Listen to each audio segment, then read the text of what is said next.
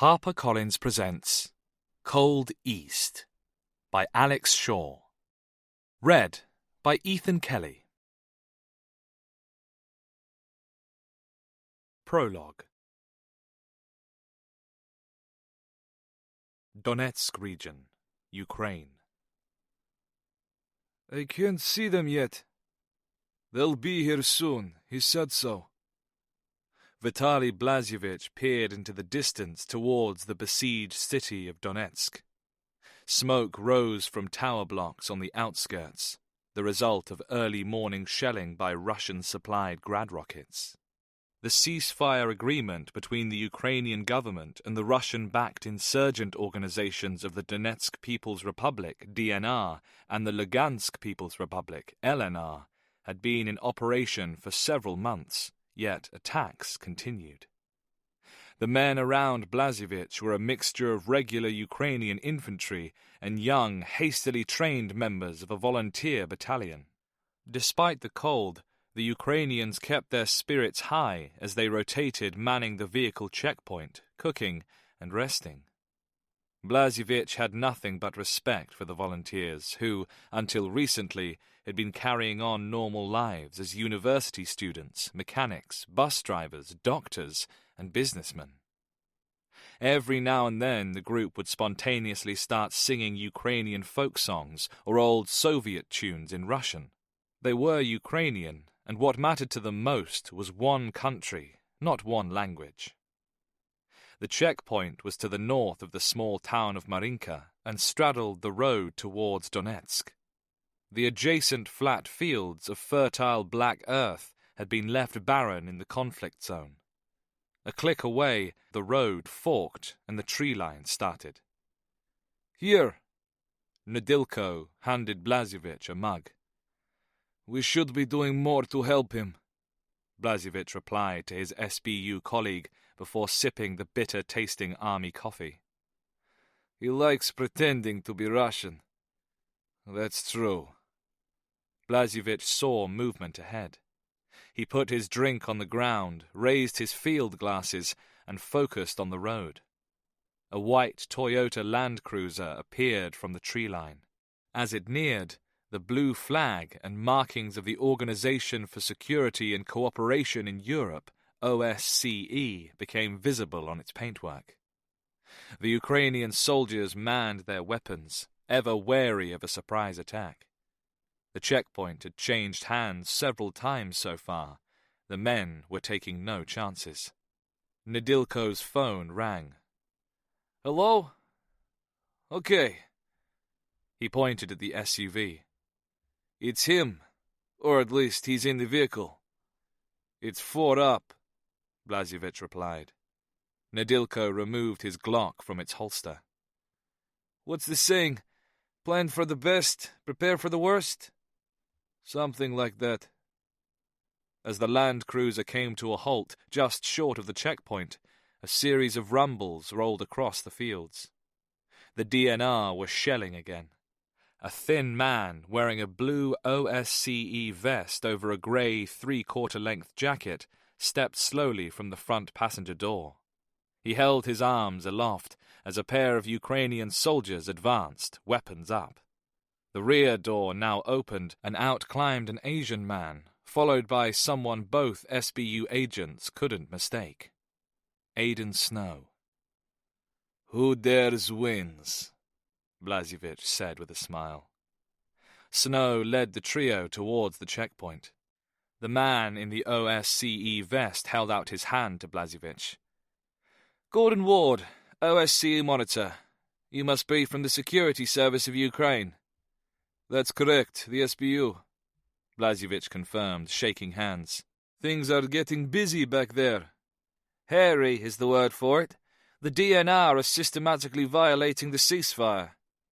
"We heard," Nedilko stated. "Well, here they are, safe and sound." Ward turned to Snow. "Don't make a habit of this, will you?" "I'll try not to." Ward flashed a swift smile, turned on his heels, and got into the Land Cruiser. The Toyota crabbed across the road before quickly heading back towards Donetsk and the rest of the OSCE monitors. Vitaly Blazevich, Ivan Nedilko, may I present Mohammed Iqbal, Snow said. It's Mao to my friends, Iqbal added. Snow was in Ukraine to facilitate the repatriation of Iqbal, a British citizen held captive for several months in Donetsk.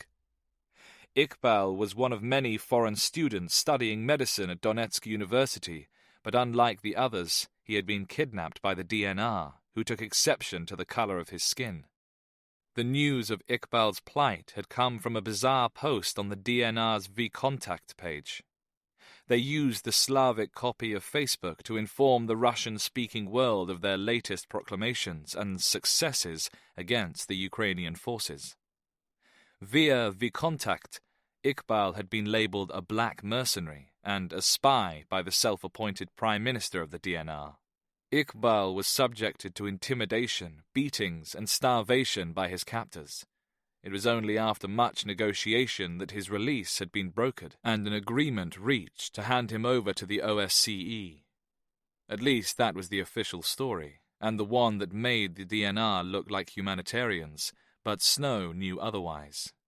He still had the bruises and an empty magazine to prove it. "Incoming!" A shout went up as a shell whistled overhead. Snow grabbed Iqbal and threw him into the ditch at the side of the road, as another shell flew past them to land with a thunderous cacophony further down the road. "Bloody twats!" Iqbal's brummy accent grew thicker with his annoyance as he spat out a mouthful of cold mud. "Stay down," Snow ordered. He looked up and saw the source of the shells. What he took to be a Russian armoured vehicle, possibly a BMP-2, had appeared from the fork in the road. Too far away to return fire, the Ukrainians took cover as best they could. Still visible, Snow watched the OSCE land cruiser skid around the track vehicle and take the fork in the other direction. Then, just as quickly as it had started, the shooting stopped. The BMP-2 turned and followed the Toyota towards Donetsk. "Nice of them to give you a send-off," Snow said as he pulled Iqbal to his feet. "I'd have preferred a box of chocolates." Snow smirked. "Come on. We need to catch a ride back to Kiev." Chapter 1. Morristown, New Jersey, USA. As James East neared Morristown Green, a raw October wind battered his cheeks with icy rain like needles. For a dead man, he felt very alive. In winter, the snow that covered the park and storefronts lent a Dickensian feel to the otherwise drab post-revolution architecture. Today, however, rain was all anyone was getting. Saturday shoppers traipsed like herds of deer, umbrellas up, searching for bargains. East pulled up his coat collar. It wasn't the cold he disliked, but the wind, which ravenously bit at his exposed flesh. He entered the green along a path that crossed the central square, where a group of Latino youths dressed in baggy sweats were sheltering under the trees, smoking and taking snaps of each other. An elderly couple sharing a golfing umbrella joined East as he waited for the lights to change. They were holding hands and had probably been doing so since the 50s. East felt a pang of jealousy. It had been 3 years since East had held his girl's hand. She'd loved him, and he had left without a word. They hadn't spent much time together, yet he remembered every second, every flicker of her eyelashes, and how she curled her lower lip as she smiled. He closed his eyes briefly and could smell her perfume and feel her head upon his chest. East shivered. It was time to let her go. His eyes snapped open as a car horn sounded. The lights at the crossing had changed to walk. Back to reality. His reality. The man she knew was dead. He had to be. But James East was very much alive. He crossed the road and entered the discount designer department store. Inside, he nodded at the security guard. The man returned his nod solemnly. East undid his jacket, brushed his hand through his wet hair, and looked around. To the left stood rows of handbags, and on the right, the cosmetics counter, where a middle-aged woman was receiving a makeover from an eager teenage assistant with makeup as thick as a circus clown. East moved past more women inspecting bags and reached the menswear section. Aisles of shirts stacked by designer, color, and size were neatly arranged. He selected a size bigger than he needed. He chose not to advertise the fact that he worked out. He took 3 shirts, no flashy colors, with ties to match, over to the tailoring area, which was run by a white-haired man with an Eastern European accent. Much to the assistant's delight, he picked up a 2-piece charcoal suit and entered the fitting room. At the main entrance, Finch, the store security guard, fought to keep his eyes open. To say the former U.S. Marine was bored by his job was an understatement.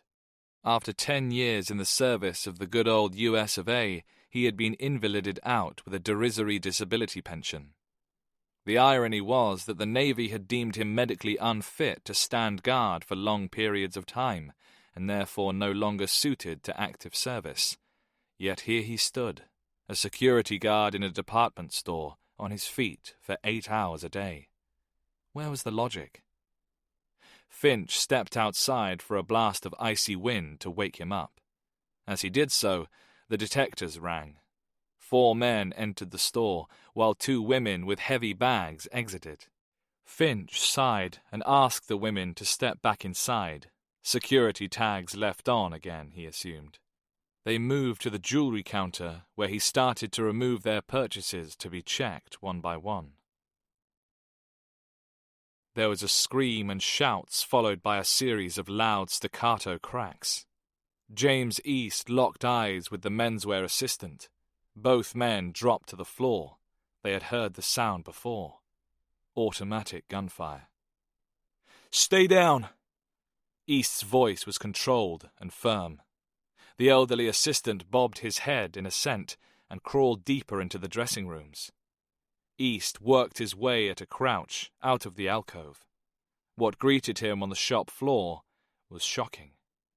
2 men holding Uzi submachine guns stood in the central aisle, firing off rounds indiscriminately at any shoppers who dared move. The security guard, white shirt turned crimson, lay sprawled across a collapsed glass counter. 2 women had been dropped next to him. As the store fell silent, 1 gunman changed magazines, while the second continued to swing his weapon in an exaggerated arc. East noted their actions, uncontrolled, jerky, and amateur. There was a sudden blur of movement as a portly woman ran from behind an overturned display. The gunmen tracked her with their weapons on fully automatic. Rounds spat from the barrels, showering her and the surrounding area. East hugged the floor as rounds impacted against the back wall, hitting fittings and spinning off at obtuse angles. The woman, eyes wild, was thrown sideways mid-stride as white-hot lead tore into her flesh. She came crashing down with a sickening thud on the thinly carpeted shop floor. Her eyes saw East, and her mouth moved. She reached out her hand. "Pomogit меня!" "Help me," she pleaded in Russian. "Не двигайся!" "Stay still," East hissed back in the same language, but it was too late. Her hand trembled, fell limp, and her eyes glazed over. East's jaw tightened. He was going to stop them. There were footsteps on his left by the escalator. 2 more gunmen were ascending to the upper floors, one a little ahead of the other. East craned his neck. The first pair now had their backs turned and their weapons pointing away. East moved with speed and stealth towards the disappearing gunman. Reaching the bottom of the escalator, he launched himself up 2 steps at a time, no longer caring about the noise he made, only the distance he covered. The nearest gunman turned, Uzi held upwards in one hand, the short barrel pointing at the concrete above. His eyes registered East, but not before East's open palm crashed up into the underside of the gunman's nose, flattening cartilage and breaking bone. As if struck by a sledgehammer, the man dropped the Uzi and fell sideways. East grabbed the weapon and squeezed the trigger. A 3-round burst ripped through the gunman before burrowing into the side of the escalator. There was more gunfire from above. East flattened himself against the metal steps and was carried upwards. As his head crested the shop floor, he saw that the 4th gunman, oblivious to his colleague's demise, had started to spray the room. East raised the Uzi and fired a controlled burst into the back of his target's head. The man fell instantly, body dead before it had stopped falling. Around him, shoppers and staff cowered and wept. 2 X-rays down, 2 more to go. East hit the stop button on the stairs and peered over the side at the ground floor. Save for sobbing, the area was quiet once more, as both gunmen again changed magazines. One was silent and had a crazed expression on his face, while the other seemed to be quietly chanting. East had to act. He had to take them out now. He moved down the metal steps, took a deep breath, and then broke cover at the bottom. The nearest X-ray looked up, eyes wide, as East fired. The gunman stumbled backwards as rounds impacted his chest before he crashed into a counter. The 2nd gunman returned fire and charged forward. East pivoted, fell to one knee to lessen his profile, and acquired the target. Allahu Akbar! The gunman yelled. East looked into the man's eyes and released second pressure on the trigger. The X-ray fell upon him and glass exploded around both men. The X-ray was history, but his momentum took East down with him. East's head hit the carpet-covered concrete shop floor with a loud crack, and his world went black. British Embassy, Kiev, Ukraine. Aidan Snow sipped his black coffee as he listened via the internet to the Today program on Radio 4. The main news of the morning was an explosion at rush hour on the Moscow metro. It had happened at a station Snow knew well, one close to the international school he had attended as an embassy brat 20 years before. So far, the number of fatalities hadn't been released, but Snow knew it would be high. The radio announced that the explosion had been confirmed as an IED and that a Chechen group, the Islamic International Brigade, had claimed responsibility. An expert on Russian security matters from the UCL School of Slavonic and East European Studies had been quickly found and, in heavily accented English, gave his opinion. He explained that the Russian authorities wouldn't accept that the real Islamic International Brigade had carried out the attack, due to the fact that the FSB had either captured or killed its leaders. Indeed, the leader of the group had been publicly put on trial and was at this very moment serving a full life term in Russia's most secure prison.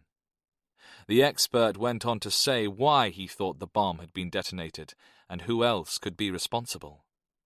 A splinter or copycat group using the same methods. Snow clicked off the broadcast and continued to eat his breakfast in silence, even though he had now lost his appetite. Terrorism was senseless. Innocent civilians were targeted based solely on the actions of their governments, whom they probably hadn't even voted into power. Yet it was endemic the world over, and it sickened him. Saturday had brought reports of a suspected Al-Qaeda attack on shoppers in a New Jersey department store, and today it was the turn of the commuters in Moscow. Snow shuddered as he imagined the horror created by the detonation and panic among the Muscovites. He pictured the metro station in his mind as he remembered it, with its scrupulously clean floors, advert-free walls, grand architecture, and fur-clad crowds. As a teenager, he had frequently explored Moscow by jumping on the metro after school, much to the annoyance of the British embassy driver.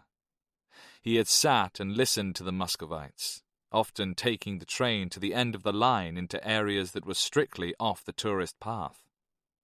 In the late 80s, just before the Soviet Union crumbled, Moscow had been an exciting place. There had been something in the air, a note of dissent those in power had chosen to ignore, to their ultimate cost. Today, the people in power were jumpy. An attack in one European capital city put all the others on high alert.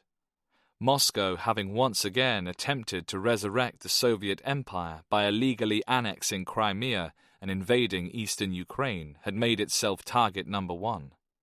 It had no one else to blame, but it was the Russian people who were suffering and not the warmongering cocks in the Kremlin. The door to the room Snow was camped out in opened, and Alistair Vickers entered. He sat heavily in an armchair. "You've seen the news, I take it?" "What next?" Vickers shrugged.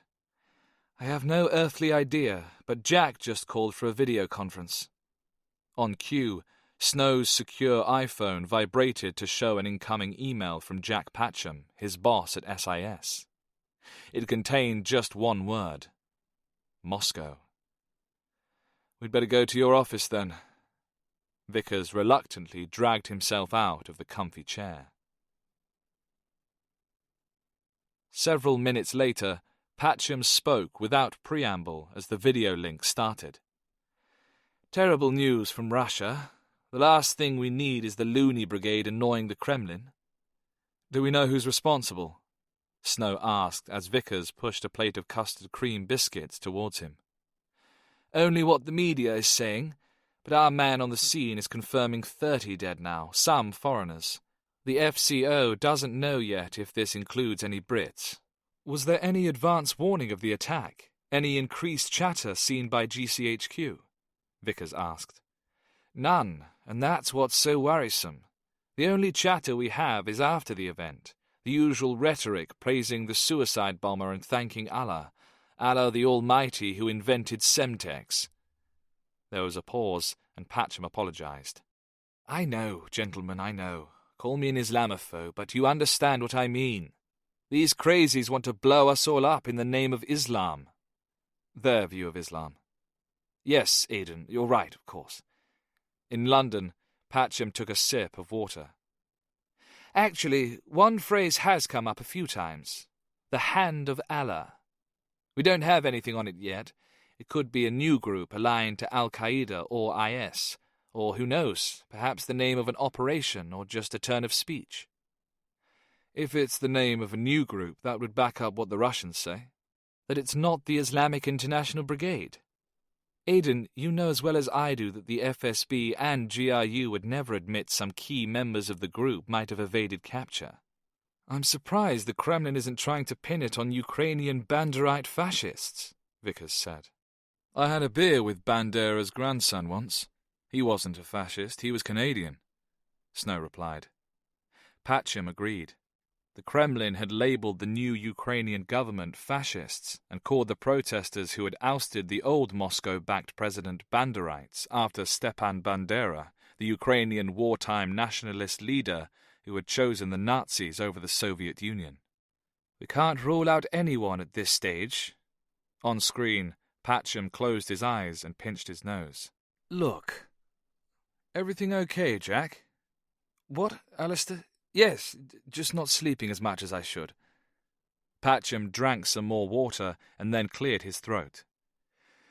"So, Aidan, welcome back and congratulations on collecting Mr. Iqbal. How is he?" "He's still catching up on his sleep. They kept him chained up in a garage for most of the time, and if he wasn't chained up, he was digging trenches." "Trenches?" Patcham frowned. "Apparently the leader of the DNR is a World War I buff. He loves the idea of trench warfare," Vickers added, "which is very odd when you consider he's holed up in the middle of an industrial city." "The whole thing is very odd. Alistair, how long until we can get Iqbal back to the UK?" "Midweek, I'd say. He's going to be talking to the SBU today. They want to debrief on everything he saw during his time in captivity. They'll be chatting to Aidan too. It's all going to be taken down as evidence against the DNR. Of course, I'll be there to record the session. Good. Aidan, finish writing up your report, and then, once the SBU are happy, bring Mr. Iqbal home. In the meantime, keep a low profile, but have your grab bag and passport handy. I always do. New York, USA. The driving rain cut down visibility, which was good for concealment. He lay on the damp concrete under the truck, his left side leaning against the cold steel of the skip. His dark blue waterproofs kept most of the rain out, save for a continuous trickle working its way down into his cuff, where it mixed with the sweat on his clammy skin. Lights came on in the timber warehouse as the first workers began to arrive. The business park, however, remained silent. 7 o'clock came, and the sky lightened, but the rain did not, continuing to pound on the steel of the skip and the hood of the truck. His view was limited to what he could see directly ahead between the truck and the skip and to his right under the vehicle.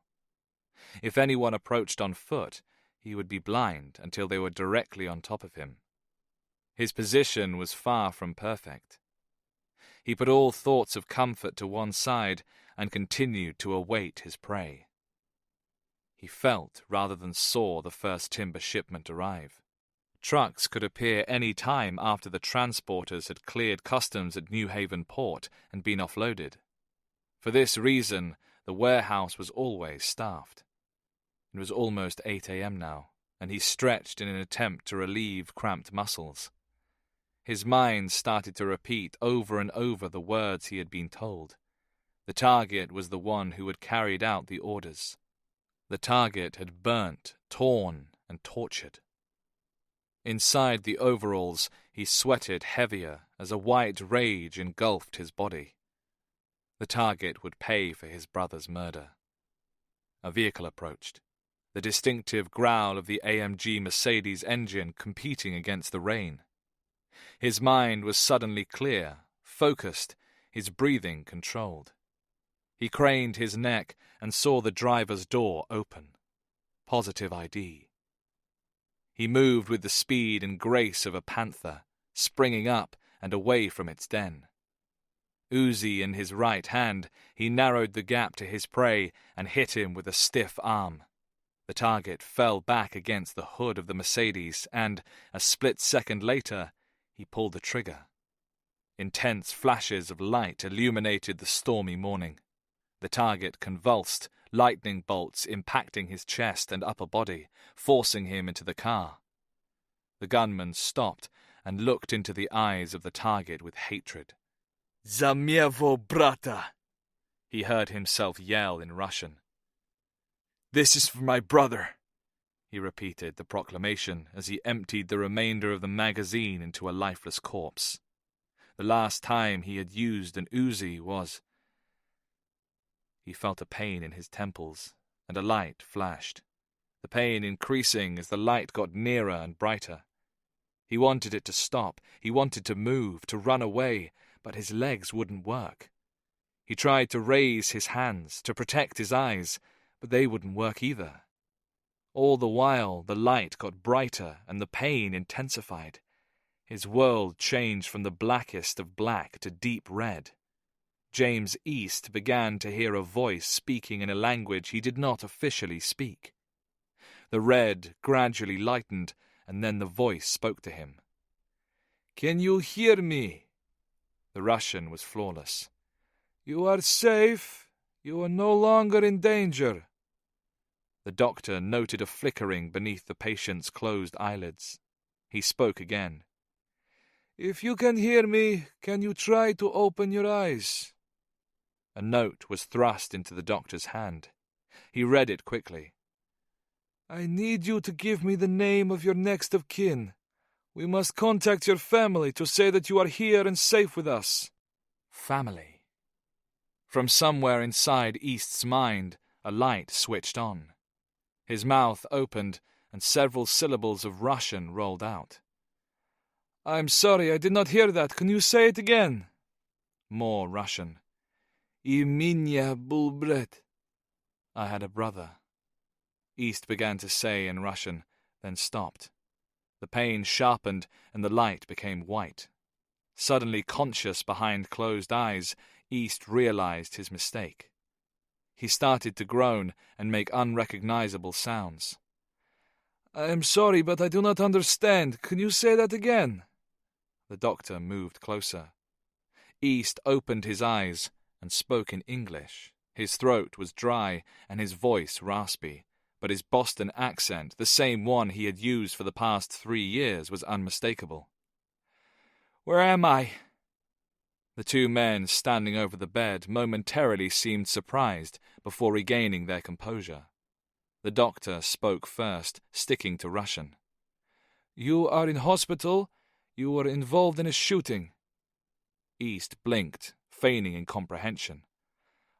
I'm sorry. What did you say? The doctor began to speak, but the second man touched him on the shoulder and shook his head. He asked in English, What's your name? My name is James. James East. Well, Mr. East, my name is Mr. Casey.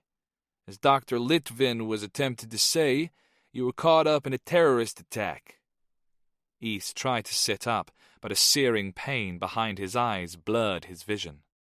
Dr. Litvin placed his hand on his patient's arm and now also switched to English. Try not to move too quickly. Your body has suffered some trauma.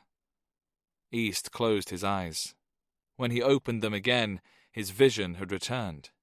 He assessed the room. It was a standard hospital white. He noted the badge on the doctor's coat, but directed the question to Casey. Where am I? You're in hospital in Manhattan, Mr. East. You were brought here after the shootings. Do you remember that? It was hazy, but he did. How long have I been here? Just over 48 hours. You have a concussion. The doctor touched his arm reassuringly. You are lucky, Mr. East, that it was not more serious. Must have a thick skull, eh, Doc? Casey was jovial. Quite. Mr. East, there are a few questions I would like answered. The doctor frowned.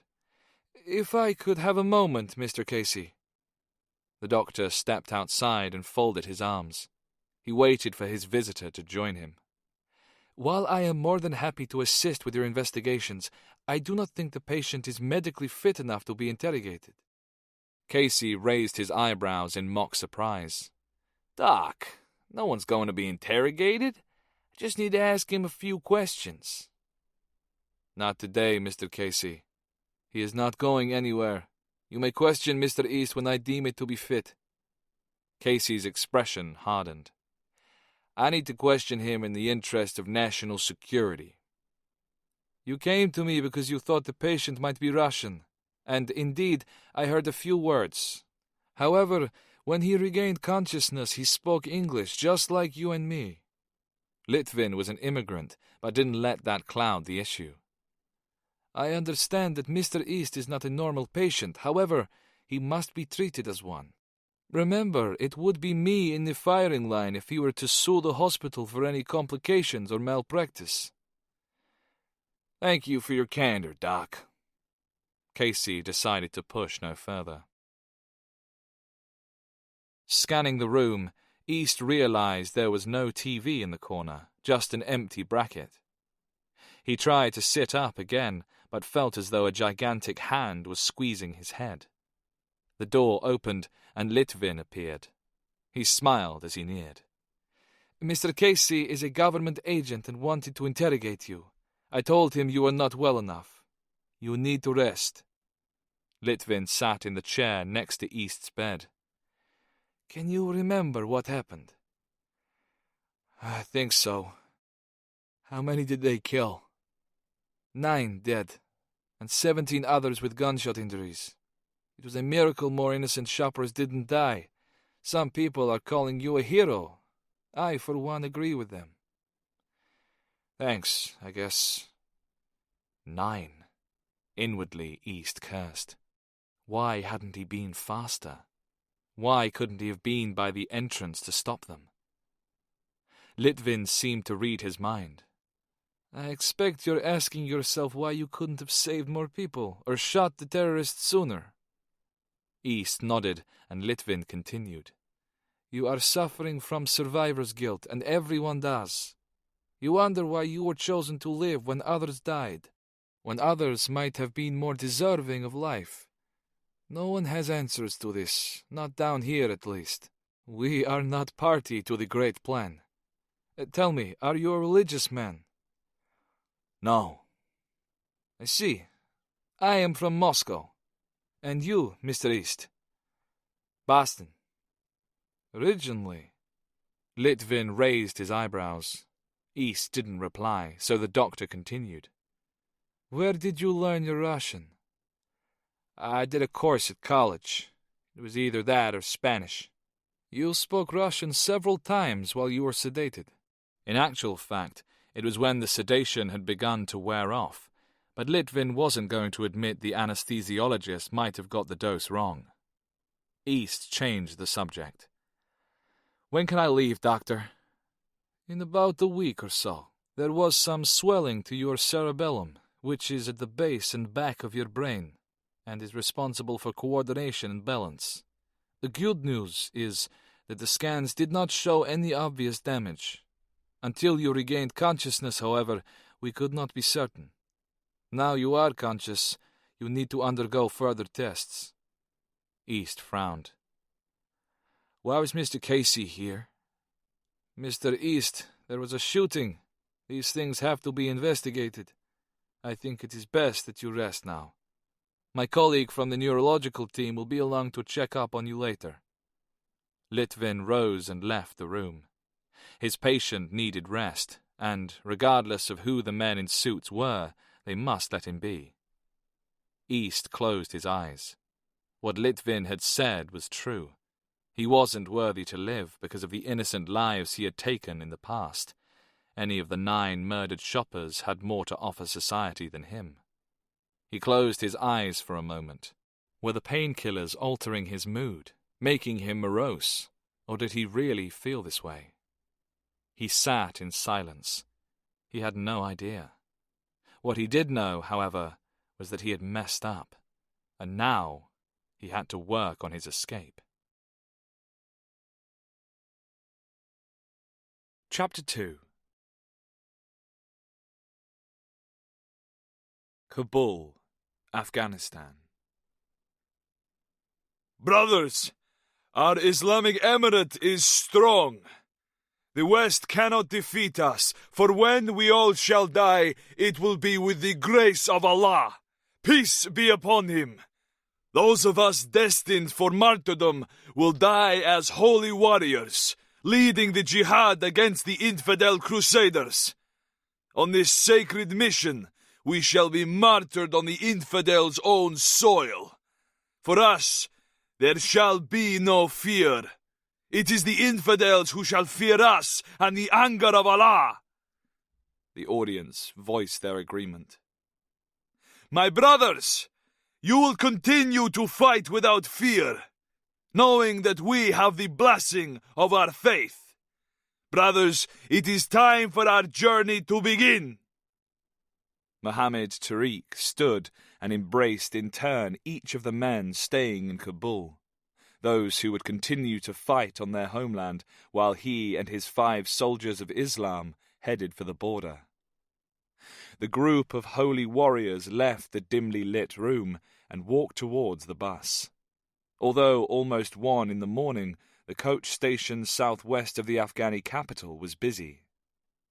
24 hours a day, buses and trucks poured out of Kabul, taking migrants on the first leg of what they believed was their journey to new lives abroad.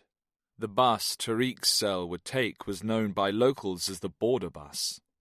It ran nightly, travelling the 400 miles west to Herat, a town near the Iranian border. At Herat, Tariq's men would be met by an Iranian contact, who would conceal them within his truck for the crossing into Iran at the Islam Kala border checkpoint. Once in Iran, they would pass through Taybad and then on to Mashhad, the resting place of the Imam Reza. It made no difference to Tariq that Mashhad was one of the holiest cities in the Shia Muslim world, for in the name of Allah, he had put aside all notions of Shia or Sunni. It was division that had held back Muslims and allowed the infidels to exploit them. Tariq stepped onto the bus, followed closely by his trusted men. A sea of mostly young, expectant Afghan faces stared back. They yearned to leave the country. They craved the embrace of the infidel, longed to be prostituted by the West. Unlike Tariq and his team, each migrant before him had on average paid $10,000 to a smuggler to get them into Europe, and some much more. Many would perish en route, prey to the elements, border guards, malnutrition, and bandits. Tariq fought the urge to spit, to lash out. These travellers were turning their backs on their duty to their country, their obligation to the jihad, and, most sickening of all, their obedience to the Muslim faith. In his mind, they were apostate, traitors to Islam, and worthy of the death sentence. Tariq fought to keep his face a mask of calm. He and his men were hiding among the sheep, but they were wolves. They were wolves with the most mighty weapon of all. The lion sheikh, peace be upon him, had called it the hand of Allah. Yet what was in the small case had been ordered by Moscow and created in Ukraine. The hand of Allah had been requisitioned from the infidels who had attempted to destroy the Muslim caliphate. Tariq enjoyed the irony as his group squeezed into the last remaining seats. The infidels' own weapon would be used to herald their ultimate destruction. Tariq bent down to stow the case beneath his feet. "Are you going to the West?" Tariq looked up. A boy, too young to grow a beard, yet old enough to sleep with the infidel, was staring at him. "My family has sent me to find work," he said. "I know it is hard, but there is much opportunity in the West." Indeed, there is much we can do in the West, my brother. "My father has paid for me to go to London. It is the best place. He has heard that France, Germany, and Italy are racist countries, but England is good, and the government is just. I will find work there." The Al-Qaeda operative's lips imitated a smile. London is a very popular destination. Perhaps one day I shall see you there. Inshallah. Inshallah. With a scraping caused by lack of maintenance and a build-up of dirt and sand, the outer doors shut. Moments later, the engine coughed into life, and the bus heaved out of the station and into the night. Once assured that they were away safely, Tariq closed his eyes. There was little to see and nothing to do. This night, they would cross the blackness of the desert on Highway 1, stopping first at Kandahar before eventually reaching Herat in the heat of the following day. It was a tedious route, but one not many Afghan soldiers would think to monitor for an Al-Qaeda cell. Sheep were ignored by lazy shepherds, and he had been trained how to bleat. British Embassy, Kiev, Ukraine. Snow closed the laptop. His after-action report on the rescue of Mohammed Iqbal finished and checked his watch. He needed some downtime away from anything to do with HM government. 2 weeks of intensive undercover work in and around Donetsk had left him drained. He lifted his iPhone from the desk and scrolled through the contacts until he saw a name which brought a smile to his face. He dialed the number. An hour later, Snow stepped out of a taxi in front of the salubriously named Standard Hotel on the corner of Horenska and Sviatoshinskaya streets. On the outskirts of central Kiev, the anonymous small hotel sat squat among the taller apartment blocks. It was a grey and cream 2-story structure and resembled a pair of gargantuan shoeboxes placed one atop the other. The main hotel entrance was squarely in the centre of the ground floor, shaded by a burgundy awning, But Snow ignored this and entered via a door on the right-hand corner, itself under a burgundy sign which said Cafe Bar Standard. He pushed through a heavy wood door and searched the dark, smoky interior for his old friend. He spotted a figure with craggy features, light brown hair, and wire-framed glasses sitting at a large corner bench, smoking and admiring a table of female customers.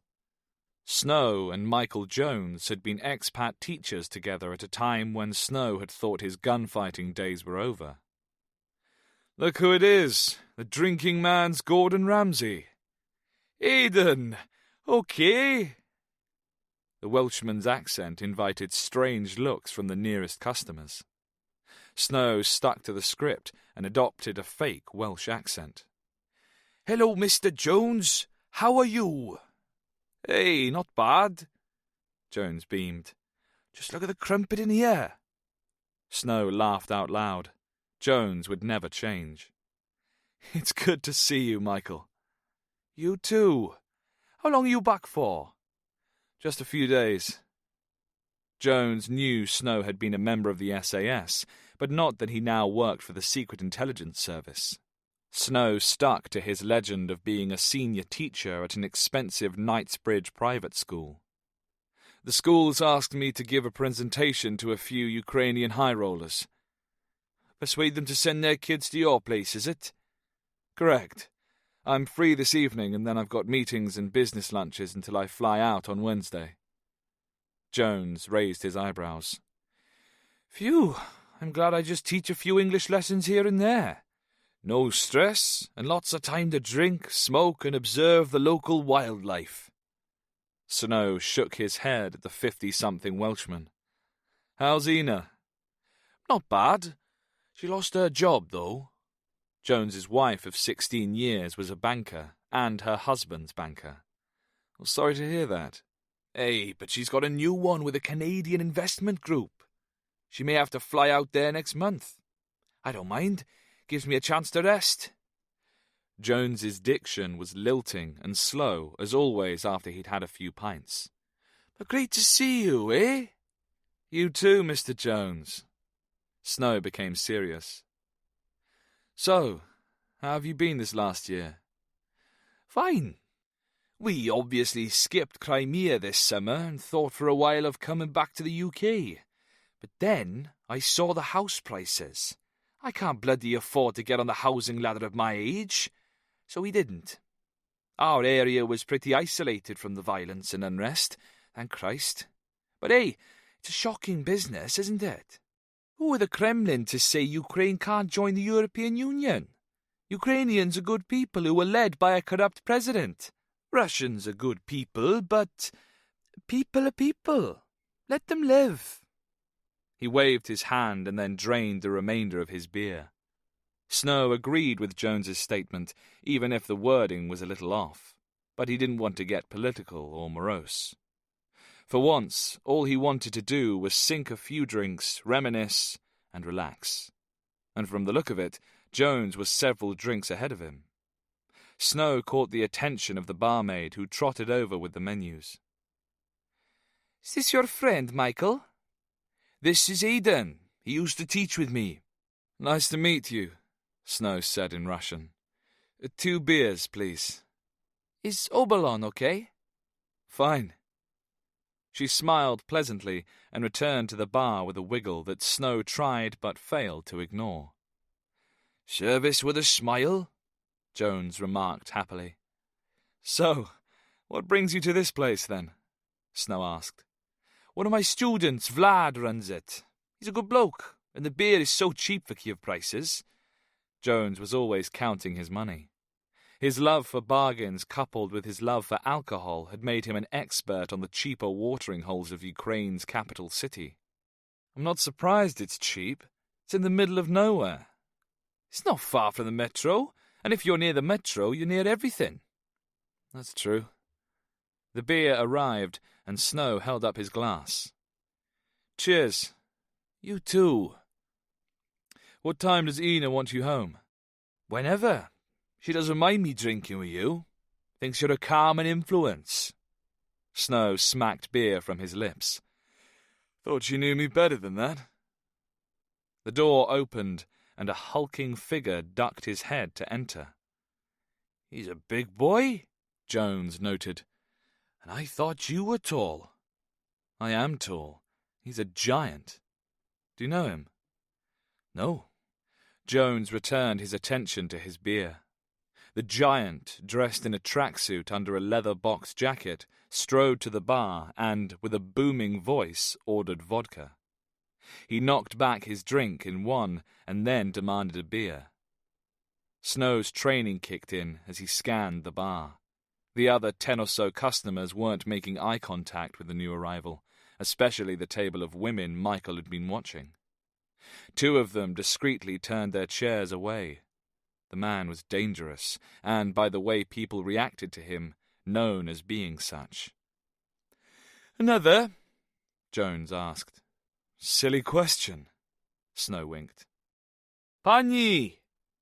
Michael called out the Ukrainian word for miss, also used to mean waitress. 2 beers, please. The giant turned and leant against the bar, swiveling his large head to stare at them. Snow involuntarily felt himself tense, ready for action. So, where is this Vlad, then? He's probably in reception. It's a family business. His dad owns the hotel. Vlad's just taken over here, and his 2 sisters work in both. The one at the bar is called Svetlana. I thought you said you didn't know him. Jones sniggered. Not the giant, the barmaid. Here. Svetlana brought the beers. She no longer seemed happy and hurried back to the bar. Jones took a long swig and then stood. I'm sorry, I need a slash. Bladder can't keep up with me anymore. Snow continued to assess the threat, and the giant continued to stare, until another man appeared in the bar. He wore black jeans and a black T-shirt with Cafe Bar Standard printed on it in burgundy. On seeing the giant, he paused before walking to the bar. Snow watched as the new arrival started to polish glasses as the giant spoke to him. Okay, Vlad, Jones shouted as he emerged from the bathroom a minute later. Vlad held up a tea towel but said nothing as the giant now glared at Jones. Jones sat and noticed the expression on Snow's face. What's up? I think that big fella is bad news, Michael. What, him? He's just a bloke having a drink. You've been away too long. Jones produced a new packet of Ukrainian cigarettes from his jacket pocket and fiddled with the polythene wrapper. Maybe. A glass smashed at the bar. The giant was pointing at Vlad with his index finger. Shit. Snow sighed, getting to his feet. He'd seen enough shakedowns in his time to understand what was happening. Michael, stay in your seat. What? Jones looked up from his cigarettes. Oh, I see. Snow placed his empty glass on the counter. Svetlana was sweeping the floor with a dustpan and brush, while Vlad stood, frozen like a rabbit in headlights. Snow spoke in Russian. 2 more beers, please. And, he studied the face of the giant. Whatever you're having. The big man's heavy forehead furrowed. Vodka. Vlad looked between the 2 men as he pulled the beer and then poured a shot of vodka. 2 vodkas. The giant grabbed Vlad's wrist and scowled at Snow. 1 for you too, unless you do not want to drink with Victor. I'd be honored, Victor, Snow said. With a shaky hand, Vlad placed the glasses on the bar before retreating. Victor took his glass and Snow copied. There was a moment's hesitation, and then both men threw the contents against the backs of their throats. Victor checked Snow's reaction to the harsh spirit. There was none. Who is your foreign friend? Snow shrugged. He's an English language teacher. I have always wanted to learn English.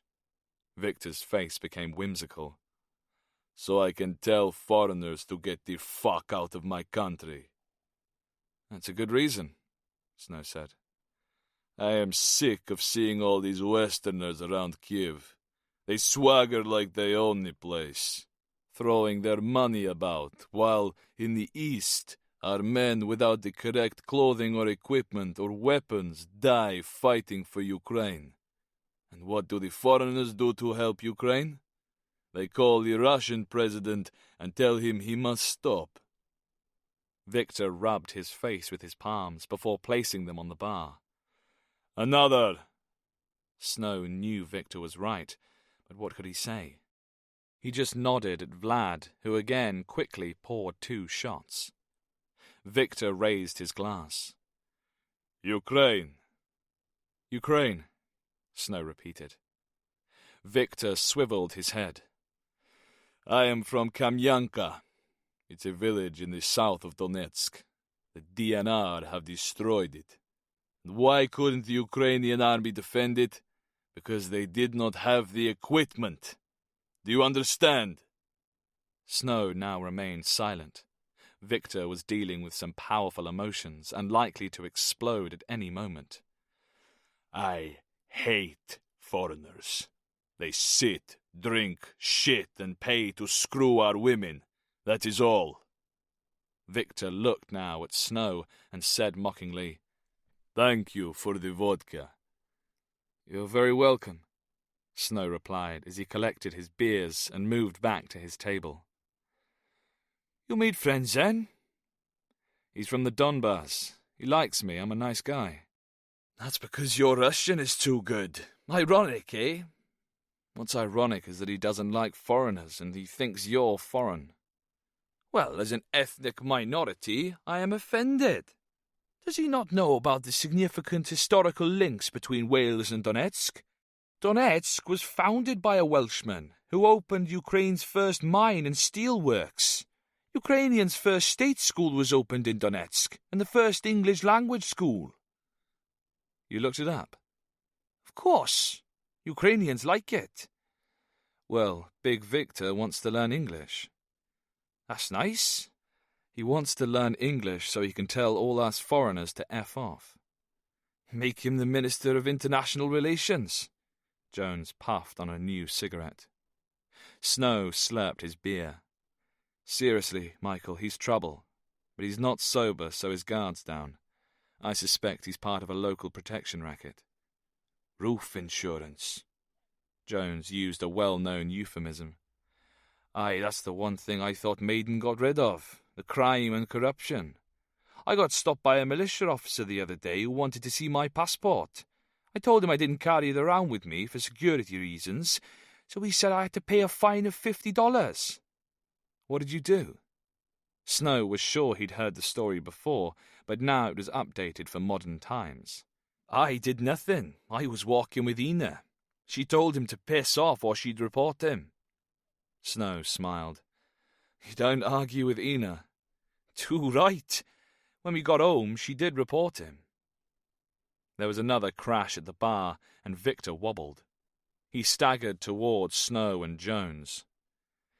Teach me. His 2 words of English were slow and slurred. He raised his voice. Teach me.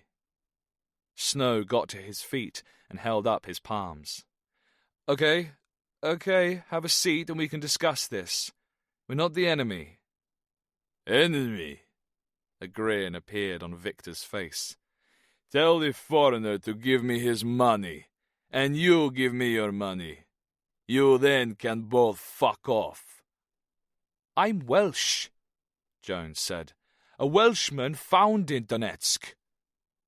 The giant frowned and, without warning, but with unexpected speed for a man of his size, dropped his shoulders several inches and shot his mammoth right fist out at Snow.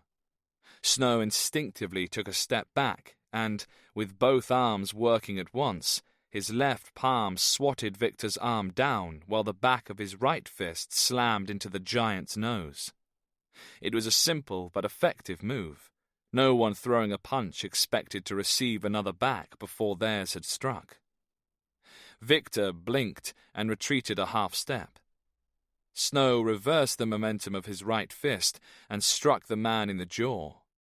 Victor's legs buckled and he landed on his knees.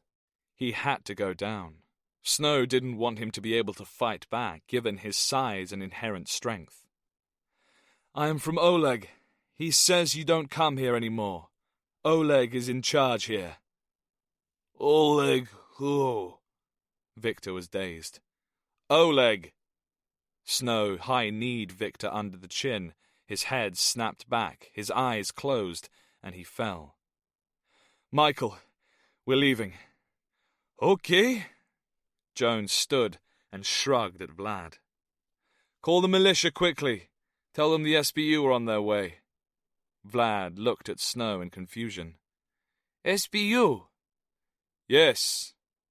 Snow reached into his pocket, withdrew $100 bill, and handed it to Vlad. "This is for your trouble. Any friend of Michael Jones is a friend of mine." Michael stared down at Victor. "Don't mess with the SAS." Snow grabbed Jones by the sleeve.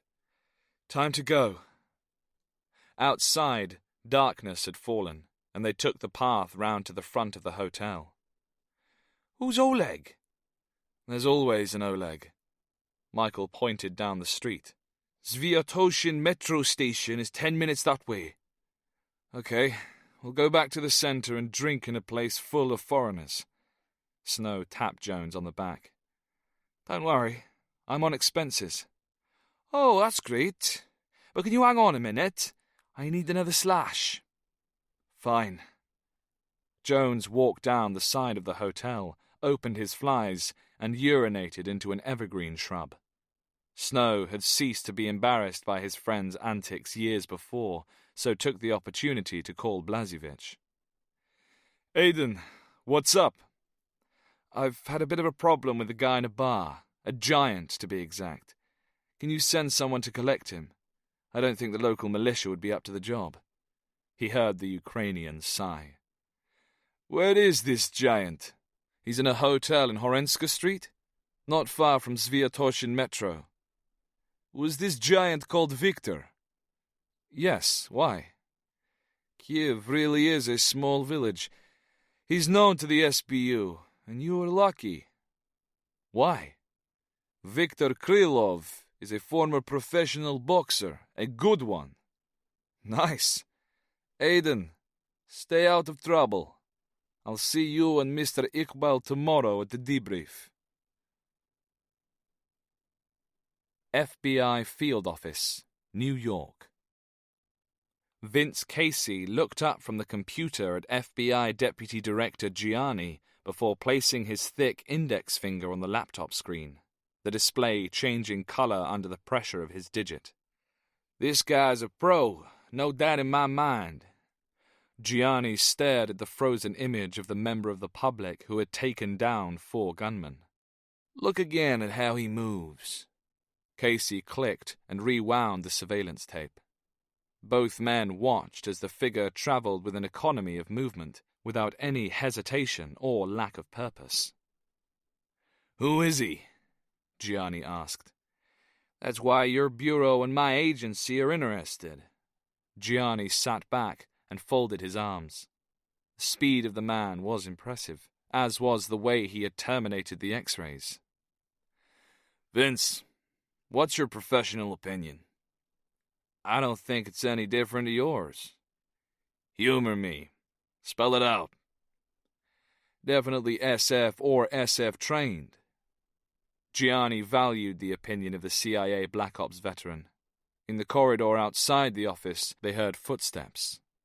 Both men remained silent from force of habit until the footfall faded away.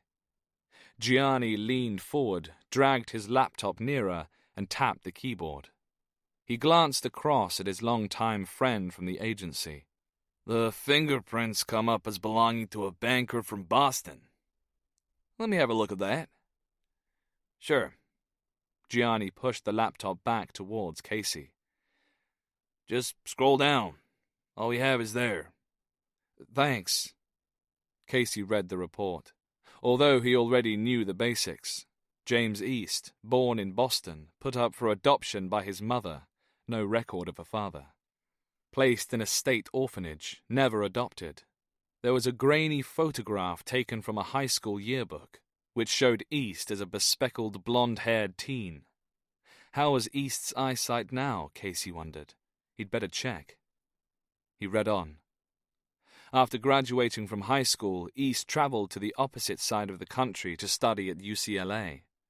Upon completion of his degree, he volunteered to teach English for charities in Romania and then Bulgaria before returning to the US several years later. Again, Vince, what's your professional opinion? Gianni asked, deadpan. Again, the same as yours. Too convenient. Exactly, Casey stated wryly. No family, no ties, out of the U.S., and then no real job until 3 years ago when he comes back. And, as you see, no record of any criminal activity or military service. So he's not one of ours, Casey confirmed. His initial thoughts had been that East was an NOC, an agent with no official cover, a black operative. But his CIA database had thus far come up blank as regards any facial recognition match. In his experience, even the blackest of NOCs left some record. He'd continue to search. So, what do we have? Gianni leant back in his chair and rolled his shoulders. Someone else's asset? Perhaps. We've got the local office in Boston digging deeper into his background. If there's anything fishy, we'll find it. The hard lessons learned from the 9/11 terror attacks had now been fully implemented. The varying arms of the U.S. intelligence and law enforcement services worked together, transparently and harmoniously. At least that was the official line. But Gianni and Casey did find the activity of their organizations more and more linked. The Bureau's remit was domestic security, and the agency's the interest of the U.S. abroad. However, each organization was keen to keep tabs on suspects wherever they might be. Gianni continued. We got a court order to open his safety deposit box. There was nothing in it apart from a few $1,000s in cash. I've asked the NSA to look for any recent calls made on the iPhone he was carrying. Casey got to his feet and helped himself to a cup of coffee from the pot in the corner of the room. Whoever Mr. East is, he's got some explaining to do. Oh, he'll talk. Hero or not, he's facing 4 counts of voluntary manslaughter at the very least. And, how many innocent shoppers did the bad guys get? Gianni held up his palms. I know. If it hadn't been for Mr. East, we'd have had a full-scale massacre on our hands. The fact still remains, however, that he killed 4 men. Justice cannot be blind. Casey pretended to agree. How did we miss them? Hey, if we knew that, we'd have stopped them ourselves. Why couldn't just one of them have lived? At least until we bled him a bit. It angered and annoyed Casey that the shooters had appeared from nowhere. The leads from the increased chatter following bin Laden's kill/capture even now had them all chasing their tails.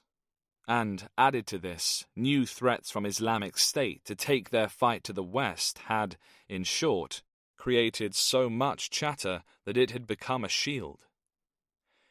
The bigger question is, how many more have we missed? You know as well as I do how much traffic the NSA is looking at. The volume echelon is sifting. My question is, why attack a store in Morristown, New Jersey? Why not hit the branch opposite Ground Zero? Casey had been wondering the same thing and had no answer. Was it random, opportunistic, a mistake, or personal? We may never know. Yep. Gianni agreed. The identities of the 4 men remained unknown. There had been no IDs found on the bodies, and the fingerprints had thrown up fake legends, the origins of which were still being traced. How is Mr. East? Why? Gianni gave Casey his no-shit stare. I need to talk to him. Remember, we are in the USA. The rule of law has to be followed, otherwise we'll be no better than them. Casey raised his eyebrows. Hey, I'm not farm fresh, remember? We have laws, and sometimes they bend. Okay. Gianni sighed imperceptibly. He knew he was fighting a losing battle. Casey had an agreement with the commander-in-chief that Gianni wasn't meant to know about. Someday, Vince, you're not going to get what you want. This isn't a pissing contest. We've both known each other too long for that. East has to be under my watch. I'll pull my agents back a bit. After you finish talking to him, we'll resume our perimeter, and he's mine. Okay? Any intel you get, copy me in. Thanks, Gino, Casey said affably. But I wasn't asking you for permission. Gianni was about to reply when Casey's BlackBerry pinged. Casey retrieved it from his pocket and read the alert. Shit. They've hit Moscow again. SBU Headquarters, Volodymyrska, Volitsa, Kiev. The room chosen by the SBU for Iqbal's debriefing was much more elaborately furnished than any at Vauxhall Cross.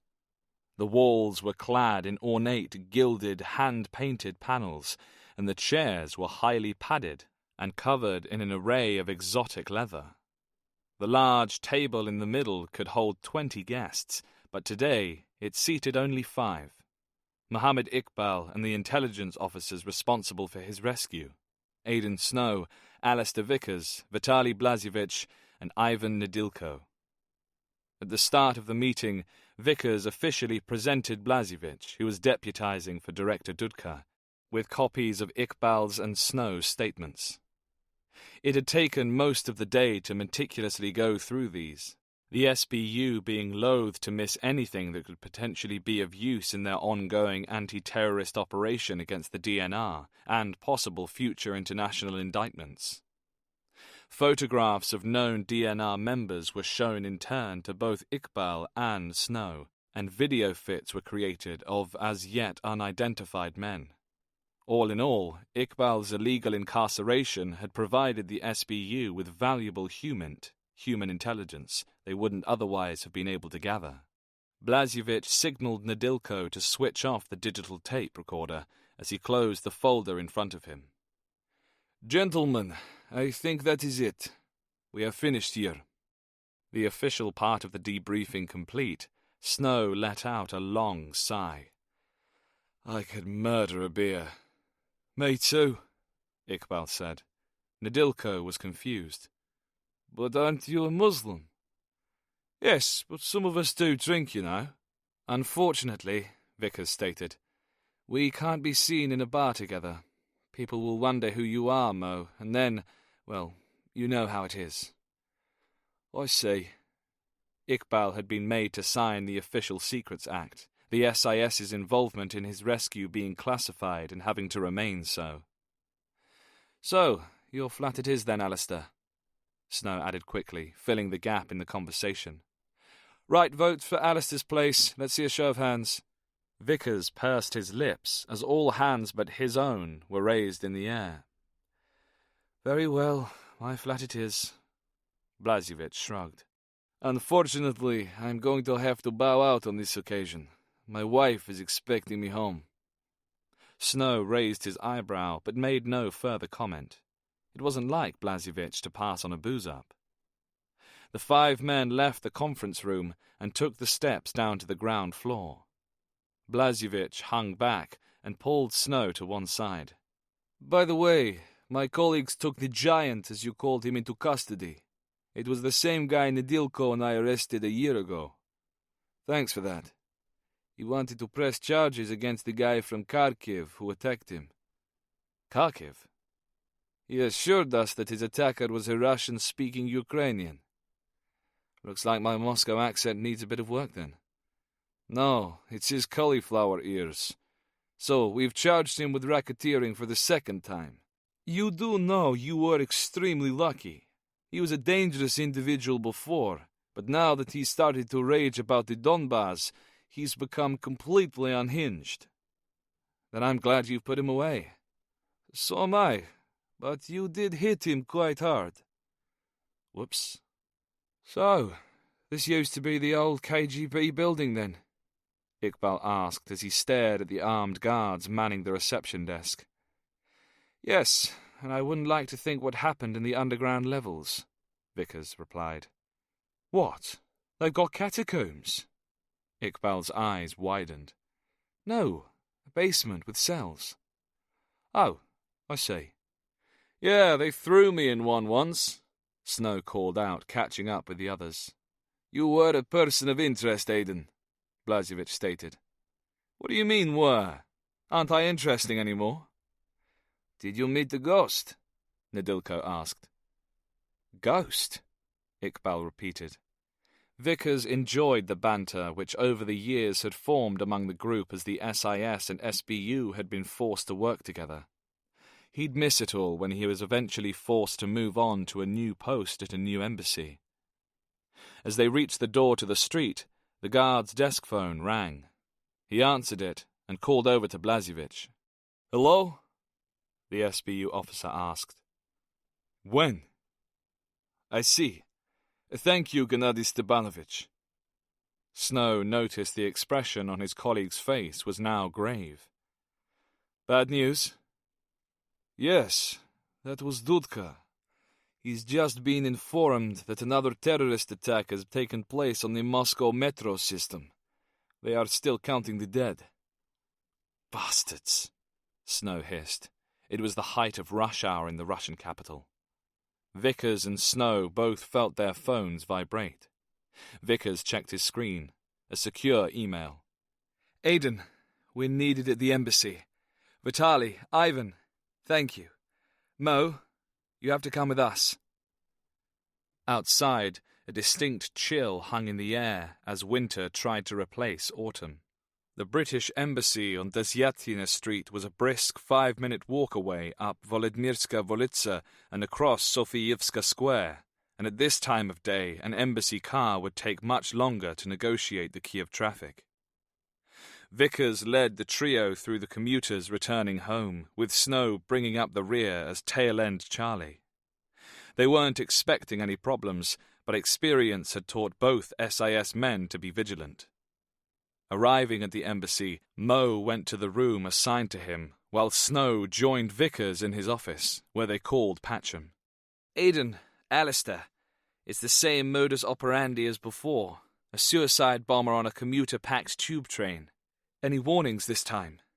No, Alistair, none. None at all. Whoever is doing this is going to have the full force of the FSB brought down on them from a great height, and rightly so. These are innocent people, for Christ's sake. Has anyone claimed responsibility? Patcham shook his head. Not yet. What are the Russians saying, Jack? Nothing new, Aiden. If it's not the same group, then it's a very meticulous copycat. And when I say meticulous, I mean disturbed. The SBU are now going to start to panic, Vickers noted. After all, Kiev does have a metro system built by the same people, but hopefully not the same enemies. So, Patcham reasoned, if there were to be any attack upon Kiev, it would be a copycat. Or a false flag, said Snow. The Russians getting in an attack and blaming the International Islamic Brigade. Well, let's hope that none of these scenarios come true. Alistair, has the debriefing been completed? Yes. Good. Aiden, I'd like you to fly back here tomorrow with Mr. Iqbal. The DNR have already started to talk about his negotiated release on their VContact page. I've had Neil Plato take it down and put the page offline, but even though he's a technical whiz, Neil doesn't know how long it will stay off for. That's the problem with this social media madness. Anyone anywhere can retweet or repost. The last thing we want is a group of tabloid paps waiting for you at Gatwick. Can we fly into Bryce Norton? The simple answer is no. Our Director General has been told in no uncertain terms by the Foreign Secretary that we've spent far too much time and resources on Mr. Iqbal's rescue. I bet he wouldn't have complained if it was his ass I was saving. Aiden, I wouldn't have ordered you to save his pompous ass. New York, USA. East opened his eyes. The room was dark, save for a thin line of light spilling in from under the door. He tentatively sat up and removed the drip from his arm. The medical staff had settled him for the night and, bar an emergency, wouldn't be troubling him for several hours. This was his window, his chance. Closing his eyes in anticipation of the pain that was about to hit him, East swung his legs out of the bed and let his bare feet make contact with the linoleum. He shook as a wave of cold shot around his head before turning into a hot pain at his temples. He opened his eyes and gasped, but managed to grab the metal bed frame and push himself to his feet as the pain moved to the back of his head. He swayed for several seconds and, had the room been illuminated, would have noticed the edges of his vision grey out as he fought to remain conscious. Once steady, East took a step towards the exit, then another, and another, until he was certain he wouldn't fall. He held his breath as he prized the door open a fraction of an inch. The light blinded him and made him nauseous. He stood stock still until it passed and his vision adjusted. He opened the door further, looked left, and saw a corridor. Several other doors led off to what he imagined would be rooms like his. Further along was a cleaning cart, and then double doors at the end. The corridor led on to a junction. He didn't know what was around the corner. Unable to turn his head with his neck alone, he swiveled his shoulders to the right and saw 2 empty chairs. Whoever had been guarding his door was gone. Taking a deep breath, East edged out of his room and towards the cleaning cart. It contained supplies and spare towels. He picked up a towel and held it over his arm, as though he were looking for a shower room, and continued forward. He heard a door open somewhere behind him. He didn't look back, but continued on, head throbbing as he tried to move faster. Just as he reached the double doors, 2 large men in suits burst through them. Their eyes widened at the sight of the semi-naked man before them, the man they had been told to guard, the man who could not get out of bed. East saw the sidearms on both suits and knew instantly they were there to guard him. Doing the only thing he could, he threw the towel. The first man automatically raised his arm to protect his face, while the other took half a step sideways. In the same instant, East moved forward and kicked the second man in the groin. Caught completely off guard, Suit 2 doubled up and dropped to the floor. Ignoring the lightning bolts of pain in his head, East reversed his momentum and stiff-elbowed the first man's throat. With both men down, East grabbed the nearest suit's sidearm and, struggling to remain conscious, pressed it into the man's forehead. "Get up slowly and keep your hands above your head." Coughing, the suit pushed himself to his feet as his colleague continued to hold his throbbing genitals. East was about to speak again when a round impacted the door inches above his head, the repeat sounding like thunder in the enclosed space. "Put the gun on the floor, Mr. East."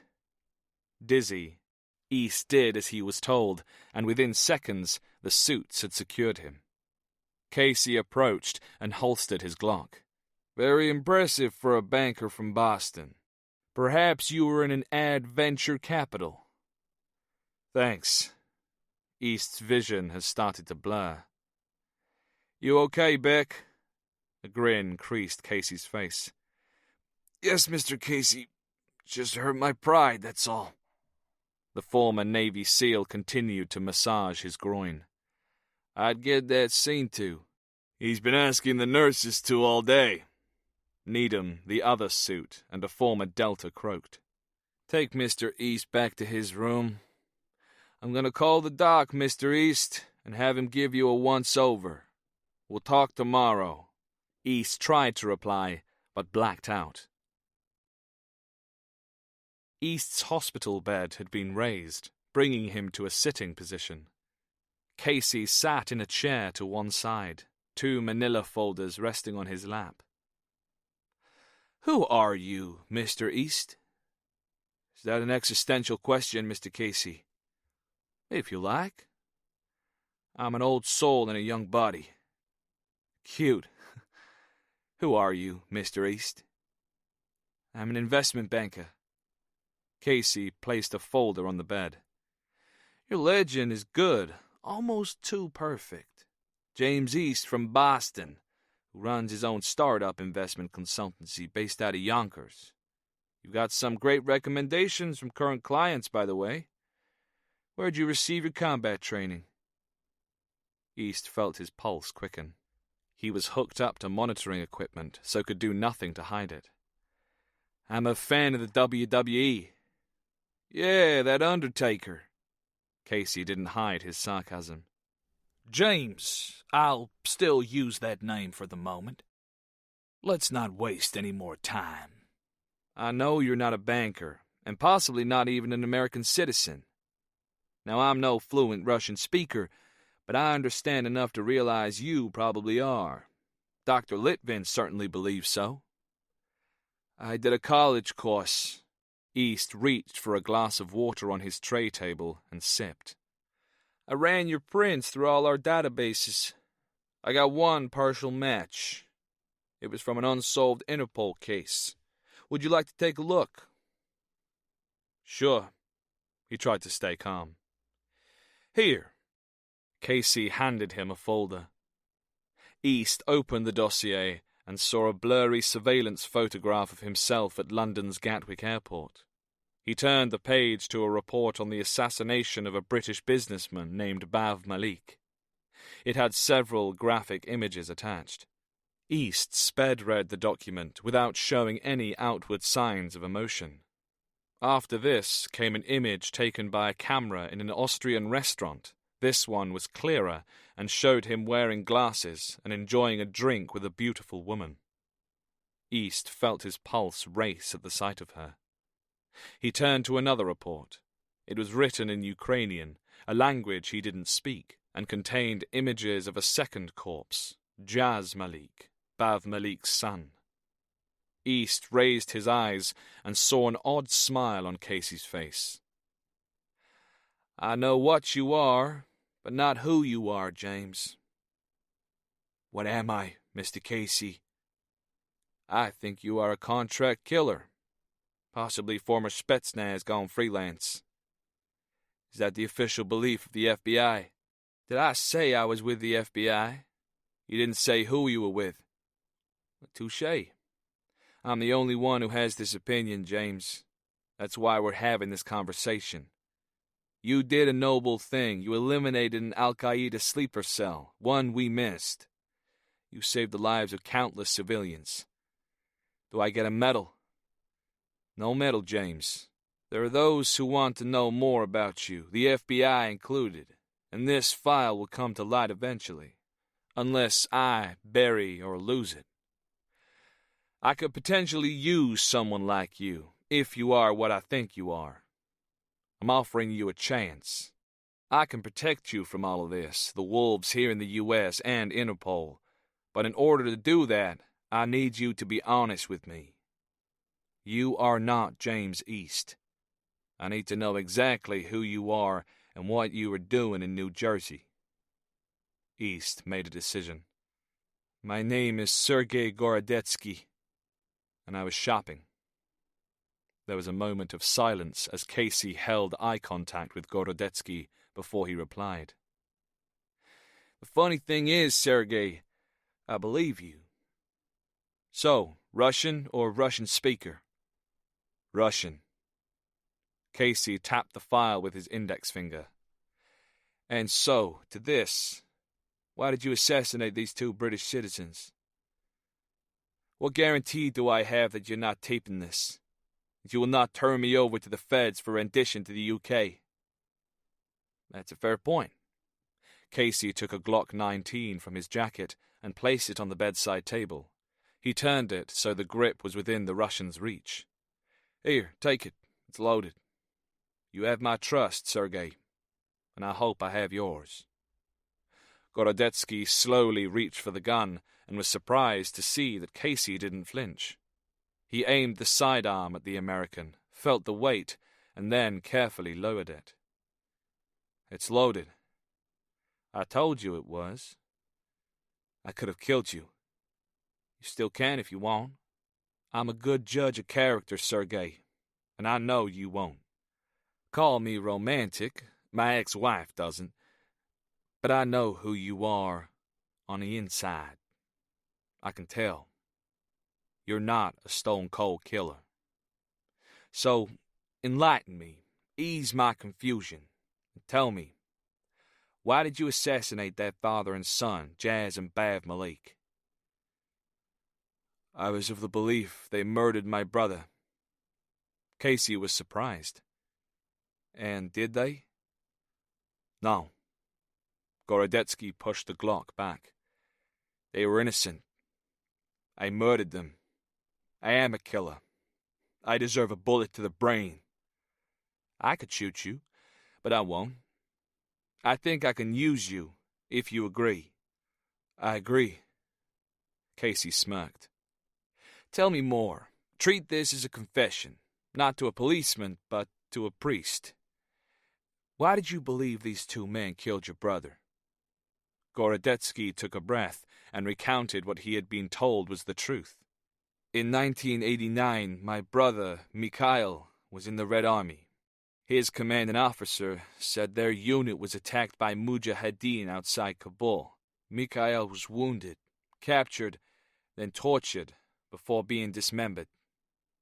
Much later, his CO told me he had found two of my brother's killers. They were living respectable lives with British passports. Did you find the real murderer? Yes. Did you kill him? Yes. Who was he? Mikhail's commanding officer. How did that make you feel? Empty. I see. I was fooled, but that is no excuse. I executed two innocent men. There is not a night that goes by without me seeing their faces. We all make mistakes, Sergei. Just ask my wife. Gorodetsky scanned his fingers for a ring. There was none. Exactly. Some mistakes are big, some small, and some monumental. I can give you a second chance, which no one else can. Chance to make a difference. Not many get that. Why should I believe you? You have thousands of SEALs or Delta or Rangers or activity guys to choose from. Good question. I'm agency. What I do, Sergei, is black. Blacker than black. You could call it cold black. Global counterterrorism. There are only 4 other men who know I have you, and one of those you kicked in the nuts. I get to choose my men, use agency resources, and not get questioned. However, and this is where you come in, regardless of what you read in the press or see on WikiLeaks, we do not have unlimited resources, human or otherwise. In short, when the Cold War ended, our threat radar was moved to point at the Middle East. Langley didn't see a need for Soviet speakers, let alone native Russian-speaking operatives. But then Russia invaded Georgia, and then they annexed Crimea. Then they shot down a passenger jet while invading eastern Ukraine. Langley made a mistake, and I had a problem. I was thinking about how I could fix it when you appeared. Thanks. Don't go getting any grandiose ideas. It was a coincidence, not serendipity. Are you a patriot? To Russia. Who else? The people, yes. The country, perhaps. The Kremlin. No. That's very good to hear, if you mean it. I need to assess you, and even if after that you were to pass, you'd be strictly on probation. Make a mistake or step out of line, and this file gets updated and sent along with you on a one-way ticket to London. Or, failing that, perhaps I throw you in the nearest river. It all depends on whether I've had a bad day or not.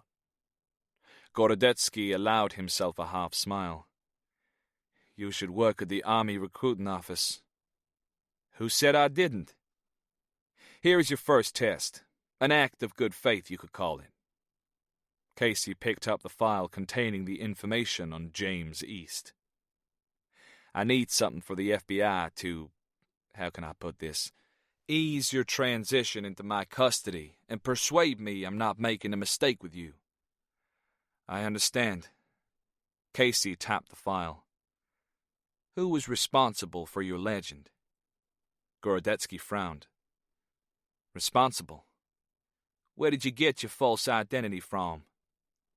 Gorodetsky paused for a beat before he spoke. Tim Bull. He's a high school science teacher in Miami and an old KGB asset. And he's gone freelance. For the right price. He doesn't like the current Russian president. Who does? Casey shrugged. I'm going to need everything you have on him. Agreed. It wasn't a request, Sergei. Sol-Iletsk, Russia. Penal Colony No. 6 in the Urals town of Sol-Iletsk was known as Black Dolphin and officially classified as a final destination prison. It was one of 5 Russian facilities where criminals sentenced to death were held, but by far the most ominous. Inmates unlucky enough to be sent there had no chance of escape and, unofficially, no hope of parole. The Black Dolphin's 700 inmates represented Russia's most brutal criminals and included murderers, cannibals, rapists, pedophiles, and terrorists. One of the 700 was a Chechen, Aslan Kishev. Sentenced to full life imprisonment for his part in terrorist attacks on Russian civilian targets, he was nicknamed Mini Laden. Kishev had been the de facto leader of the Islamic International Brigade ever since its founder, Shamil Bazayev, had been killed in 2006. Kishev had continued the jihad against Russia until he was finally betrayed by a close friend. Outraged by the manner in which he had been captured, at his trial, Kishev had openly vowed revenge by offering a bounty for the informer's head. This, however, had only added to the charges levelled against him. To mock Kishev further, the prosecutor general ensured the weasel gave evidence no more than 10 feet away from where he stood. Found guilty on all 23 breaches of the Russian Penal Code, which included murder, torture, hostage-taking, illegal arms trading, terrorism, and armed rebellion, he had then learnt of his fate. Kishev would live out the rest of his days at the notorious Black Dolphin, where he would be monitored 24 hours a day, forced to sleep with bright overhead lights switched on, and, from 6 a.m. to 1 p.m. every day, forbidden to sit on his bed. He would be liable to be checked every 15 minutes by a passing guard and would live in complete isolation from the outside world. The prosecutor general closed proceedings by stating that Kishev would not be a martyr. He would simply be forgotten. It had been a bitterly cold February afternoon in 2011 when Kishev had arrived at his new home. Blindfolded with a black hood, he and the other new arrivals were made to walk from the prison truck to their cells, past a line of guard dogs barking viciously in their ears. Unable to see even his own feet, he had no idea if the dogs were on leads or if they would attack without warning. Once in his cell, a 15-day educational introduction to his new life at Black Dolphin, a life that had been described as death in installments, commenced. Each of the inmates of Black Dolphin had killed on average 5 people, Kishev many more. The exact number of deaths his group were responsible for had never been truly calculated. He had been treated as a terrorist, but Kishev saw himself as a soldier for Allah, a believer whose pacifist soul had been torn away, destroyed when his lands and faith had been mercilessly attacked by Russia. But as a terrorist, he had been thrown in with the worst filth Russia had to offer. He was forced to share a 4.5-meter square cell with a man from Murmansk convicted of cannibalism, a crime he hadn't known still existed. Locked away in a cell within a cell, behind 3 sets of steel doors, it was a bleak, isolated, and hopeless existence. As the roll call started for cell number 174, both convicts adopted the position. Bending double, they approached their inner cell door backwards, arms out to their sides, with palms upturned, heads tilted up with their eyes closed and mouths open. The position made it impossible to move with any speed or launch an attack. It also made them look ridiculous. The prisoners, in turn, stated their full names before 2 guards took a prisoner each and handcuffed them. Once done, each inmate was grabbed by the neck and pushed out into the corridor. They were then made to stand in a stress position, holding their handcuffed arms above their heads, leaning forward with their foreheads against the wall. Kishev heard 2 more guards enter his cell to commence the daily search and check protocol, while no more than a meter away he could feel the hot breath of an Alsatian pulling at its lead. Eyes shut until ordered to open them, Kishev's day had started again. The man in charge of Black Dolphin, Lieutenant Guard Grigory Zontov, stood with his men outside Kishev's cell. It was exactly 6 a.m. It was his routine. He insisted on being present for morning inspection and roll call. Today, however, was not normal. They had a visitor. To be more specific, Kishev had a visitor, something that was unheard of. A man from the FSB awaited them in Zontov's office. The visitor had orders from the Russian president, no less, that he be granted immediate access to the Chechen. Cell 174, at ease. Zontov studied the human detritus before him with unhidden disgust. Yes, sir. Kishev and Rasatkin, the cannibal, replied in unison. It was an order to open their eyes, but not to relax the stress position. Do you have any forbidden items? No, sir. Without being ordered to, the men opened their jaws and stuck out their tongues while their mouths were searched for any concealed items. Zontov had no sympathy for the pathetic pair of animals in front of him. To call them humans made his tongue curl. When the search of the cell was completed, he ordered convict Rasatkin back inside while his men placed a black hood over Kishev's head. As he was taken under the arms and led away, Zontov felt no need to inform the Chechen of the reason why he was now being separated from the other inmates. After 5 minutes of twists and turns in silence, except for the heavy breathing of the guard dog at his heels, the hood was removed. Kishev squinted and, to his surprise, found he was in an office. Zontov quickly closed the blinds and switched on the light. He didn't want his prisoner to have any idea where the office was located in the prison or to see the daylight outside. The man at the table dismissed Zontov in a cursory manner. Thank you. That will be all. I must stay here. It is what the regulations state. You will leave the room now, Lieutenant Guard Zontov. This is what I state. Zontov bristled. It was his office, his prison, his command. But the man sitting in his chair at his desk had a letter which carried the presidential seal. Very well. Kishev showed no outward sign of emotion, but inside praised Allah as he started to realize his insurance policy might have been banked.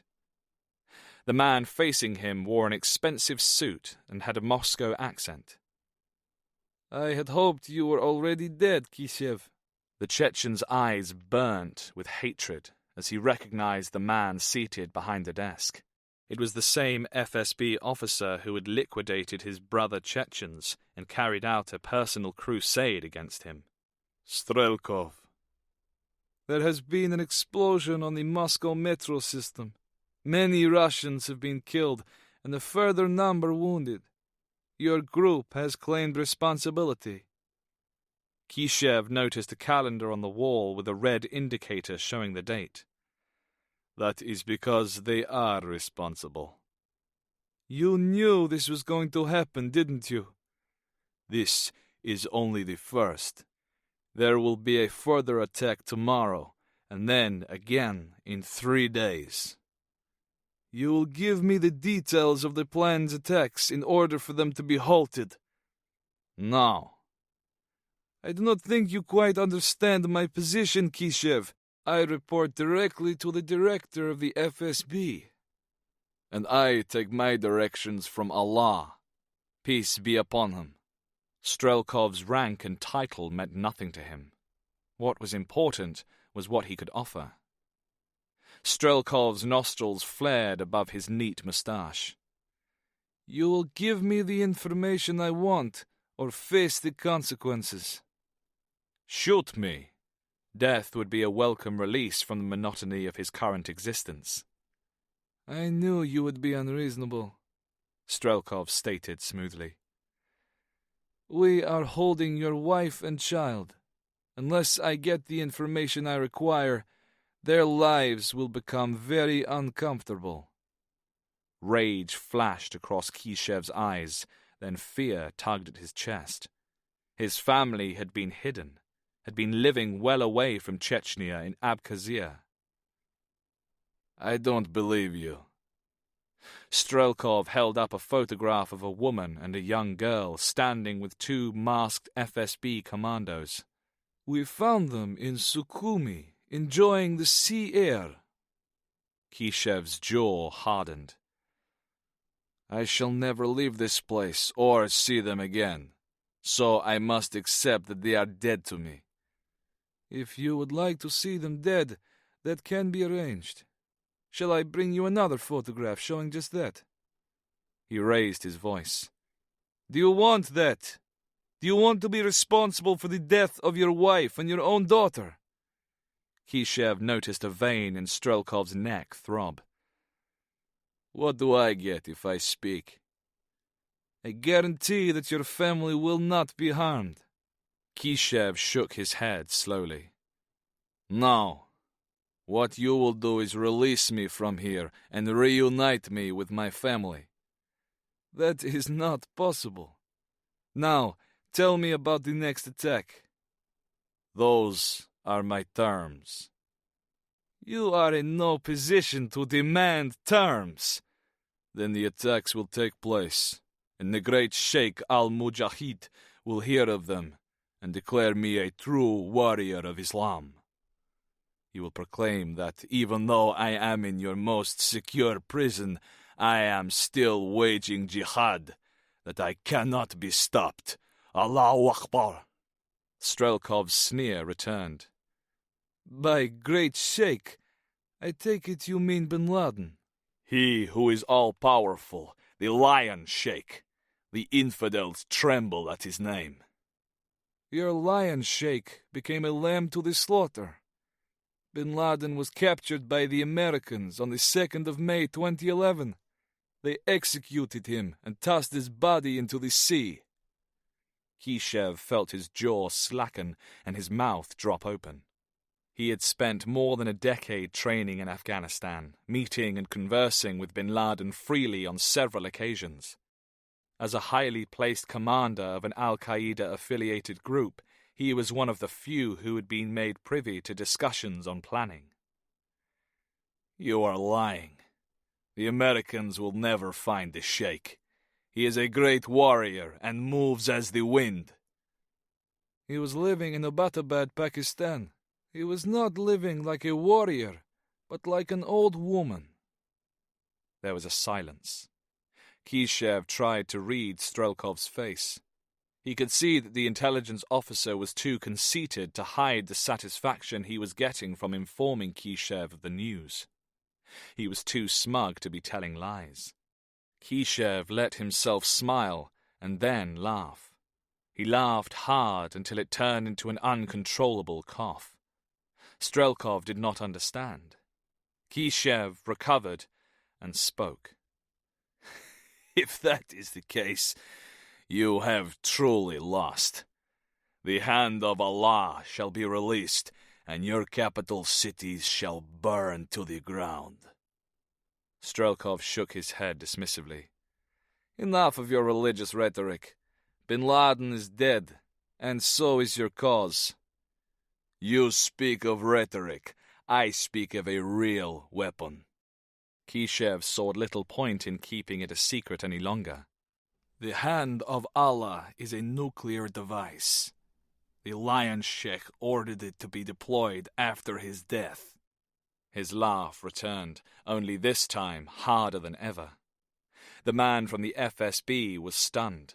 Had Al-Qaeda finally got its hands on nuclear material? Was the Chechen lying? What do you know of this device? I know that it is a suitcase bomb, and I know its designation. I am extremely surprised it has not been already detonated. But then perhaps the timing is the surprise. Where is it?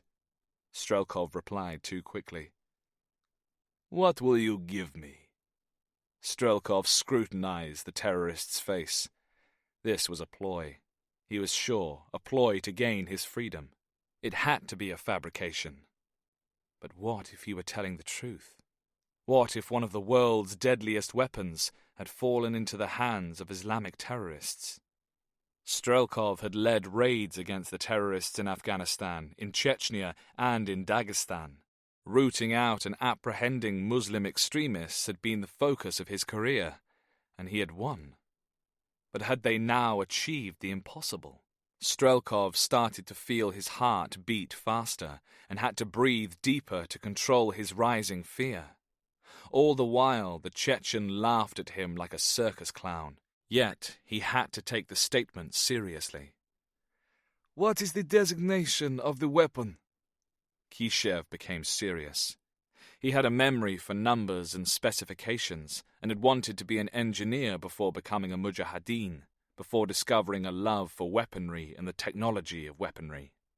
He knew how to dismantle, clean, and repair any number of firearms, and had created very effective IEDs. The designation of the device that I know of is RA-115A. Strelkov felt his blood chill, and for a moment could not speak. What felt like a lifetime ago, when his employer had been known as the KGB, he had been assigned to a guard unit protecting the perimeter of a military base. Within the base had been a weapons testing facility. He had never actually seen the device, or known where or if it had been developed, but talk among his unit, who met with other guard units at sporting events, was that a new type of atomic weapon called the RA had been created that was both deadly and portable. Where is it? Strelkov demanded. Kishev remained silent. Enraged, Strelkov leapt from the table and backhanded the Chechen across the face. Kishev slipped sideways and fell onto the floor.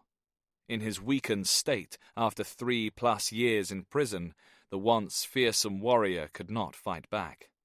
He tasted blood in his mouth as he spoke. I know of the plans, the route it may take. I will tell you in return for my freedom. Strelkov rushed out of the door. He already had his phone to his ear as 2 of Zontov's men entered to secure the prisoner. Strelkov speed-dialed the FSB number, but it would not connect. He pulled the phone from his ear and stared at it before yelling at Zontov. Why is there no signal? There is no signal for security reasons, comrade. It humored Lieutenant Guard Zontov to see the self-important FSB agent lose control. What? Where can I get a signal? Zontov inclined his head. 2 kilometers in that direction, I believe. Strelkov balled his fists, his knuckles turning white. Where is the nearest landline? Back there, in my office. Is it secure? It is a telephone in my secure office. That is not what I meant! Strelkov snapped, turned on his heels, and went back inside. He picked up the desk phone and was about to make a call when he noticed that Kishev was still in the room, standing between the 2 guards. Take that outside and wait. The room empty, Strelkov lifted the handset to make a call to Moscow, but then hesitated. Moscow was almost 1,600 kilometers away and 2 hours behind Soliletsk. He checked his wristwatch.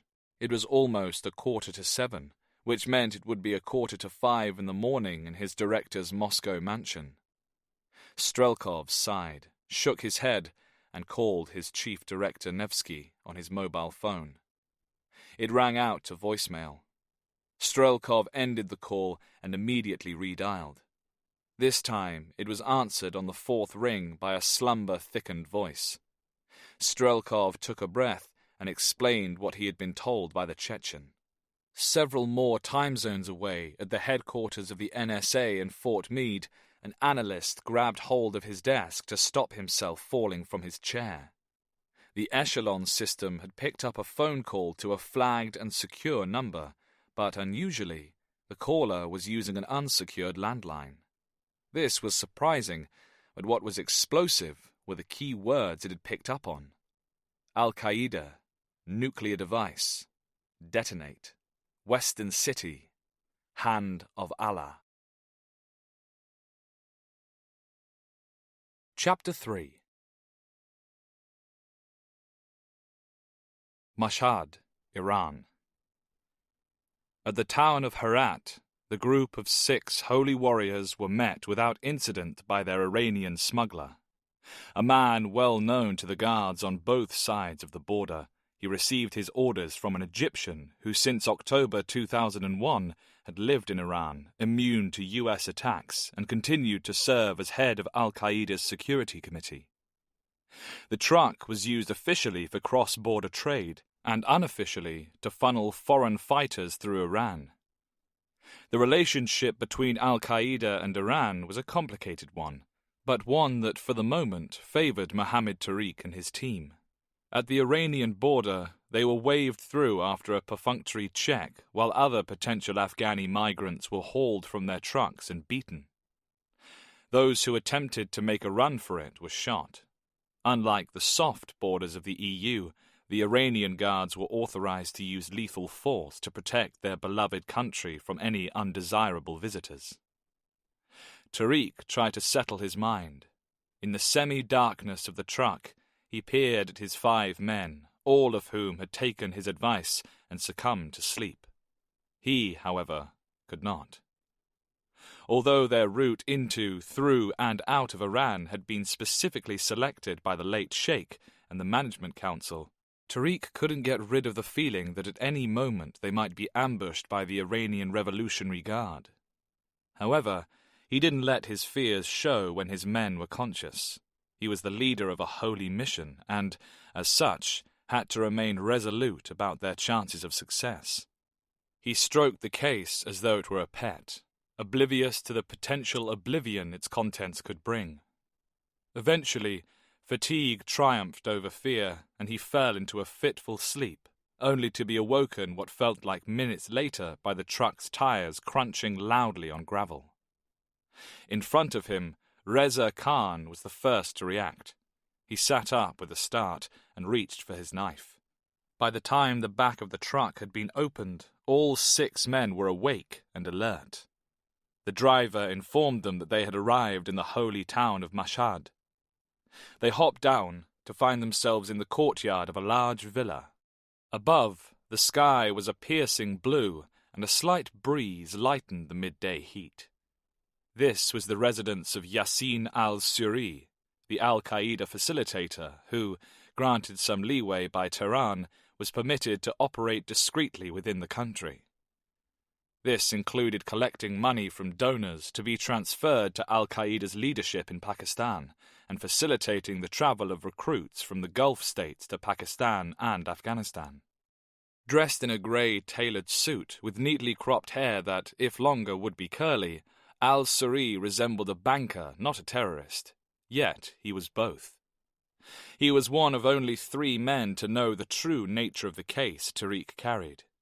Any more would lead to security leaks and the mission being compromised. He was on hand to personally oversee their operation and grease palms. This was the highest-risk al-Qaeda operation in history, surpassing even the New York attacks, for not only the infidels but the Iranians too would give anything to possess the device Tariq carried. Welcome, brothers! Al-Suri held his arms wide to encompass the villa behind him as he greeted them. Tariq kissed Al-Suri on both cheeks and introduced his team. Reza Khan, Sharib Qayyum, Ashghola Ahmadi, Lal Muhammad, and Abdul Shinair. All of them were proven fighters, devotees to the cause, and resourceful. Is everything in place? The edges of Al-Suri's mouth curled up. Everything. Now let us eat. Tomorrow you shall continue on your path to martyrdom. Inshallah. Yes, my brother. Inshallah. Al-Suri's eyes wandered to the case.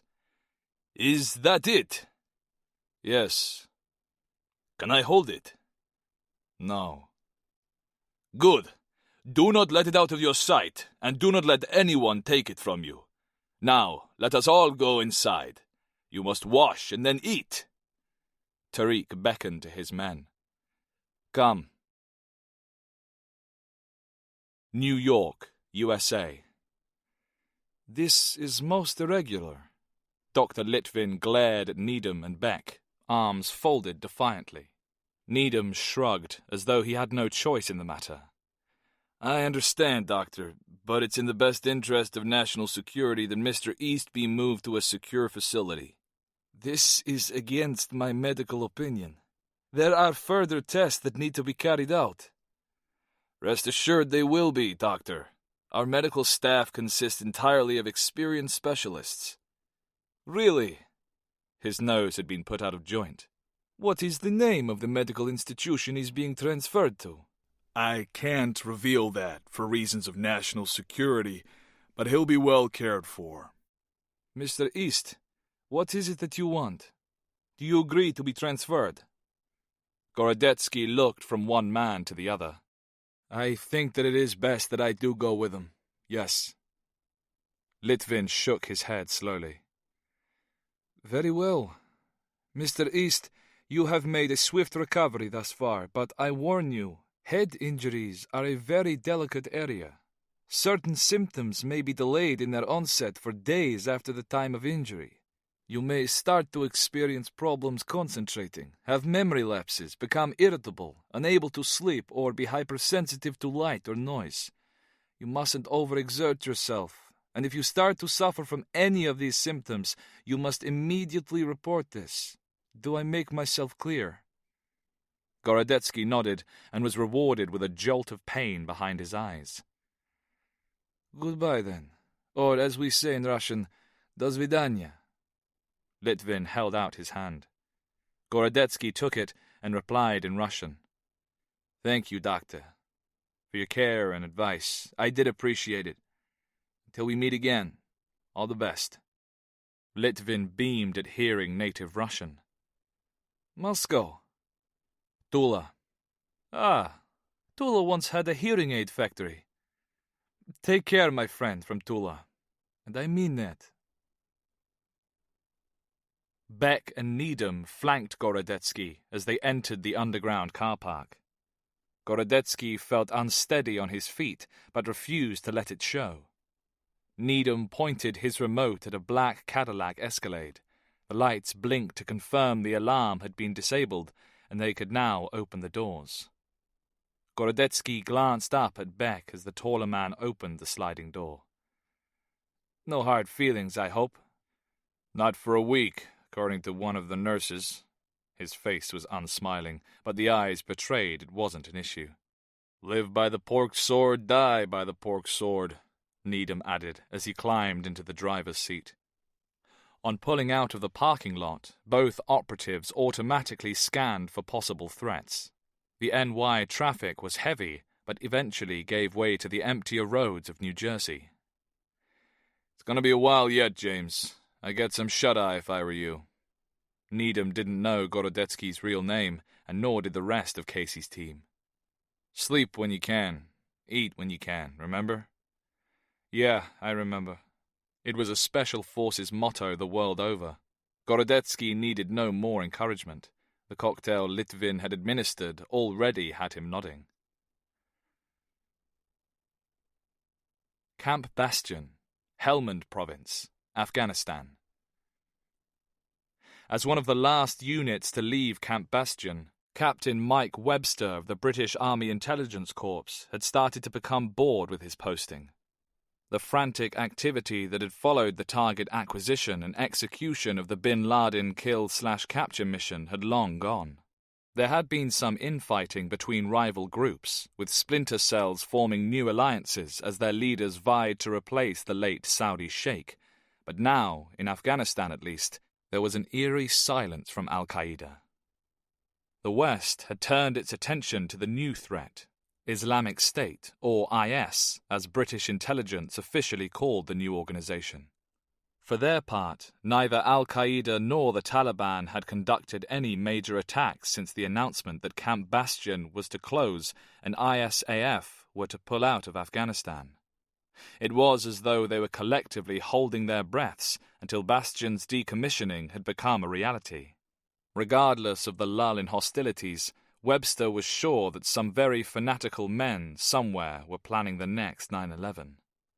It wasn't a matter of if, it was when. He supped his regulation milky tea and studied the US drone surveillance photographs. The most exciting things he had seen in months were the images in front of him. Known players in the Pakistani Taliban had been followed crossing into Afghanistan, where they were recorded meeting local Afghani talibs and suspected members of Al-Qaeda. In Webster's opinion, the group posed a perfect target for a Hellfire missile, but someone high up, undoubtedly American, had decided to let it play out, to see what the men in black turbans were up to. Webster shifted the photograph to one side and sighed. His room was stuffy and he was tired. He closed his eyes and felt himself drift. He was suddenly on a beach with his wife, sipping rum as the sun set. He could taste the alcohol and feel the warmth of his wife's lips. "Captain Webster!" Eyes snapping open, embarrassed, he looked up. "Just thinking with my eyes closed. What is it?" Corporal Ian McAdams seemed a bit uneasy.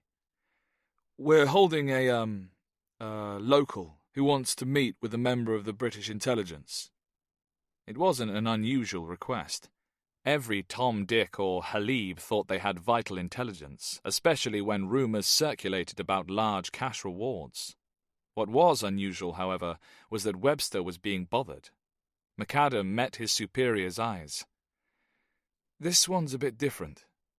"How so?" "He says he's Russian." "Russian?" "Soviet Red Army, sir." Webster raised his eyebrows. An unknown number of former Red Army soldiers had remained in Afghanistan after the Soviets had withdrawn. A few had been prisoners of war, others deserters who had gone native, and some bandits who attempted to make money in the Wild East as the Soviet Union had crumbled. He, however, had yet to meet one. McAdam held out his hand. "He was carrying this." Webster narrowed his eyes. Puzzled, he studied the sheet of paper. It seemed to be some type of technical diagram. It was handwritten and contained words in Cyrillic. "Okay, lead on, Macduff." "McAdam, sir." Webster sighed. "I know." McAdam led the way out of the dark seclusion of Webster's office into the dusty, blinding Afghan daylight and to an area designated for interviews. Both buildings reminded Webster of a Star Wars set. 2 armed squaddies had been placed as a precaution on sentry at the entrance. They saluted. Webster returned it and entered the room. His guest was sitting with his arms folded and a hardness in his eyes. He was not to be intimidated. When the man spoke, there was a recognizable Russian accent. "You are military intelligence." "You can talk to me, Mr. "Then that is a yes. My name is Mikhail. I have valuable intelligence that you must pass on to your superiors in London." Webster kept his game face on. "What would that be?" Mikhail had no time for small talk. Al-Qaeda has an atomic weapon. What? Had Webster heard him correctly? Al-Qaeda has an atomic weapon. I brought it into this country in 1989. It is an RA-115A, and it is the size of a suitcase. The paper I have given you details the technical schematics of the device. Webster tried not to smile. It was best to humor the loonies, not make fun of them. He'd let Mikhail talk and pretend to take notes. So you're saying that the Red Army brought nuclear material into Afghanistan in the 80s? That is correct. I was a lieutenant in the Spetsnaz. I was assigned a classified order to bring certain weapons into theater. I was to maintain them until they were needed. How many? How many nuclear devices? Yes.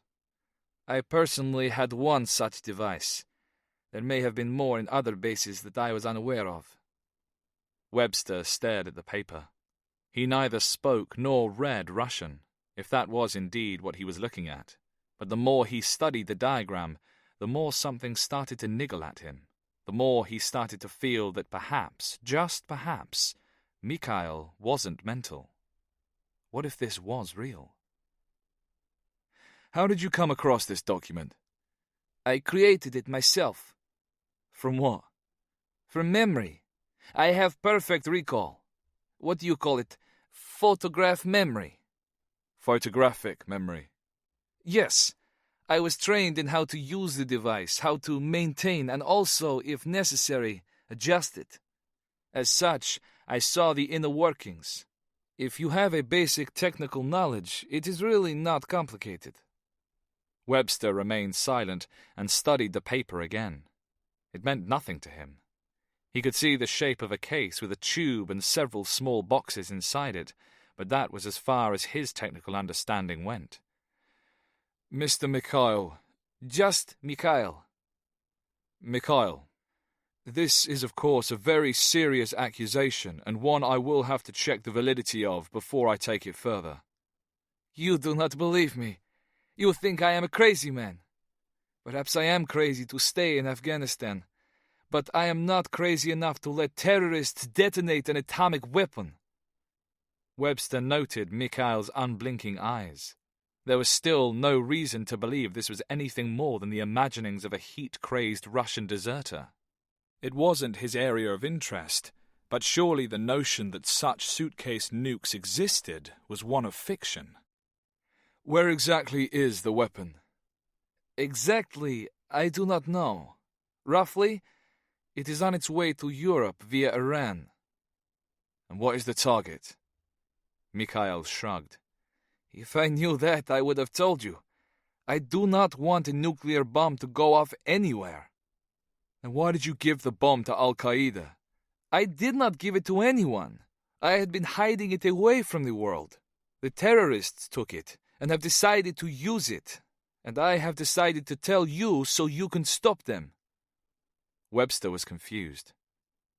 Why have you not informed ISAF before? Are you a member of the Taliban, Mr. Mikhail, or perhaps Al-Qaeda? I am a Muslim. These people of Afghanistan are now my people. I had no reason to believe that the device would be discovered. Webster pursed his lips. The idea that the bomb existed was wild enough, but the idea that, if it did, Mikhail could have at any time prevented its being taken or alerted the ISAF, but didn't, was beyond him.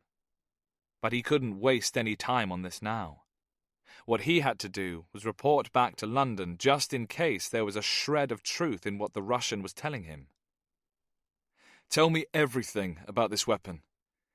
This, of course, I am happy to tell you, but in return I want safe passage out of Afghanistan. Back to Russia? No. I want to go to the UK. So that was his angle. The real reason why the Russian was sitting opposite him. He wanted to escape Afghanistan. I don't know if that's possible. Of course it is, Mikhail said slowly. There is a bomb heading for Europe, and I know who has it. What information do you need from me to confirm that I am telling you the truth?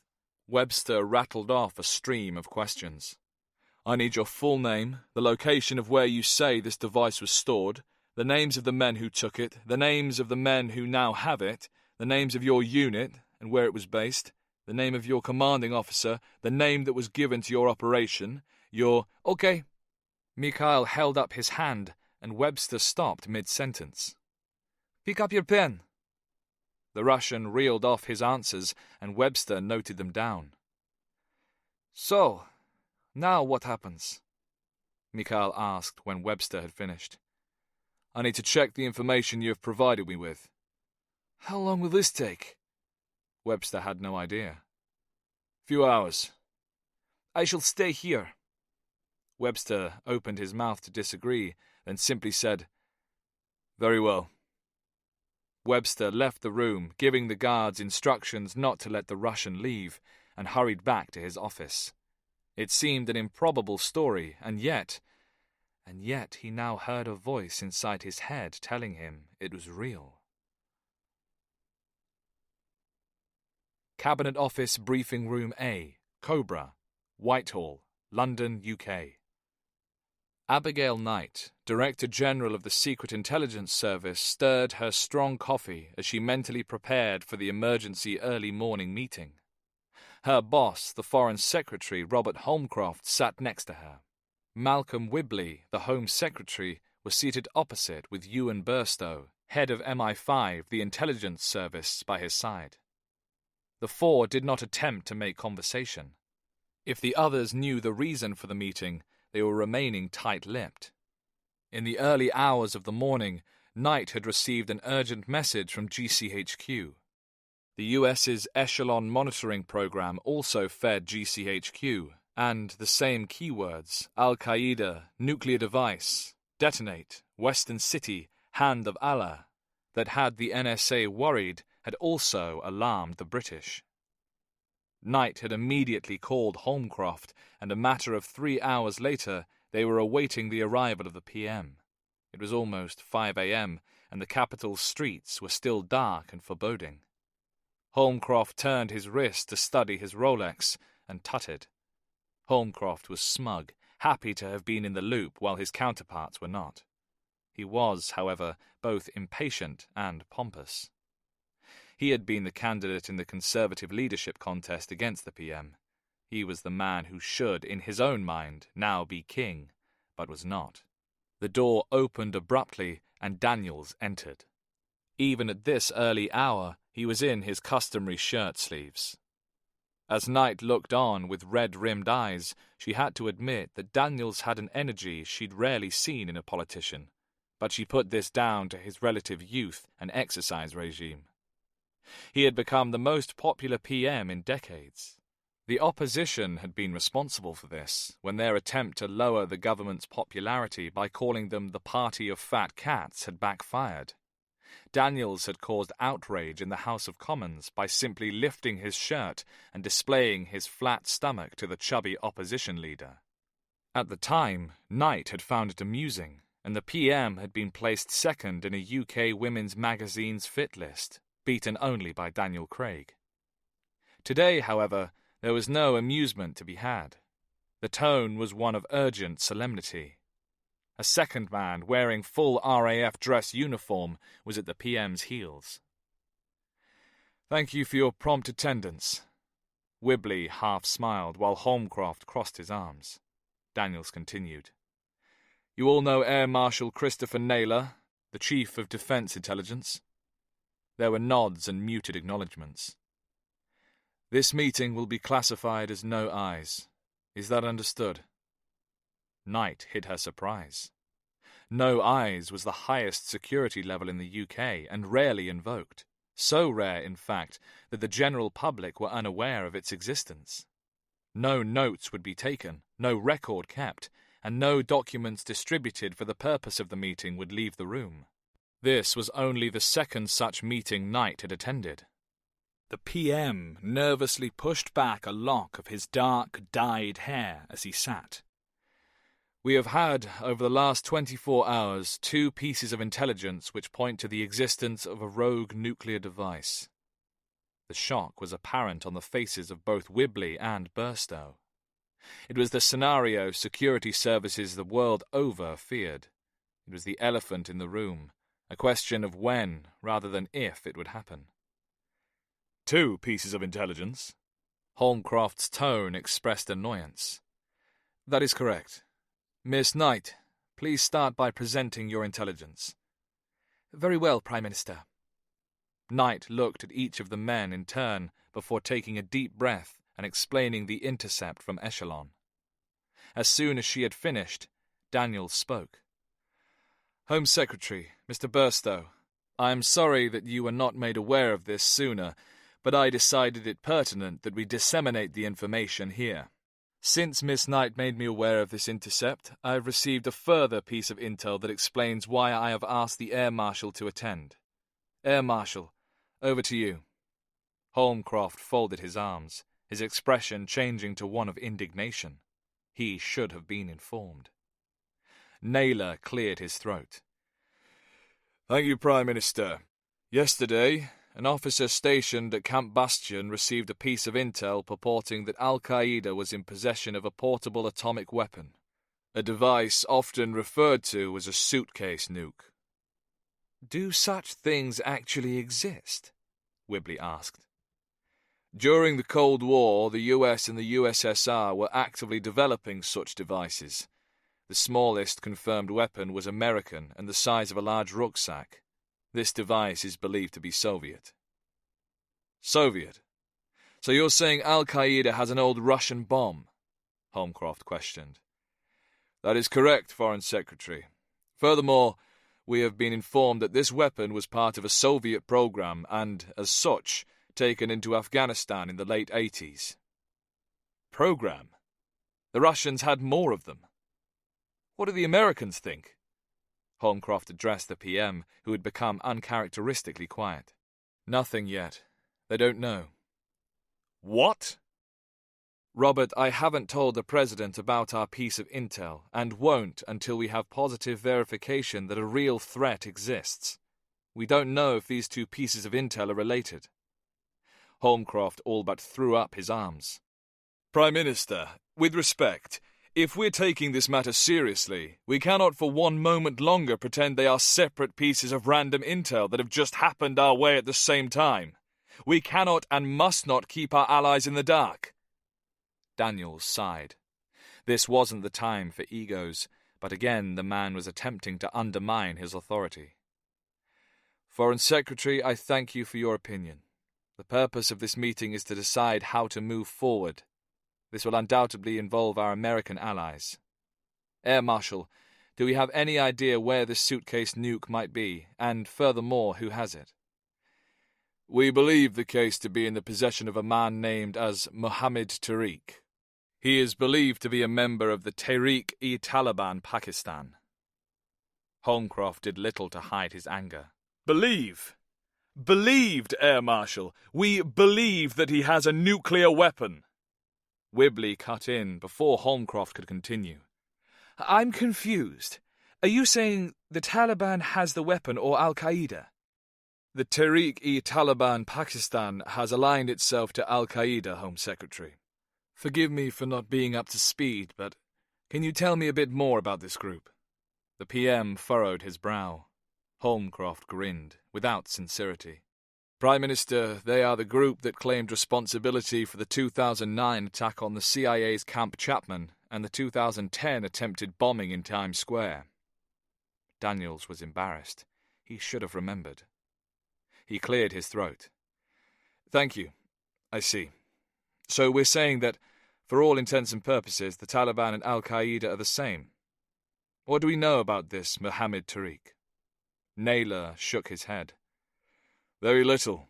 JSOC has been targeting the known TTP commanders with drone attacks. It's possible Tariq is a foot soldier who was promoted in the field, or someone who has been keeping a low profile. Whatever the reason, his name doesn't appear on any watch list. Do we have any idea where he is? No, but our informer last saw him 2 days ago. Who is our informer? He claims to be the man who brought the device into Afghanistan in 1989. Russian? Holmcroft's eyes went wide. "The intel from Echelon originates from Russia, and our informer is Russian. Now, to me, this seems more than coincidental."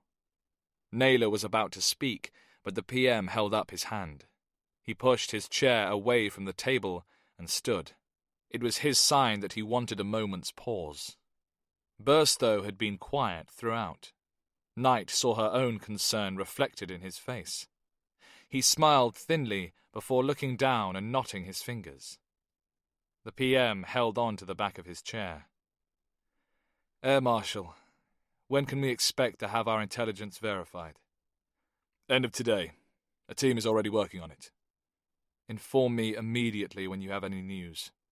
Anything at all. Then, if needed, we shall locate and acquire the device." "With the support of JSOC," Holmcroft insisted. "I am well aware, Robert, of the role that the Americans' Joint Special Operations Command must play in this. Again, with respect, Prime Minister, we categorically cannot let this continue any further without involving the Americans." "I agree." Daniels nodded. "Miss Knight, Mr. Burstow, I don't need to tell either of you how to run your organizations. All I ask is that we do not communicate this intelligence to our allies at this time." "Understood, Prime Minister." Knight nodded slowly, while Burstow stayed motionless. Chapter 4. Kryvyai Rih, Ukraine. Yuri Kozlov bit into his black bread and gazed out into the frost-covered trees. His small house was directly opposite the edge of the forest that led to the Karachunivsky Reservoir, and his terrace offered a spectacular view. Depending on the time of year, he would see the odd eagle or hear the tapping of woodpeckers. The occasional wild boar had been reported by locals who, infused with vodka, imagined other exotic creatures too. Over 20 years after the USSR had finally stopped stripping Ukraine of its will to live, the country had started to regenerate, even here on the edge of a classified formal weapons research facility. Kozlov was not a patriot. Such things had been actively discouraged by both the party and his former employer, which amounted to the same entity. What had been encouraged had been an unconditional love of and belief in the Soviet Union. He had not been a Ukrainian, he had been a Soviet. Kozlov finished his bread and washed it down with sweet black tea. He had seen on television that in the West many added milk to their tea, but to him this was nonsense. It would be as unthinkable as adding fizzy Coca-Cola to vodka.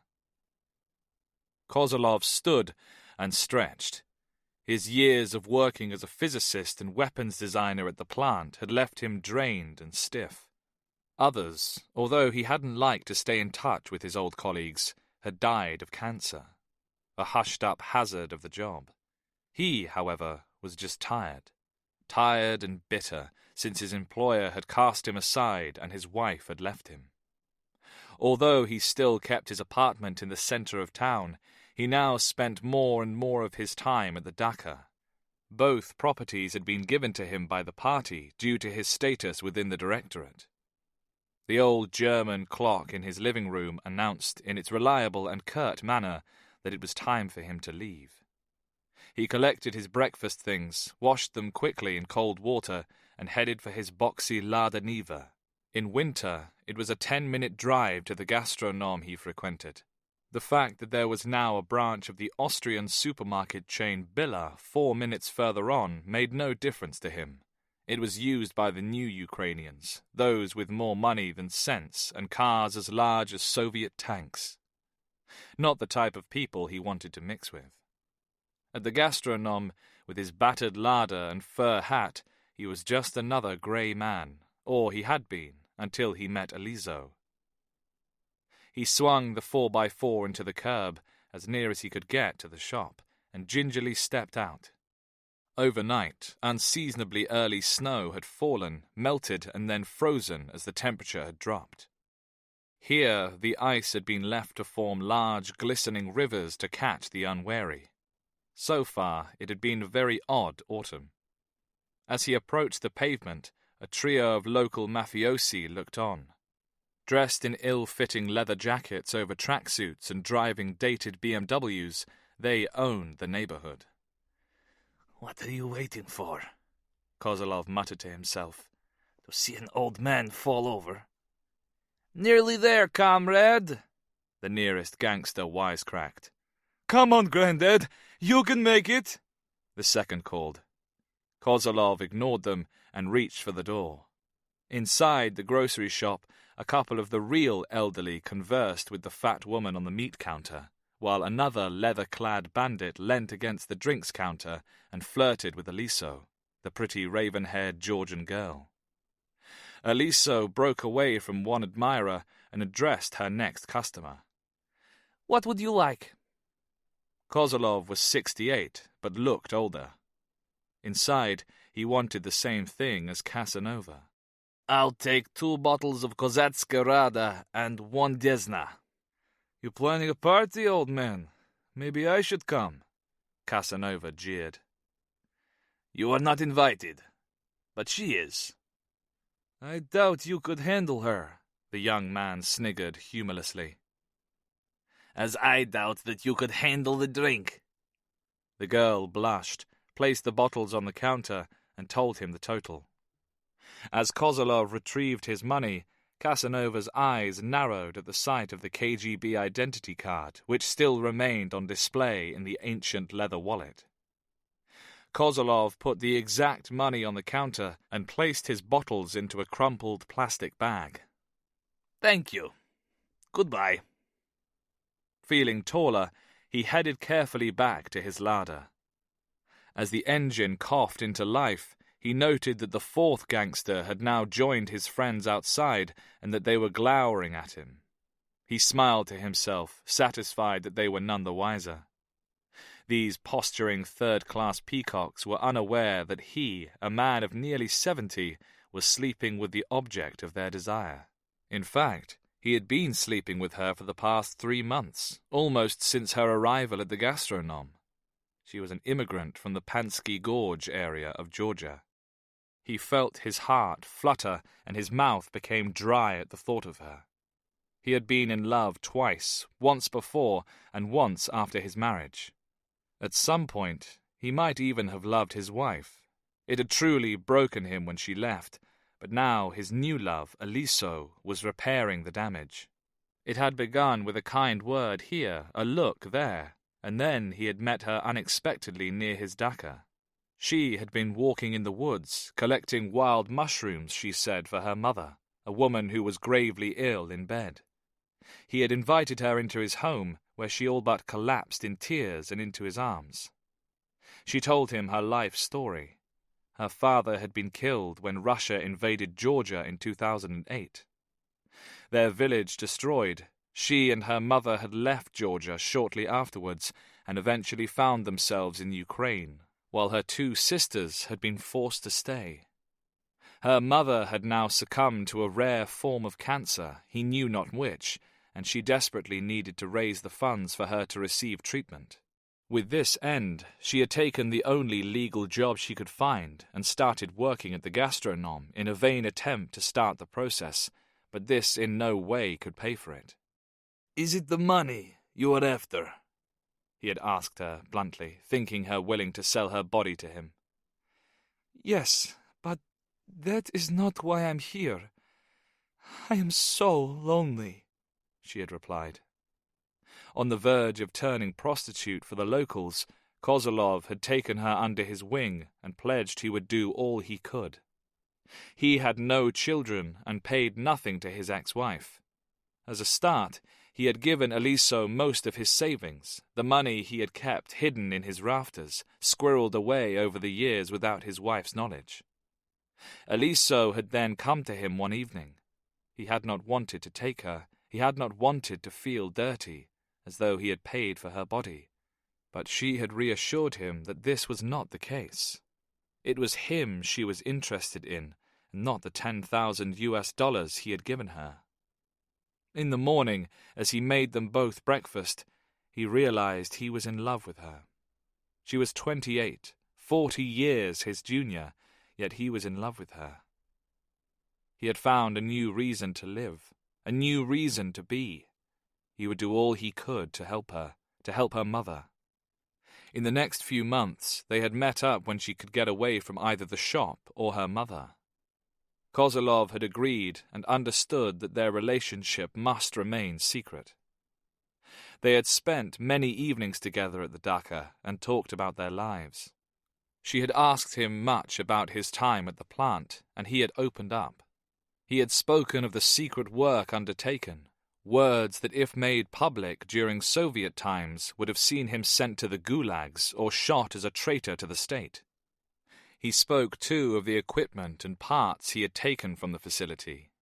He realized he enjoyed talking about his past to someone who knew nothing of it, someone who had been just a child when the mighty Soviet Union had imploded. And Aliso listened. She listened like no one had before. His wife had had neither the intellect nor the interest to understand his work. It was conversation, he then understood, that he had been deprived of for all these years. Conversation, compassion, understanding, and love. Aliso spoke also of her late father and his stories about Soviet times. He had been in a KGB guard unit and had worked at a facility. She said the name, and Kozlov knew it. It was another closed area that had officially developed rockets. Unofficially, it was a research center just like his. Several such centers, even now he did not know the exact number, had existed during Soviet times. His interest was piqued. It was an unexplained coincidence, but he took it as a sign that they were meant to be together. Then, one evening she had come to him with an idea. A man had approached her sister in Georgia, a man who had worked with her father. He had a proposal. It was unthinkable, outrageous, but a chance for them both. An opportunity for Aliso's mother to pay for the exorbitant treatment offered by an American private clinic in Kiev, and for Kozlov to live out the remainder of his days as a prince, with her at his side. Sitting on the terrace of his small house in the woods, he needed no time to think. His resentment of his former employer, of his former nation, had been bubbling under the surface for years, and now he was finally being given the means to strike back. "Yes," had been his answer, and together they had decided upon a price. That night, elated, neither of them slept. He slowed the larder as he reached the start of the small village and bounced over the potholes as the tarmac stopped and the dirt track started. This would be the last winter he would spend in Ukraine, for, if all went as planned, by the spring he would be a wealthy man, with the ability to choose where in the world to sit and drink his tea. Moscow. The Russian Interior Minister, Ruslan Pavlov, prepared himself to address the press.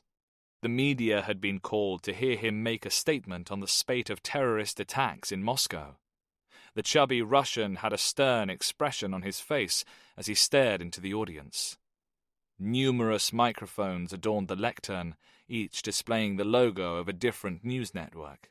One of the most prominent was the green RT of the Kremlin-sponsored Russia Today channel. Pavlov touched his tie, the flashes ceased, and he started to speak. Today, a raid by Alpha Group Spetsgrupa A of the Russian Federal Security Service Counterterrorism Task Force apprehended those responsible for the atrocities that have taken the lives of many innocent Russian citizens. The individuals guilty of these cowardly bomb attacks have been identified as Muslim extremists. We have been successful in destroying this terror cell without further loss of life. Let it be known that Russia is not a safe haven for any form of terrorism, and we shall not let further outrages happen on our sovereign soil. Pavlov let his statement hang in the air, and then again touched his tie, his idiosyncratic signal that he was now open for questions.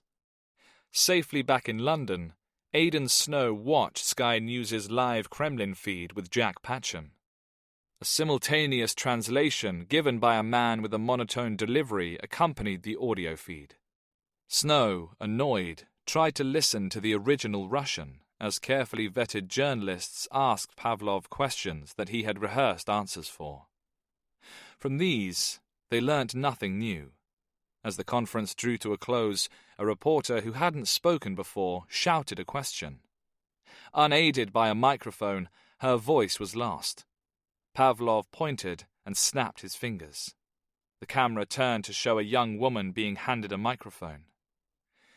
Please, go ahead with your question. Pavlov's voice could still be heard, even though he was off camera.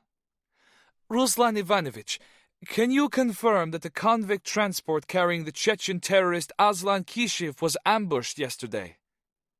The camera quickly moved back to Pavlov. His face, for the first time, had lost its composure. His jowls wobbled as he shook his head, but his voice remained steady. That is not true. Where did you learn of this? The reporter was now off camera as the picture stayed with Pavlov. There were reports that Kishev was being transported on medical grounds to a specialist facility. The same report stated that en route his transport was attacked and he was freed. I can confirm that you have been misinformed. Aslan Kishev remains in a secure location. In fact, he is incarcerated in the most secure facility in our entire country. But Ruslan Ivanovich... Pavlov held up his hand, and the reporter's microphone was abruptly switched off. That is all. For several seconds, the camera stayed with the minister as he exited the state room via a large set of ornate gold-edged double doors. The Sky News studio then reappeared on the screen. Some developing news there in Moscow and conflicting reports. I am joined now by Professor Oleg Gogol from the UCL School of Slavonic and East European Studies. Professor, tell me... Patcham switched off the screen. If the Kremlin says it's true, it must be so. The terrorist cell has been captured, and now we've not lost a convicted felon. It's a bit clumsy, Jack, if you ask me. I agree. Pavlov is a professional. I've never seen him let the press get the better of him. He's a master at delivering propaganda. In Soviet times, he used to be one of the bigwigs behind Pravda. I never read it. The crosswords weren't any good. 7 across, 5 letters, begins with L. Lemon. Patcham smiled. Well, that's what Pavlov looks like. Whatever is happening is messy. First, we have bombings the Islamic International Brigade claims responsibility for, and then apparently the leader of the said group is sprung. So what's really happening? That, Aidan, is what we need to find out. Have you heard of the Black Dolphin Penal Colony? Snow shook his head, so Patcham continued. It's where the worst cases are sent to rot. No one ever leaves. If there was a medical emergency, it would probably be ignored. They would rather the inmate die.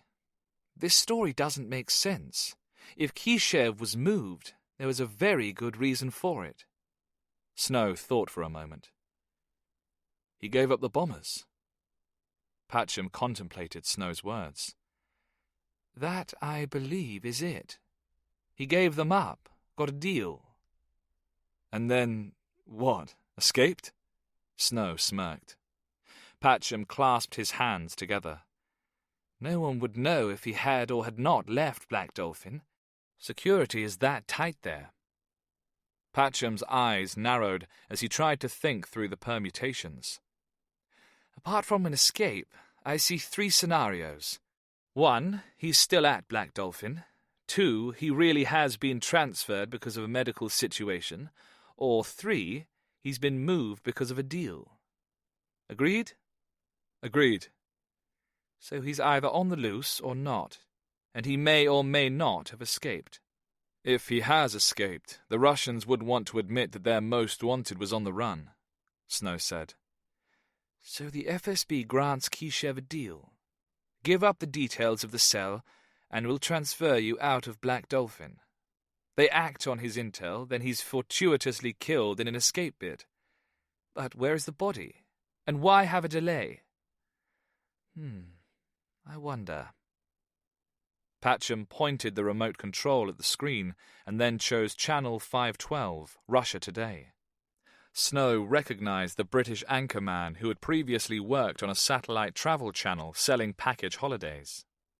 He was talking to his own expert, a man dressed in 50 shades of beige and wearing glasses with Lucozade orange-tinted lenses. The expert spoke, his diction slow and his English pronunciation exaggerated by his Russian accent. It is impossible to escape from Black Dolphin. It cannot happen. But if we are to believe eyewitnesses, forces loyal to the Chechen terrorist Aslan Kishev managed to overpower his guards and take control of a vehicle. Patcham and Snow listened in silence until the segment finished. Patcham spoke first. So, a state-sponsored channel is debating whether Kishev has escaped or not. Why not give a definite answer? Why not just confirm either way? They either have him or they don't. They either plan on eliminating him or they don't. Perhaps we're not looking at this the right way. Snow frowned. Maybe we're meant to believe he's escaped and that the Russians are trying to cover it up. But who's the we? Patcham suddenly sat upright. Crafty sods. The Russians want the Chechens to think he's on the run. It's a message to them. But really, Kishev is working for the FSB and leading them to another cell. It's the only logical explanation. That's a bit of a leap, Jack. Why would a Muslim fundamentalist negotiate with the FSB? If they were going to kill him, he would die a martyr. They must have something he wants, something he values. Family, perhaps. Patcham once again turned off the television. We don't have any answers here, but one thing is for certain. I don't need to send you to Moscow. If the Russians are cleaning house, then we shall leave them to it. The desk phone rang. Patcham picked it up and listened. On my way. He replaced the receiver in its cradle and glanced at Snow. Something's up. To do with this? No idea. Go to the canteen. Have a second breakfast. I'll call you when I need you back. Patcham hustled the two of them out of the room. Snow took the stairs down as Patcham took a lift up. As section chief for the Russian desk and one of her oldest friends, Knight trusted Jack Patcham completely. She smiled weakly as he entered the office and sat opposite her. It had been just over 4 hours since the meeting at Cobra had finished. In that time, she'd had a separate discussion with Burstow, and in Afghanistan, a UK SF team had been sent to verify their informant's claim. It was as she had returned to her office less than half an hour earlier that she received a call from the Chief of Defence Intelligence. Naylor confirmed traces of radiation were present at the location the informer had provided. The radiation signature was consistent with that of U-235, enriched uranium. The threat, at least, of a dirty bomb was now verified. Knight's green tea seemed unable to quench her dry mouth as she sipped and composed herself. She felt uncharacteristically nervous. This was the most alarming piece of news she had ever had to announce. There is a Soviet nuclear device heading for Europe, and Al-Qaeda has it. Patcham closed his eyes and let out a sigh. So, it's happened. What do we know? Knight explained the two separate pieces of intel, including the Echelon intercept naming Aslan Kishev. So, Kishev is allegedly on the run, but is actually helping Russian intelligence? Patcham asked. That would be a logical conclusion. We need to find this weapon. We believe it's an RA-115A. Patcham searched his memory. A suitcase nuke? Yes. Do you know anything more? Patcham pointed to an open file on Knight's desk. Very little apart from that report I wrote for your predecessor. Arzamas-16 in Russia's Nizhny Novgorod region was where the majority of Soviet nuclear research and testing was undertaken, but there were rumors of other sites. There was an alleged experimental weapons research center in Kryvyi Rih, Ukraine. The RA-115A was said to have been produced there. It now seems that at least one of their weapons stopped being experimental. She took another sip of tea. Our informer states that in 1989 he was tasked with taking a device into Afghanistan as part of a weapons cache. Who is our informer? Patcham asked. Knight explained the details relayed to Captain Webster of the Army Intelligence Corps. So, Project Viru did happen. Viru? It's Russian for believe. The Soviets were trying to miniaturize their technology enough to fit a nuclear device into a suitcase. No matter how we tried, we could never get any intel on the project. We didn't have any assets in the area.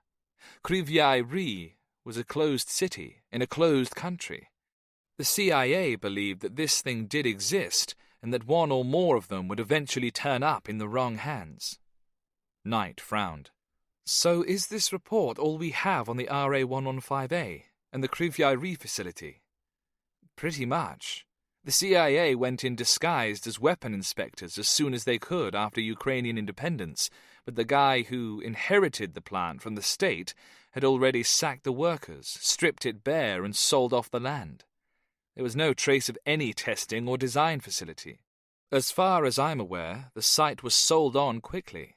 Some of it was used for housing, and the rest was later developed by an Austrian supermarket chain. What became of the scientists and technicians? The same old Soviet story. Normal military records were mostly lost in the chaos of the 90s. Classified documents for personnel serving in black facilities just vanished. Knight paused again to drink more tea and willed her fatigued brain to operate. How small could they have made this device? At that time, probably equal to a suitcase, or perhaps even an attaché case, but your guess is as good as mine. The problem isn't the size of the housing, but rather what's inside, the fissile material. It degrades over time. If this bomb has been hanging around the stand since the late 80s, you can bet it hasn't been maintained. If it's out there, it's unstable.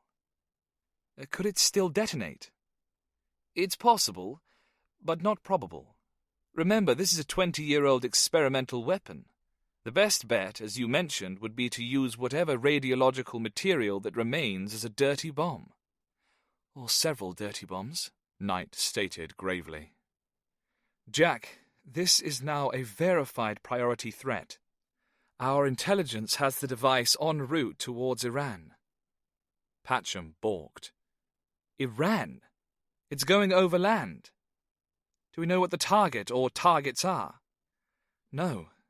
We have to assume that these are somewhere in mainland Western Europe. It could be any of several of our capital cities.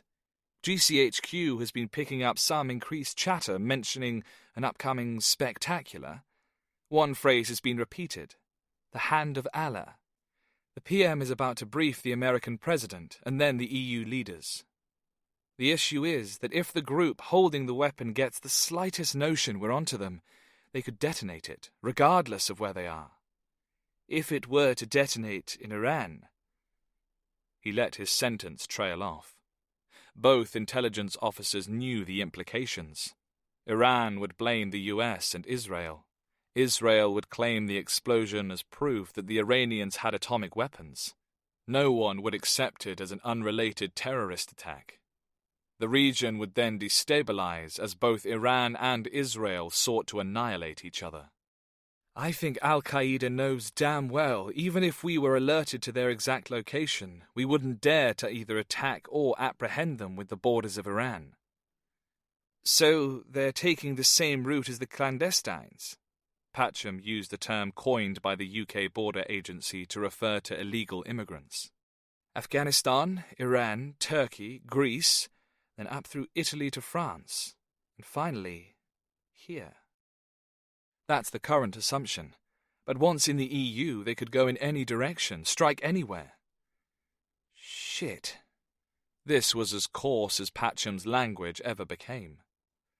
So, anywhere in the EU could be targeted at any time within the next, month?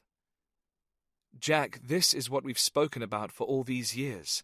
Our greatest fear realized. The PM wants me to activate all our assets and get them out looking, chasing up the smallest scrap of intel. Someone must know something. Someone must be helping them transport a radiological device across Europe. Patcham was silent for a moment. If the cell were being clever, once in Greece, they would hide among the thousands of illegals who roamed the streets, awaiting their asylum cases to be looked into. This could be in the Greek capital, or one of the many shanty towns littering the ports. So, we asked the Greeks to keep an eye out for anyone suspicious carrying a suitcase. I know, it's not funny, is it? No. Where do you want me to fit in? You're head of the Russian desk. The device is Russian, and you are my most experienced section chief. I don't think you'd be treading on anyone's toes if you were to head this up. Good. New Jersey, USA. Casey stood on the front porch, swigging from a can of Coke, as the sleek BMW M6 came to a halt at the end of the long driveway. The New Jersey mansion was one of the many properties quietly acquired across the country by front companies for the Central Intelligence Agency after a spree of fortuitous bank foreclosures. Harris locked the vehicle.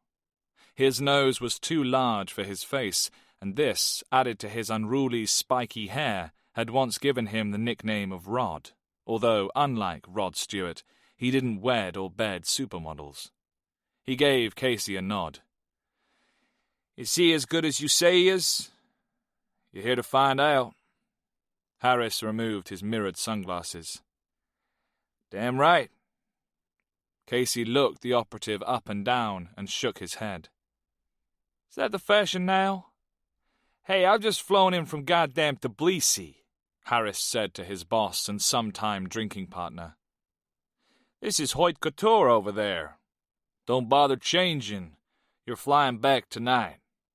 "Fantastic." Casey strode into the safe house, Harris following.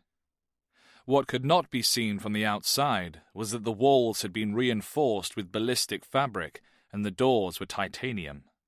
They entered a drawing room. Harris sat on an overstuffed leather settee and helped himself to a file that lay on the coffee table.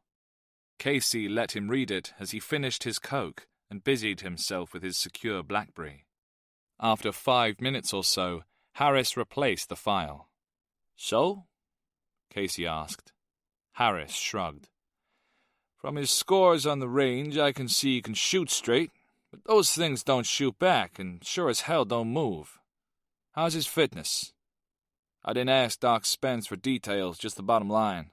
He's fully recovered from his concussion. No further complications or weaknesses have been apparent. He's given our boys a run for their money on the assault course. His times are impressive." Harris still had his doubts. "His story checks out." "Yep. I had Scott Lewis pay a visit to his old CO from the GRU. Now retired, but still very tight-lipped. The Moscow station chief's story was that Gorodetsky had won a green card and the U.S. authorities wanted to carry out further background checks. It was lame, and both sides knew it, but it was an opening. "Let me guess. His lips were eventually loosened. Scott met the colonel at his dacha, shared a lot of Samagon, made a large donation to his pension fund, and got the intel.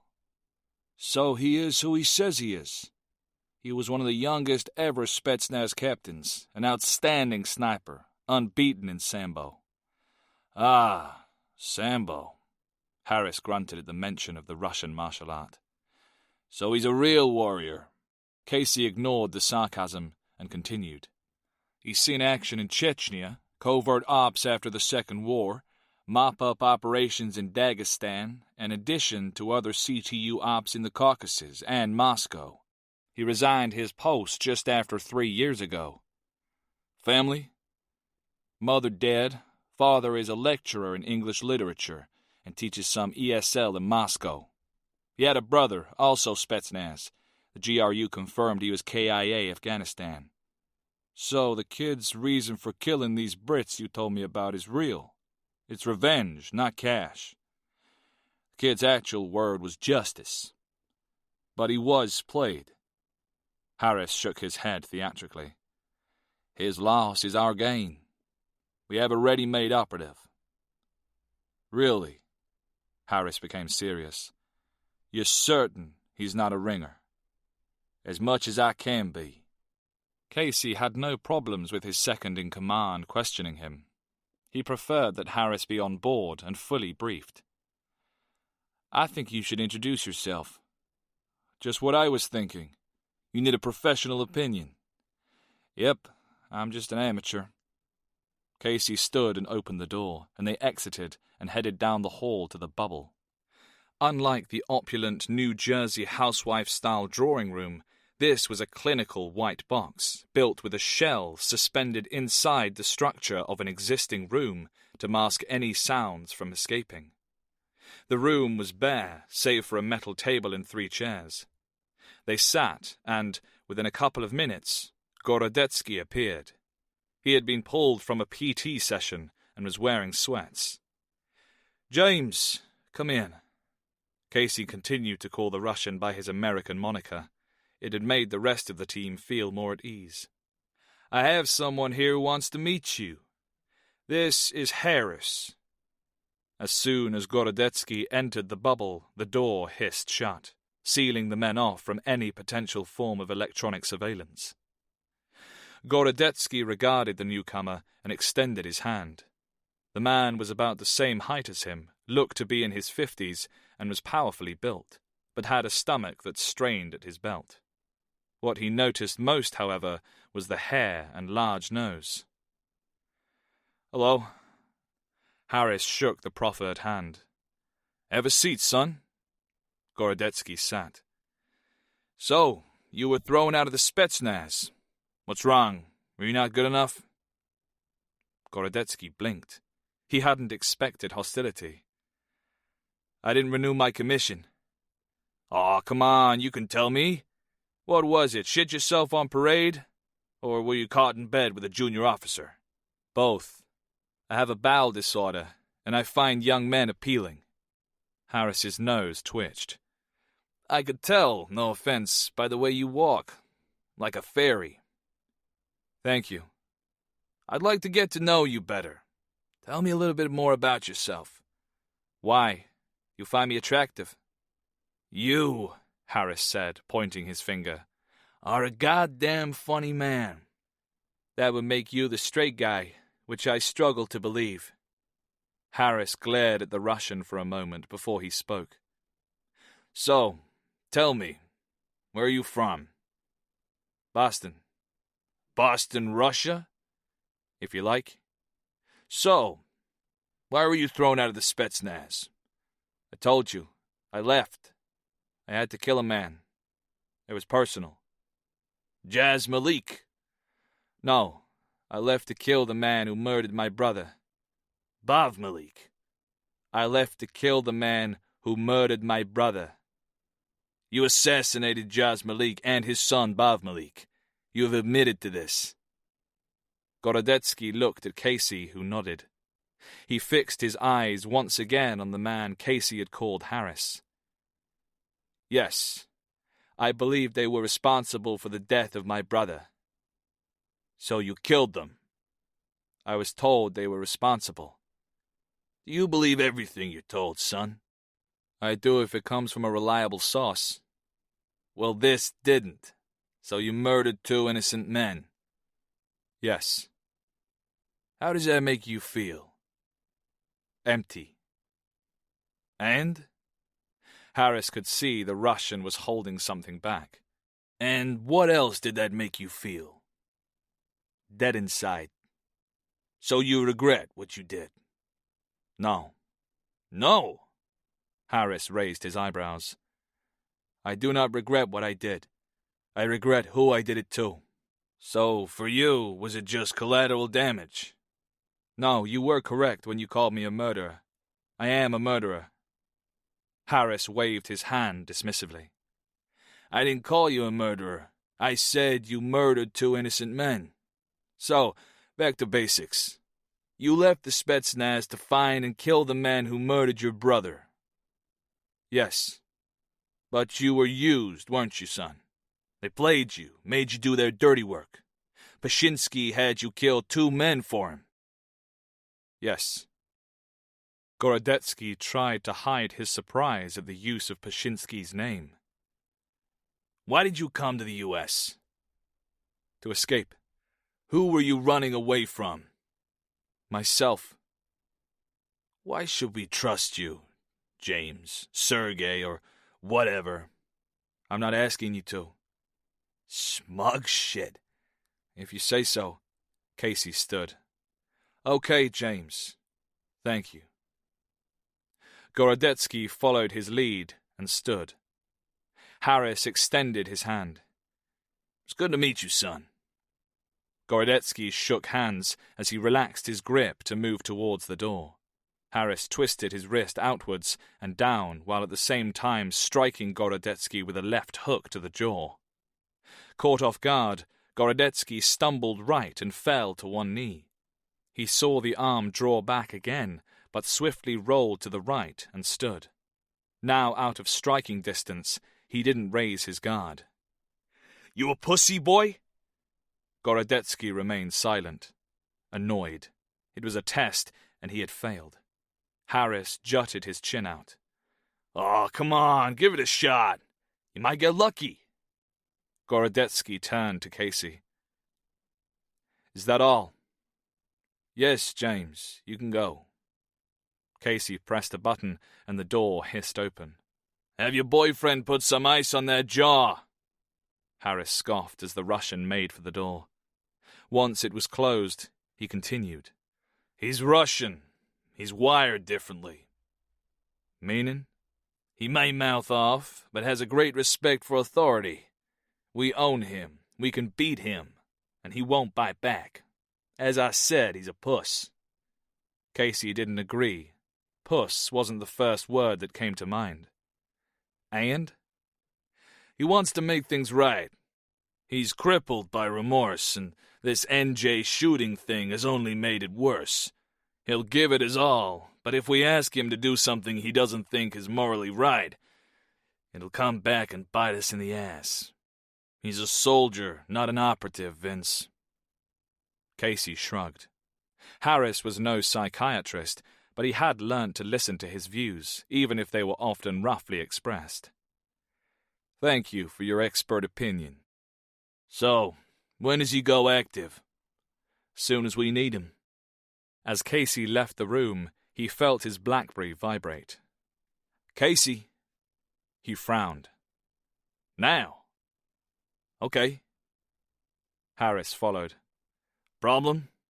That was our contact at 1600 Pennsylvania Avenue. The president wants me to listen in on a conference call. You better hurry. You wouldn't want to keep the commander-in-chief waiting. Thanks for that advice, too.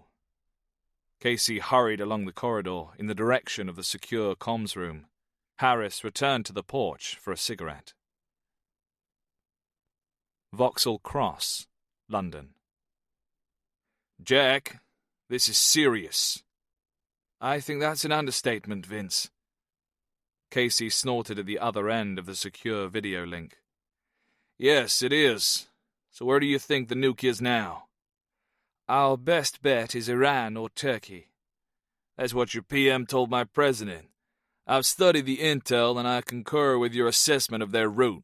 Afghanistan, Iran, Turkey, EU. And as for targets, take your pick from the usual suspects. Have you heard anything at all? Nope. Casey shook his head. Just the same chatter as you. But I'm trying to get a bird repositioned over the Turkey-Iran border. If I can get it in place, it should be able to pick up the nuke's signatures. Unless it's shielded. And will it be? Casey paused before he spoke, making sure he had eye contact, albeit digitally, with his British colleague. "I've been authorized to inform you that we, the Central Intelligence Agency, are in possession of an RA-115A. "How handy," Patcham noted with undisguised sarcasm. "And where did you come upon this one?" "Now that I'm not authorized to disclose, but I can tell you that it wasn't Afghanistan. What the hell was a suitcase nuke doing in Afghanistan anyway? It's a city weapon, for God's sake." "They were testing it as a part of Project Viru." "Ah, of course," the American conceded. "Now, the casing of the RA-115A has been designed to prevent any radioactive signatures from being detected. How effective that will be after 25 years lying in a hole is hard to say. We found a trace reading at the location the device had been stored. So that kind of answers that question. But the bird still has to be in the right place at the right time in order to read it. I'm emailing you now all we have on the nuke. Its size, its specs, etc. "Thanks. Adding your intel to my old report should make it quite comprehensive." He and Casey had a symbiotic relationship in many ways, but both sides still had secrets. The CIA's being in possession of an RA-115A was one of them. Casey grinned to acknowledge Patcham's sarcasm as he tapped his laptop. And send. A bleep informed Patcham the email had arrived.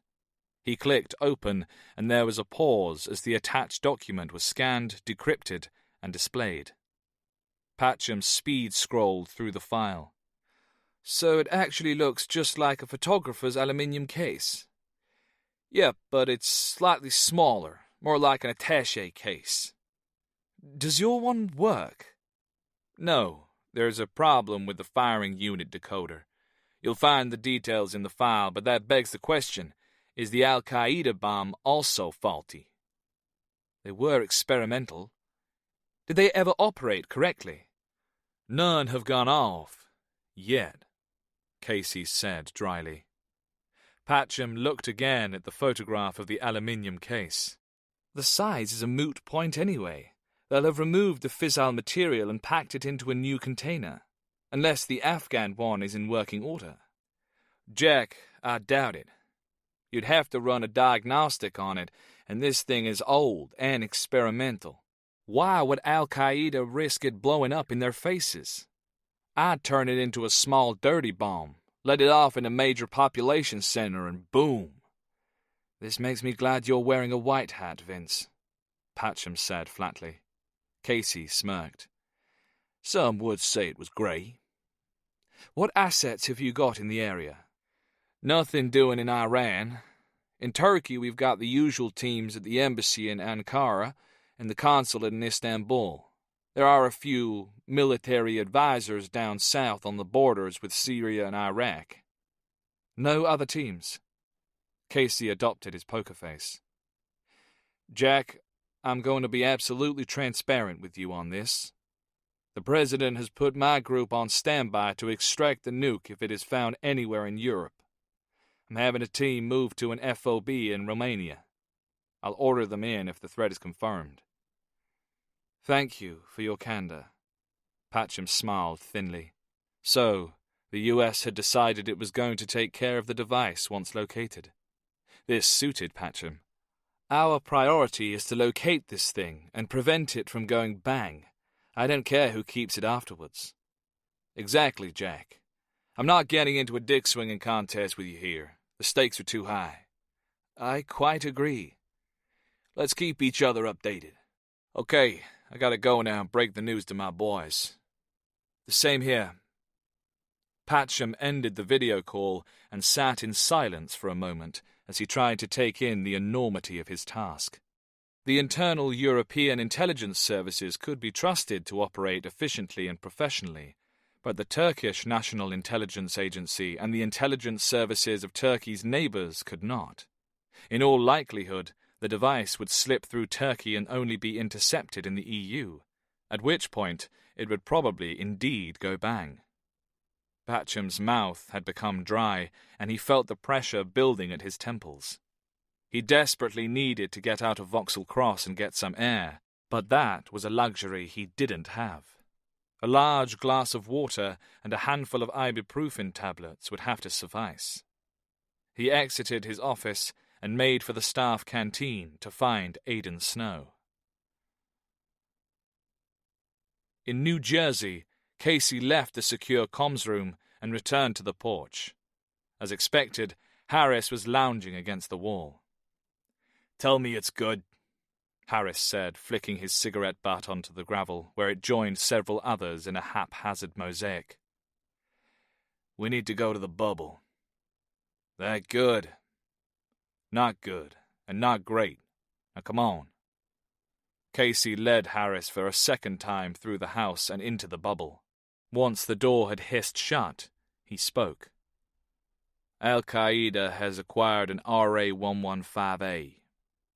Harris's face lost its usual composure. "Unholy shit." Casey briefed Harris on both his conversation with Patcham and, more importantly, the conference call between the UK PM and their own Commander-in-Chief. "You need to get your team over to Timisoara Air Base by the fastest means." Harris took a deep breath. "I'm on it." Chapter 5. Mashhad, Iran. Al-Suri's guests sat with heavy stomachs. He waited for the remnants of the meal to be cleared away before addressing them.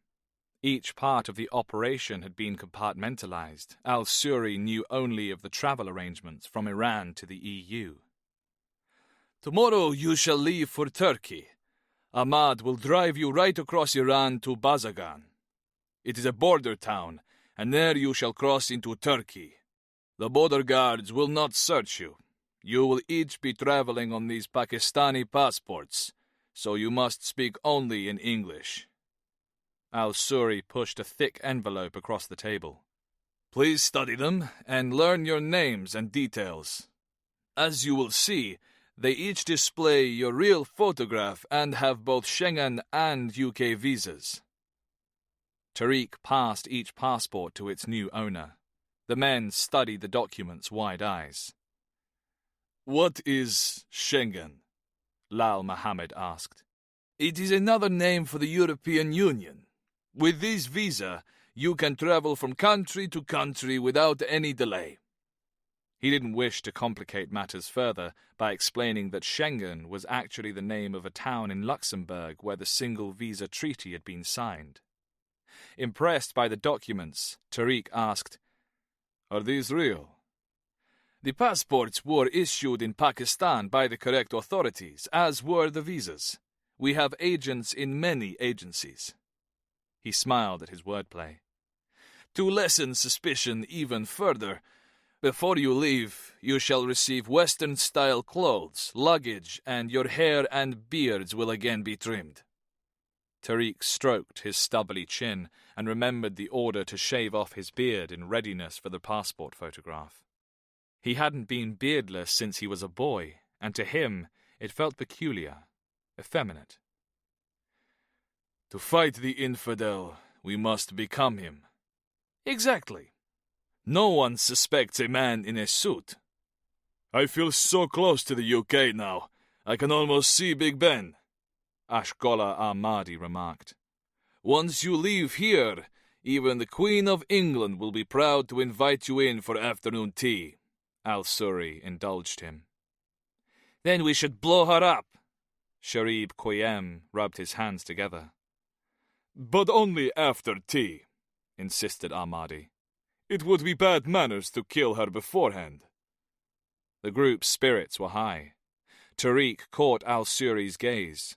Both men were experienced enough to know it was essential to get these nerves out of the way. "I would rather see David Beckham." Abdul Shana was excited. "He has retired, brother," Reza Khan added quietly. Al-Suri cleared his throat. "On the Turkish side of the border, you will be met by 2 taxis and taken to the town of Dogu Bayazid." Taxi. Tariq raised his eyebrows. A taxi is a very common way to travel across Turkey, and will not draw any undue attention. At Dogu Bayazid, you will exchange your taxis for a bus and travel to Istanbul. Your contact is named Orhan. Is he a believer? A believer in profitable business. Tariq frowned, and Al-Suri held up his hand. Using a non-believer leaves less of a trace, and our business dealings have made him much money. A man who is motivated by money cannot be trusted, Tariq stated.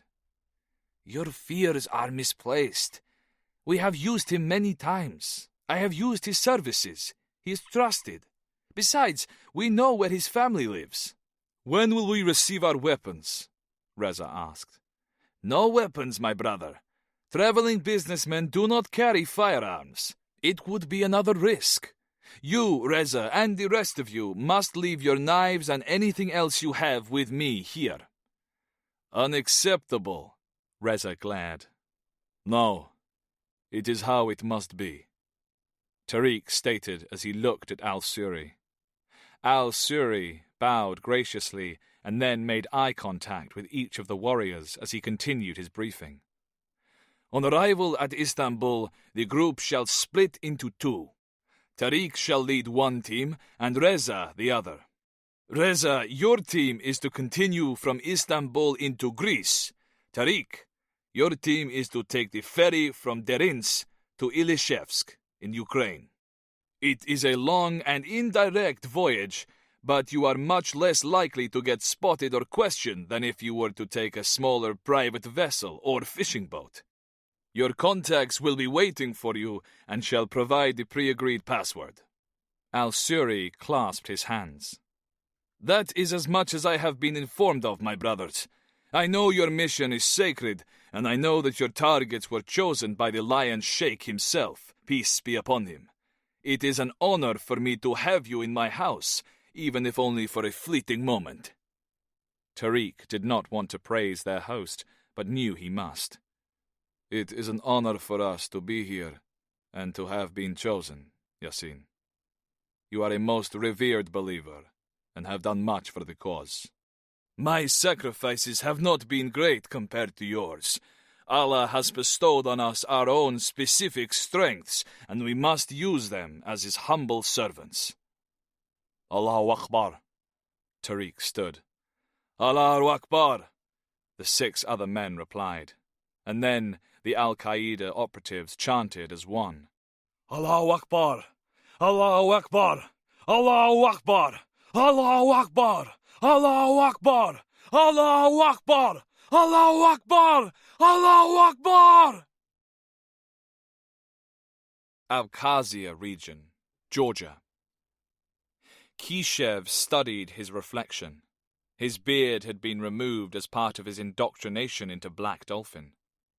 2 guards had tied him to a steel chair with leather straps, while a third had hacked at his beard with blunt-bladed scissors.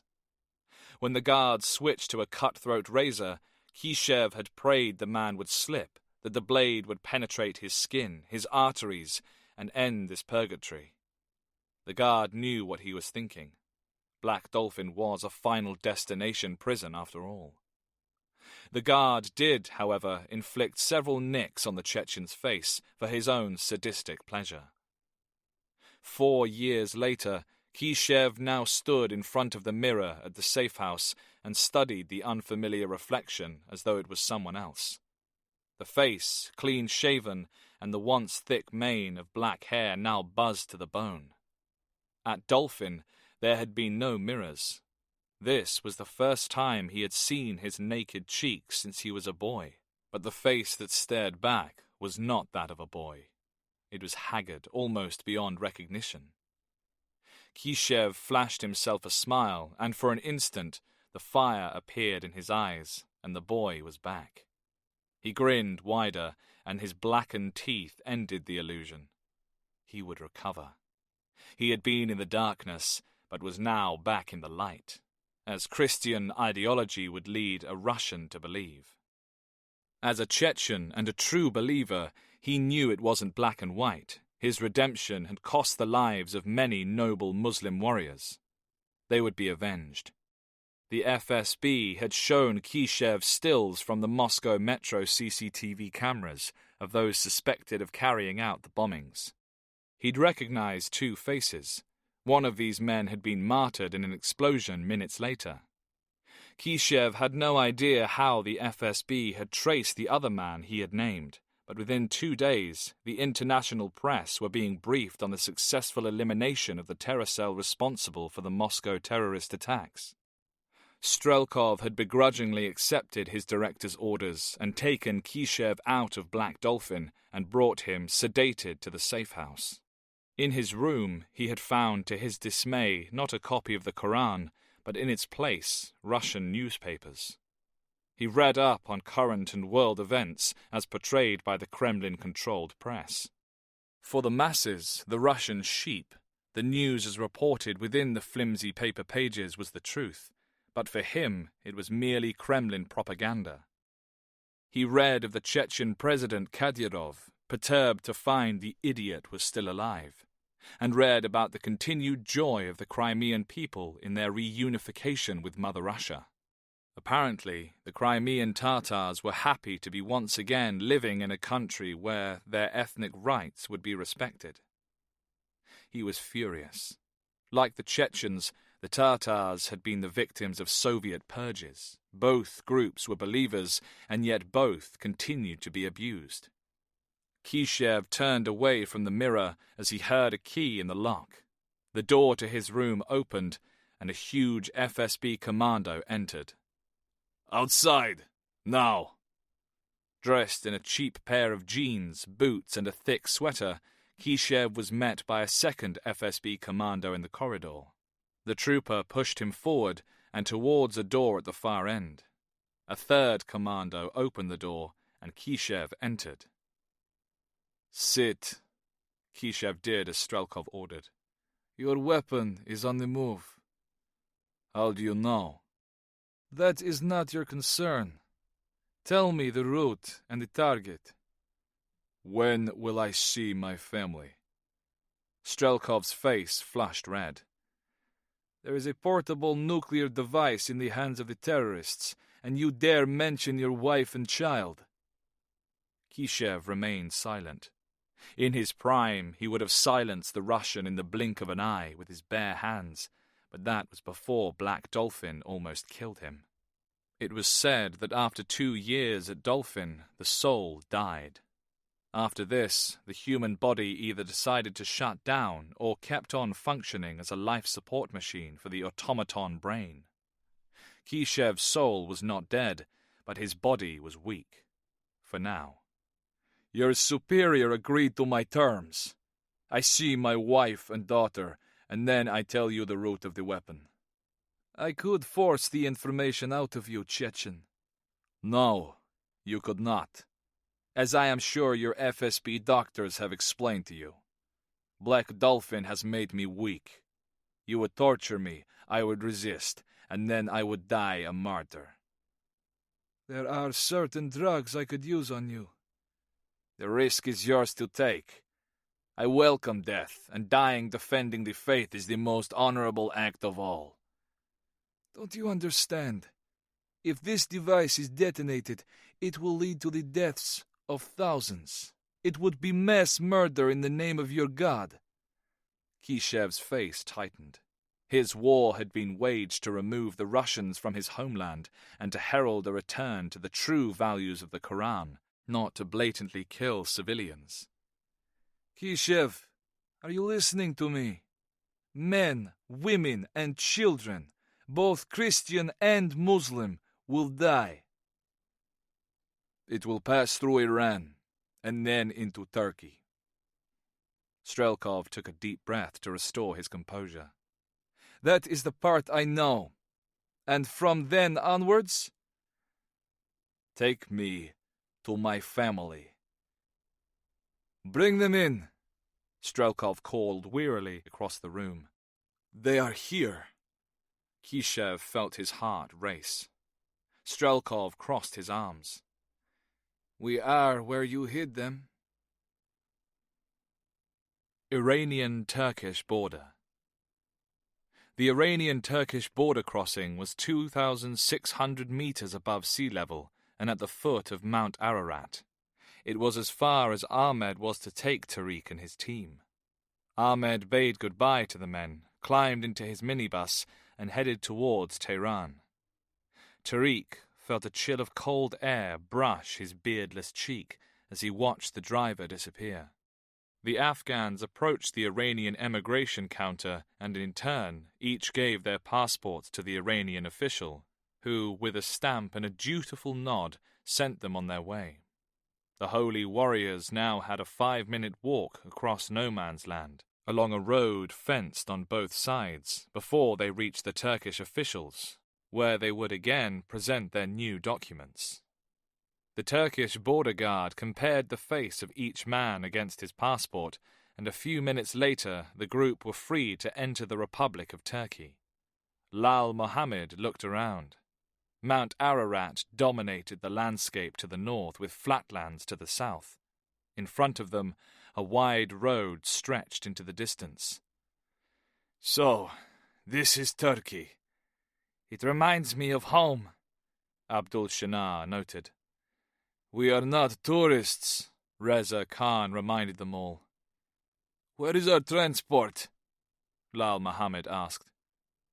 Ahead, in a hard-standing waiting area, Tariq could only see one taxi and a battered-looking bus. Both stood with their doors open, and several men leant against the taxi smoking. Something didn't feel right. He was carrying a deadly nuclear device, yet had no personal weapon. He swapped a glance with Reza, who was tense. A man who had been sitting on the bottom step of the bus stood up, dropped his cigarette, and ground it into the dirt with his shoe. He was a short, rotund man, and gave an enthusiastic wave as he trotted towards them. Greetings, brother. I am Orhan Insi. He spoke in English and held out his hand to Tariq. I am driving you. Tariq shook his hand. It was not a Muslim custom. Greetings.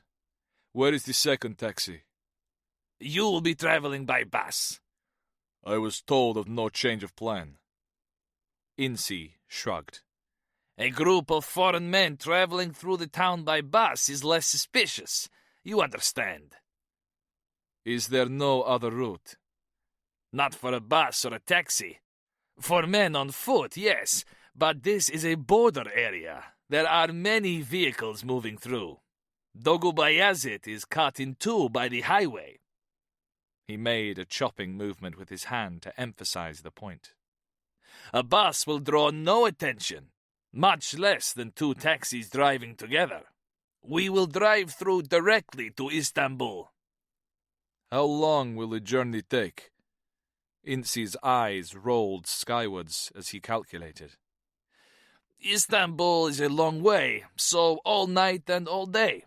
But this is why we have a large bus, yes? So you can sleep while I drive. You will drive the entire way. No, I am not Superman. I have Farid. He is in the bus. He will take a turn. Insi mimed holding a steering wheel. Tariq had no time for flippancy. Can we go? Yes, of course. Come. The Afghans followed Insi towards the bus, each of them carrying their suitcase. Do you know those men with the taxi? Yes, they are my friends. They pick up fares from the border, Insi replied. At the bus, Insi whistled and Farid appeared. He jumped down and opened up a panel to reveal the luggage hold. One by one, the 5 other warriors handed their cases to the Turk, while Tariq kept hold of his. We have space, so please put in your case, Farid said politely. No, I will keep it by my side. You are the chief. Farid stood. Okay, we can go now. Once they had chosen their seats, the bus grumbled into life and moved off. Reza sat behind Tariq. This does not feel right, brother. Tariq did not turn around. I agree, brother. But I am sure it is just our unease at being closer to our target. I wish I had my knife. As the aging bus travelled deeper into Turkey, Tariq was ever mindful that, unlike Iran, the Turkish government was a friend of the West, and that, as such, he and his men were very unwelcome guests. Camp Bastion, Helmand Province, Afghanistan. Mike Webster's orders were classified and unequivocal. The Russian known as Mikhail was to be immediately flown back to the UK to be questioned further. His eyes wandered around his soon-to-be vacated office. The orders made sense. Camp Bastion was about to be handed over to the Afghan National Army as the UK finally left Afghanistan. At its peak, the camp had been home to 10,000 British soldiers, but in recent weeks it had become a ghost town. Webster's military intelligence team were becoming D-mob happy, counting the minutes almost until they escaped. He wouldn't be sad to leave the Stan, or Ass-Krakistan, as the Americans more colourfully put it. He didn't know if his presence had done any good, or achieved anything. Up until now, that was. Mikhail's appearance had changed something in him, though. It had made him see that what had started in Helmand Province could end back home with the deaths of thousands. A nuclear device was on its way to Europe. Of that he now had no doubt, and the man he had been ordered to send to the UK was potentially the key to stopping it. He left his office and felt the mixture of hot air and sand blast his face. No, he wouldn't miss this at all. He proceeded to the glorified cell that had been assigned to the Russian. He returned the guard's salute, and then, as a courtesy, knocked on the door before nodding at the guard to open it. Mikhail stood in the centre of the room facing him. Webster was still unnerved by the hardness of his eyes. I have some good news for you. Go ahead. You'll be leaving for the UK today. So the British government has decided to give me a passport? That I don't know, but they've certainly agreed to have you in the UK to help with the current threat. I see. The Russian's eyes narrowed. And then what is to be done with me? I'm sorry, but that I don't know. It's above my pay grade. Mikhail shrugged. There was nothing for him now in Afghanistan, and if going to the UK, albeit to be interrogated by the British, prevented the bomb from being detonated, then go he would. Very well. I accept. Good. You'll be leaving within the hour. Abkhazia region, Georgia. I am going to ask you once again, Kishev. Are you certain that this man knows the terrorist plans? You will collect them at the border and transport them to Istanbul to await further instructions. You are aware that if you are deceiving me, the lives of both your wife and daughter are forfeit. Kishev had been given half an hour to reacquaint himself with his family before they had been taken away. I led your FSB to the Moscow bombers, for which you let me see my family. Why would I lie to you now? Because you are a convicted Islamic terrorist and have the blood of many Russians on your hands. You have my word. You have my family. What more do you want? Tell me exactly where this man can be found. Strelkov's eyes were hard. As I told you, he is the owner of a taxi and excursion company. Kishev placed his finger on a map of Turkey. It operates from here in Istanbul. He has been in the pay of Al-Qaeda for many years and is a trusted conduit for believers. The holy warriors will stay with him here. Warriors? Terrorists, Kishev, like you? Of course. And they will have the device with them. Wouldn't you? Strelkov slammed his fist onto the desk. Will they have the device with them, yes or no? Yes. They will have instructions not to let it out of their sight. Strelkov took a breath and sat back in his chair. Then my team shall go to Turkey, liquidate the terrorists, and reclaim the weapon. You shall remain here until we decide what is to be done with you."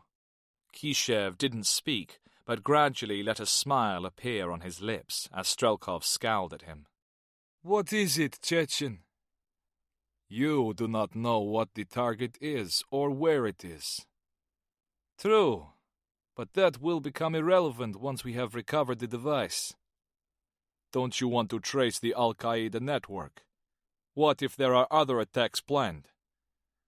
"Are you saying there are more nuclear devices?" Strelkov felt his mouth go dry. The idea that there might be more active terror cells hadn't occurred to him.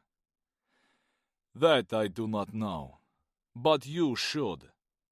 Kishev made his gambit. "It would be pertinent to know who planned the attack and who the cell's next contact is. If I traveled to Istanbul, I could confirm INSI's identity and the presence of the device."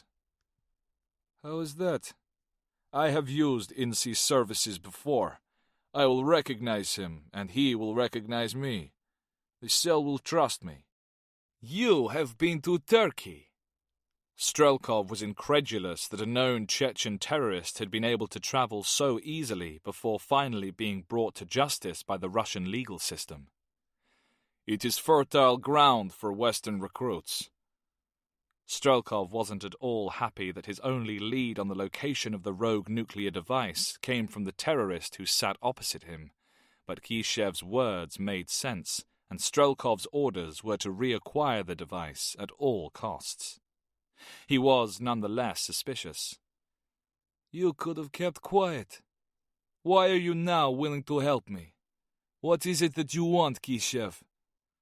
"What I want is to prevent the murder of innocent people in the name of Islam," Strelkov sneered. "Were not the Russians you murdered in Chechnya innocents?" "They were an invading army, and I was at war." "Invaders? Chechnya is an integral part of the Russian Federation. You led a terrorist group with the sole purpose of murdering Russian patriots. Remember, it was I who stopped you then. I was there." Strelkov took a breath to reclaim his calm. Kishev angered him in a way no other adversary ever had. "Very well. You shall come with my team to Istanbul, but remember, we still have your family." Chapter 6. Kryvyi Rih, Ukraine. The ground was difficult to dig, hard from the early frosts, but he knew he must. Aliso had received good news from her sister. The man had agreed his terms, and they were soon coming with the device. The components he needed to make it active lay buried in the garden of his dacha. He had acquired them in his last days at the plant as the Soviet Union crumbled. He grinned. His cabbages had protected what would make him some real cabbage. At first, it had just been about the money and helping Aliso's mother, but now it was more than this. The money wouldn't make up for the bitter years since his wife's betrayal with his former supervisor. The device, however, would. It would enable him, albeit via the hands of others, to hit back and at the same time implicate his wife's second husband as at best a thief and at worst a supporter of terrorism. His $8 million was enough to escape forever if he wished, even buy a new face. He could screw the world's most expensive whores and drink its most exquisite liquor. But no. Now he had Aliso and wanted to share the rest of his life with her. A thought struck him. Would his wife want him back when her husband was hauled away in chains as a traitor? He wiped his brow. She would, of course, have to beg. He would be a hot commodity, an eligible bachelor. But did he really want her back, a woman in her 60s? Of course not. He was attached to Aliso, their relationship cemented by the components he was now unearthing. He looked around. Not a single light shone from his neighbour's windows in pre-dawn Crivière. He wouldn't miss the place. Any good memories he had of his work had been tarnished by the manner in which he had been let go, the chaos which ensued after August 1991, when Ukraine declared itself independent. When the robber barons took over, that was it. Only the director and a few of his favourites remained to grow wealthy by selling off state assets, state secrets. Kozlov had the knowledge, he had the experience, he had designed one of the most deadly weapons mankind had not yet seen, and he had been given a measly pension. What was more, it hadn't been paid until almost a year later, when the new Ukrainian government finally caught up with its obligations. He chose to overlook the fact that the state had given him his dacha and apartment. In his mind, these were his by right, as compensation for 20 years of toil. At the time, paranoia and fear had prevented him from capitalizing on his skills, unlike others across the former USSR who found themselves employed in Pakistan, North Korea, or Iran. He had been too conditioned. He had taken the news and gone home.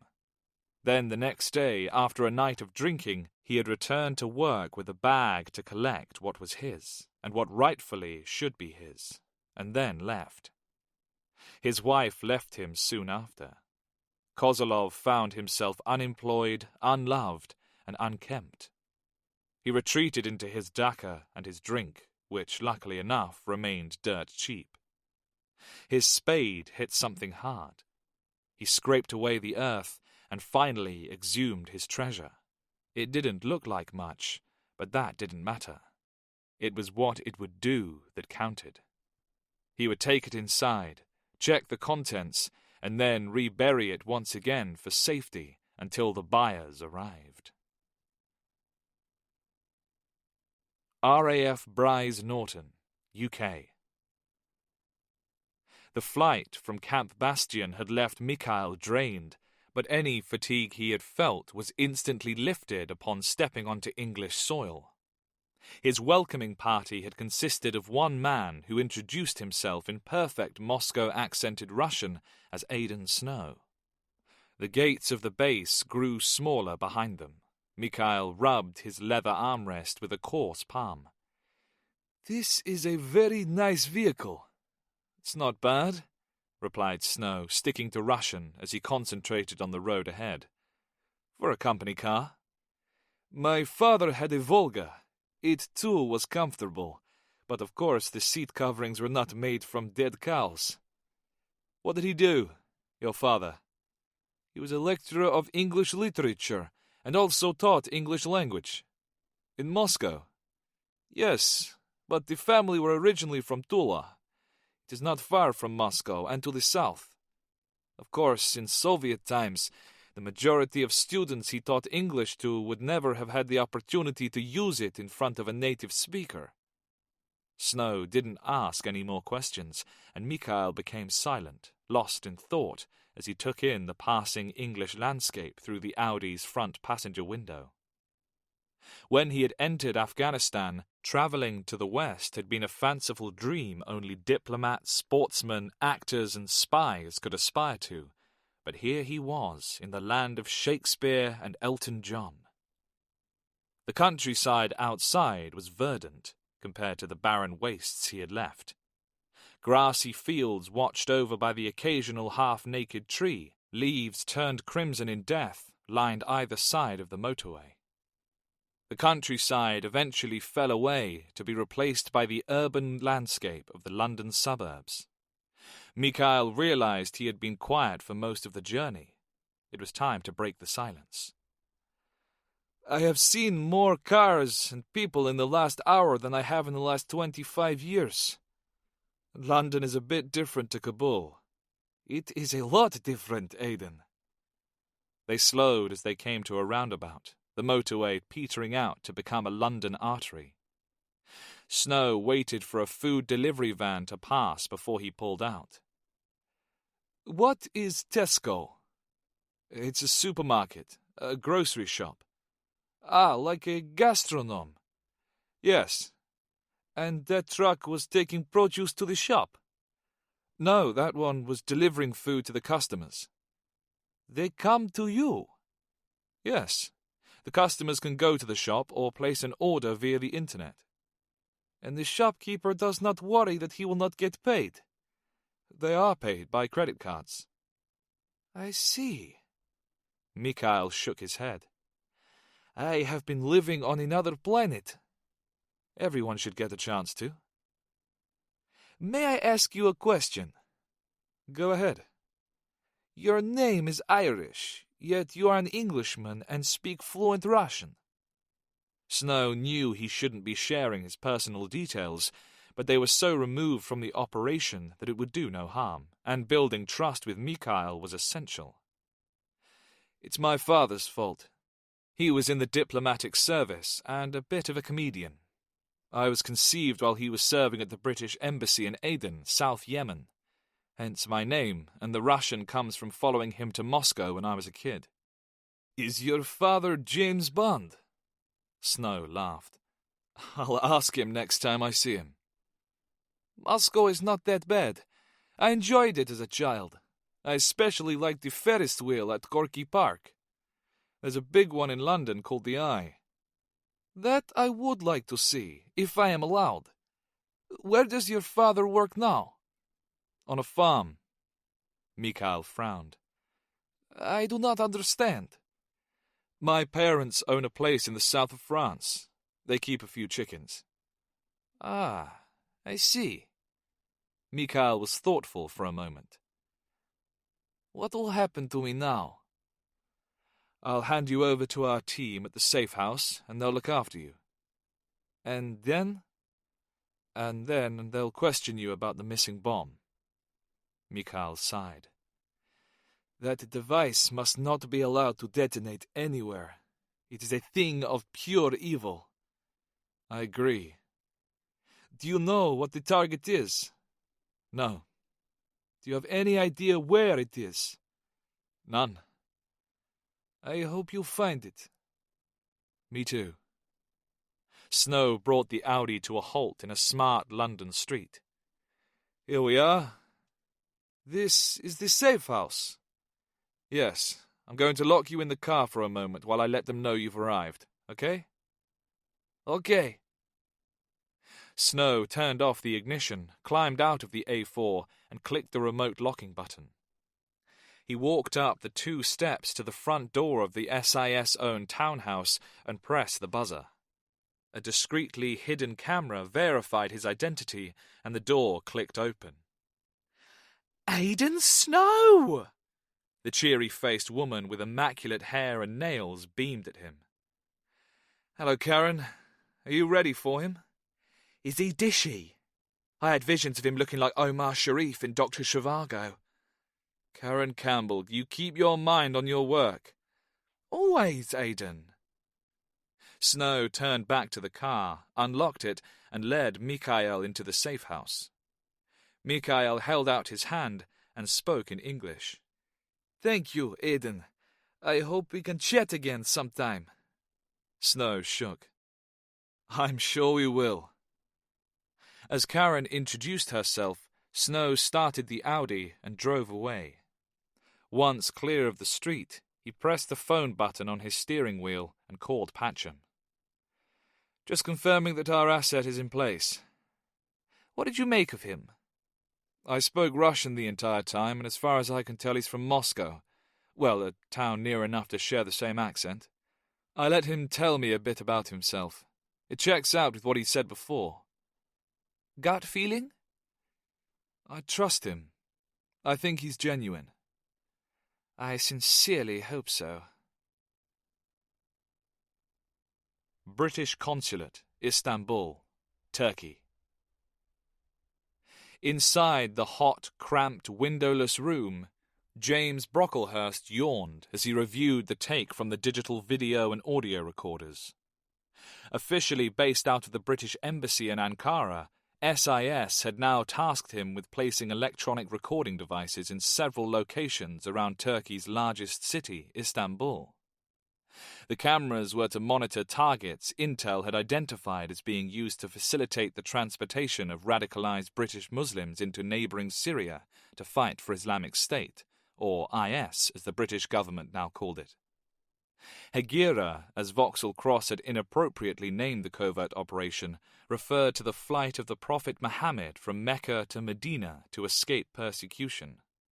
To Brocklehurst, however, the name sounded more like an Italian supercar. As a proud Yorkshireman, Brocklehurst had strong ideas on what the UK government should have done about the deluded British jihadis, and letting them leave the country in the first place wasn't one of them. But as an SIS officer, his views remained unspoken. Brocklehurst continued reviewing the last tape, which had already been remotely beamed back to the UK to be run through facial recognition software. Belt and braces was his mantra. He'd manually check the tapes in Istanbul, while analysts with computers did their work in the UK. The problem with the software was that it didn't read a face in the same way as the human eye-brain combination, but rather compared measurements and position of facial features. Brocklehurst had a file with images of persons of interest and was primarily looking for those, as well as anything else out of the ordinary.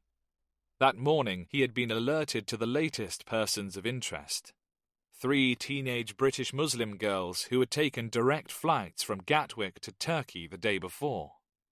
Although their families had heard nothing from them, it was presumed by both police and the British security services that they were attempting to join IS as jihadi brides.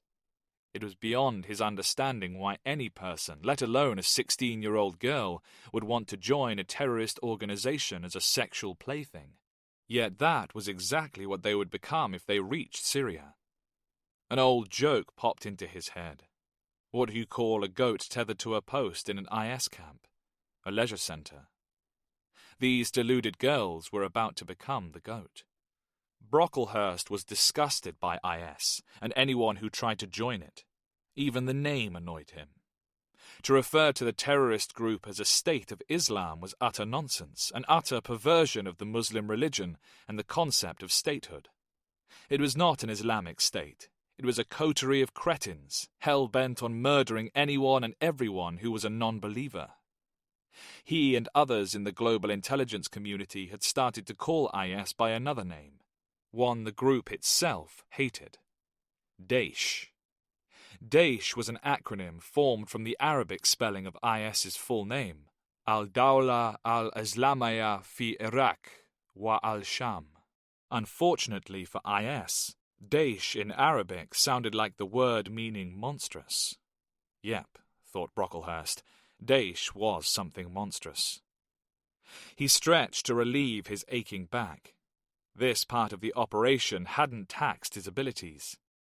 At the moment, he was little more than a glorified security guard as he studied footage, but getting the cameras in place had proved harder. Although Turkey was a so-called friendly state, SIS hadn't informed the Turkish authorities about Operation Hegira for fear of compromising operational security. With the spectral hands of Al-Qaeda and the newly empowered fists of Daesh banging on their borders, Turkey had become another front line in the war on terror.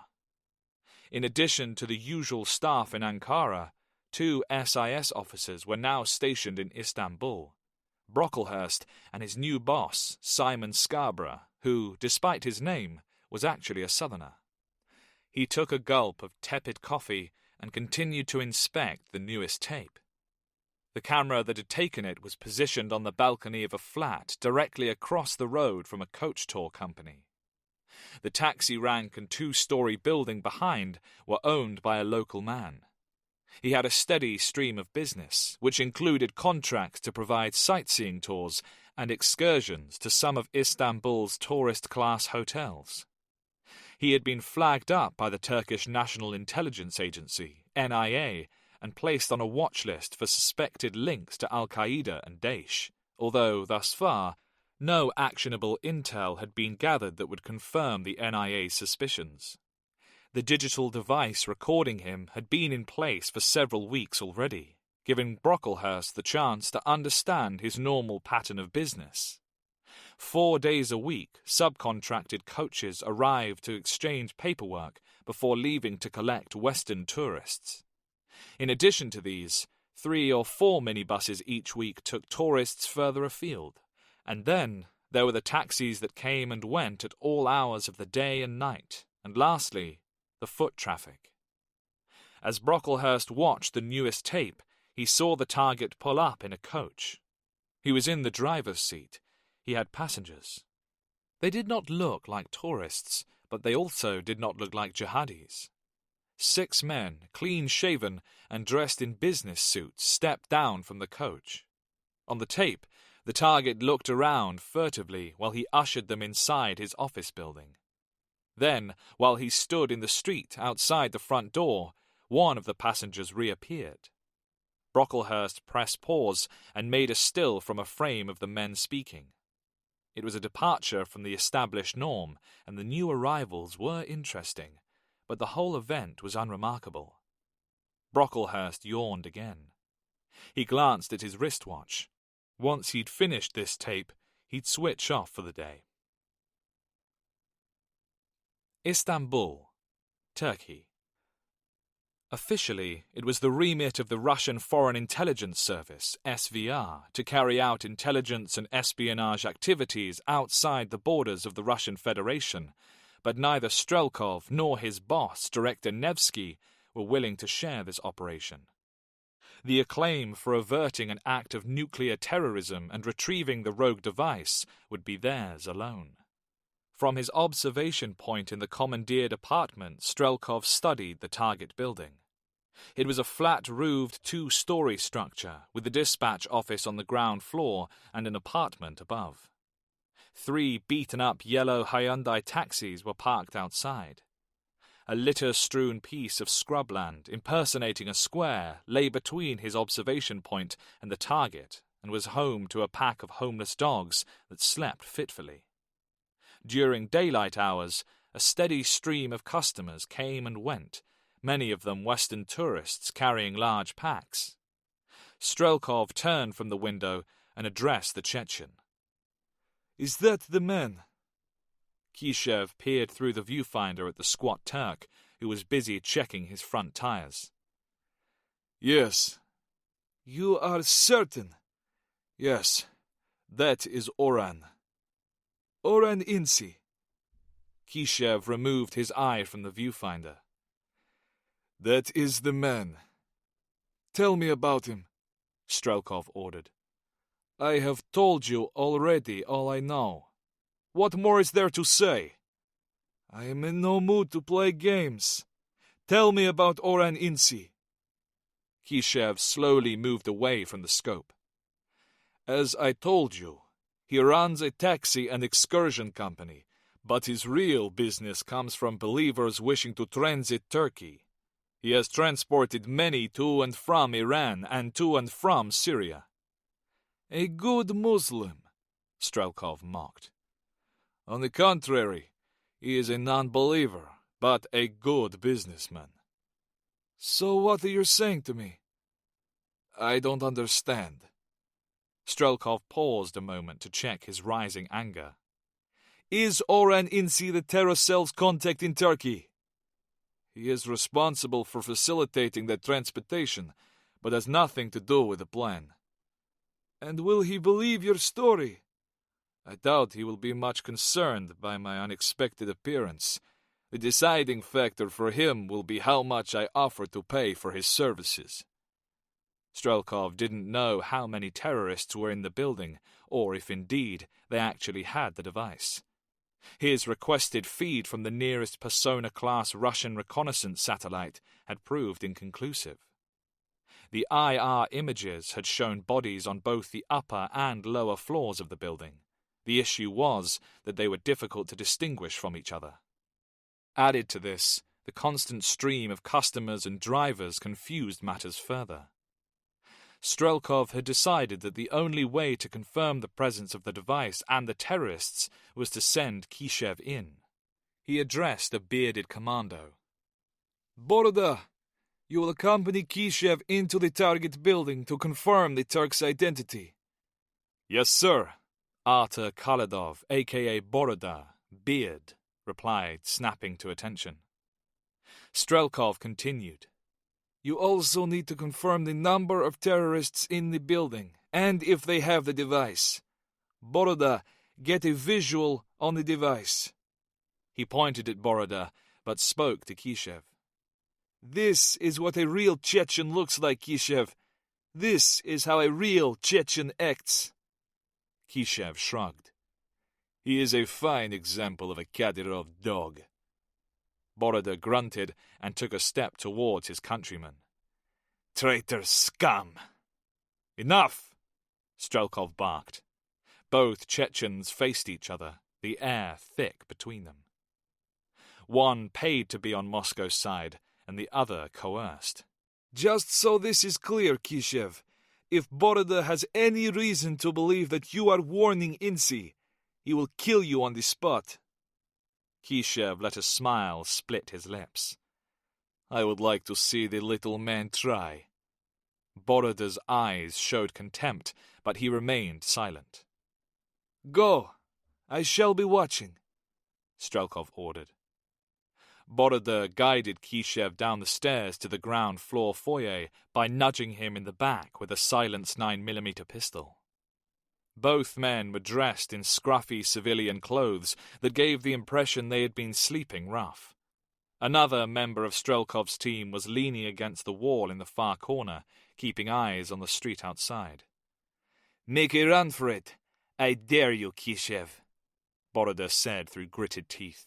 Your father must be very proud of his son for abandoning his faith, Kishev replied without irony as he stepped into the bright Istanbul sunlight. Boroda followed Kishev a beat later, and they crossed the road.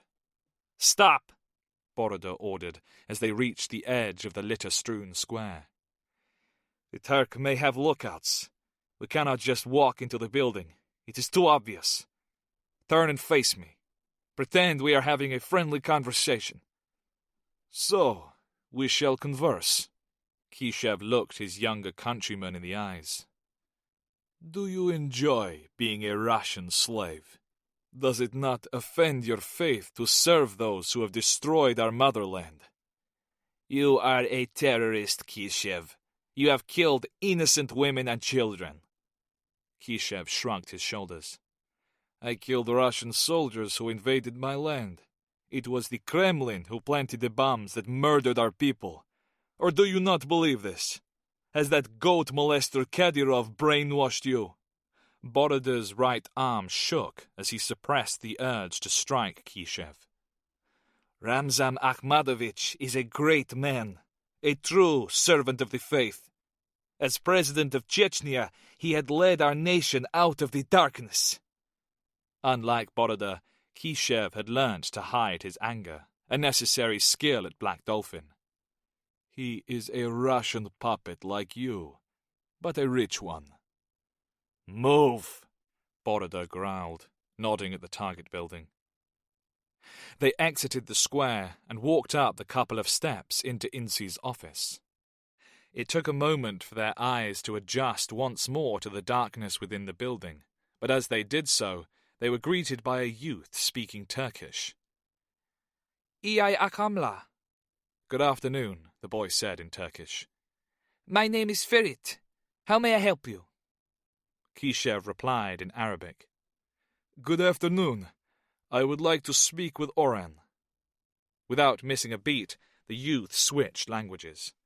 Of course. He is upstairs. May I inquire who he is asking? 2 weary travelers who need nothing more than his hospitality. Please, be seated. Thank you.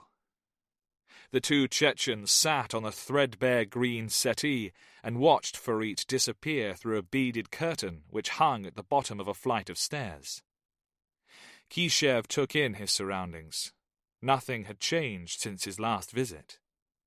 The settee and desk were the only 2 pieces of furniture in the room, and both had seen better days. An asthmatic fan moved above them, swirling the warm city air, and a radio quietly played Turk pop. You do speak Arabic, I presume. Do not attempt to insult me further, Kishev. I am Chechen. A real one, according to your master. Correct. Boroda grunted, the insult sailing above his head. They heard the short, rotund Turk before they saw him, his feet sounding a surprisingly light pitter-patter on the steps, like a child.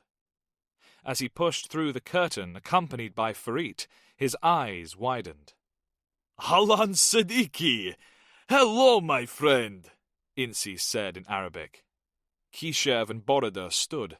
Kishev held out his arms. Hello, Oren. May peace be upon you. Insi took Kishev's hand and then examined him quizzically, staring at his bristly scalp and stubbly face. Of course, I had heard you were held by the Russians. No longer. The will of Allah is greater than the walls of any prison. Of course, Insi turned to Boroda. You are one of his men. He is, Kishev confirmed with a smile. I am Oran. I am happy to be of assistance to you. Boroda did not take the man's hand. The Turk's protruding belly and choppy Arabic disgusted him. I understand that several of my brothers now stay with you. It wasn't a question from Kishev, but a statement of fact. I must speak with them. Insi was surprised, not wary. As a smuggler for hire, operational details weren't his concern, and he had received payment from Al-Qaeda for many years.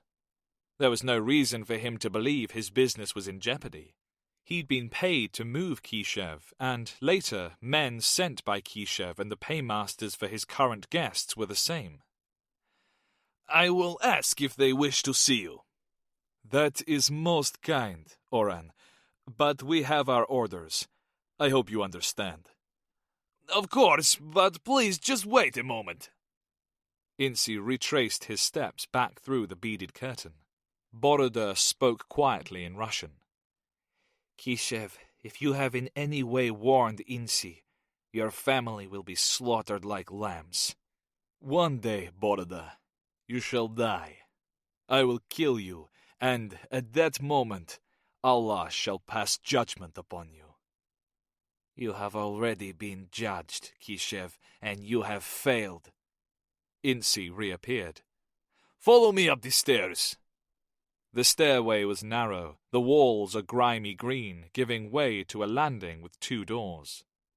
A skylight above, in contrast to the dirty interior, gave a glimpse of crisp, vivid blue sky. The door on the right had the word Tuvalet stenciled on it, and the door on the left was open. Through it, several beds were visible. 4 men stood in the room, well dressed, their business suits at odds with their intense eyes. These are the 2 men who wanted to see you, Insi said before backing out of the room. He had no interest in learning more about their business. Who are you? Mohammed Tariq was the closest to the door. His arms were loose by his sides, and he stood on the balls of his feet. Brother, my name is Kishev. I am, just like you, a humble servant of Allah, peace be upon him. I have come to aid you in this most noble of missions. Tariq's eyes narrowed. What mission is that? Kishev heard footsteps from the corridor and fought the urge to turn. Boroda snapped around to face the remaining 2 members of Tariq's team, who had concealed themselves in the toilet. Kishev held up his open palms and smiled in a manner he hoped would put the men at ease. Of course you are wary, and you should be, for the device you carry is the most potent weapon we have ever possessed. What device is that, brother? The portable nuclear device you have transported through Iran with the aid of Yassin al-Suri. Kishev now spoke to each man in turn. Many years ago, I was one of those who sat with the Lion Sheikh and planned your mission, brother. Tariq was suspicious that this man knew of their connection to al-Suri. Is that so? It is, my brother. You are the chosen warriors who will use the hand of Allah against the infidels. Inshallah. Tariq let himself relax a fraction at the name of the weapon.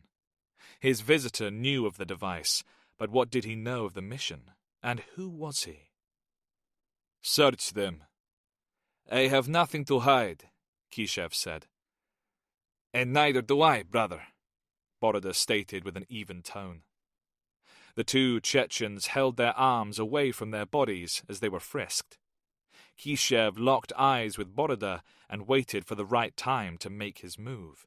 But as the search concluded, he became confused as he saw a faint smile form under the Chechen's beard. Satisfied that neither Chechen was carrying a weapon, the Afghan stepped away. So, brothers, Tariq's tone was now much more relaxed. Explain who you are and why you are here. Kishev quickly recalculated. The best lies contained the seeds of truth. We are Chechen. Like you, our lands have been invaded, our crops poisoned, our women raped, and our faith defiled by the infidels. Together, we shall strike back. We are here to guide you on the next stage of your journey. To guide us where? Your team shall be split into two groups. Half of you shall head for Greece, where you will be assigned your target by another true believer, while your team, Kishev said, pointing at Tariq, shall accompany us to Ukraine with the nuclear device. That is why you need our Russian language skills. Boroda tried to hide his surprise. His thick eyebrows and beard helped. Understood, brother. Tariq now accepted that the men before him were Al-Qaeda, as they spoke of operational details no one outside the Management Council would know of, such as the splitting of his team into two and mentioning Ukraine. Why the change of plan? The Russians, my brother. They have invaded some parts of Ukraine, and now all ports of entry to the south of the country are heavily monitored. You would be questioned, and without our linguistic abilities, they will detain you. We may enter together, however. I have the necessary contacts. Tariq was satisfied. Please, accept my hospitality and have tea with us. He waved his hand at a small table. Kishev placed his hand on his chest. Alas, time is short. We are to leave tomorrow at sunrise, so you must be ready. Before we leave, may I see the hand of Allah? Boroda asked. Tariq addressed Reza Khan in Pashtun. Show him the device. Is that wise? Do not question me, Reza. Khan said no more. He knelt beside one of the beds, removed a case from underneath, and then held it at arm's length. Here. Boroda felt his heart start to beat faster, and a bead of sweat appeared on his brow. It was true. The bomb was in the hands of the terrorists. He had to act to retrieve it, but he was one man against 6, 7 if he counted Kishev. Could he grab it, and if so, could he make it safe? Would they not just detonate it right here and now? He took a step forward. Tariq blocked his path. I need to see the markings on the case, that is all. Okay, Tariq agreed. But do not attempt to touch the device. I understand, brother. Boroda took 3 more steps and leant forward slightly to study the metal case. The heavy clasps were identical to the photographs he had been shown, as was the design of the corners, but he realized there was no way he could take it alone. He made a show of being satisfied and walked back to Kishev. Be ready to leave at sunrise. Until tomorrow. Until tomorrow, Tariq repeated as the Chechens left the room. Boroda hustled Kishev towards the stairs, almost colliding with Insi as he exited the toilet, still buttoning up his fly. We need transportation north. Ah, Insi sighed. Transportation is no problem. It is what I do. When do you need to travel? At sunrise, Boroda grunted. You know that prices have changed. I have much demand now. We can pay, Boroda bristled. Be here at sunrise. So it shall be. Holding his arm with a vice-like grip, Boroda took Kishev down the stairs, across the office, and out into the street. You set us up, Kishev. True. I was expecting them to find your gun. You think I would have been so foolish as to take it in there? I left it in the foyer of our apartment block. You believe you are safe with me unarmed? Boroda growled. Try me. Strelkov watched the two Chechens exit the target building and take a snaking route towards the OP. Minutes later, they were back in the Russian-commandeered flat, and Boroda had explained what had transpired. You can confirm that the device is present? Strelkov asked almost mechanically. Yes. Boroda wasted no time with rank. The case is of the type used on an RA-115A. Strelkov folded his arms. It was too soon to feel elated. His anger at Kishev had started to rise, and soon it would boil over unless he channeled it. You lied to us, Kishev. Yes, Kishev admitted without emotion. You knew all along where the device was headed. No, I made it up. Strelkov shook his head. What is the target? Which one?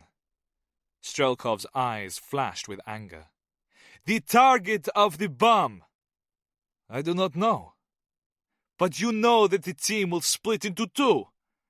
Yes, I know the outline of the plan, which is why we are here.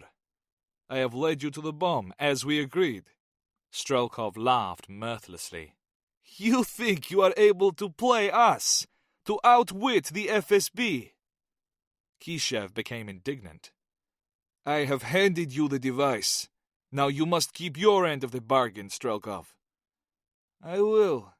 You have proven that you know more about the inner workings of Al-Qaeda than you have disclosed to us. Our interrogation wing shall now be responsible for your safekeeping just as soon as they arrive. In the meantime, Boroda shall take you away. Where? Not the circus, if that was what you were expecting, Strelkov sneered. I have seen enough performing dogs here. That's it. Carry on with your inane remarks now, because when the interrogators arrive, you'll have little breath to speak. The target building was quiet, and the streets outside were still. Strelkov studied the building yet again for anything he might have missed, but it was unremarkable in its ordinariness. 2 of the 3 tatty Hyundai taxis had left in the small hours of the morning with their drivers and, as far as Strelkov could make out, were not expected back until midday. The last remaining yellow saloon belonged to Insi, and its presence was a sign that he had slept on the premises. Strelkov studied the scrubby square. The dogs were sleeping, and the benches were tramp-free. Moving away from the window, he gave his hand-picked assault team the ready signal and said "Go, go" in Russian. Davai, davai. With the sun still an hour away, the Russians advanced to target. Dressed in full assault coveralls, body armor, helmets, and respirators, they were aliens in the urban environment. They skirted the square and then lined up against the side wall of the building, unsighted by the windows directly across the room. The Russians then split into 2 sub-teams. The first used a grappling hook to get onto the roof, while the second took up position by the front door. The lead man of the second team placed a frame charge against the front door before trailing out the det cord and retreating away from the rest of the assaulters to the opposite side of the doorway. A second later, the door imploded and a pair of flashbangs were tossed into the void. They exploded and were immediately followed by the Russians in snake formation. A further pair of flashbangs were dropped through the skylight and followed a second later by the roof team. As Strelkov continued to look on, he saw flashes in a first-floor window before everything for a moment became calm. Then, the sound of dogs howling and the neighborhood complaining at being woken up took over. Strelkov left the apartment and its owner, who lay drugged up in his empty bath.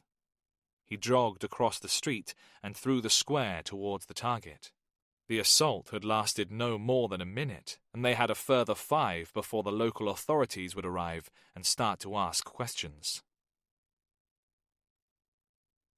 The Russians had drugged Kishev before transporting him to the flat that acted as a safe house, injecting just enough sedative to make him compliant, but now it had worn off. Kishev sat on the cold laminate floor, handcuffed by the left wrist to a radiator. His FSB guard was a huge man, completely ill-suited to covert operations. He was the muscle, the man they used to intimidate and suppress. And now, as the rest of Strelkov's team, led by Boroda, assaulted Insi's building, the guard was attempting to intimidate and suppress Kishev. He hadn't spoken a word to Kishev, merely watched him with a cold anger that suggested deep hatred. Meanwhile, Kishev stared at the wall and retreated into a meditative state in an attempt to clear the remnants of the drug-induced fog from his mind. His years at Black Dolphin had taught him patience and how to channel his mental strength, an unexpected gift from Mother Russia. A shrill ringtone reverberated around the sparsely furnished flat. The Russian answered. "Duh." There was a pause while the guard received his instructions and before he moved towards Kishev. As he bent, off balance, arm extended, to hand Kishev the phone, the doorbell rang. The Russian hesitated and then walked away, speaking into the phone. Kishev saw his chance and acted. He wrenched his arm and felt the wall mount give slightly. As he heaved again, he heard a heavy thud come from the hallway, like a large book landing flat on a wooden floor. Kishev turned his head towards the door, and that was when he heard a whistle he recognized. He heard it again, and this time he replied with one of his own. It was a signal he hadn't used for many years. From outside the room, a familiar voice asked in Arabic, "Are you alone?" "Yes, brother, I am," Kishev replied. "I'm coming in," the voice said. A figure emerged from behind the door. He was carrying a suppressed Glock 19. Even though they hadn't stood face to face since Afghanistan more than a decade before, the man known within Al-Qaeda as the White Eagle was unmistakable. "Alan Siddiqui," he said, a smile forming on his lips. "Hello, my brother," Kishev replied. "It has been a long time. And a hard time for you, or so I hear." Kishev let his lips curl into a smile. He pulled his left arm, the radiator wall mounting snapped, and the handcuff slipped free. "The Russians thought they could break me. They were wrong. The Russians are wrong about most things, Aslan." Kishev stood. "How did you find me?" "Wasn't that difficult. Strelkov let the cat out of the bag when he came to see you at Black Dolphin. Then I just had to follow him." Kishev grunted his agreement. The White Eagle was one of Al-Qaeda's deepest cover agents. "So, you have finally decided to use the nuclear device." The White Eagle shook his head. "This is not the same bomb you knew of. This one was discovered in Afghanistan." Kishev was surprised. "This is not the hand of Allah." "It is his other hand. His right hand is too well guarded." "By the Management Council?" "No, by the CIA. I had to let them have it. They got too close." Kishev trusted the Al-Qaeda operative. "But the plans have remained the same." "They have changed. The EU is too hard a target and would not best serve our cause." "I am confused. Was it not the purpose of the late Lion Sheikh to strike terror into the hearts of the infidels as punishment for murdering our Muslim brothers and invading our lands?" "It remains so, my brother, but the battlefield has moved. Many things have happened during your incarceration.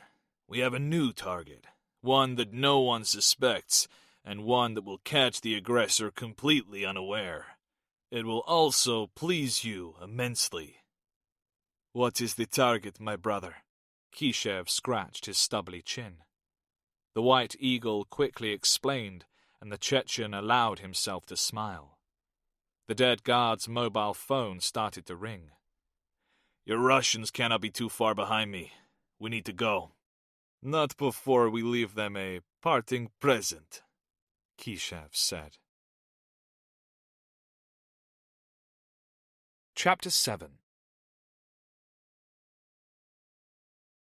Istanbul, Turkey. Pushing and barging their way through the first of Istanbul's morning traffic, it took Strelkov and his team half an hour to reach the Russian safe house. There had been no reply from the mobile phones of the men left to guard the Chechen. Strelkov cursed himself for moving Kishev as they crested a small rise and the entrance to the apartment block came into view. Stop! Strelkov ordered Boroda. The VW transporter came to an immediate halt. As Strelkov looked on, the scene became clearer. A police car, an ambulance, and a small crowd had gathered outside the building. Take us into the car park at the back. Boroda steered the van forward before turning and bumping up over the pavement and into the cracked concrete parking lot. Strelkov pointed to 3 of his team. You, come with me.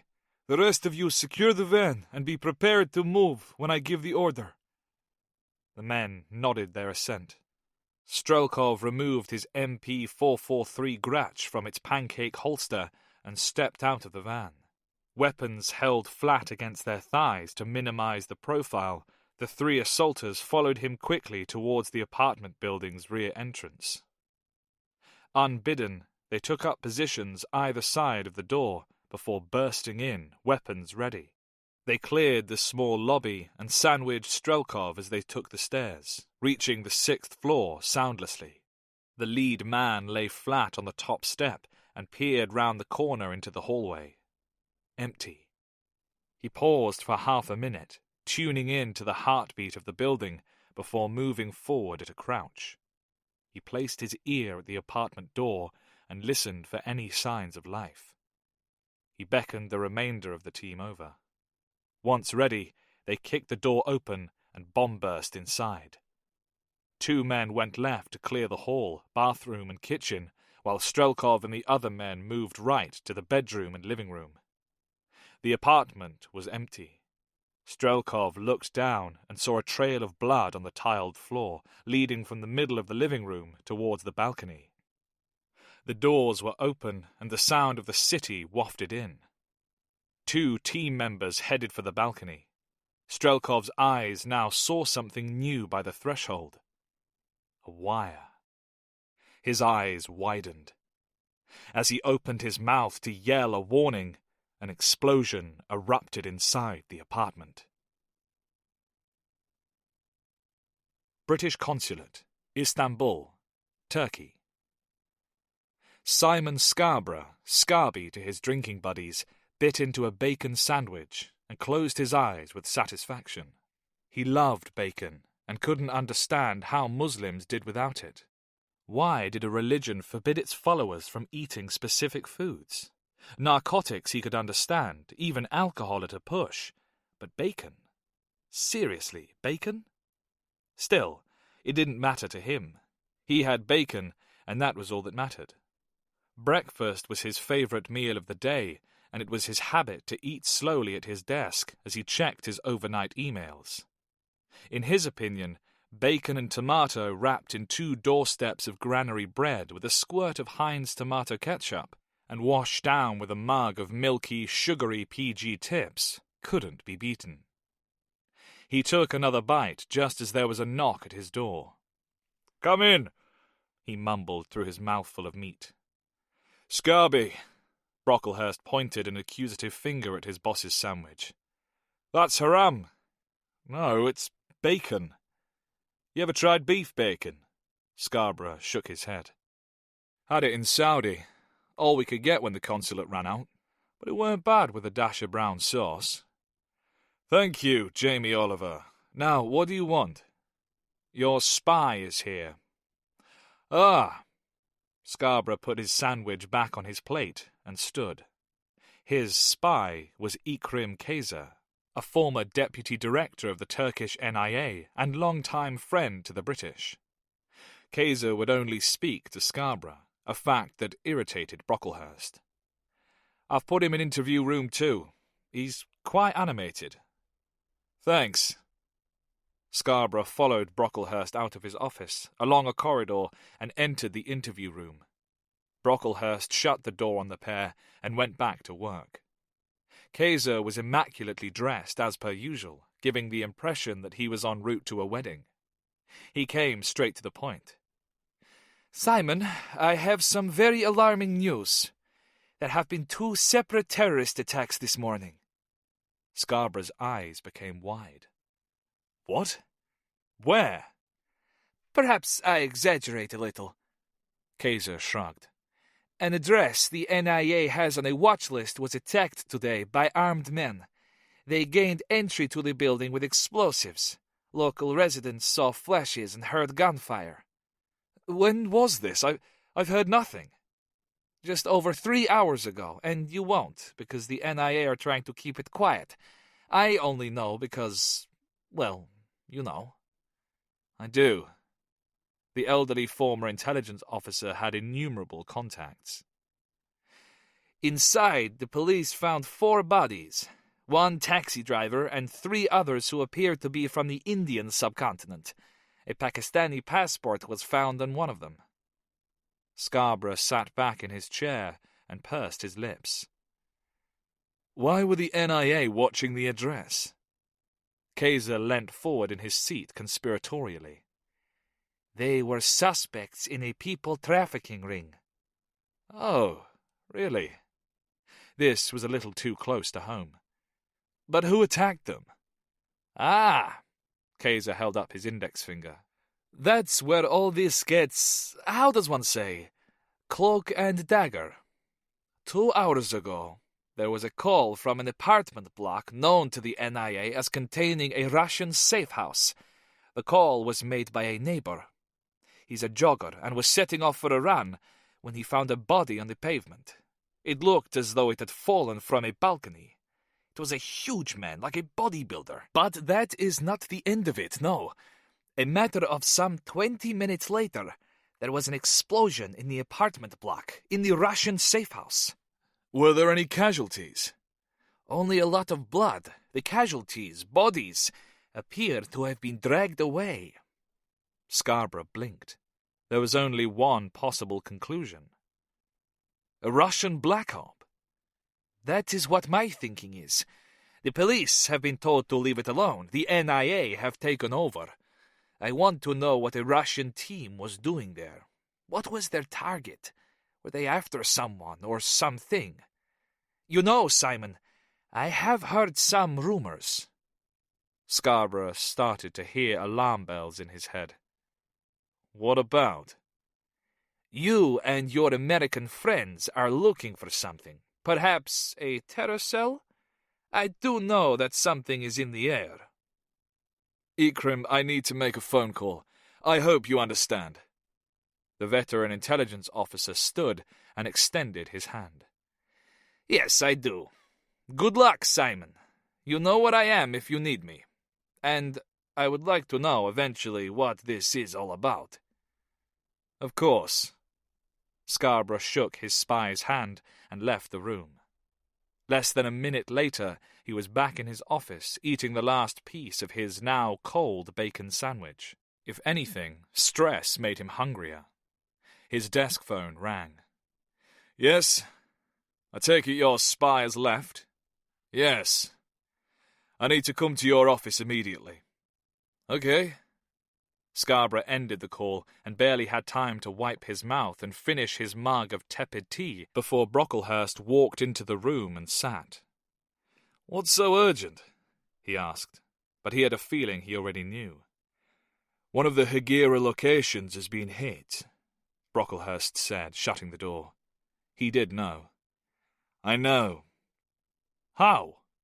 Scarborough quickly explained his meeting. GCHQ got onto me after I left you with Kaiser. The camera shows an assault team going in. Explosive entry, flashbangs, and then, 2 minutes later, someone else joining them before they bug out. Okay, I've got to call Jack Patcham. Scarborough reached for his plate and then remembered he'd finished his sandwich. You think this could be related to that other thing? Even though both men were SIS officers, they had refrained from using the terms nuclear, nuke, or bomb within the consulate. It seems too much of a coincidence. Shouldn't we call Harry first? Brocklehurst referred to their London-based head of section, Harry Slinger-Thompson. No, this is time-sensitive. Jack can have someone tell Harry. Scarborough pressed a button on his desk phone to put it on speaker and then dialed Vauxhall Cross. He was connected on the second ring to Patcham's PA and a moment later to Patcham himself. Jack, this is Simon Scarborough, here in Istanbul. I've got James Brocklehurst with me. You're on speakerphone? Hello, Simon. What do you have for me? Patcham sounded tired, but affable. Scarborough explained once more his meeting with Kaiser and then let Brocklehurst add to the mix with the news from GCHQ. Patcham hadn't been briefed on Operation Hegira, as Turkey didn't come within the remit of his desk, but now he would request and be granted full access to their electronic take. When he spoke again, the fatigue had left his voice. James, for how long had this camera been in place prior to the attack? Just over 3 weeks. 24 days to be exact. Good. I'll have the techies run the tapes again through their facial recognition software. Is there anything else you can tell me about Orhan Inci? His business seemed brisk. There were always tourists coming and going. Brocklehurst frowned. Actually, I did see a group arrive 2 days ago who seemed unusual. In what way? Patcham prompted. There were 6 of them, and they were wearing suits. Did they look like Afghans? They were Asian. To be honest, if it hadn't been for the way they were dressed, I'd have said they were Brits abroad. Simon, I need you to ask Kaiser to use his contacts to get photos of the bodies. It'll be faster than a request via official channels. I don't care how you do it, but we need to know who the Russians took out and who they took away. More importantly, Patcham thought to himself, we need to know if they're now in possession of the bomb. Are we sure it was the Russians? Scarborough asked. I'm going to watch the tapes myself, but if it walks like a bear and moves like a bear, the chances are it's Russian. If the Russians had retrieved the device, the immediate threat was over, and the attack averted. But how in the hell was he to verify that the Russians had the device? He couldn't very well ask them. Simon, do we have anyone monitoring the Russian consulate? No. James, are any of your cameras near the Russian consulate? No. Patcham wasn't surprised. Until events of the past year, Russia hadn't been an enemy of the West, merely an antagonist masquerading as a partner. Their aggression in Ukraine, however, had changed all that. He was certain the US had eyes on the consulate and could run up a list of who had passed through its large ornate gates, but that was probably reason enough to discount the consulate as a destination for the assault team and any prize they might have. I'll ask the Americans if they've seen anything. The Russian safe house where the explosion happened. Was this place on our radar? No, Scarborough replied, shamefaced. Kaiser told us about it. Patcham said nothing. He wasn't one for the blame game. He had bigger fish to fry. In that case, also ask Kaiser if there are any other Russian assets the NIA knows of. Will do. Stay on top of this, you two, and if you need anything whatsoever, call me. The line went dead, and Brocklehurst raised his eyebrows at Scarborough. Bloody hell. In London, Patcham quickly left his office. His first stop would be the desk of Harry Slinger-Thompson, and then he had a phone call to make with his favourite American. He hoped to hell the Russians had the device, and he could call off his search. But life was rarely ever that easy, however it seemed at the time. London, Undisclosed location. Secret Intelligence Service safe house. Mikhail was having the dream again, reliving the day that had defined his existence for the last quarter of a century. He was once again a young Spetsnaz officer. It was a nightmare, but the most frightening part was that it had been real. The chill of the Afghan night had all but disappeared, to be replaced by the weak warmth of dawn. In the half-light, poppy fields stretched ahead of them and westwards on the valley floor. It was a beautiful flower to some, but to others as deadly as any bomb. To the east, the unnamed village with its ramshackle mud huts. A few feet away, he saw his commanding officer, Bull Pashinsky, lower his binos and rub his eyes. Their Spetsnaz assault group had been given specific orders. Attack the village, eliminate all mujahideen, burn the poppy crop. His comrades, the true elite of the Red Army, were ready. They lay prone on the ridge, waiting. To their left, and hidden in a dip, Captain Lesukov's fire support team had the mortars ready. To Bull's right, Sergeant Zakauskas and the rest of the brigada. The plan was simple, brutal, and effective. Lesukov's men would shell the village, then their team would move from house to house, picking off anyone and everyone that survived. Intelligence supplied by a local informer had said the village was a sham, nothing more than a base for Mujahideen fighters and Arab Islamic mercenaries to grow and distribute the death that came from the poppy in the field. The Red Army could not let this continue in a partner state, hence the unequivocal orders. Bull looked at Lesukov. "Start firing your mortars in 2 minutes." Lesukov saluted. "Good luck." Bull returned the salute. "Ivan, we are Spetsnaz. We make our own luck." Mikhail, Bull, and the rest of the team moved silently over the ridge and into the valley. Thumph! Thumph! Mortar shells whistled through the sky. There was a sudden movement from the village. A robed figure appeared and gazed directly at the ridge. He yelled, raised his rifle, and fired into the sky. As he did so, an explosion tore the very earth from under his feet. More shells landed, flattening the Afghan houses and destroying the beauty of the new day. Then, as abruptly as they had started, they stopped. The Soviets now swept through the carnage before them. The dead and dying littered the village. Many had been asleep, others in the process of grabbing weapons. Several fled to the fields and were chased down by rounds, which not even the fastest could outrun.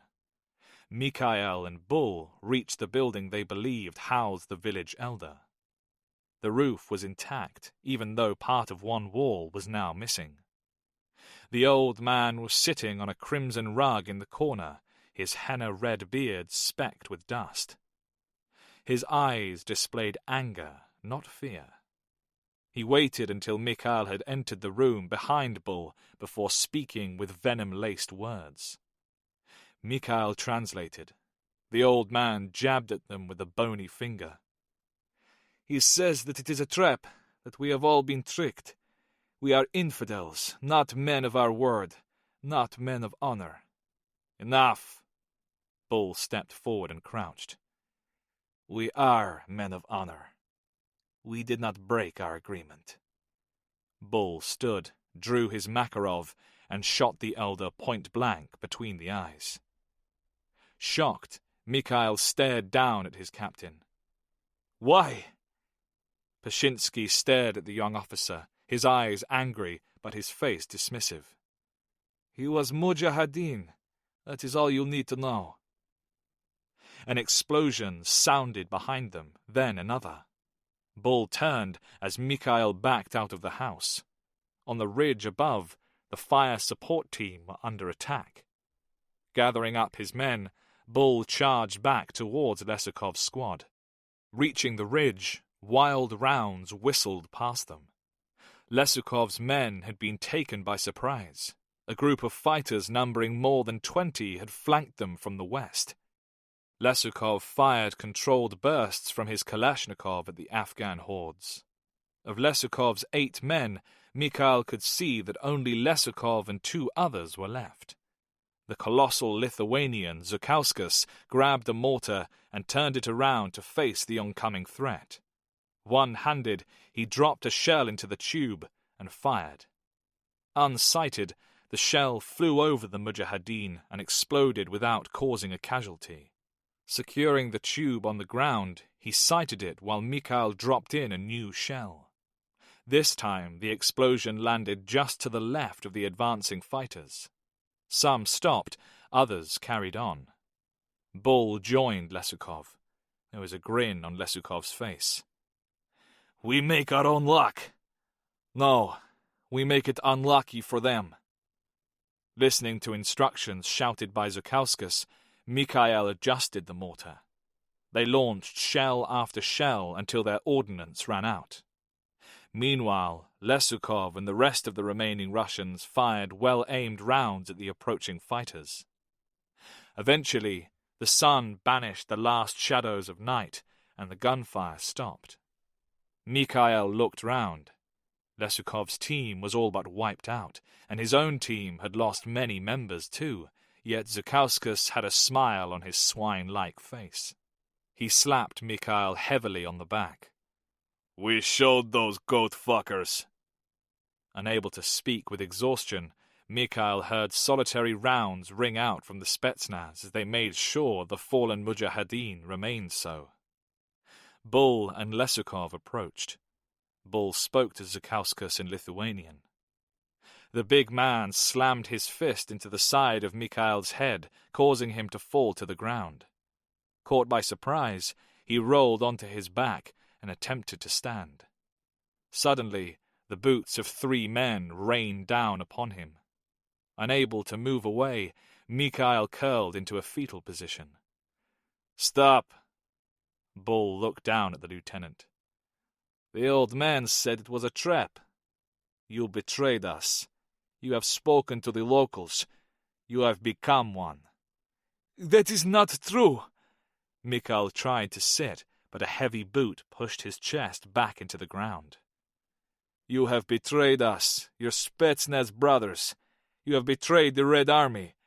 But most of all, you have betrayed the Soviet Union. Bull spoke again in his native Lithuanian to Zhukauskas, who grunted and heaved Mikhail to his feet.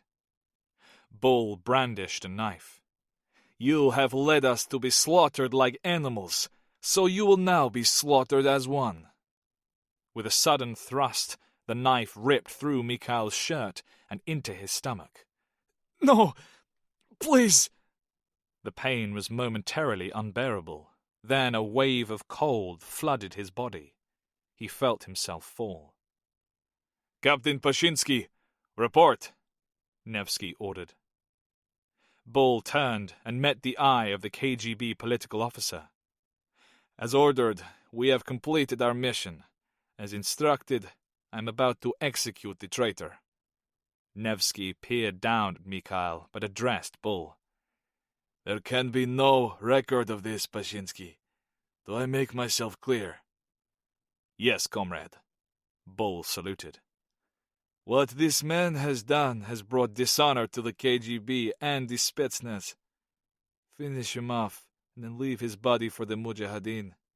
It may entertain them.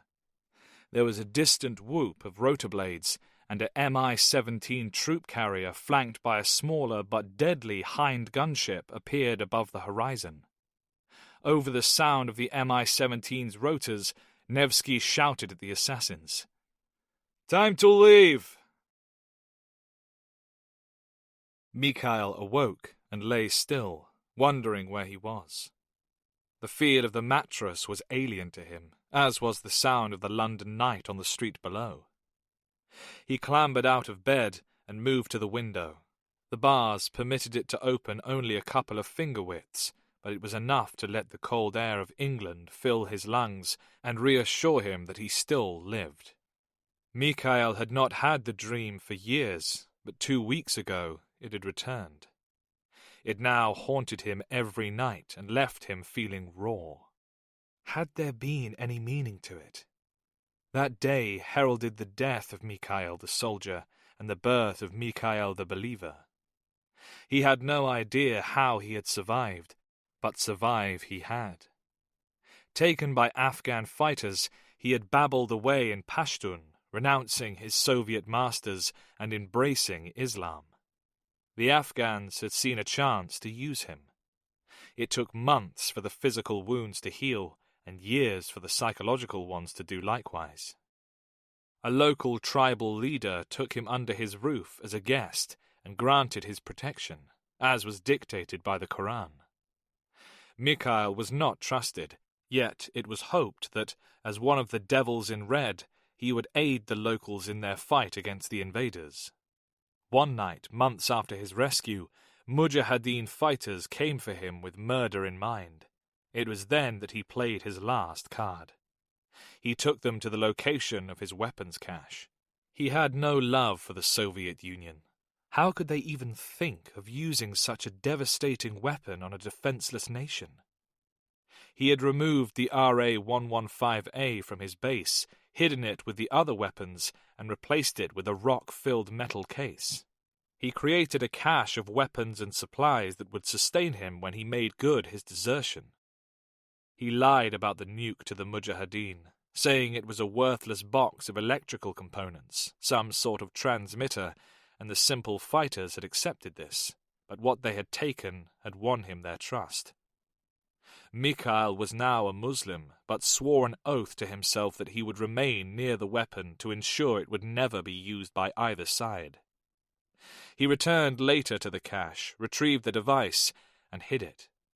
He took for his wife a woman who had been widowed by a Soviet shell and grew to love her and her 2 daughters. Without any sons, she had been of little worth to anyone else. Although she could bear him no further children, he became content as time and wars passed. He was referred to less and less as the Russian, and when the Taliban took over where the Soviets had left off, he was just another simple man living in a simple village.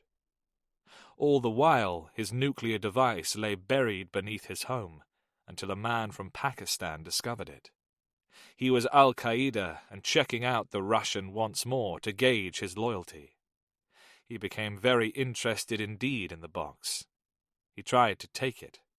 Mikhail wouldn't let him have it until, at gunpoint, the man threatened his family. Mikhail crumbled. Now the shame was harder than ever to live with. Terrorists had the weapon. And then, a matter of months ago, more fighters had brought another Pakistani to the village. This one demanded that Mikhail make the device work and hauled him off to a camp where he saw firsthand men training. Some of them were known to him as local fighters. Mikhail eventually drew up the same plans he had given to Captain Webster. He lied to the Pakistani and persuaded him he wasn't just a believer, but a true believer in jihad. The man placed Mikhail in a hut with a guard outside, where he was to stay until he had no further use for him. Mikhail had been contemplating escape when an explosion had reduced the camp to rubble. Unlike the assault he had been in a quarter of a century before, this attack by ISAF involved no men on the ground, just a drone high above them. With the walls broken and the terrorists in disarray, he took his chance and ran. Without transport, it was a long and dangerous journey home. The fighters arrived there first. They slaughtered his family and burnt his house. All that he had been for the last 2.5 decades was ripped out of him and turned to ashes. But the fire burnt Mikhail too. It burnt away the man, uncovering the warrior within. He vowed revenge. With every ounce of his being, until his last breath, he would fight the men who had murdered his family, who had murdered him, and who planned to murder innocents in Europe.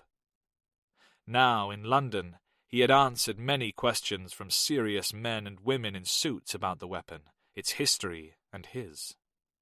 He had sat next to a man at a computer terminal who had taken his handwritten schematics and turned them into what looked to him like the original documents. He didn't know what fate awaited him after the weapon was either found or detonated, and he did not care. His sole purpose was to guard the innocents who were undoubtedly the targets of the bomb. His bomb. British Consulate, Istanbul, Turkey. Kaiser proudly handed Scarborough a thumb drive. The photographs you requested are on this little disc. Thank you, Ikrim. I don't know how you managed to get these so quickly, but I owe you one. With a flick of his hand, Kaiser waved away the thanks. Add it to your tab. When the national security of my country is at stake, I am more than happy to help. Thank you all the same, Brocklehurst added. Scarborough plugged the device into his laptop and opened up the images. He repositioned the screen so that he, Kaiser, and Brocklehurst could see the display. The photographs had been taken by the NIA and showed the bodies lying where they had fallen. As you'll see, each man has been shot by a professional. Look at the entry wounds. They are from a 9mm. One in the chest and one in each head. It is a clinical, controlled pair to make certain of death. You've seen these? Oh, yes, Kaiser confessed. I thought you might want my expert opinion. Thank you. Scarborough clicked onto the next image. Brocklehurst shuddered as he saw the face of the man he knew as Orhan Insi, devoid of any life. So, who does the NIA feel is responsible for this? You don't really need to ask me that, do you, Simon? Kaiser folded his arms. Thank you for bringing these to us, Director Kaiser. Kaiser acknowledged Brocklehurst, but spoke to Scarborough. So, can I take it that these men were a part of some sort of terror cell? Scarborough nodded. Kaiser had been quick to get the images, and now a tidbit of information would keep him sweet. Yes, and with these photographs, we may well be able to find out who they were, and equally as important, where they were going. When I met with my contact, he said the coroner had not as yet confirmed the time of death, but that is of little importance. We know who shot them and when. The remaining photographs scrolled in a slideshow until an image of a passport appeared on the screen. The next image showed its interior. Pause that one, Brocklehurst requested. All three men stared at the image. It showed a Schengen visa. So, he was going to the EU? Kaiser asked. It now looks that way. Not to the UK. A UK visa is much harder to get. They are an Al-Qaeda terror cell, or Islamic State, perhaps.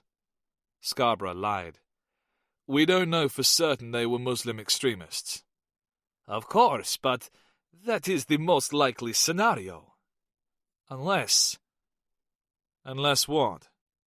No, just ignore me. I'm thinking aloud, Kaiser said with a smile.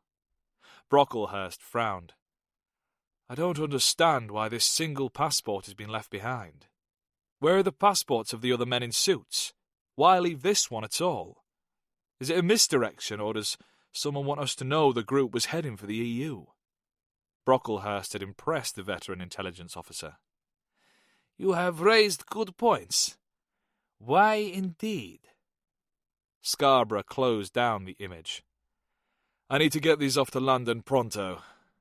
He opened up his email and sent the photographs directly to Patcham. He was sure they would be of interest, but perhaps the biggest lead would come from the passport. Dates and numbers could be checked from the photos, and both it and the visa's origin traced, even if the original document was safely in the hands of the Turkish intelligence service. Have the Russians claimed the body that fell from the balcony? Brocklehurst asked Kaiser. No. And how could they, without admitting it was one of their men? Perhaps he was on holiday or got lost, Scarborough said. This isn't Ukraine, Brocklehurst replied. Kaiser held up his index finger.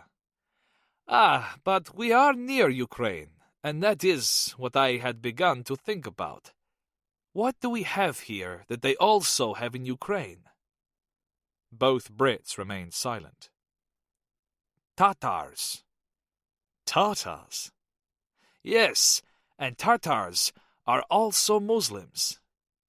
The two SIS men exchanged glances. Scarborough spoke first. Do you think this terror cell is somehow related to the Crimean Tatars? Kaiser shrugged. I have no idea, but you have seen how the Tartars in Ankara have created large demonstrations at the Russian embassy. And I am sure you will have read about the mass intimidation of Tartars in Crimea by the occupying Russians. Scarborough leant back in his chair and clasped his hands. As far as I am aware, there is no radical Tartar movement. Are the Tartars militant? No, they are a very peaceful group and mostly secular, if one can use that term to refer to a Muslim. But surely if one is provoked enough, one will fight back. That is certainly a point to consider.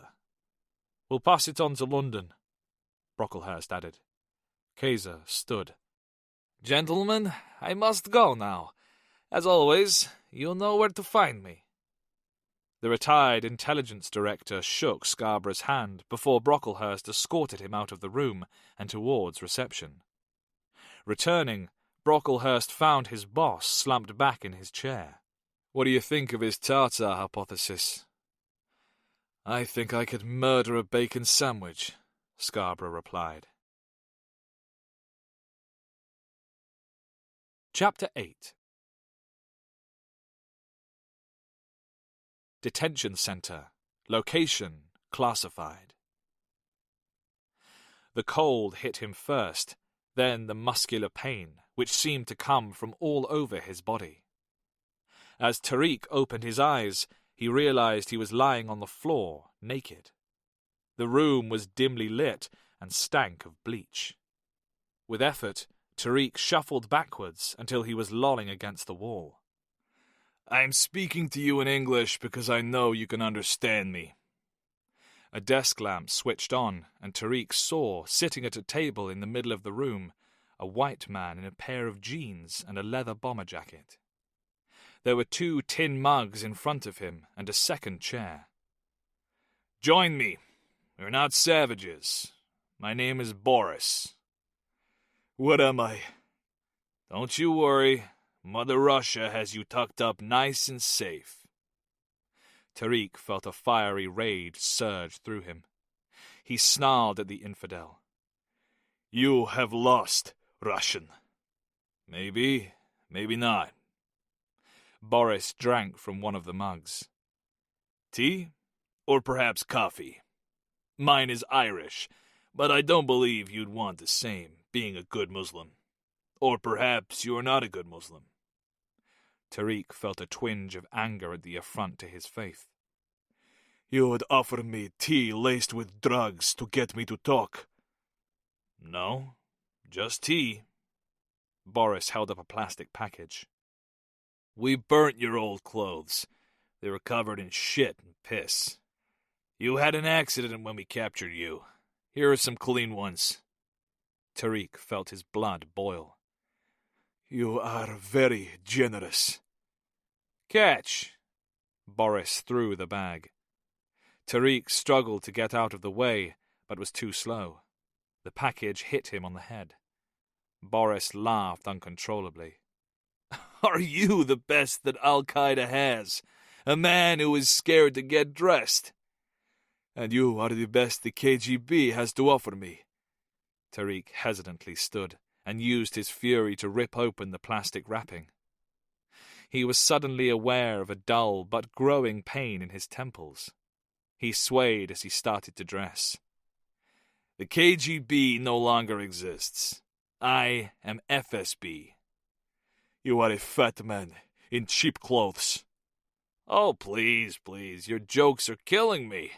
I know you would in reality like to, but, well, here is the thing, my friend. We have you in a facility that is so secure and so secret that even I didn't know about it until my boss in Moscow told me. Now you, not Allah, peace be upon him, etc., are the master of your own destiny. You can decide to talk to me and live, or not talk and die. I shall never talk. I shall die a martyr. You really should do stand-up comedy. You have the perfect delivery. Tariq frowned. He didn't understand. I shall die a martyr. You shall die a comedian. Tariq, now fully dressed in dark blue sweats, pointed a bony finger. You have underestimated the soldiers of Islam. Do you think that by capturing me it is all over? Fool! Our attacks cannot and will not be stopped by you infidels, with your feeble minds and fat bodies. I see that your head has started to hurt. Do not worry. That is a mere side effect of the drugs we gave you to make you talk. You see, I already know quite a lot about you, Muhammad Tariq.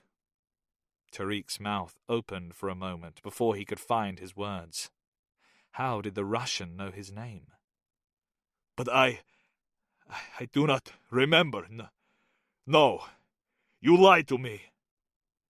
Boris shrugged, and then, without warning, hurled his metal coffee mug. Catching Tariq off guard, it hit him on the temple, and he stumbled. Boris lurched across the room and grabbed the prisoner by the neck before swinging a right hook into his jaw. Tariq went limp. Boris let go, and the Afghan fell to the floor. Boris opened his flies and urinated. Tariq jerked awake as the warm liquid hit his face. He flailed his arms and rolled onto his stomach. Coffee makes me piss like a Moscow circus elephant. The light snapped off, and the Russian left the room. Alone and covered in the waste of an infidel, Tariq spat blood and planned how he would escape and kill the man who had disgraced him in such a manner. Consulate General of the Russian Federation, Istanbul, Turkey. 4 of our men dead, an escaped prisoner, and still no bomb. Director Nevsky's rage was little tempered by the video link. Are these the types of results I can expect from you? That the president can expect from you? That the motherland can expect from you? Strelkov's anger at being spoken to in such a manner was temporarily masking the pain. Twin grenades had been set off by the tripwire on the balcony, grenades taken from his dead men's webbing. He had suffered a concussion and lacerations to his face and chest. The 2 men nearer the balcony had no chance. Their bloody bodies and those of the dead guards used as bait had been cleared away by the remainder of his team. But it had been too late for them to secure their comrade on the street. I do not know what to say, Valentin Romanovich. Explain to me again what has happened. When we entered the target address, we found that the place had already been hit. The Al-Qaeda courier, Aran Insi, had been executed along with 3 men, whom we presumed to be members of the Al-Qaeda cell. All had been shot with 9mm rounds. The device was nowhere to be seen. It was a standard 6-man cell, therefore we can deduce that the 3 remaining terrorists have the weapon. You deduce, Strelkov?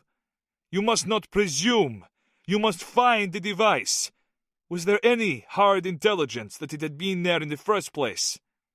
We found trace levels of radiation in the building. So, the weapon is leaking. Is that what you're saying? Yes. How hard is it to follow a trace radiation signal? It is impossible. They have a 12-hour head start on us, and the level is not enough to be picked up by our satellites. The casing of the device was designed to shield the radiation signature for this very reason, and the leak is minimal.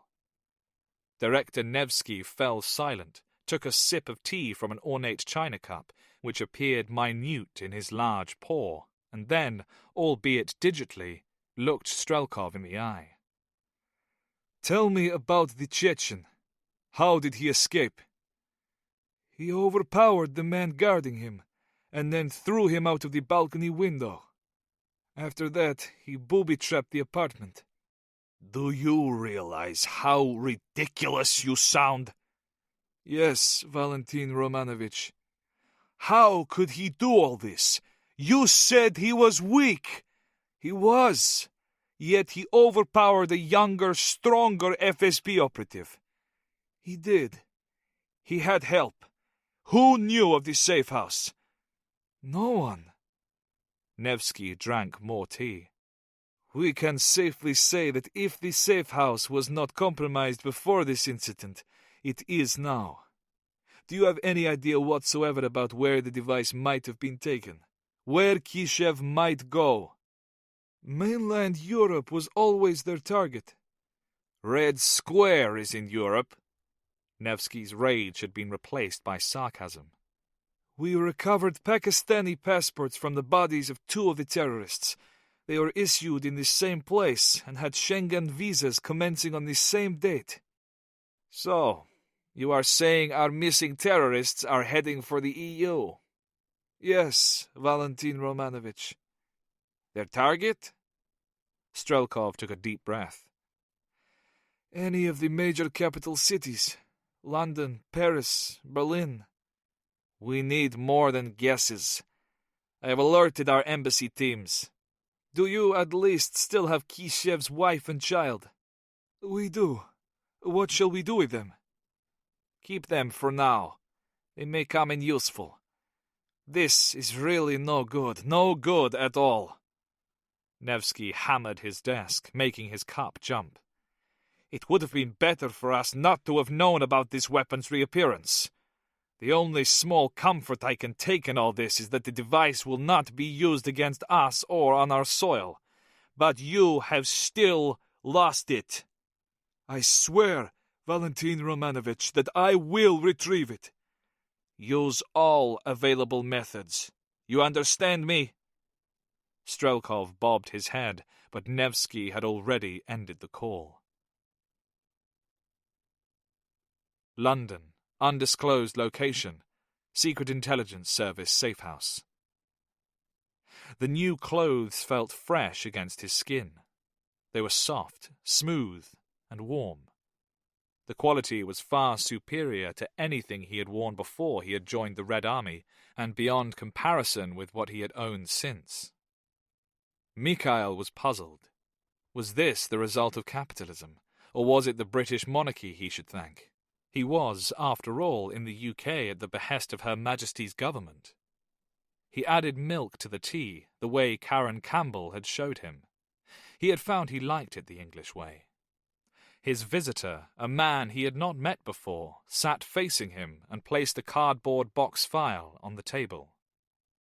The right wall of the room contained a huge mirror which Mikhail had little doubt concealed a viewing room and another guest. "It's nice to meet you, Mikhail. My name is Jack," the guest in the room said. "Nice to meet you, Jack." "Likewise. I'm hoping you can help me.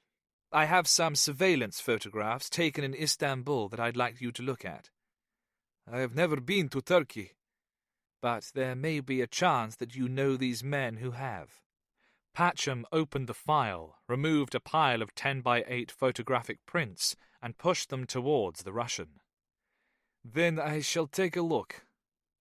He put his china cup down and picked up the nearest image. It was a close-up of one of the bodies left in Insi's apartment. "He was executed?" "Yes." "Good. I knew this man. He was twisted by the Taliban's rhetoric and then recruited by Al-Qaeda." There was a rushing in Patcham's ears as his heart started to pump faster. "Really?" "Yes, he is from a village several valleys away from my home." Mikhail paused as his wife and family swam into his memory. "His group controlled the local market. The last time I saw him, he was with an Al-Qaeda man from Pakistan." He tapped the print. "But then, of course, he had had a beard and was not wearing Western clothes." "You have a very good memory." "Photographic." The correct term is eidetic memory. Oh, I did not know that word. I shall use it. Do you remember the man's name? Abdul Shinar. His father had only one leg and blamed the Soviets for his loss. He did not like me. Can you look at the rest of the photographs and tell me if you know anyone else? Of course. Mikhail picked up the next and placed it beside the previous one.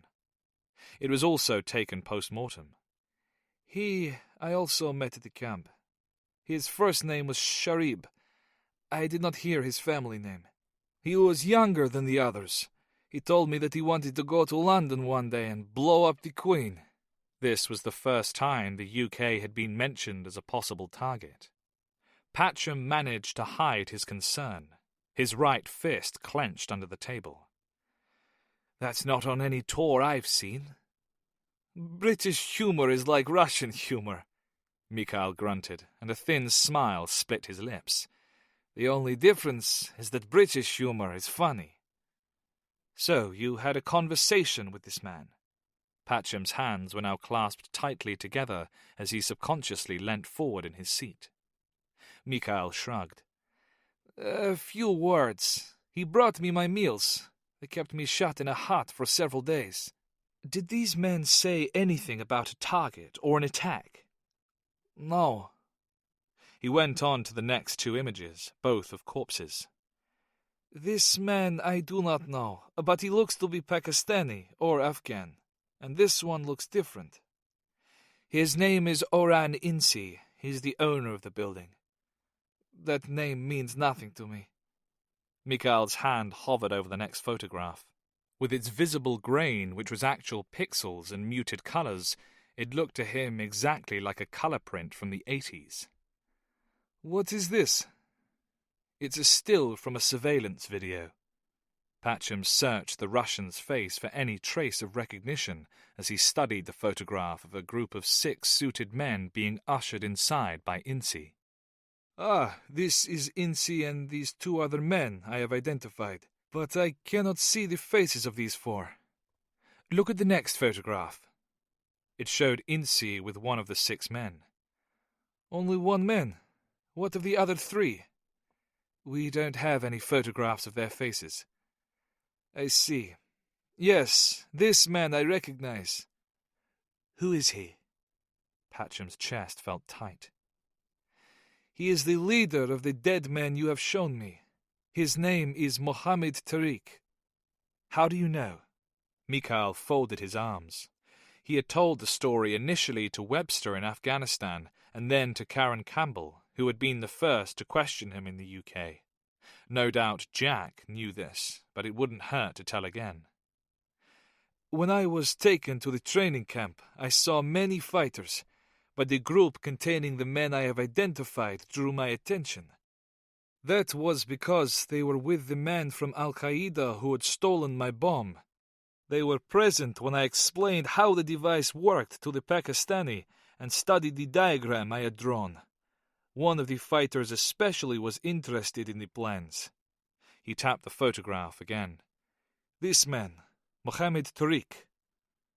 The men at this base, were they Taliban or Al-Qaeda or local fighters? They were a mixture. The Pakistani was Al-Qaeda. He told me so proudly. I think that Mohammed Tariq was from the borderlands, the Tehrik-i-Taliban perhaps. But these fanatical groups are interchangeable. I see. Were you a fanatic, Mikhail? I was fanatical in not wanting either the Soviet Union or the terrorists to possess my bomb. Mikhail fanned the photographs across the table. So I can name 2 of the dead. But what of Mohammed Tariq? Is he not dead? We believe he escaped. That is very serious. Of the group of 6 fighters I showed the bomb to, 3 are missing. Patcham knew as much. Do you know their names? Alas, no, but I do know their faces. He tapped the side of his face. I have an eidetic memory.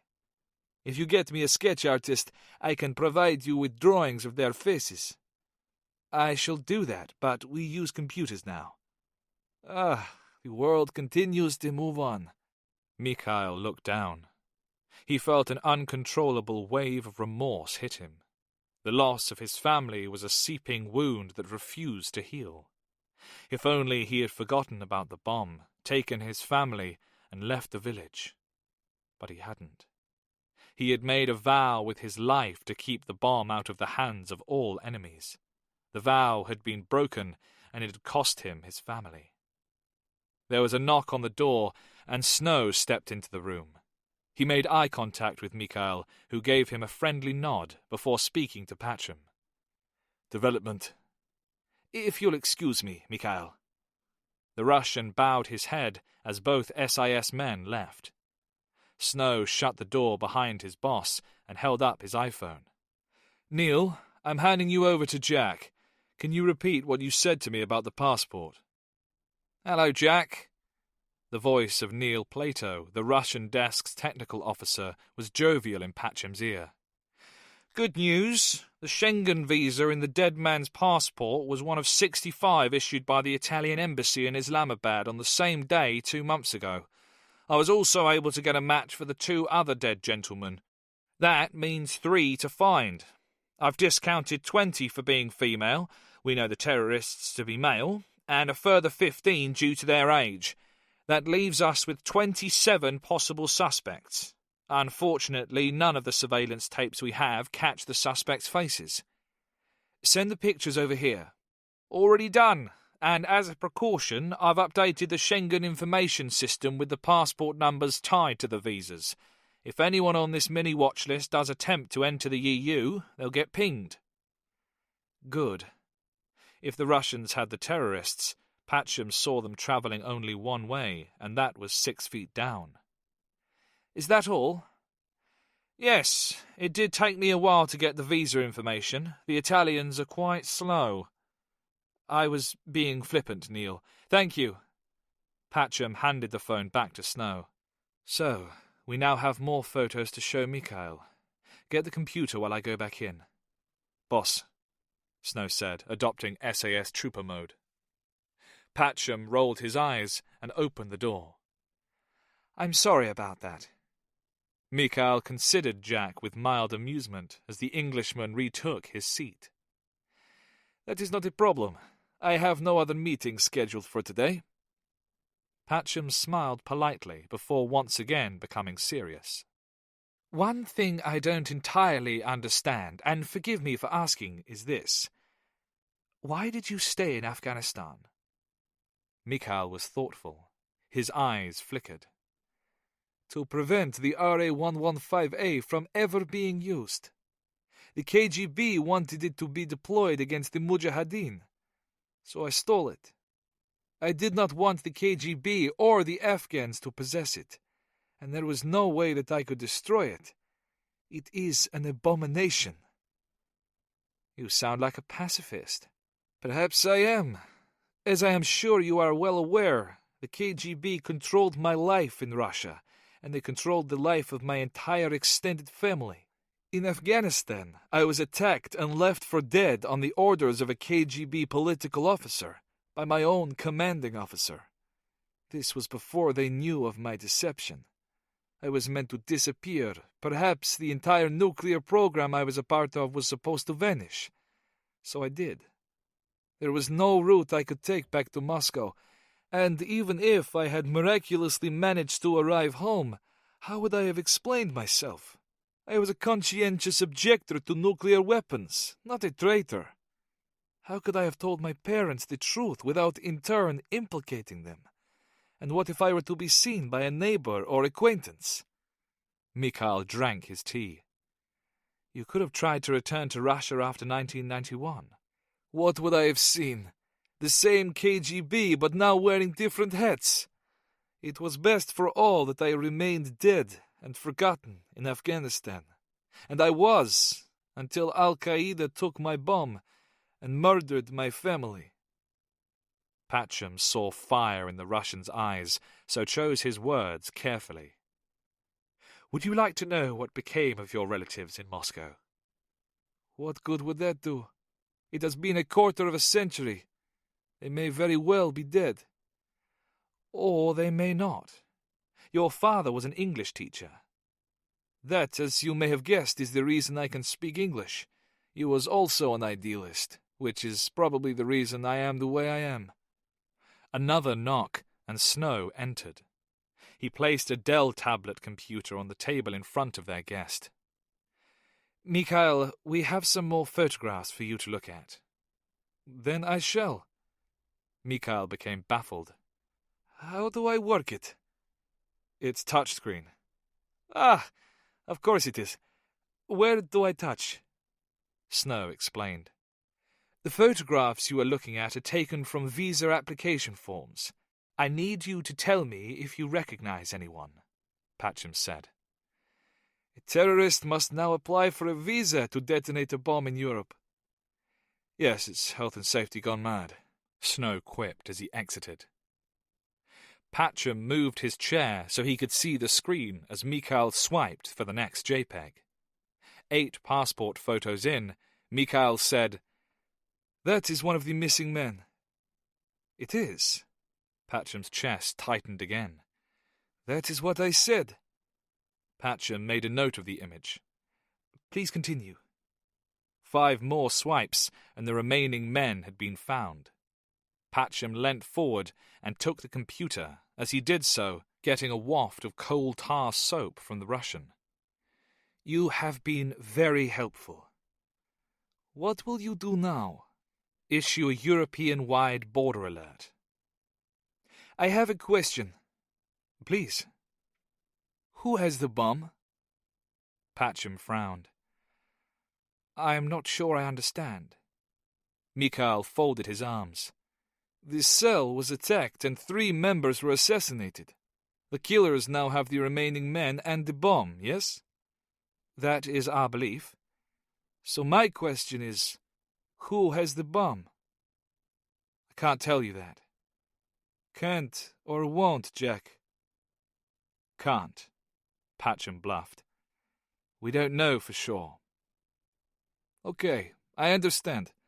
But for all our sakes, I do hope it isn't a rival terrorist organization that has taken it.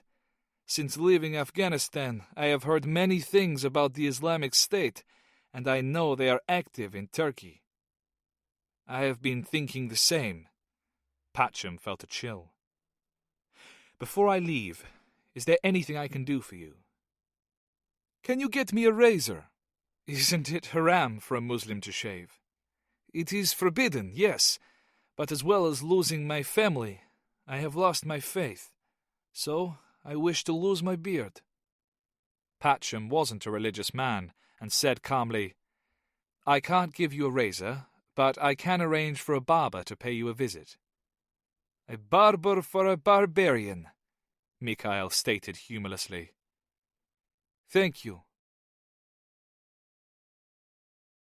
Snow closed down the monitoring equipment in the viewing room and met his boss in the entrance hall.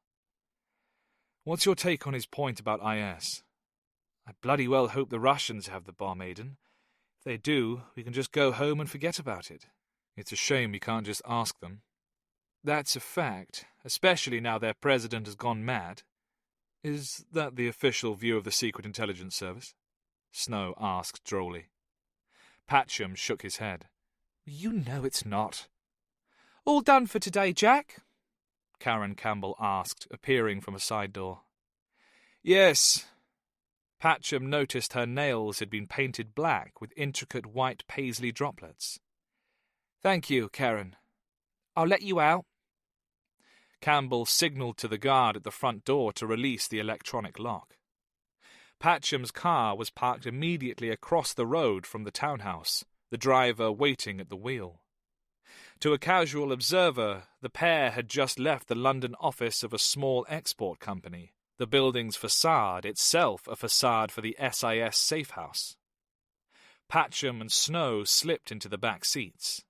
Snow looked out of the window as the Jaguar joined the flow of London traffic. They stopped at a set of lights, and 2 motorcycle couriers drew up alongside them. Wearing the liveries of competing companies, They jostled to be first when red turned to green. Something's not right. Patcham glanced over. Like what? It's too easy. Too simple. Aiden, sometimes you forget that even though I am a section chief for the Secret Intelligence Service, I'm not a mind reader. How did the Russians know the locations of the Al-Qaeda team? Kishev. Assuming the Russians have him and he's being cooperative, wasn't he locked up in Black Dolphin for, 3 years? So the attack was planned before he was arrested. Mikhail said the bomb had only been taken by Al-Qaeda 3 months ago. How did Kishev know about the Hand of Allah? Did Al-Qaeda take the bomb earlier than he led us to believe? We know from the NSA intercept of Strelkov's call that the name the Hand of Allah relates specifically to the RA-115A we're tracking. Mikhail must have lied to us or become confused. I don't think his memory would have failed him. Karen's team will be questioning him further. They'll get the truth out of him. But that's not an issue now. What is an issue is confirming that the Russians have the bloody thing. The Jag purred onwards towards Vauxhall Cross. Why did the Russians leave a passport behind? Even they aren't that slapdash. Patcham shrugged. They got interrupted or simply didn't see it. Or they wanted it to be found by whoever discovered the bodies. You think it's a red herring? I don't know what I think. But something is fishy. I'm glad you said that. What about the falling man? Snow referred to the body found on the pavement outside the Russian-owned apartment. What about the explosion? 2 attacks within, an hour of each other involving Russian spec ops in Istanbul? I just don't understand what was going on. There was a shrill ringing from Patcham's suit pocket. He reached inside, produced his phone, and answered it. Patcham. He pressed the speaker button. Please repeat that, Simon. You're now on speaker with me and Aiden Snow from my Russian desk. Yes, okay, the tinny voice said from Turkey. I've just had a call with Kaiser. The Turkish NIA coroner has confirmed the time of death from the suspected terrorists as being somewhere between 9 p.m. and 2 a.m. The Russians hit the building at dawn around 5:45 a.m. Snow and Patcham swapped looks. Patcham felt a rushing in his ears. How sure is the coroner of his timing? I asked Kaiser that question, and he told me that the man is very professional and has been doing his job for years. He 100% stands by the times he's given. Simon, can you get someone into the building with a Geiger counter? Snow asked. I want to know if this thing was leaking, or if it was actually there at all. We could try, but I don't know how tightly the Turkish NIA has the place sewn up. Can't you check your camera? Patcham asked thinly. No, the camera's gone offline. Simon, get James Brocklehurst over there to check the building and the camera immediately. Yes, Jack. Patcham ended the call. So, the Russians didn't take the bomb. Not the team we have on film, but that doesn't mean there wasn't an earlier team. One that we didn't see enter or leave. Or did we? Patcham dialed Plato's direct line. Neil, drop everything else you're doing. I need you to make a list of everyone who entered Incy's building on the day before the assault. Yes, of course we want to see their faces. He looked at Snow and took a deep, calming breath. He'll have them ready by the time we get back to the office. New Jersey, USA. The curtains were drawn to allow the falling sunlight into the room. Casey sat in an armchair next to the unlit open fire. A man Gorodetsky hadn't met before leant against the fireplace with his arms folded. His hair hung loosely on his shoulders, and he wore a tan-colored field jacket over jeans and a t-shirt. You wanted to see me? Gorodetsky asked. Casey pointed Gorodetsky to a chair and, after he'd sat, said, Congratulations. You're in. Gorodetsky took a moment to understand Casey's words. Thanks. We have a fastball in your part of the world. This is Michael Parnell, one of my specialists. You'll be traveling with him, and both of you will be working under Harris. Is that an issue? No. It made no difference to Gorodetsky who he worked with, just as long as he was working. That's what I thought. He wanted you in on this. Harris, Needham, and Beck are already in Europe. You and Mike will leave immediately. There's a company jet standing by at Newark to take you to Timisoara Air Base in Romania, where Harris will give you further instructions. Any questions? What's the mission? An Al-Qaeda cell is planning an attack within the EU. We're hunting them. Casey omitted the small fact that the cell possessed a suitcase nuke. If Harris wanted Gorodetsky briefed in, he'd do it himself. He leant back in the chair and collected an envelope from the floor. Catch. Thanks. Inside was a U.S. passport and credit cards in the name of James East, as well as $3,000 in cash. You're on probation, and if anything goes wrong, if you even look at any of the team funny, you'll find yourself sitting in an Interpol cell. Razamish? Casey asked Gorodetsky in Russian if he understood. Da. I don't mind telling you I'm taking a huge risk on you. Good luck, and good hunting. Vauxhall Cross, London, UK. Neil Plato was already standing by Patcham's door as the two SIS officers stepped from the lift. He had a file under his arm and was rocking slightly on the balls of his feet, which were encased in a pair of cherry-red Dr. Martens. "I've got something for you," he said as they approached. "I don't know how the folks at GCHQ missed it." "Let's have it." Patcham unlocked his office. "After pulling up the images from the surveillance tape, I spotted several very odd-looking visitors." Plato plonked the file on the desk as Patcham and Snow removed their jackets. Patcham's jacket being part of a made-to-measure suit, Snow's being made of leather. The three men sat. "I've sent you the electronic copies, but also taken the liberty of printing out the shots. I know you prefer paper to pixels." "Thanks." Patcham opened the file and took out the photographs. "They're in chronological order, starting at 10 a.m. when the building opened for business." Patcham gazed down and studied the prints. Plato fell silent and Snow remained so. A minute later, their boss looked up.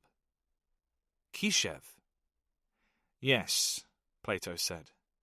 "And 2 shooters." "Yes," Plato said again. "Here." Patcham handed Snow 4 of the prints. "Were the Russians in Istanbul with Kishev?"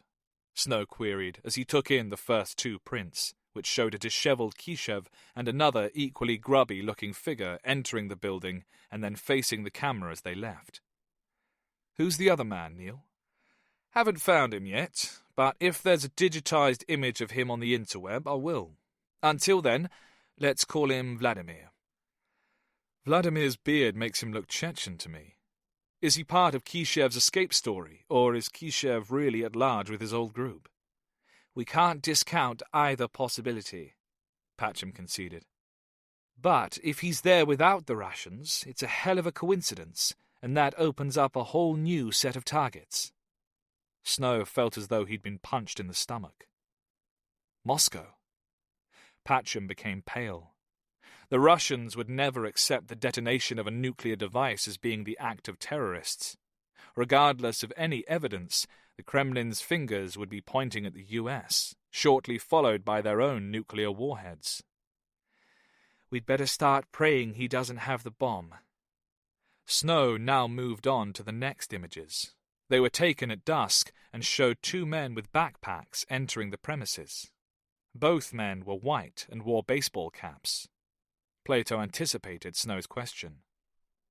"With the exception of Kishev and Vladimir, those were the only 2 individuals to pay Incy a visit that day whom we hadn't seen before on the surveillance tapes." "I see." The men looked unremarkable, like any other Western tourists, but the fact that they were the only tourists that day made them remarkable. Their perfect cover had been blown by imperfect timing. Where are the photographs of them leaving? There aren't any. Just a minute, Neil. Patcham sat forward. Are you saying these two men didn't leave? That's correct. At least, not by the front door. Snow shook his head. The camera only covers the front. It does indeed, Plato confirmed. Can you ID them? Plato seemed unfazed by the magnitude of the threat hanging over them all. Well, that's trickier because of the lighting conditions. I won't be able to get as high a percentage match as I'd like. Feature extraction will be harder to do, as will getting a reference set for each face. But again, if their photos appear anywhere on the web, I'll find them. You're already searching, aren't you? Patcham asked as he sat back and folded his arms. That's what you pay me for, Plato replied. We need to focus on our only concrete lead, the passports. Patcham pushed the photographs into a neat pile. Can you now check the Schengen information system again to confirm a European-wide border alert has been issued for the three men? Yes, I'll do that. Plato nimbly got to his feet and went back to his own office. Patcham took a deep breath and then exhaled. Gut reaction? The Russians don't have the device. The shooters do, said Snow. And? They're going to use it. Shit. Patcham was immediately embarrassed. I'm sorry, Aiden. I've not been feeling myself recently, and having a bloody rogue nuclear device to find isn't helping. We'll find it, Snow said, with more certainty than he felt. Right. You're right. I've got to call Vince. Snow started to get up. No, please sit in. I need your cool head. It took 5 minutes to find and connect with the American, but after that, Casey was gurning at the duo from the video screen. Good afternoon, gentlemen. What's up? Patcham explained, and Casey's mood changed. So, we don't know who has the nuke, where they are, or what they're going to attack. In a nutshell. How long will it be until your guy gets a hit on the faces? He's one of the best, so I'd say a couple of hours. I'll inform my team of the development. Have your satellites picked up anything? Casey shook his head. Nope, not a thing. We were too late to spot them at the border, and now too late to track anyone after the attack. There's been a bit of chatter over the echelon system about how swell it is that Kishev has escaped from the Russians, but it's nothing of any worth. Our best bet is still the EU. That's where they'll head for the maximum impact. Snow shifted in his seat. Why would the terrorists risk entering the EU? Where else would they go? Patcham frowned. South to Syria, north to Ukraine. Okay, I'm listening, Casey said via the screen. I know you got a theory somewhere, Aiden. If Kishev hasn't got the device, we're assuming the target of any attack is going to be in the EU, correct? Correct. Why? Because the West and her allies, Patcham said, jutting his chin at Casey. Like America are the traditional target of Al-Qaeda. Exactly. It would make the most sense to attack a traditional enemy now that they have their hands on the deadliest weapon ever. But what? Patcham became impatient. But what if the device doesn't work? Our assessment is that in its current state, the chances are very high that it won't detonate. Yes, we've had this discussion. Patcham clasped his hands together. The radioactive material inside would still produce a highly effective dirty bomb. I understand that, but I think we're missing something.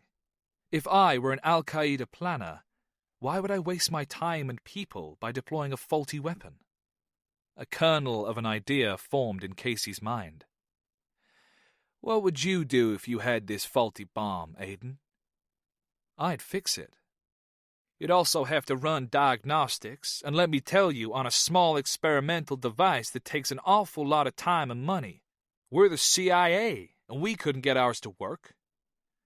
But, Snow countered, this bomb is a tactical multiplier that can be taken without a second glance into the heart of any capital city. If I were launching an attack, I'd want to secure the best possible chance of success. So make it a small, dirty bomb, Patcham said flatly. No, hang on, Casey noted with a wry look. Aiden, I'm going to ask you again. What would you do if you had this faulty bomb? I'd get the original schematics, or find the designer, or, failing that, I'd go to the place that produced it, locate the people who made it, and get them to fix it. A quarter of a century later. Aiden, you've read my report on the RA-115A and the research centre in Kriviai. There's no trace left, Patcham stated. Vince, why doesn't the CIA bomb function? Casey sighed. It's in the info I gave Jack, but essentially it's something to do with the firing unit decoder. So you find the person who designed the firing unit decoder, who may have fail-safe codes for it, or perhaps even a new decoder. Casey stroked his chin. Okay, I'm warming to your idea. Jack, have the scientists from Kriviai ever been traced or questioned by a Western intelligence agency? Not as far as I'm aware. Casey shrugged. We haven't. The way I see it, Snow said, is that back in 91 the workers had the Soviet mentality of staying stumm. The KGB had sworn them to secrecy on pain of death. But who's going to threaten them now if they talk? The facility, the country, and their KGB don't exist. If I've come up with this idea over the course of a morning, you can bet whoever's running this Al-Qaeda operation has had more than enough time to come to the same conclusion. He has a point, Jack. The weapon's effectiveness lies in its size and the punch it packs. Sure, you could make a dirty bomb, we all agree on this, and heck, Al-Q probably has the means to reuse the components and pack them into a bigger case. But this device is portable and all but untraceable. It's the ultimate stealth weapon, and that's the whole point of it. And if Khrushchev does have the device, the easiest way for him to get back into Russia is via its rebel-held borders with Ukraine. He'd be just another Chechen fighter. Terrorist, Snow said. It's also not that hard to get into Poland from Ukraine, if you pay the right people, Patcham noted as he steepled his fingers and thought about his next action. The Ukrainian security service was already on high alert, and in May had intercepted a group of 6 men travelling from Moldova's disputed autonomous region of Transnistria with 1.5 kilograms of a radiation-emitting substance, later confirmed as uranium-235. The fact that the SBU had successfully tracked, intercepted, and stopped a potential dirty bomb was noteworthy, but could the SBU be trusted with full disclosure? Patcham couldn't rule out any possibility at this point, yet it still sounded like a wild goose chase, and bringing in another foreign intelligence service, especially the SBU, had huge risks. With Crimea annexed by Russia, the Red Army shelling in the east, and an untold number of Russian sleepers in the SBU, Ukraine was a country where friends in power had to be chosen carefully. In short, there was a significant and palpable hazard that information shared with the SBU could end up in the hands of Russia's FSB, but Knight had told him to pull out all the stops to locate the device. If Snow's theory was correct, if there was anything to be found in Ukraine, then Aiden Snow was the man to find it, and it was better to have Snow working on a hunch than sitting twiddling his thumbs. Aiden, do you trust the SBU? No. I trust Director Dudka and his team. Jack, I ain't running your show, but I'd say we've got nothing to lose and everything to gain. Patcham nodded. Decision made. Aiden, contact Dudka now. Make him get to a secure line. Tell him we need to trace any scientists who might have worked at the Kriviai plant, but even Dudka mustn't know what we're looking for. Say we've had a tip-off that someone is trying to sell old classified documents to the Iranians. Iranians? Yes, blame them. Difficult to prove otherwise. Okay. Snow nodded at Casey. Casey, in turn, flashed Snow a salute as he exited. "Who do you have in Ukraine?"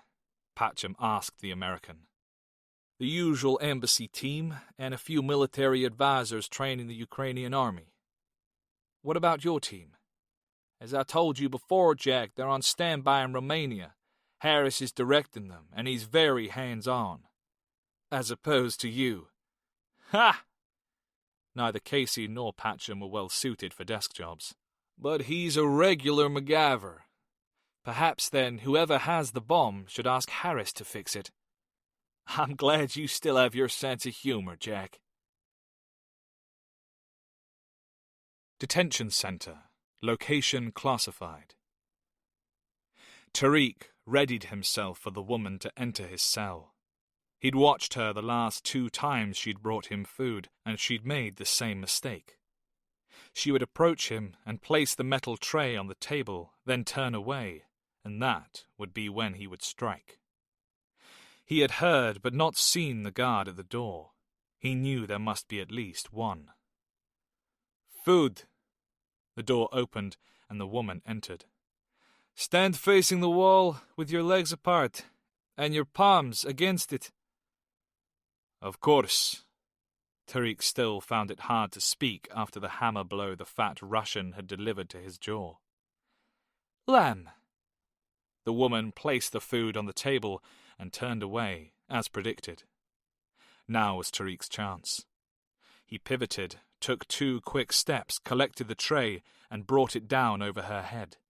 The woman dropped with a faint murmur. He grabbed the sidearm attached to her waist and hit her again on the back of the head. She made no sound. He checked the clip. Full. Switching off the safety, he moved stealthily for the open door. Then he took a deep breath and mouthed Allahu Akbar before springing into the corridor. He looked left. Nothing but a dead end. Right. 1 sentry and then a door to daylight. Tariq charged at the man, bare feet slapping against the concrete floor, Makarov 9mm trained at the target's unprotected head. The man turned, a cigarette fell from his open mouth, and his arms moved for the short stock AK hanging across his body. Too late. Tariq fired. The retort reverberated like thunder in the confined space. Not stopping to assess his victim, he ran towards the exit. A door burst open in front of him and to the left. Tariq sent 2 rounds at a figure that had started to move. The glass shattered and the figure stumbled backwards. Tariq hurtled past the door and sent a further round into the gloom within. He reached the exit and exploded into the daylight. His bare feet hit the gravel, eyes darting frantically, assessing his options and ignoring the pain of the rough stones underfoot. He darted towards the nearest vehicle. He tried the door. Locked. Rounds erupted around him. He ducked and, using the car for cover, sprinted immediately left and towards the tree line. Crashing into the wood, he kept running as undergrowth tore at his ankles. His breathing had become laboured, not due to his lack of cardiovascular fitness, but because of the drugs that still circulated in his system. His limbs felt heavy and his lungs burnt, but he refused to give up, refused to let the Russians stop him again. God damn it! Harris shouted at the ceiling. You mean to tell me that someone hit our fucking terrorists before we could? Via secure video link at the New Jersey facility, Casey nodded. The Turkish NIA found 4 bodies. 1 was a taxi driver, and the other 3 are believed to be Pakistani nationals. Pakis? 1 had a Pakistani passport on him. Obviously, they're legends, but I'm having them checked out at the moment. Harris shook his head and pursed his lips ruefully. Shit in the goddamn fucking hat and punch it. Whoever took them out has almost 12 hours head start. The location of the hit was on the edge of the NSA bird splash, so they're backtracking their video feed to see if they can find them. They could be in mainland Europe by now. Casey paused to take a swig of Coke. He appeared exhausted. SIS had a theory that the device might surface in Ukraine, but now that looks unlikely. That's pissing distance from Istanbul. Where in Ukraine? The place where it was designed, Kryvyi Rih.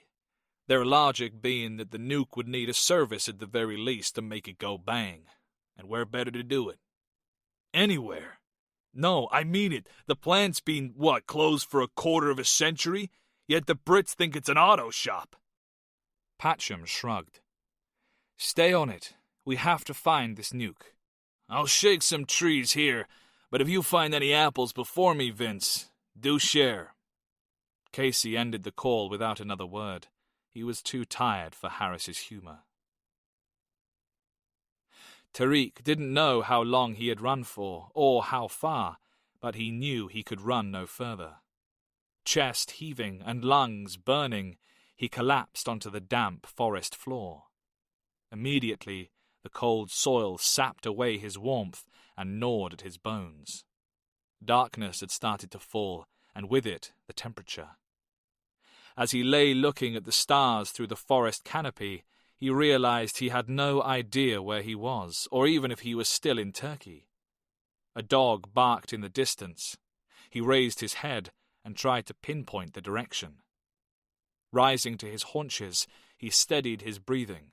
The dog barked again, then a voice silenced it. Slowly, he moved towards the sound, and then, through the trees, saw the dim lights of a building. He relaxed slightly as he realized it was nothing more than a domestic pet and not part of a pack sent to track him. He drew nearer to the building and noted that it was a wooden shack. In the ever-diminishing light, he could just make out a wisp of smoke rising from a chimney. Tariq shivered and imagined the warmth to be found inside, and the food. He edged nearer, his feet numb with pain and cold, until he reached the perimeter of the small garden. As quietly as he could, he straddled a low fence and landed on the wet earth. Certain he hadn't been spotted, he moved nearer to the house until he was close enough to peer through the window. In the gloomy interior, he saw a fire burning happily in the hearth and a figure slumped in an armchair beside it.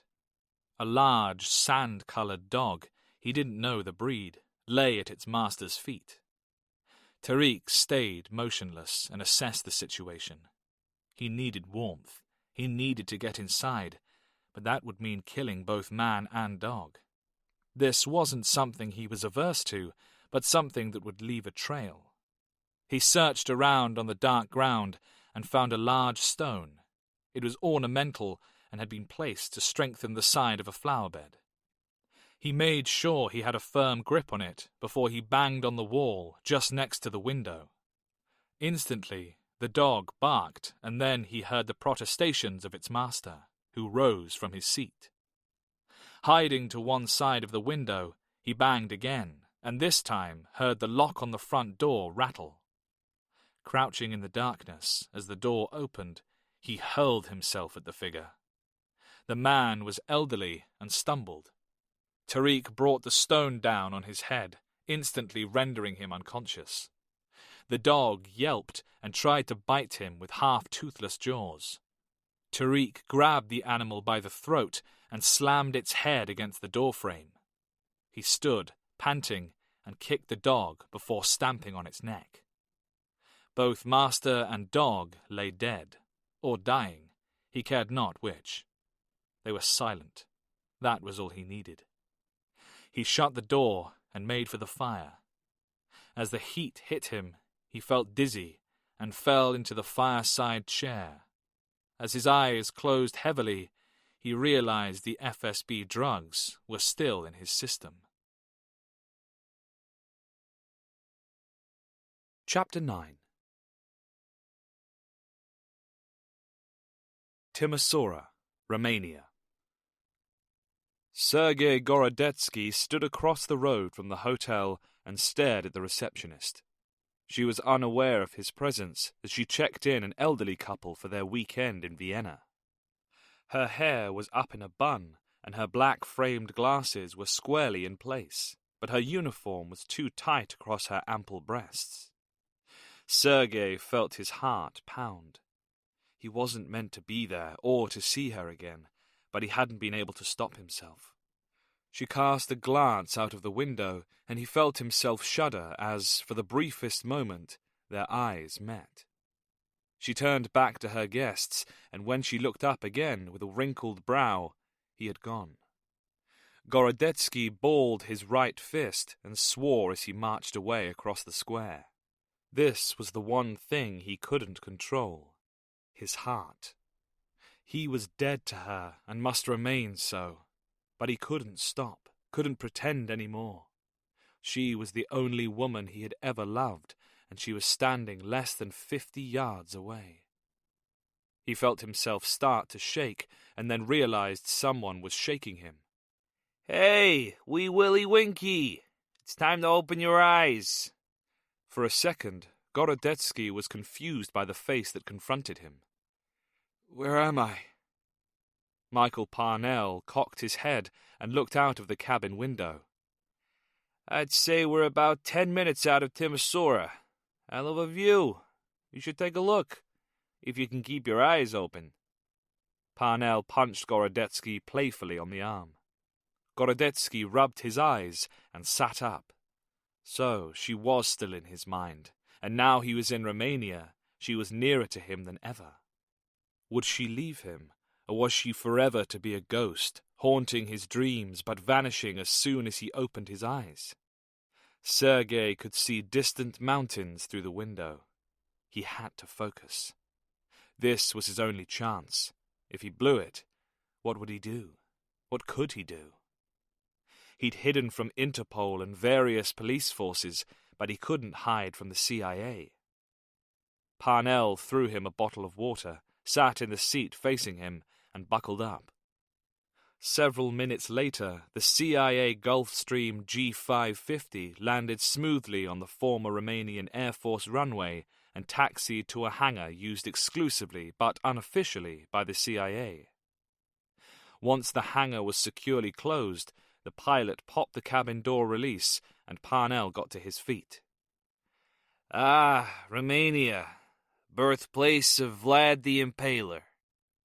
The doors gently lowered and Parnell held out his arm. Age before beauty, my friend. Are you saying I'm not attractive? Not to me. I'm looking forward to those Romanian gypsy women. For now, we've got to settle in and await further instructions. The crew joined them at the bottom, and someone started up the coffee machine. Where's Harris? Parnell shrugged. I never know. He's a law unto himself, but he gets results, and that's why Casey trusts him. Do you trust him? Parnell's eyes narrowed. Now, trust is a tricky thing, James. I only trust myself. Casey seems big on trust. Parnell squinted. Don't tell me he pulled his loaded Glock trick on you. He did. I was in a hospital bed at the time. Parnell made a gun shape with his hand. You do realize he was bluffing. It was loaded. I checked. He removed the firing pin.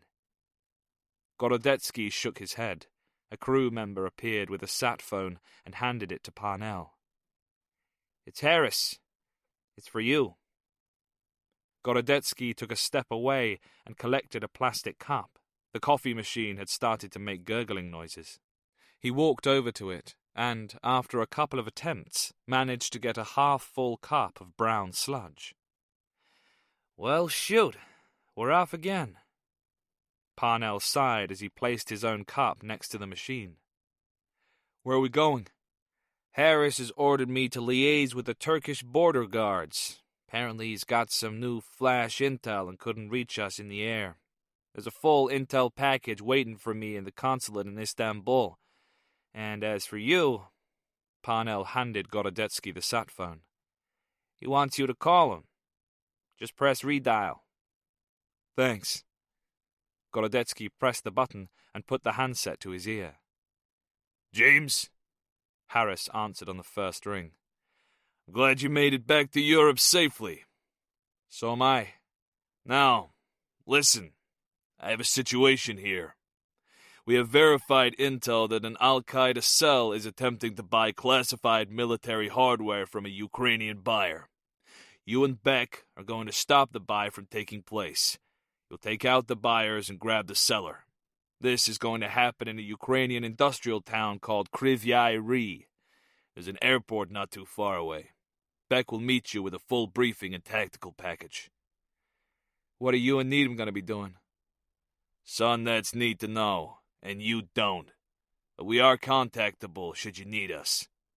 The trade, we think, is happening within the next 48 hours. Before Gorodetsky could ask more questions, the line went dead. Parnell raised his coffee cup. Welcome to the agency. We are here, there, and everywhere, and all at the same time. Yippee. Gorodetsky took his own cup and sipped his coffee. Parnell checked his watch. Okay, we've got an hour while they refuel the bird to get some chow. He slapped Gorodetsky's shoulder. Let's go meet some entrancing gypsy beauties. Copy that. A woman had bewitched him, thought Gorodetsky, but she was Austrian. Vauxhall Cross, London, UK. Aiden? Yes? Snow looked up from his screen. Artur Khalidov. And the same to you? No. Plato folded his arms. Artur Khalidov is the name of the man with Kishev. I've just told Jack. I've got a positive ID on him. He's Russian intelligence. Snow sat upright in his seat. SVR or FSB? That part is unclear, but do you want to know how I found him? Snow nodded. It was on V-Contact. He was tagged in the background of a photograph taken in 2008 in Georgia. Then I found some more of him at a military parade in Moscow this year. Unbelievable. Whoever was running the world of special operations in Russia hadn't yet latched onto the fact that soldiers like to show off. So, Kishev was with the Russians in Istanbul. It does look like it. Great. What about the shooters? Nothing on them yet. It seems they knew what they were doing, but I haven't given up hope. I'm going to try and look again at the tapes and check for a gate recognition. Gate recognition? You can do that. Walk this way and I'll show you. Plato suddenly laughed. That was not intended. I don't believe you, Neil. Snow followed the computer whiz to his office. A bank of monitors faced the desk, and a row of large servers took up most of the floor space to the left. The only thing in the room that wasn't cutting-edge technology was a teapot. It wore a stripy woolen cozy and stood in a cramped corner of the desk next to a half-eaten pack of fig rolls. Right. Plato sat swiftly in his swivel chair. Let's first bring up the tape of the day in question, my lord. Come on, Rumpole. Who? Rumpole of the Bailey. Plato shrugged, none the wiser. So, here's the tape, and there are the two gents we're interested in. Now what I do is drop this quite nifty program over them, and it maps the way they move. See? Yep, the green lines and dots. Exactly. So, now I export this biometric reference set, and can apply it to any other surveillance footage I watch. Snow was unconvinced. How good is this? It wouldn't, on its own, stand up in a court of law, but what it can do is lead us to a potential face match, which I can then play about with. How do you know where to look for the video? I don't. It would be a lot easier in the UK, say because of the huge amount of CCTV cameras, but in this instance I'll start by pulling it up from the nearest airport and see what happens. You can get access to footage from Istanbul Airport. Istanbul Ataturk Airport, yes. And you can thank the Americans for this. I won't ask how. Better you don't. Plato said as he started to type. As soon as I have anything, I'll let you know. Thanks. Oh, and one other thing. I also found some pictures of you on V-Contact and Facebook. As an SIS operative, Snow wasn't allowed social media, and regular searches took place to ensure his face didn't appear. Who posted them? It was a British journalist who works for the Russian broadcaster ON. Darren bloody Weller. Snow shook his head. He had tried to persuade Darren to leave the conflict zone, but the young Moscow-based correspondent was determined to become the next Kate Adie. Have you deleted them? Oh, yes, and now both of his accounts are merrily posting anti-Kremlin cartoons and videos of cats. Good. Snow walked along the corridor to Patcham's office and knocked on the door. Come in. Snow found Patcham standing and facing the window that overlooked the Thames. Jack, I've spoken to Dudka. And what has he got to say? He doesn't have the records for the Kryvyi Rih plant, but can take me to the place they're stored if I meet him in Kiev. He says there's no other way due to the sensitivity of the material and the current political climate. Patcham turned and leant against the windowsill. Then get on the next plane. We need to follow up anything and everything. Okay. Neil told me about identifying the Russian. Looks like the Russians were equally as eager to find the device. Aiden, watch your step. They may be looking into Kryvyi Rih too. The more the merrier. Undisclosed location. Turkey. Good morning, beautiful. Eyes snapping open, Tariq saw the barrel of a handgun pointing at him. You? Yes, me, replied Harris. You may have found me Russian, but you will never find the device or my men. We shall triumph. Yes, I know you will. Harris was sitting in an armchair opposite the one Tariq had slept in. He had a plastic package on his lap. It served his purpose that the man believed he was Russian. I know you will succeed because I am here to help you. What? Tariq did not understand. I'm your contact, dumbass. Tariq squinted at the man as brilliant sunlight flooded in through the open door. You expect me to believe this? Harris shrugged. I don't give a shit what you believe, Tariq. It's the truth. I am your contact. I'm the guy who's going to get you and the rest of your team out of the country. Tariq frowned. He still couldn't accept it. You urinated on me. You drugged me. I had to know what you knew, Tariq. You might have been an informer. I had to confirm you knew nothing about me or the target. I was present at the development, trialing, and field usage of the stuff we pumped into you. Believe me, you've told me all you know. But you are an infidel. True, but I also ain't no Christian. I met your lion sheikh 25 years ago in Kabul. Group of us infidels were helping him rid your country of the Soviets. Since then, I've kept in contact with my Muslim brothers, some of them very high up within your movement. I even have a name. Osama gave it to me for all my help. Tariq shook his head. It is all lies. You are trying to trick me. I let you escape, boy. I let you kill one of my hired thugs with this. He held up the Makarov Tariq had taken. And you put a woman in a coma. Now why didn't I just shoot you in your sleep or tie you up? Because I am your contact. You get it? Tariq was still wary. Where is the device?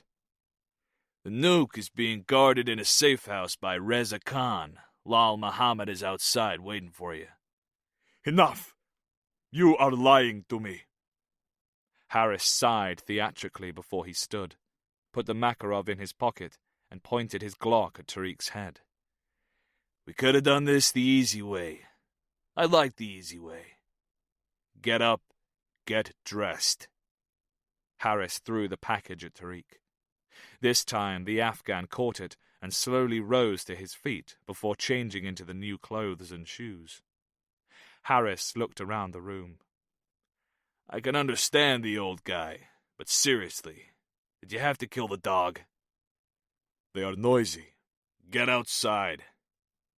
Tariq moved slowly away from the man and through the front door. As he shielded his eyes from the daylight, he saw that a small track ran in front of the house. On this, a Toyota Land Cruiser was parked, and a figure he recognized was leaning against it. Brother. Lal Mohammed pushed himself away from the 4x4. It is I, brother. Tariq kissed him on both cheeks. How did you survive the attack? The White Eagle saved me. Tariq stiffened at the name. The Al-Qaeda operative known as the White Eagle was the stuff of legend. A foreigner who operated under the very noses of his own people to ensure the success of Al-Qaeda attacks. Most dismissed the agent as a myth, but Tariq knew of elders who had met the man and spoke highly of his actions when he had fought with them against the Soviets. But the White Eagle is American. No, my brother. That is why the Americans could not catch him. The White Eagle is Russian. Tariq was still confused. Where is the device? Reza has it. All is well. We are safe. Now do you believe me, brother? Tariq turned around on hearing the man speak Pashtun. I meant no disrespect, Sheikh.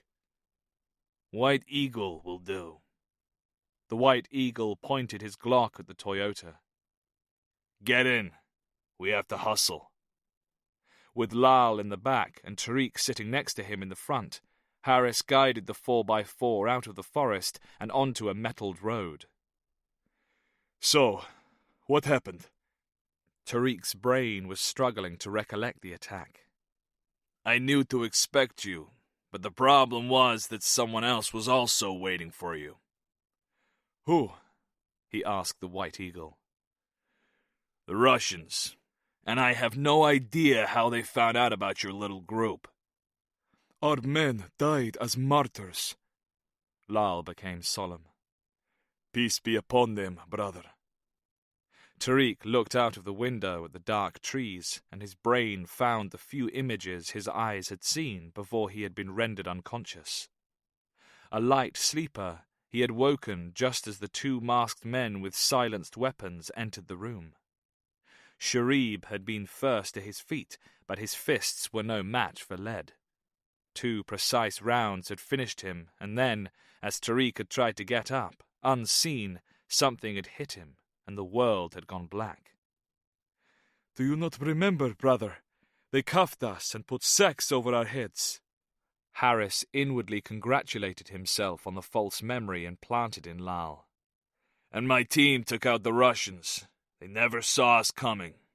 We stopped them once, but they'll keep searching until they find you and that case. Tariq realized he had no idea where they were. Are we still in Turkey? Yes, and the mission is still a go. The Sheikh will brief you fully. Sheikh? The Sheikh is a worthy warrior, Lal confided to his friend.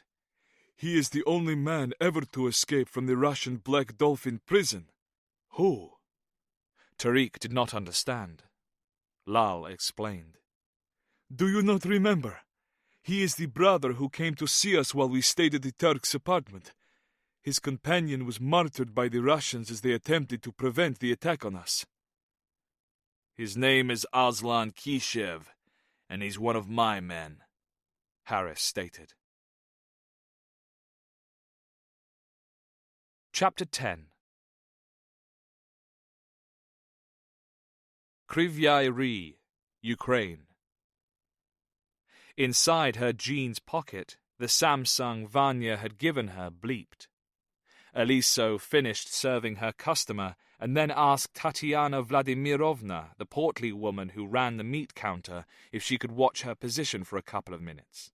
Even though it was mid-afternoon and custom was slow, Tatiana made a show of sighing and rolling her eyes before replying in her deep voice, "Yes, okay."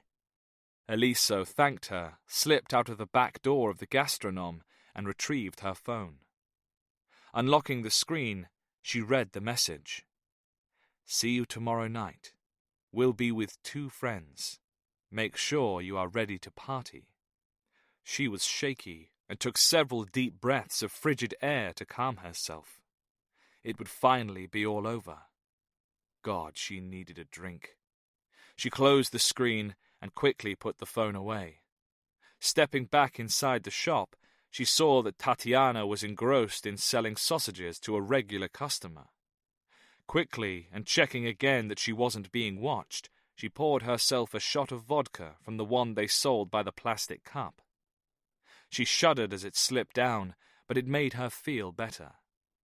By the time her next customer had appeared, her face again displayed its usual warmth. Istanbul, Turkey. The room was dank, sparsely furnished, and hadn't been redecorated since the time of Mustafa Kemal, but none of the Afghans noticed this. Their attention was focused on Kishev, whom they now called Sheikh, as befitted the leader of the Islamic International Brigade. The infidels will not know what has hit them, for they will not be able to comprehend how we have penetrated their weak defenses. It will be a pair of killing blows that will destroy Western resolve. It will be a victory for Almighty Allah. The three warriors spontaneously started to chant. Allahu Akbar! Allahu Akbar! Allahu Akbar! Kishev let the chanting continue for a while before he raised his hands and signaled for silence. We have suffered a defeat at the hands of the infidel Russians. Our numbers have been depleted, but you who are left have been spared for a purpose. The reason is to take our holy mission to the very heart of Europe. He pointed at Reza Khan and then Lal Mohammed. You two warriors will be the vanguard of our attack. In Berlin, the infidels dared to defile a sacred site, the Ahmadiyya Mosque, so you shall go there and destroy what they hold holy. Your target is the Kaufhaus des Westens department store. What is a department store? Lal Mohammed frowned. It is like a market, but the stalls are all under one roof, Reza Khan explained. Lal was overwhelmed. Sheikh, we are to attack a market. Kishev's eyes flashed with anger, but he kept it from his voice as he replied. This market, brother, is the largest in continental Europe. Tens of thousands attend each week, but much more than that, it is a monument to the infidels' false god, Mammon. They will live in fear forever, wondering each time they leave their infidel homes and families if it will be their last. Germany will provide you with a lush hunting ground. How are we to attack? Reza asked in a voice that betrayed no emotion. On arrival in Germany, you will be met by a believer who will furnish you with automatic weapons, explosives, and hand grenades. Lal felt his chest swell with pride. He was one step nearer to striking the infidels and one step closer to becoming a shaheed. When can we go? Today, my brother. You both shall go today. And what of the hand of Allah? Tariq asked. When shall this be used? Kishev placed his hand on Tariq's shoulder and looked him in the eyes. Your sacred mission will commence at this same time. There are to be 2 targets. One in Germany and the other in Ukraine. No, brother. Ukraine was never the target destination. It was a transit point. You will be striking at the heart of Russia. Moscow. Not only Moscow, but the very heart of Moscow. The Kremlin itself. It shall be glorious. We shall destroy their Senate building, and after the explosion, Russia will never be able to use it again. All of Europe shall live in fear of Allah's wrath. The 3 warriors again started to chant. As it died down, the door opened and Harris entered, a smoking cigarette in his hand. Lal and Reza, it is all confirmed. You have an hour before you are to leave. You must bathe, shave, and dress in new clothes we have purchased for you." He flicked the cigarette onto the threadbare carpet and ground it out with his foot. "You shall be traveling to Greece by luxury coach." Lal grinned, and Khan jiggled his head. "From there to Italy by ferry, before striking at Germany. An executive room has been booked for you in Berlin. Tomorrow, you shall meet your next contact, and then Allah's work will commence." Zankovitskaya Street, Kiev, Ukraine. The flat was in the very center of Kiev on Zankovitskaya Street, a place Snow knew well. The old Soviet shops that had satisfied the needs of the original residents, including a bakery, a cobbler's, and a dressmaker's, had vanished, to be replaced by those pandering to the wants of the new inhabitants. Boutiques selling fur coats and diamonds for pampered wives, watches for oligarchs, and underwear for supermodels dotted the street. The Maidan movement and the subsequent overthrow of the old president had seen some swanky shops close, in many cases commandeered by the protesters. Now, however, it was back to business as usual. "Knightsbridge ski," Snow muttered as he stepped between a parked Porsche Cayenne and a Bentley Flying Spur before climbing the steps to Dudka's building. The lobby was unlocked. Snow rode the lift and pressed the bell for flat 28. The double-height door opened a moment later to reveal Director Dudka of the SBU's Anti-Corruption and Organized Crime Directorate. Once Snow was across the threshold, Dudka extended his hand. "Does British intelligence have only one agent?" 7, but they thought a friendly face would be appreciated. "It is, Aiden." Dudka ushered Snow into the flat and pointed at a pair of slippers. Once suitably attired, Dudka directed him along the high-ceilinged hallway towards the kitchen. The room was warm and clean, but smelled of cabbage, boiled meat, and fresh bread. Dudka motioned at a chair by the kitchen table, and Snow sat.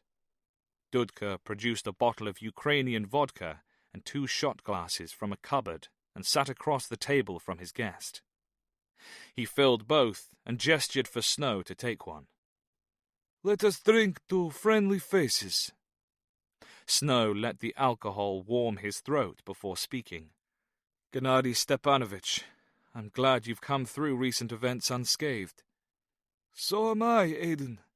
What has happened and continues to happen to my country is shocking. It is unthinkable and unforgivable. But we are trying to rebuild.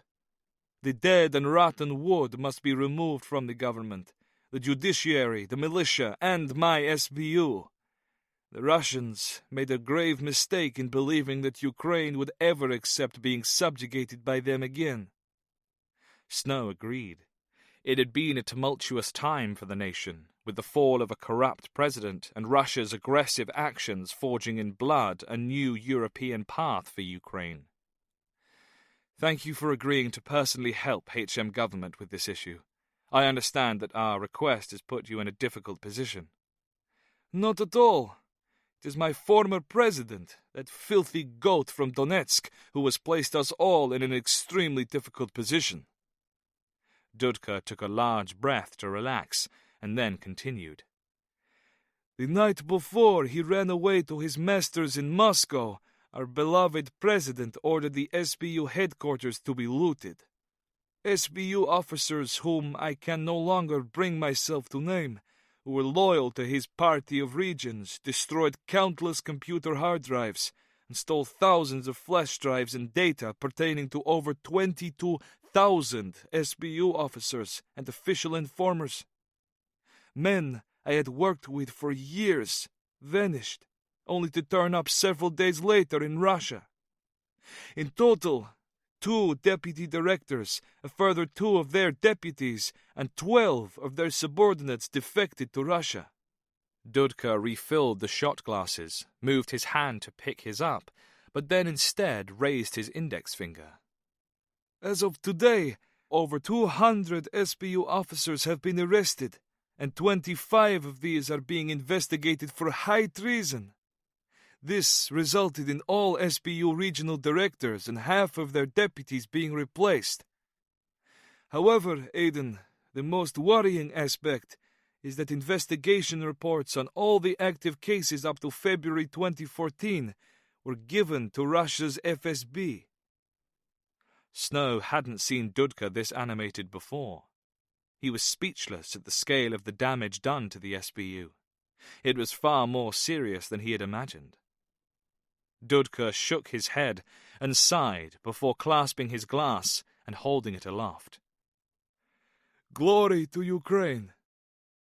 Both men drank. But life must go on.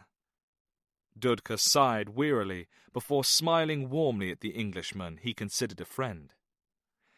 So, you think someone wishes to sell our old secrets to terrorists? Yes. Snow could see the Ukrainian didn't completely believe the story. He didn't like deceiving Dudka.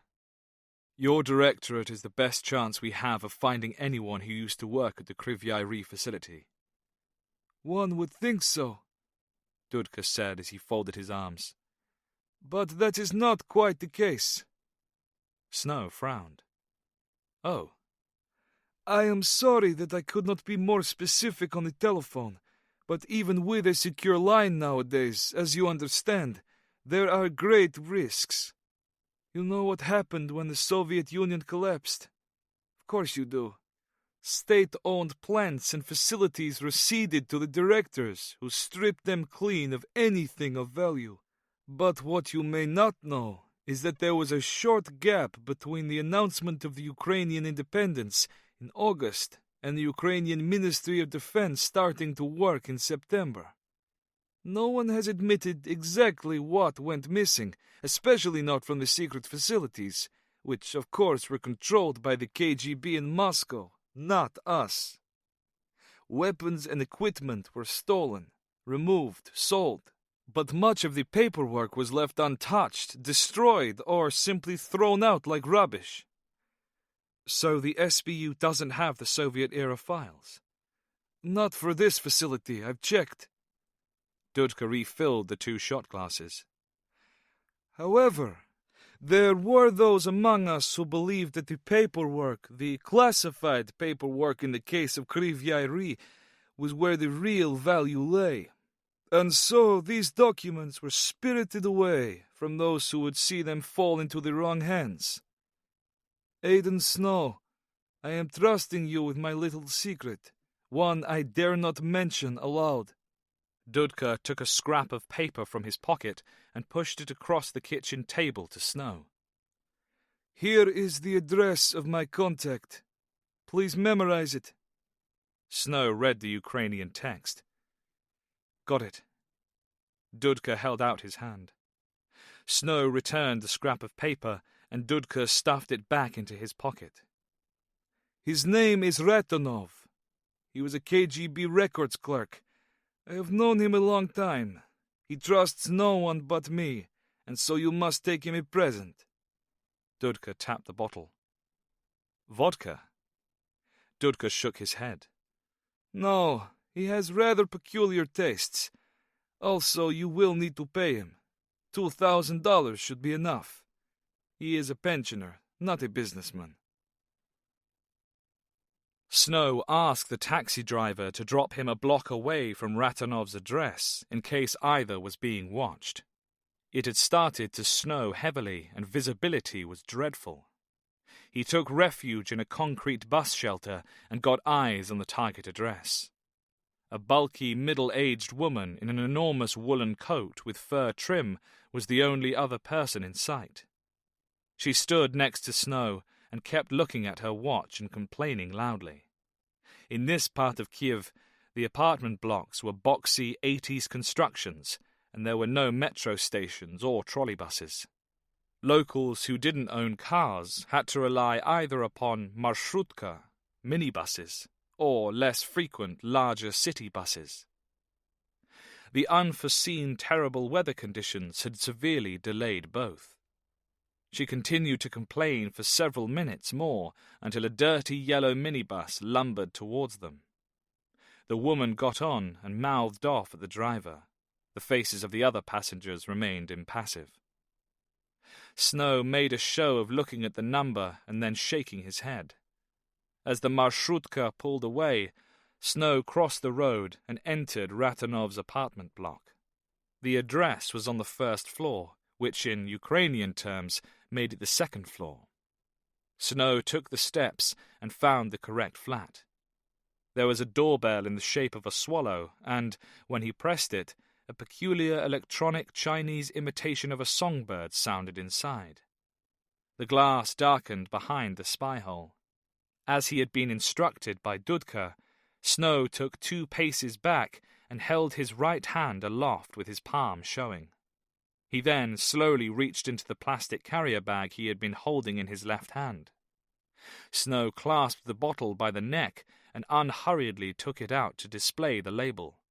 There was a moment's silence before he heard a bolt being undone and a lock turning.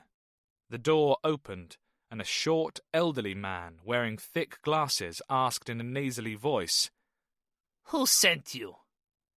Dudka. Ratanov accepted the bottle as proof of that. Come in.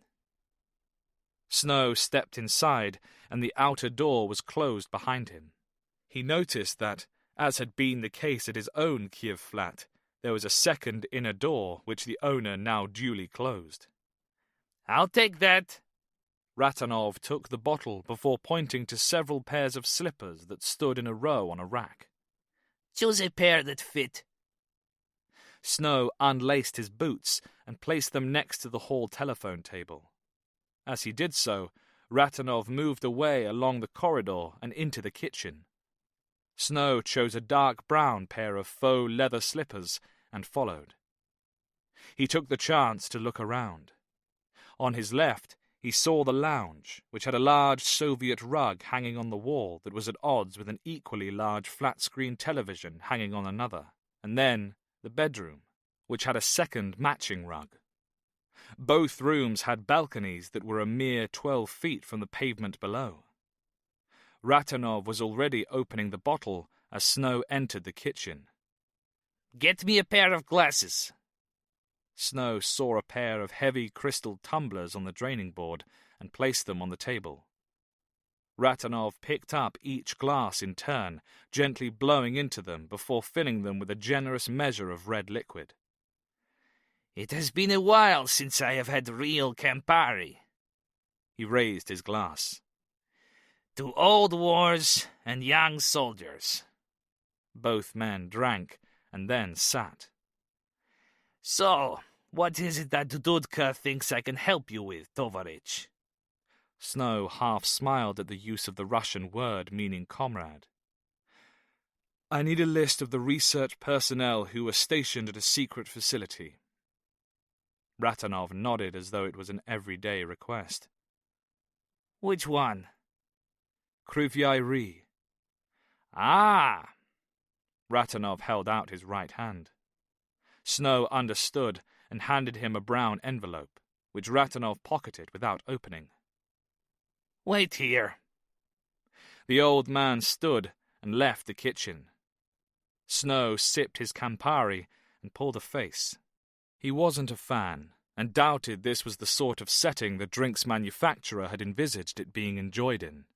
The sound of something heavy being moved, and then the scraping of metal from the room next door, brought Snow back to the present.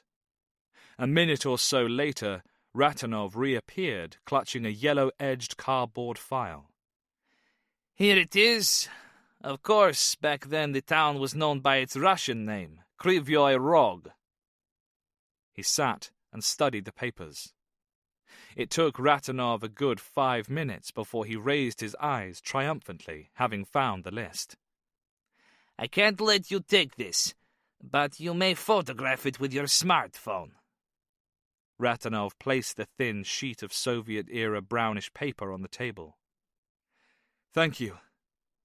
Snow slowly removed his iPhone from his pocket, positioned it so that the sheet fully filled the screen, and clicked off several shots. One for the road? Ratanov tapped the Campari bottle. No, thank you. I'm more of a cognac drinker. Very well. I shall see you out. Ratanov led Snow back towards the front door. As Snow retrieved his boots, he noticed a framed black and white photograph on the telephone table. Ratanov followed his gaze. That was a long time ago. Is that Dudka?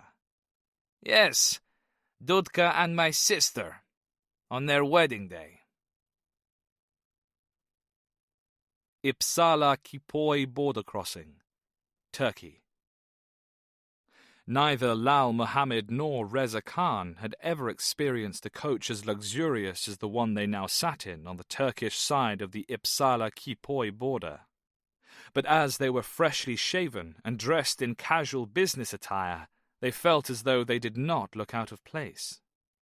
The Sheikh's men had dropped them off at Istanbul's Bayuk Otogar, main bus terminal, where they had boarded the coach bound for Greece. The coach itself would travel to Athens via Thessaloniki, where the two Al-Qaeda warriors would alight to meet their next contact. As an artery for commercial vehicles between the EU and Turkey, the border crossing was one of the busiest. It was by no means the first border Lal and Reza had crossed, but for them it was the most hostile. Seated in the middle of the coach so as to draw as little attention as possible, the two men stood and joined the line of passengers winding out of the vehicle, down the steps, and towards the emigration counter.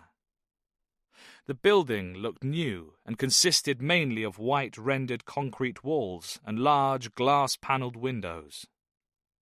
Reza was amazed each day by what he saw in the West, while Lal was confused to see that one of the emigration officers was a woman. Both Lal and Reza's English language ability was basic but functional. They had been given intensive lessons in the camp by their Pakistani trainers, and when they spoke it was with an accent that passed for Pakistani. The White Eagle had assured them that there would be no problems with either their passports or their visas, and that the English language abilities of the Turkish border guards were at a similar level to their own. The woman pointed at Lal and clicked her fingers. He felt his indignation rise and his nostrils flare. How dare she address him in such a manner? His mouth turned down in scorn as he took a step forward and pushed his passport under the ballistic glass. The woman didn't say a word, nor did her face express any emotion as she tapped away at the computer terminal. Lal risked a furtive glance at Reza, who was at the next counter. His indignation had given way to fear, a fear of failing in his mission. To his relief, however, Reza seemed relaxed, and the officer dealing with his passport was nodding and smiling. The woman stamped Lal's passport and pushed it back towards him. She then looked past him and made eye contact with the next traveller. Lal started to walk away back towards the coach. Out of the corner of his eye, he saw Reza do the same. A sense of invulnerability washed over him. They would soon be out of Turkey and would easily enter Greece, their Schengen visas permitting travel across the European Union. Lal climbed back on board the coach and took his window seat. A moment later, Reza was sitting next to him. "We are on our way, brother," Lal said in English. "Yes, we are," Reza replied.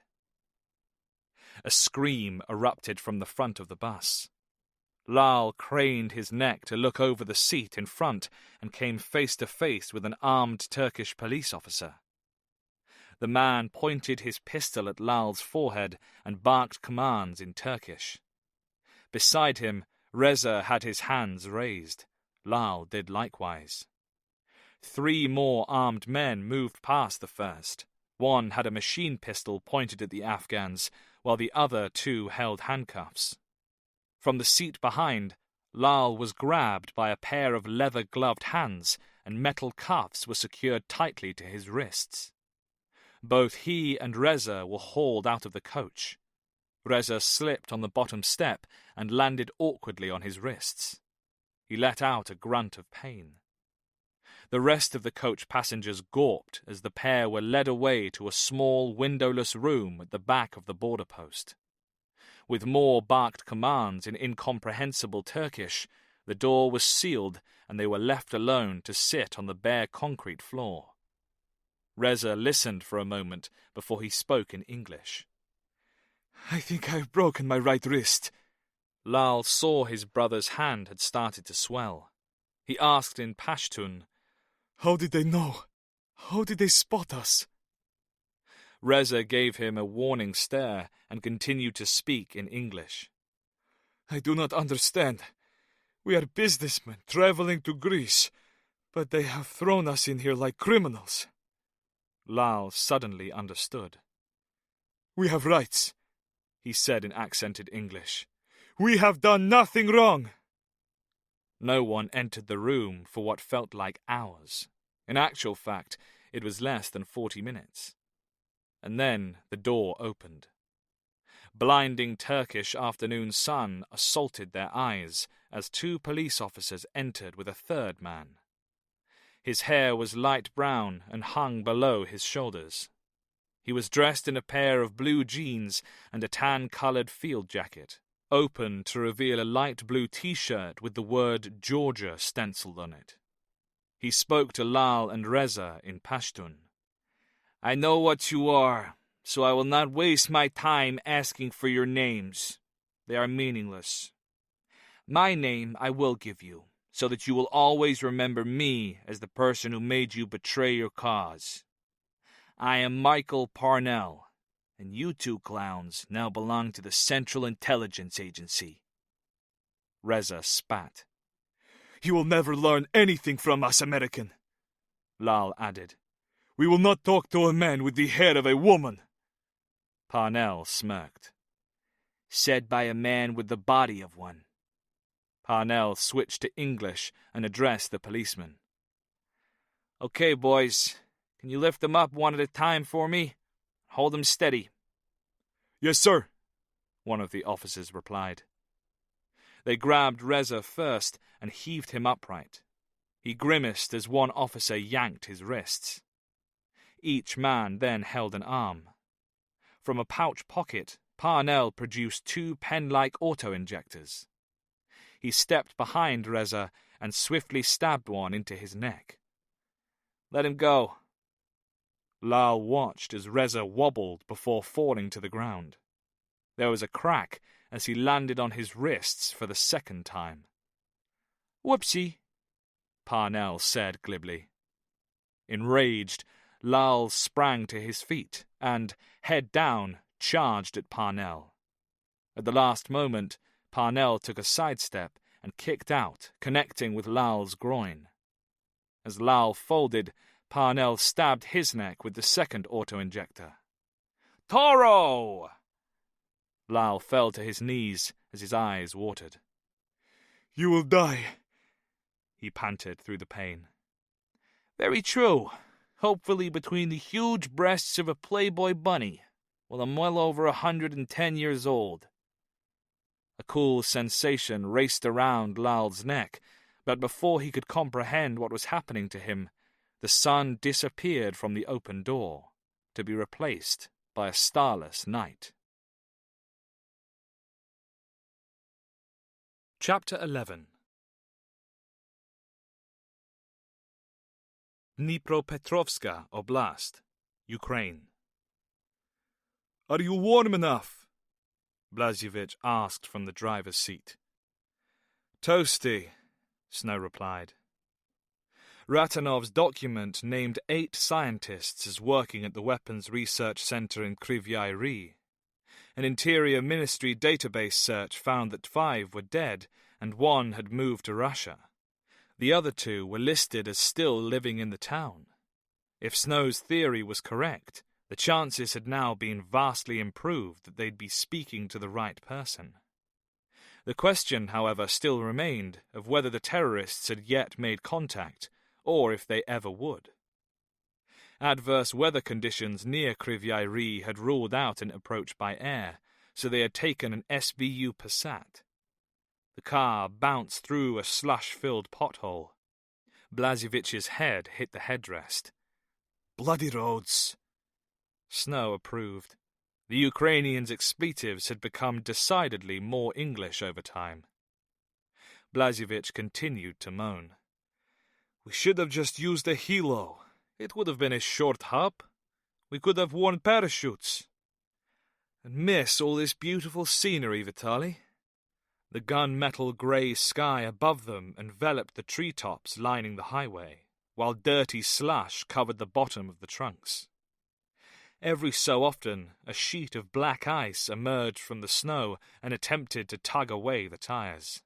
You know, Aiden, I think you are perhaps a bigger Ukrainian patriot than me. That means enjoying Ukrainian cognac and fancying Yulia Tymoshenko, then I must be. Here. Blaziewicz handed Snow his open wallet. My wife. Through the plastic window, Snow saw a photograph of an almost impossibly beautiful woman. Why haven't you shown me this before?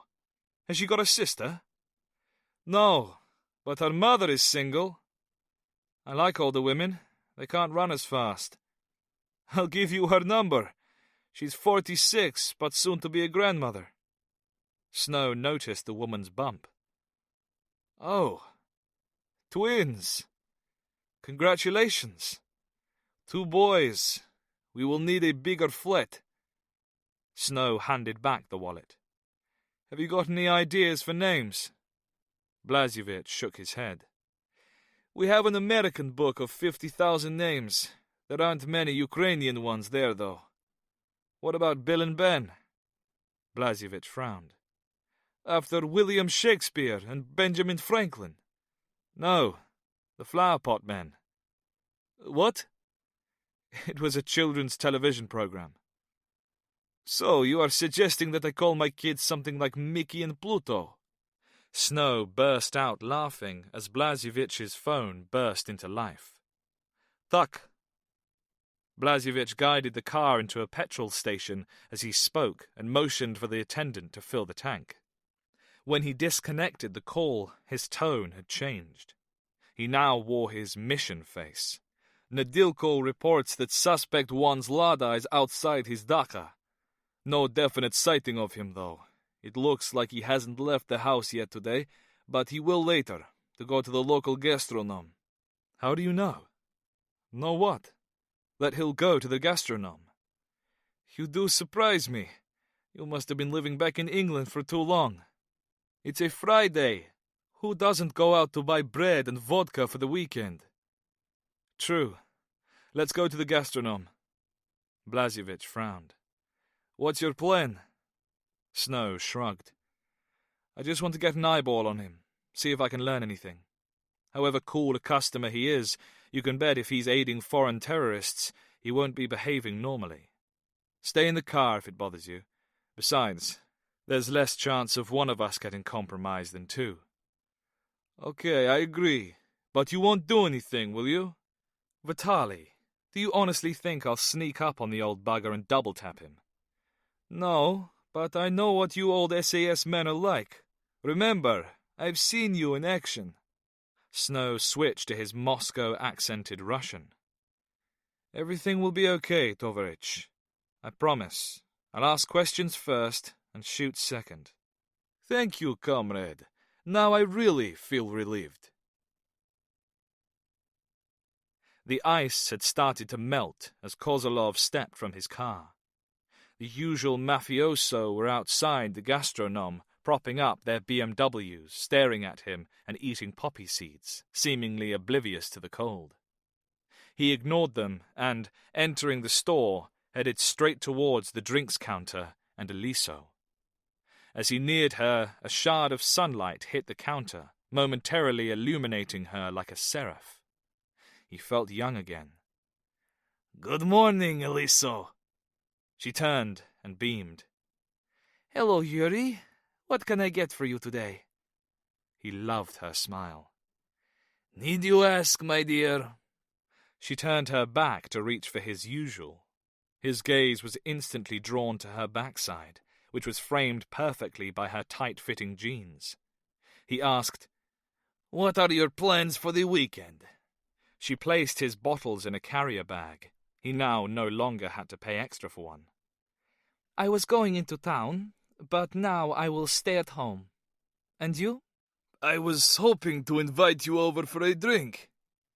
She glanced around furtively. Her hands paused suggestively on the neck of the last bottle. "You are naughty, Yuri."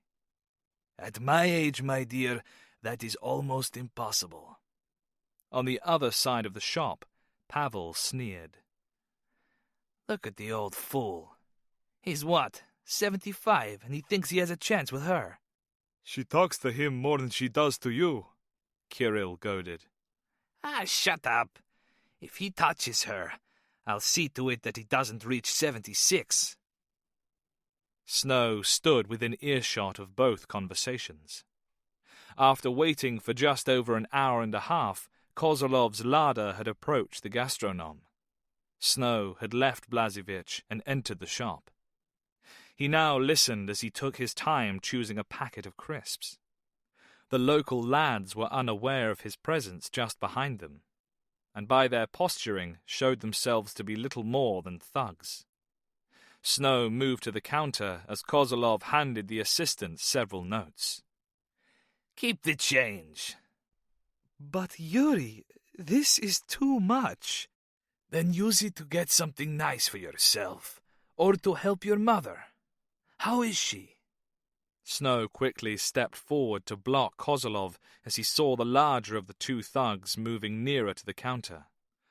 "A bottle of Alex Vsop, if you have it." "Yes, of course." Aliso removed her hand from Kozolov's and went back to work. Kozolov stood patiently and gazed up at the new customer. He was tall and clean-shaven, unlike the local mafioso, who seemed only to shave as often as they washed, weekly. "You have expensive tastes." "Just taste." "Then you are in the wrong place." "Old man!" Pavel pointed at Kozolov. "Give me your bottles." "No, I won't." Kozolov held his head up defiantly. "Then I shall make you. Outside. Now." "Are you afraid to kiss him in front of your boyfriend?" Snow asked. Pavel stared at Snow. "What the—" Snow snapped his right arm forward and landed a heavy palm strike to Pavel's jaw, sending him back against the counter. "If you want to fight, choose someone who can fight back."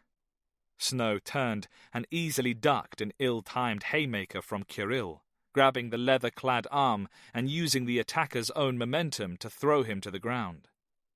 Kirill attempted to scrabble to his feet as Pavel rubbed his face, hatred in his eyes.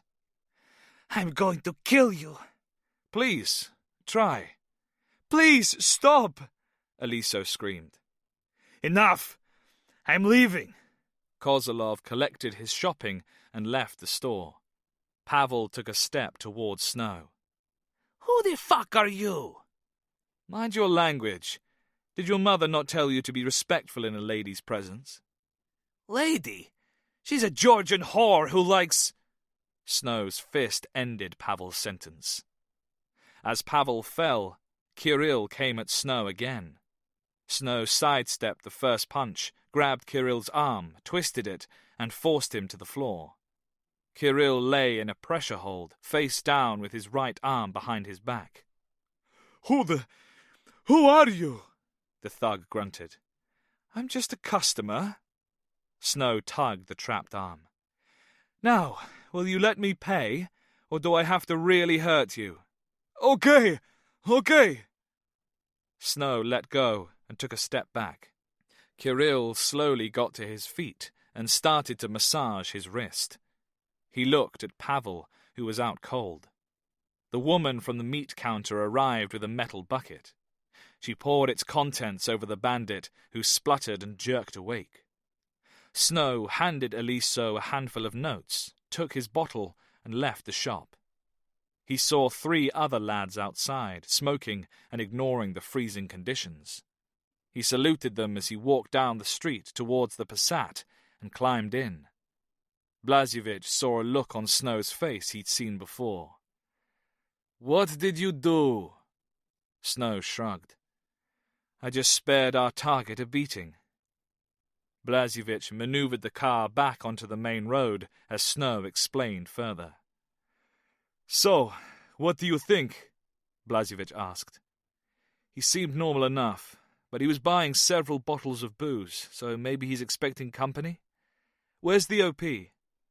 "Nadilko is in a nearby house. It overlooks the empty plot at the back of Kozolov's place.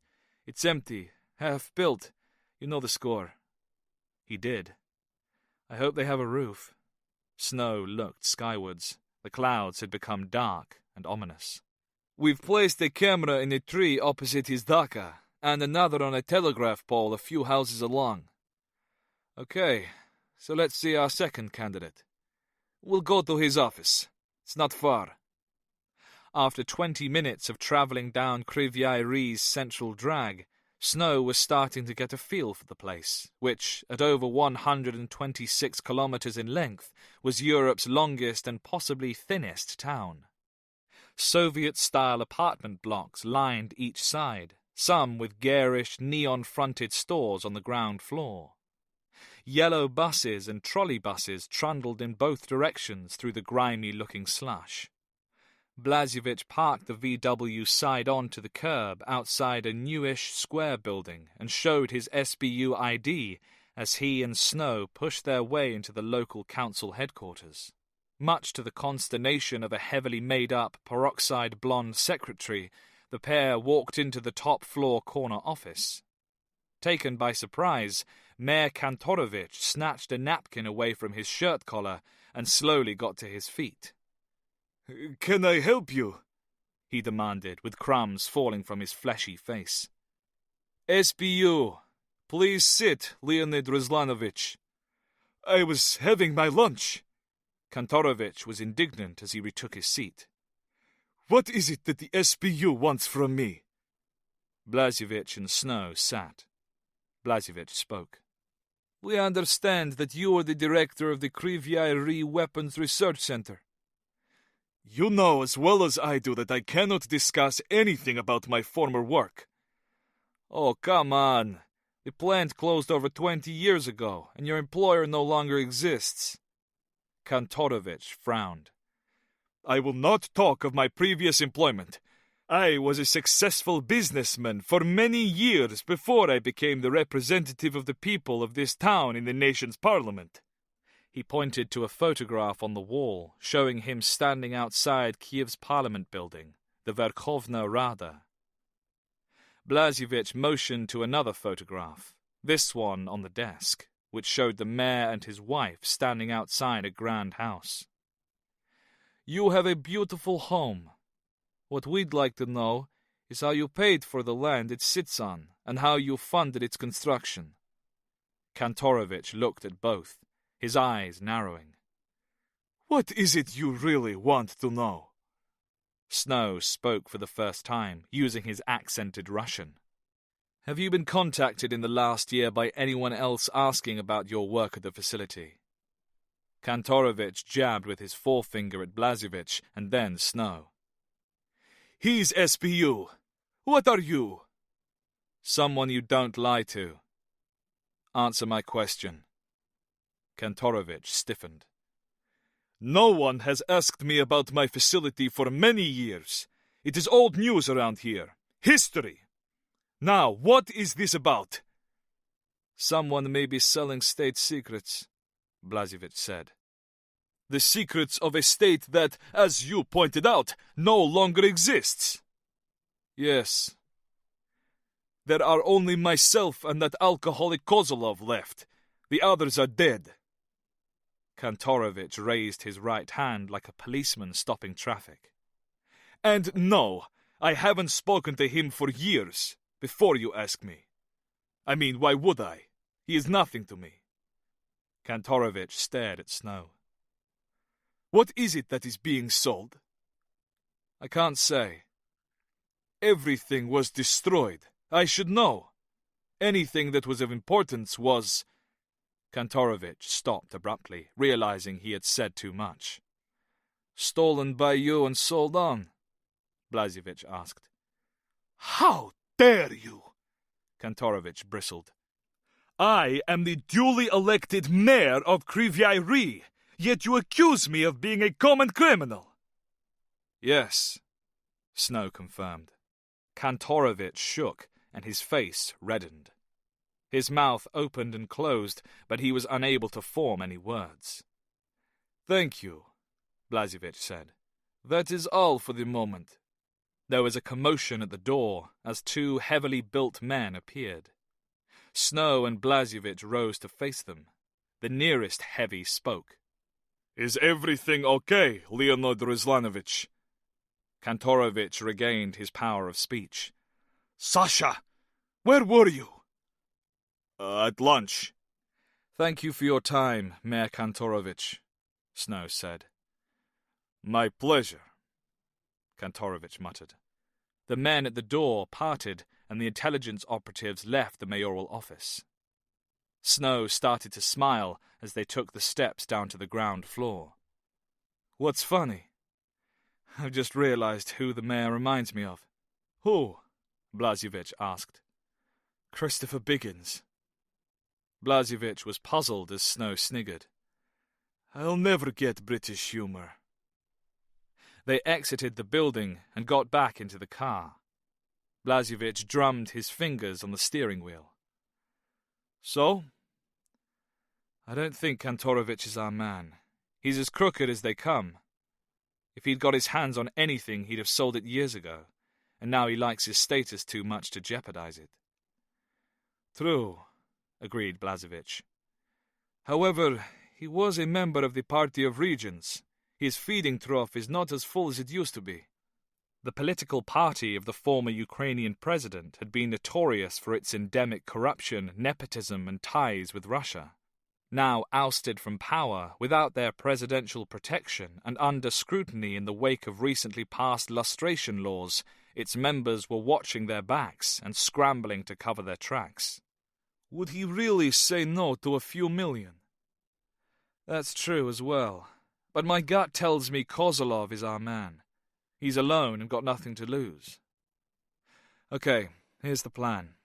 Drop me off at his dacha, and then double back here and keep an eye on Mayor Kantorovich. You want to see him alone?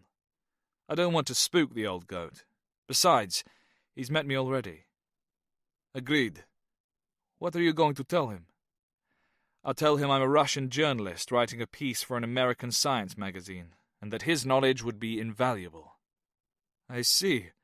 Old men like to talk, especially after a drink. Snow held up the cognac he'd bought at the gastronome. And then, once we've had a few, I'll start to question him properly. Just don't waterboard him. I can see why Dudka chose you. Seriously, you won't do anything, will you, Aiden? It'll be a friendly chat. Snow winked. I'm a friendly guy. Start the car. British Consulate, Istanbul, Turkey. I'm Simon Scarborough. It's nice to meet you. He shook Casey's hand nervously. The news of the apprehension of the two terror suspects at the border that afternoon had been swiftly followed by a direct call from Patcham telling him to expect a senior CIA officer and to set up a video conference call. Good to meet you. Casey sat. Is Jack ready? Yes. Scarborough scooted around his desk and pressed a few buttons on his computer. Sorry, I don't use this much. Ah, that's it? Nice place you have here. Small but functional. It is, yes. Scarborough had always thought the British consulate to be grand, but then Casey sounded as though he was from Texas, and he seemed to remember that everything was bigger in Texas. Sorry I couldn't get here sooner. Brocklehurst came to a stop in the doorway. Oh. Casey waved him in. Join the party, but shut the door. Scarborough looked up from his desktop. Mr. Casey is from the CIA. It's Vince. My father is Mr. Casey. Now have a seat, or you'll fall over when you hear the news." Perplexed, Brocklehurst took a seat as a video screen sprang to life on the wall opposite. It briefly displayed the FCO screensaver before Patcham appeared. "Vince, I see you're in Istanbul already." "That's right. Now, listen. The Turkish police have handed both suspects over to my specialist unit, and, after we asked them nicely, they became very helpful." Patcham knew what "asked them nicely" was a euphemism for. "Where is the device?" "We still don't know, but we know what the target is. Moscow." In London, Patcham felt as though the air had been sucked out of the room. "Where? And when?" "The when I don't know, but the where is the easy part. The Kremlin." "The Kremlin is a big place." "They said it's going to be the Senate building. Now, I don't think they can get inside it, but any tourist can get close enough if they pay for the guided tour. Capitalism, eh? Lenin was right. It's going to bite you in the ass." Patcham ignored Casey's ill-timed attempt at levity. "Is it as you surmised? The terrorists will enter Russia via the border with Ukraine, held by the DNR." "Exactly. No border checks, no Ukrainian control, and no acknowledgement by Moscow that they control the border." "Who has the device?" "That's the kicker. It's Kishev. It looks like he was playing the Russians and escaped from them." Scarborough found his voice. "It must have been him who was responsible for the deaths at the Russian safe house." "I reckon," Casey agreed. "But that's not where it ends. Do you remember the rumors about the White Eagle?" "Fairy tales would be a more appropriate term." Patcham was brusque. "Well, apparently he ain't no fairy tale. The Afghans claim the White Eagle is real and working with Kishev." Brocklehurst felt out of his depth and glanced at Scarborough, who seemed equally awkward. "Who is the White Eagle?" "He's a ghost, boys," Casey explained. "He was meant to be an Al-Qaeda agent inserted into the very heart of U.S. intelligence to spread doom and misery. We took the threat seriously. My department investigated it for a few months after 9/11, but then nothing happened. No chatter, no nothing. But now, and this may make some sense, the cell members are saying he's a Russian." "Vince, what are you going to tell the Russians?" Patcham said pointedly. "Something like this. You know those suitcase nukes you like to pretend you never made? Well, one of them is being transported by a man you claim you have in custody over a border controlled by Russian soldiers you say are there on vacation, and is going to destroy your Senate building and irradiate the Kremlin." Casey sighed. "That's the general gist. Your PM and my president are going to have a joint call in the next hour. They're going to decide how, what, and when to tell the Russian president." "And this intel is confirmed?" "They can't lie to us, Jack. You know that. I'm sending my team into Ukraine." "Snow is already there." "Where?" "Kryvyi Rih." "Then I'll have them make contact." Casey checked his watch. "I'm flying to Moscow. There's nothing I can do here. Looks like London's off the hook." "Only if the Russians believe our leaders." "Then may God bless us all." Casey stood. "Gentlemen." Brocklehurst got up and opened the door. "I'll see you out." "Simon," Patcham said after Casey had gone, "I don't need to remind you that this goes no further." Scarborough nodded, numb, as what he had heard began to sink in. The FCO screensaver reappeared as Patcham ended the call. Patcham sat in silence for a moment. He didn't know what was wrong with him, but he didn't have time to get it checked out. The world had started to go mad, and it was his job to preserve what little sanity he could. He punched in the number for Aidan Snow. He needed to be updated. Black Sea. Tariq had bade farewell to his brothers Lal Muhammad and Reza Khan in central Istanbul and now sat queasily on the deck of a commercial cargo vessel bound for the Ukrainian port of Odessa. He hadn't been on a ship of any sort before, and was embarrassed to admit he wanted to vomit.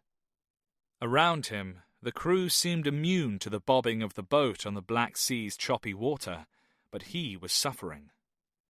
The scent of the air, however, was magnificent, as was the colour of the sky and the sea, which, fittingly, was turquoise.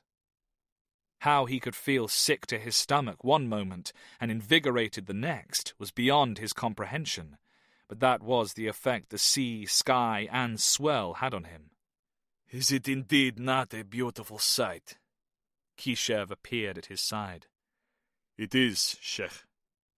They leant against the rails in silence, cresting several more waves before Kishev spoke again. I have some disturbing news regarding our brothers. The infidels have them. Tariq turned his head. They have been captured. I do not understand, Sheikh. Were not their passports perfect? They were, my brother, but unfortunately Lal and Reza were not, for it was them who betrayed our glorious mission to the Russians. How else could they have known where you were? Tariq shook his head, and then paused as another wave of nausea washed over him. No, I do not believe it. But alas, it is a fact. Kishev placed his hand on the Afghan's shoulder. Think. That is why they were not killed by the Russians. They were meant to survive in order to betray our cause further.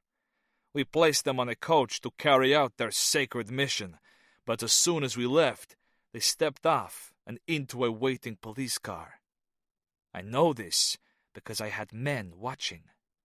They are talking to the infidels, working for them. I do not know for how long they have been doing so. That is why we gave them false information. About what? About the attack. The traitors will sing about our plans. They will say that the attack will take place in one direction, while we shall attack from another. Tariq, our target is not Moscow. Our target is not mainland Russia. What is our target, Sheikh? Kishev took a deep breath. It was time to explain. Vauxhall Cross, London, UK. Patcham ate his canteen sandwich without enthusiasm as BBC 24 played on the wall-mounted display. A pair of journalists discussed the U.S. Senate Intelligence Committee report heavily criticizing the CIA's interrogation techniques. The screen changed to show footage of a Democrat senator lambasting the CIA for carrying out a program she alleged was internally known as rendition, detention, and interrogation. Patcham listened skeptically. He wasn't one to condone torture, to give enhanced interrogation techniques their correct name, but unlike the authors of the report, he accepted that it was a necessary evil. In some cases, he had to admit, intel resulting from torture could be unreliable, but in the vast majority of cases, it had prevented further terror attacks. Regardless of the report, the rules by which his side played were far more stringent than the opposition. Would the Taliban, Al-Qaeda, or IS stop torturing their captives just because the West had? Did they care about the human rights of their enemies, who, even if they talked, would have their executions broadcast worldwide on YouTube? Patcham rolled his eyes now as the perma-tanned, self-righteous face of another American lawmaker half filled the screen and stated, in words of few syllables, that the CIA must apologize and repent for the suffering they had caused. Patcham let out a sigh. If these idiots were listened to, the invaluable work carried out by the global intelligence community, including that of Casey's unit and his own, would be greatly hindered or possibly halted altogether. Even Patcham knew little of his friend's group or its makeup, but its mandate was clear: to actively counter the threat of global terrorism. The drugs Casey used on terror suspects were untested by the official US authorities, but they worked and were untraceable. Was it morally right to pump a man full of narcotics to make him incriminate himself? Absolutely. Mistakes were rare, but on those occasions a severe chemical hangover was favourable to broken bones and bruises. The TV footage moved on to sport and showed someone with what appeared to be an accident at a DIY shop for a haircut kicking a football. Patcham finished his sandwich and rinsed his mouth with a swig of iron brew, which the canteen manager had ironically started to stock after the Scottish independence no vote. Patcham closed his eyes for a moment, but a knock at his door snapped them open. He waved Plato into the room and pointed to a chair. "I had a rather unexpected hit on the gait recognition program." Patcham frowned. Plato tapped a tablet he had been carrying under his arm and placed it on the desk. "I ran the program at Istanbul's Ataturk airport and came up, as I had expected, with nothing. So I then expanded the search to cover the bus and ferry terminals. I got a hit from the 2 shooters at Istanbul's main bus terminal." He touched the screen, and footage played of 2 men watching passengers board a bus. "This then led me onto their faces, and that's where I ran into a wall. Well, a firewall to be precise." "How so?" "They're US Special Forces." Patcham paused, thought. "Are you sure of this?" 100%. It's a complete match on the faces and an 89.6 on the gate that led me to the faces. Plato brought up their official headshots. "What do you know about them?" "I retrieved their names, but apart from that, nothing more." Patcham read the names. Carl Beck and Stephen Needham. "Can you penetrate the firewall?" "Jack, are you asking me to hack the Pentagon?" "No. They'll already have a record of your search, won't they?" "Yep, sorry. I should have used a false trail." "We have nothing to hide." Unlike the CIA, it appears, he didn't need to add. "It's best to be transparent. Right, I need to take this upstairs." Patcham shut his door and took the steps to the floor above, 2 at a time. Arriving slightly pink in the face, he strode past her PA and opened Knight's door without knocking. His boss was midway through a cup of green tea and looking down at a newspaper, aided by a pair of half-moon spectacles. "It's the CIA!" Patcham blurted out before Knight managed to say a word. She pointed at a chair. "Sit. Explain." Knight didn't interrupt until Patcham had finished. "What is Vince Casey playing at? I wish I knew." Knight frowned. "So, the suspects in the shooting were CIA, and they took the bomb, took out half the Al-Qaeda cell, and also spirited away the 2 gentlemen apprehended at the border, who happened to be the remainder of the cell. Do you think Vince lied to us about what they said? That would be the easiest explanation, if not the most palatable. Well, anything is preferable to having a rogue nuke detonated in Moscow. If it detonates," Knight reminded her colleague and old friend. "If." "That could be it," Patcham suddenly realized. "It won't detonate. It needs to be fixed." Knight pursed her lips. "Explain to me what you're thinking, Jack." "Aidan Snow had this idea that rather than build a dirty bomb, Al-Qaeda would want to get it fixed. That's where he is now, running down anyone who might be able to do just that. Fix the device." Knight took another sip of tea. "Okay, we know the CIA already has one RA-115A. Why would they want another? To control the technology, or at least stop others from having it? Is it really that hard to fathom how the thing works? Probably not, but you'd still need to be able to create new parts or adapt the existing device, which Al-Qaeda hasn't got." Patcham shrugged. "That's something we don't know. Why fix it? Easier than reinventing the wheel?" Knight proffered. According to the file, it's something to do with the firing unit decoder that stopped the US bomb from working. The whole device could be replaced and put in a new case, but then that defeats the purpose of the design. So, the gist of what you're saying is that the mention of Moscow as a target is a ruse. And who'd expect a terrorist to be able to get through a war zone lugging a suitcase nuke anyway? Is that it? The device would simply disappear? Patcham nodded. The more I think about this, the less sense attacking Moscow makes, let alone the effort of getting there. The conflict zone in eastern Ukraine would be the perfect place to pretend to lose a bomb. Confront Casey.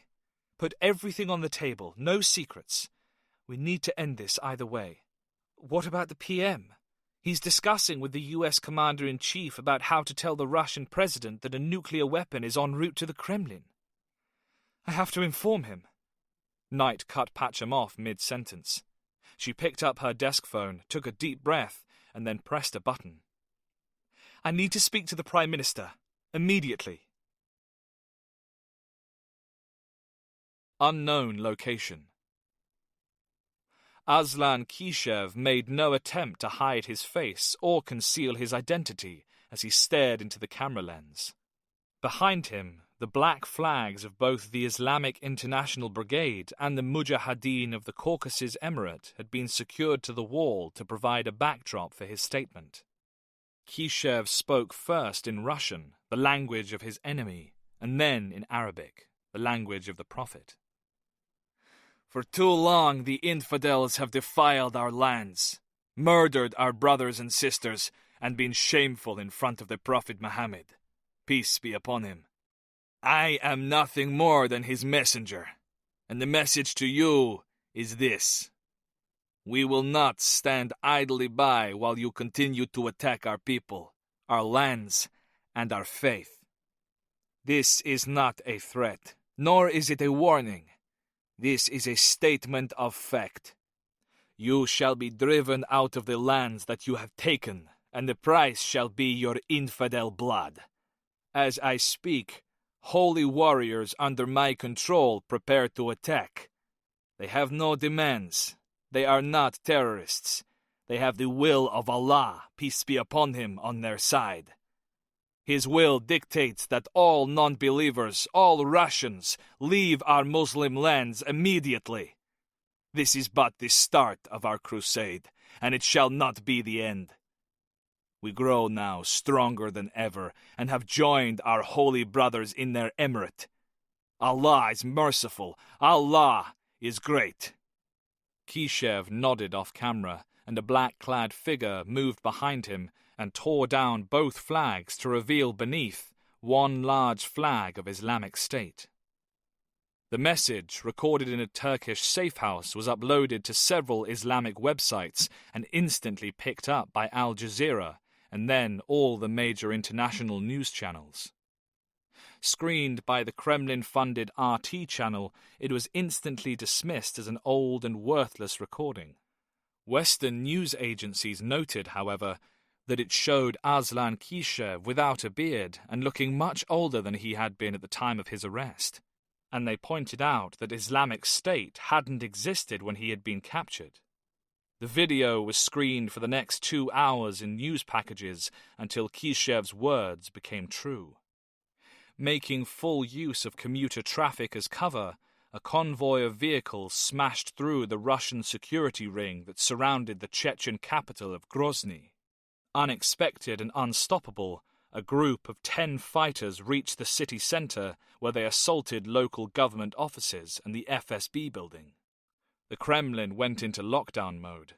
The Russian president was immediately taken from his dacha and transported back to his office by a motorcade overwatched by helicopter gunships, and Moscow airspace was closed to all civilian air traffic. Chapter 12. Kryvyi Rih, Ukraine. Stretched out on the frigid forest floor, Gorodetsky ignored the pervading cold and falling snow. He and Beck had watched as Target 1's ladder crunched over the frozen dirt track and came to a halt outside the Dakar. Now, an hour later, they were still watching as a VW Passat drew up. A passenger got out and walked towards the Dakar before the Passat drove away. The Dakar's front door opened and Target 1 emerged onto the highest of the 3 steps that constituted the veranda. The 2 men spoke, and the new arrival gave the other a bottle. Target 2 confirmed, Beck stated as he examined the scene with his field glasses. Gorodetsky slowly readjusted himself, looked down the scope of his Dragunov SVD-M sniper rifle, and awaited the fire command from Beck.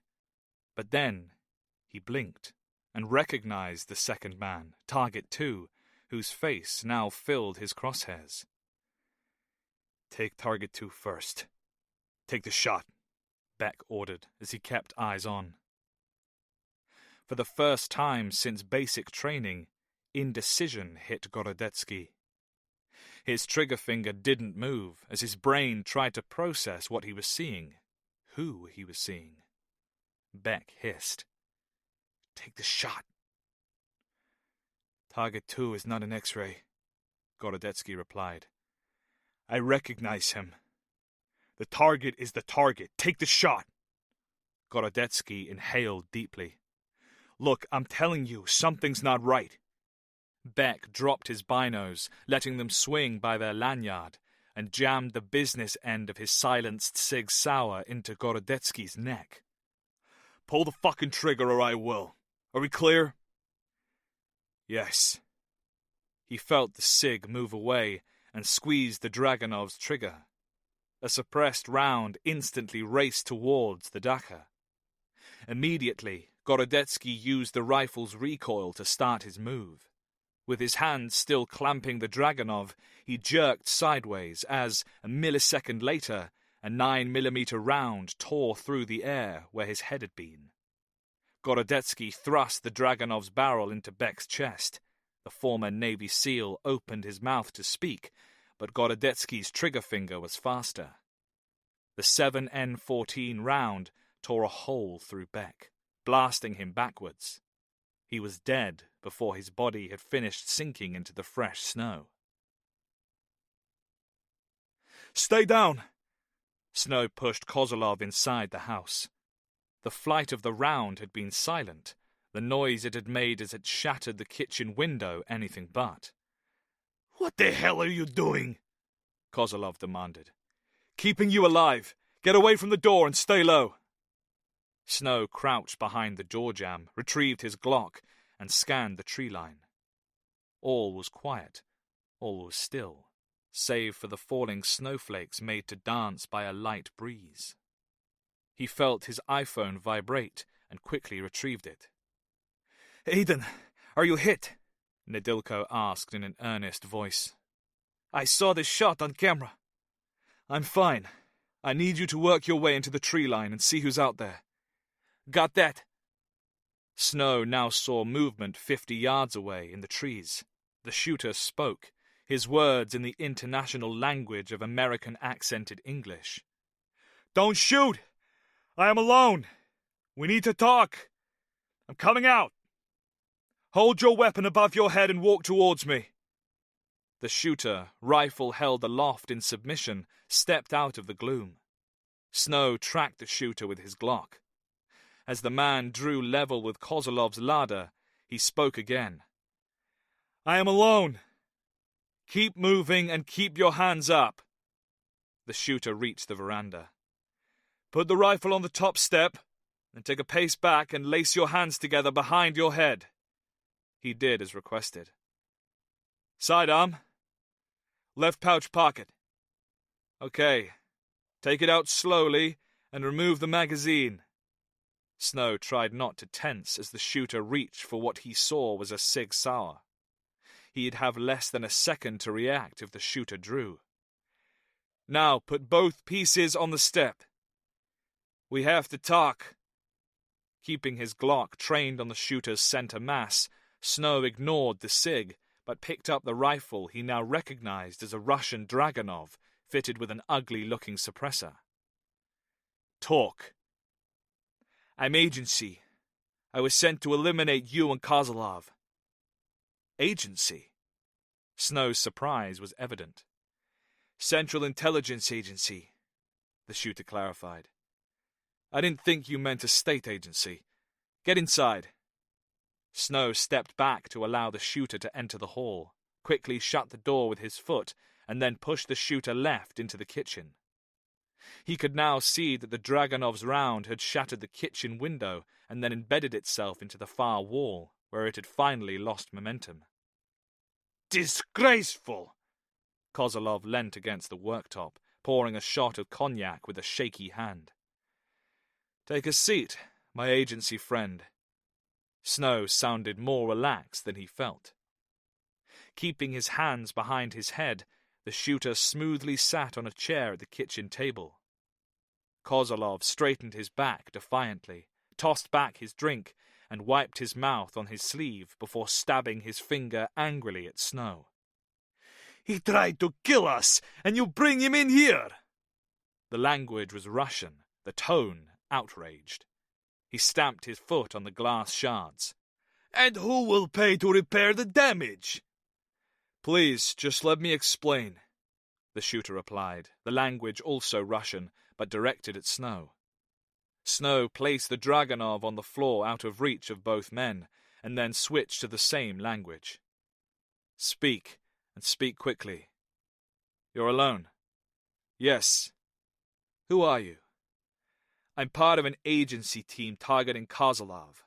Intel stated he was in the process of selling classified technology to Islamic terrorists." "Fairy tale!" Kozlov roared. "How dare you make such allegations?" Snow needed a moment to think. The Americans knew he was in Ukraine, but why would they act unilaterally against a possible lead, and, more importantly, against him? If the shooter was really part of an agency team, something was wrong in Langley. "You told me you were alone. Where is the rest of your team?" "Two, including my field controller, are holed up somewhere in town, and my spotter is in bits back in the forest." He gestured to the Dragunov with his chin. "I wasn't meant to miss. When I did, he tried to put a bullet in my brain. He's dead." Snow didn't hide his surprise. "Yes." To Snow, this made no sense at all. "Why didn't you hit either of us? It was an easy shot." "I recognized you." Snow froze. "Who am I?" "My field controller said you were part of a European terror cell." "But you knew that wasn't true. How?" "I'd seen you before, on a roof in Kiev. You were with Bull Pashinsky." Snow felt a crushing weight in his chest, as though he'd been kicked by a mule. The memory flooded back. The rooftop chase after the merciless Spetsnaz commando who had killed his friends, wounded him, and was about to shoot him, before a single round from a sniper had put a dead stop to Pashinsky and his plans. "Explain." "Pashinsky murdered my brother. It was my duty to execute him. What had happened in Kiev had been kept secret by Dudka's SBU directorate. No one outside a handful of trusted people knew of Snow's involvement in chasing down Pashinsky and his mercenaries, let alone Pashinsky's fight with Snow or how the man had died. Snow now knew without a doubt that the man he was facing had saved his life on that Kiev morning several years before. But was he agency? Snow still had doubts. He lowered his Glock and placed it on the table. "What are you doing?" Kozlov demanded. "Taking a leap of faith." Snow addressed the shooter. "Pashinsky killed 3 of my men. My enemy's enemy is my friend. Pashinsky was my enemy," Gorodetsky stated as he slowly lowered his hands and removed his gloves. "My name is Sergei." He offered Snow his right hand. "Aiden." They shook. Irish. No, it was a common mistake. British. Gorodetsky seemed surprised. I thought you were SBU. What are you? SIS? Yes. What? Kozlov spluttered and fell against the sink for support. Even in the watery winter afternoon light, he had clearly turned pale. Snow ignored the Ukrainian. Was this a kill mission? I was ordered to retrieve whatever Kozlov was selling and then eliminate all those involved. Was this proof his hunch had been correct? That the RA-115A would be brought to Kozlov for repair, or was Casey just covering his bases? Snow asked, and what was he selling? Classified hardware. That's all I was told. I don't know what you're talking about. I've done nothing wrong. Kozlov prattled rapidly. Snow again ignored the Ukrainian. It was still a far cry from being proof positive, but Snow was convinced. What intel did you have? I have no idea, but I was told it was confirmed. How long until your next check-in? Minutes. My boss is expecting a call. From you? No, my field controller. He's waiting for Beck to call him. Gorodetsky tapped his jacket pocket. I've got his sat phone. Beck was your spotter? Yes. Why is the SIS here? The fact that Sergei hadn't known of Snow's presence was odd, and the fact that he had the voice of a native Russian speaker odder still. Did he know that Moscow had now been confirmed as the target for the nuke? Snow was circumspect in his reply. We've been trying to find the buyers, an Al-Qaeda cell. Snow thought for a moment as he put the pieces together in his head. Do you understand what's happened here? Gorodetsky shrugged. I'm beginning to. The agency was using me to get rid of its rivals, to get the package, to eliminate Kozlov, and then it gets rid of me. Snow was confused. What was the point of securing Kozlov's spare parts without the bomb itself? You really weren't meant to miss. I never do. Who's running this? You mean, whom do I report to? Yes. My field controller is called Harris. And his boss, the guy who's running the entire operation. I'm sorry, I can't tell you that. Perhaps I can. Vince Casey. Gorodetsky remained silent, but Snow noticed a momentary flicker of surprise in his eyes. Snow didn't like to think of himself as expendable, regardless of the stakes involved. Something is wrong here. Kozlov had no idea how, but these men knew about the bomb, and about him. Did they know about Eliso? He swigged more cognac, and then he realized they had no proof. They would have to find his components first, and there was no way he was going to tell them where they were hidden. There was no way on earth they could make him talk. As the last rays of sunlight started to sink behind the wintry trees, he glanced at his cabbage patch. The package, as the American agent had called it, was safe. Even if it was discovered, the parts were useless unless connected to an RA-115A, and where would they get one of those from? They would have to find his buyers, and even he didn't know who they were or where they were.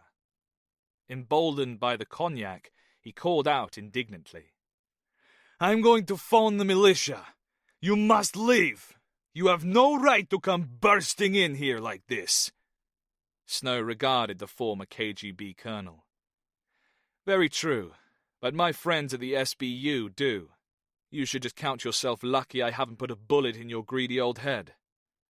Kozlov opened his mouth to say something, then thought better of it. He grabbed his cognac bottle and drank directly from it. Snow felt his iPhone vibrate. He removed it from his pocket and pressed the rubberized speaker button on the matte black OtterBox. One body, all clear. Are you secure? Nadilko asked. Yes, come on in.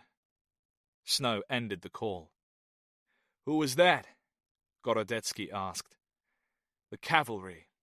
Snow replied, as Ivan Nedilko appeared from the hall. He had his Glock held in a two-handed grip and trained the business end on Gorodetsky. "You can holster that. He's CIA." Nedilko frowned as he put away the sidearm. "I don't understand." "And neither do I. Not fully." Snow turned to Kozlov. "It's time for you to answer some questions." Kozlov, who was now working his way through the last of the cognac, looked up. I don't have to tell you anything. What official capacity do you hold here? "None." Exactly. You forget I was KGB. Kozlov stabbed the air with his forefinger. It was I who gave orders, who asked questions. "Kozlov," Nedilko sounded stern, "I am an agent of the SBU, and you will answer our questions." I was giving orders when your parents were still shitting themselves, Kozlov snapped. Nedilko nodded slowly. "Bowel problems run in my family." Snow tried to keep a straight face, and Kozlov looked confused before he spoke again. I will tell you nothing. "I know that you worked at the Weapons Research Center, and I know that you produced the RA-115 there," Snow stated. "I also know that you have agreed to help foreign terrorists repair their RA-115A." Kozlov grabbed at a kitchen chair and sat, his legs trembling. How did these men know so much? Who had told them? Had it all been a charade to trap him? No, it couldn't be. He wasn't going to tell these men anything. You have been eating too many of the mushrooms that grow in the forest. What I need to know is, what exactly have you agreed to sell? Kozlov folded his arms and shook his head like a petulant child. I have agreed to nothing. Now all of you, leave my house. You and I are going to leave together. Nedilko stared directly into the watery eyes of the inebriated KGB veteran. An SBU team will arrive and take you into custody. Tomorrow, when you sober up, we shall officially charge you with treason. Treason? Kozlov flushed pink. My country is dead. Treason to which country? Our country. Ukraine. Kozlov reached for the cognac bottle, noticed it was empty, so threw it onto the floor where it smashed, its glass joining that of the window. My parents were from Volgograd. I was born in Volgograd, and then in 1991, because the Supreme Soviet could no longer be bothered to work, I suddenly became Ukrainian. What does it say in your internal passport, the one that guarantees your state pension? Kozlov stood on unsteady legs. Listen here, Bandera. Officer Nedilko. Where are you from? Lviv? Ivano-Frankivsk. Kozlov waved his hand. Same difference. Western Ukraine. You may be proud to be Ukrainian, but I am not. I am Russian. Are you selling secrets? Snow asked. Not secrets, no. Kozlov froze for a second before he realized his mistake. What secrets? Sit down, old man, before I knock you down, Nedilko said. I'd like to see you try. No, you wouldn't. Snow turned to Nedilko. Call Blazevich. Tell him to park along the road and await my instructions. What about Kozlov? You leave him to me for the moment. Nedilko nodded and left the kitchen. The room became silent as Snow thought back to the CIA report Patcham had shared with him and the reason why the Americans' bomb wouldn't work. Where is the firing unit decoder? Kozlov said nothing, but his jaw tightened and he reeled backwards. So, that's what you have for them. Where have you hidden it? Kozlov remained tight-lipped. Snow shook his head in frustration. He took a step forward and crouched down in front of the older man. Yuri, I'm speaking to you man to man. Do you honestly want your weapon to end up with terrorists who want to kill thousands? Do you want their blood on your hands? Kozlov didn't reply. The target is Moscow. Do you understand? The old man seemed dazed. He opened then closed his mouth as though he had lost the ability to speak before he replied. We built safeguards into the RA-115A. Without the correct decoder for the firing unit, an RA-115A will not detonate. How can I be responsible for the deaths of thousands from a device that will not detonate? If you don't give me the decoder, someone less polite than me will come and get it. Kozlov shrugged theatrically. I do not have any parts for any weapons. Search me! Search my house! Okay. It was at times like this that Snow wished he had some of Casey's truth drug, or more time. He reached forward and jerked the front legs of the chair into the air. Taken by surprise, Kozlov fell backwards, arms flailing. His head hit the tiled floor with a crack, and he yelped in pain. Snow reached down and picked him up by the lapels of his jacket. I'm going to ask you again. Where have you hidden the firing unit decoder? I don't have one. Snow dropped Kozlov. He fell like a rag doll. Is this about a suitcase nuke? Gorodetsky asked. Yes. Snow now had no reason to lie. How did you know? Old Spetsnaz stories, Gorodetsky said. They could still use it as a dirty bomb. True, but if these people had wanted a dirty bomb, they would have used it already. Moscow is really the target? Yes, confirmed by your CIA boss to mine at SIS. We need to search the house. I don't know what the decoder looks like, do you? No, and I've read a bloody classified file on the thing. Snow had an idea. He looked around the room before stepping through the living room door. A moment later, he returned with the remote for the Soviet-era television. Where do you keep your knives? Kozlov was sitting painfully and massaging his head. I won't tell you. Gorodetsky pointed. Try there. Snow opened the drawer under the worktop, found a knife, and used it to undo the flathead screws on the remote. What do you think you're doing? Kozlov demanded. Getting a firing unit decoder, Snow replied as he opened up the casing and scooped out the innards. What do you think? Gorodetsky examined the electronics. It looks old and Soviet, but it won't fool anyone for more than a minute. Langley didn't brief you on what it was you were sent to get. Gorodetsky shook his head. Not at all, but Beck and the others must have known.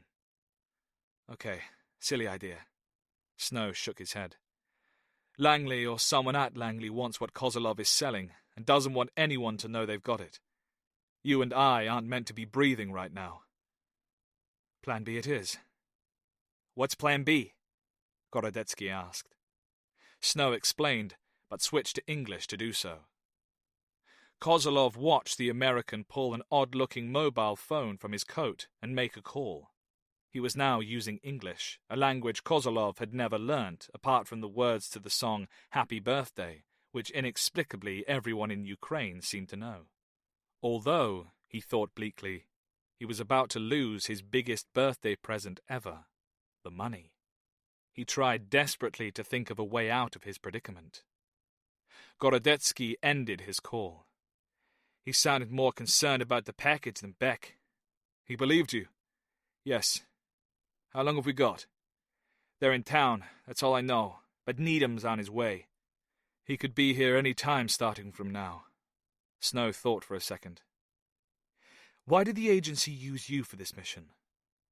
I'm the new boy, and I'm not American. Druzhba Hotel, Kryvyai Rih, Ukraine.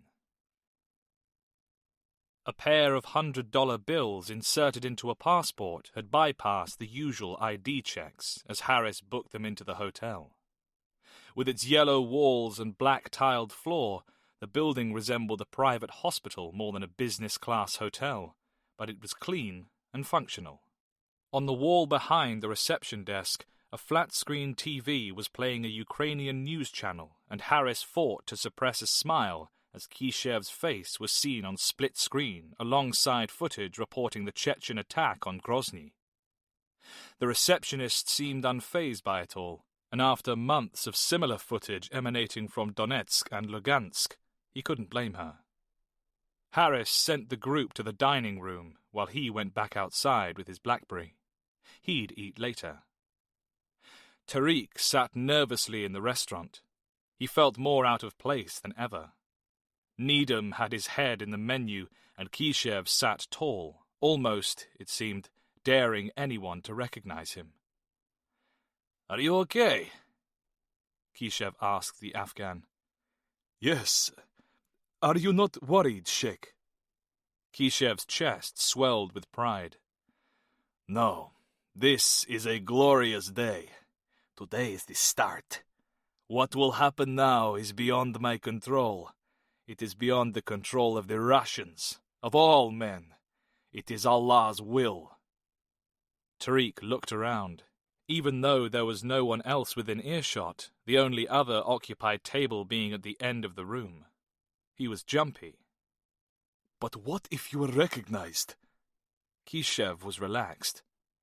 "There is an American phrase, to hide in plain sight, and that is what I am doing. The Russians are not seeking a well-dressed businessman."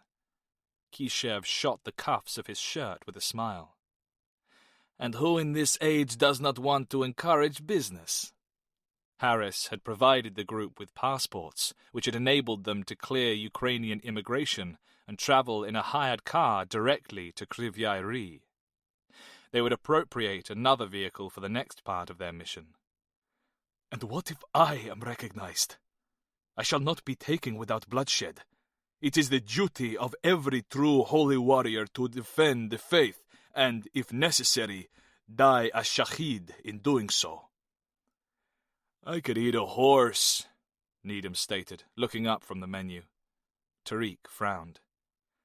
"Is that a local delicacy?" Needham laughed. "Only in Paris." The laughter attracted the waitress, who appeared at the table. Needham eyed her up appreciatively. Tariq looked away in disgust, and Kishev ordered in Russian. The food arrived some minutes later. Tariq was confused that the meat was neither lamb nor goat.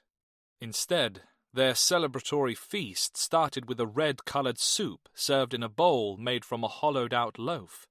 Kishev informed him it was called borscht, a large plate of cut meats and cheeses, followed by a huge piece of beef with vegetables.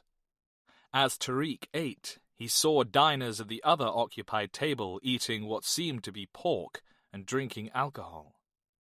His hands balled into fists, but he managed to let it pass. The infidels with their sinful ways would soon feel the wrath of Allah. They were a small team, but what they would achieve would be colossal. "You want more?" Needham asked.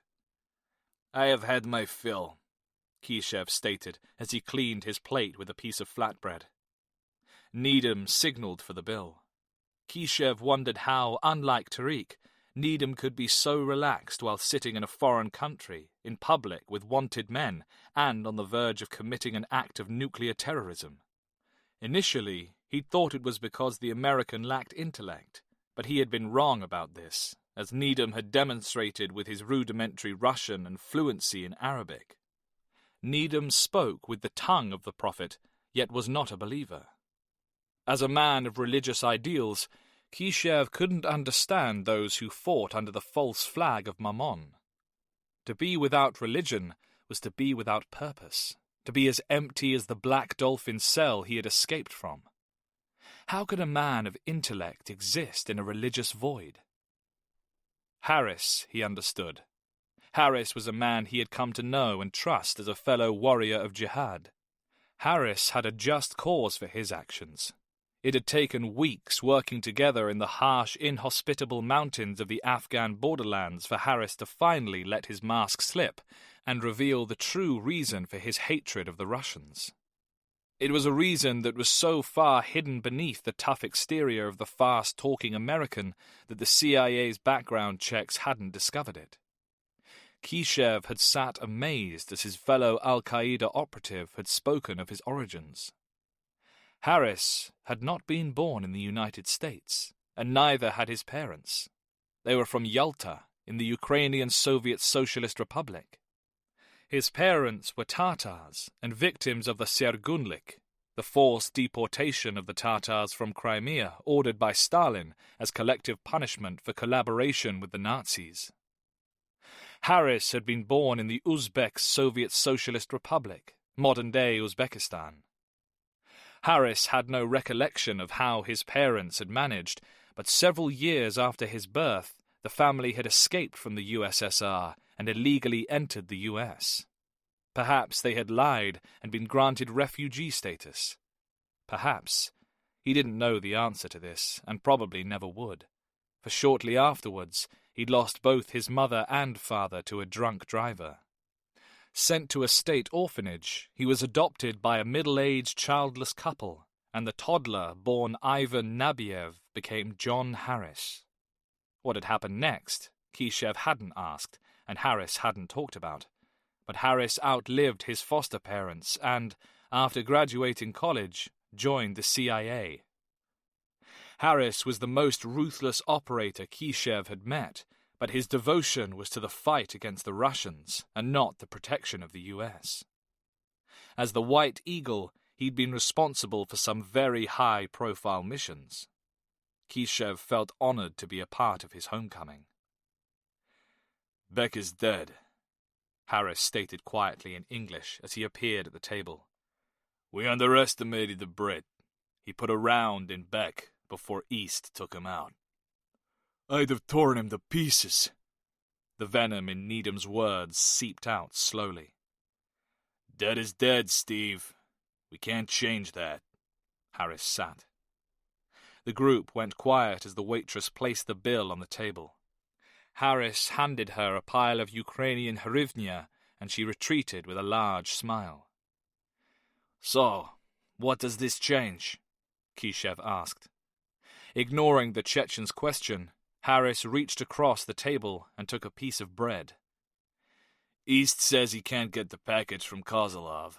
He put a round in the old goat's leg, but can you believe this? Kozlov is hanging out for his cash.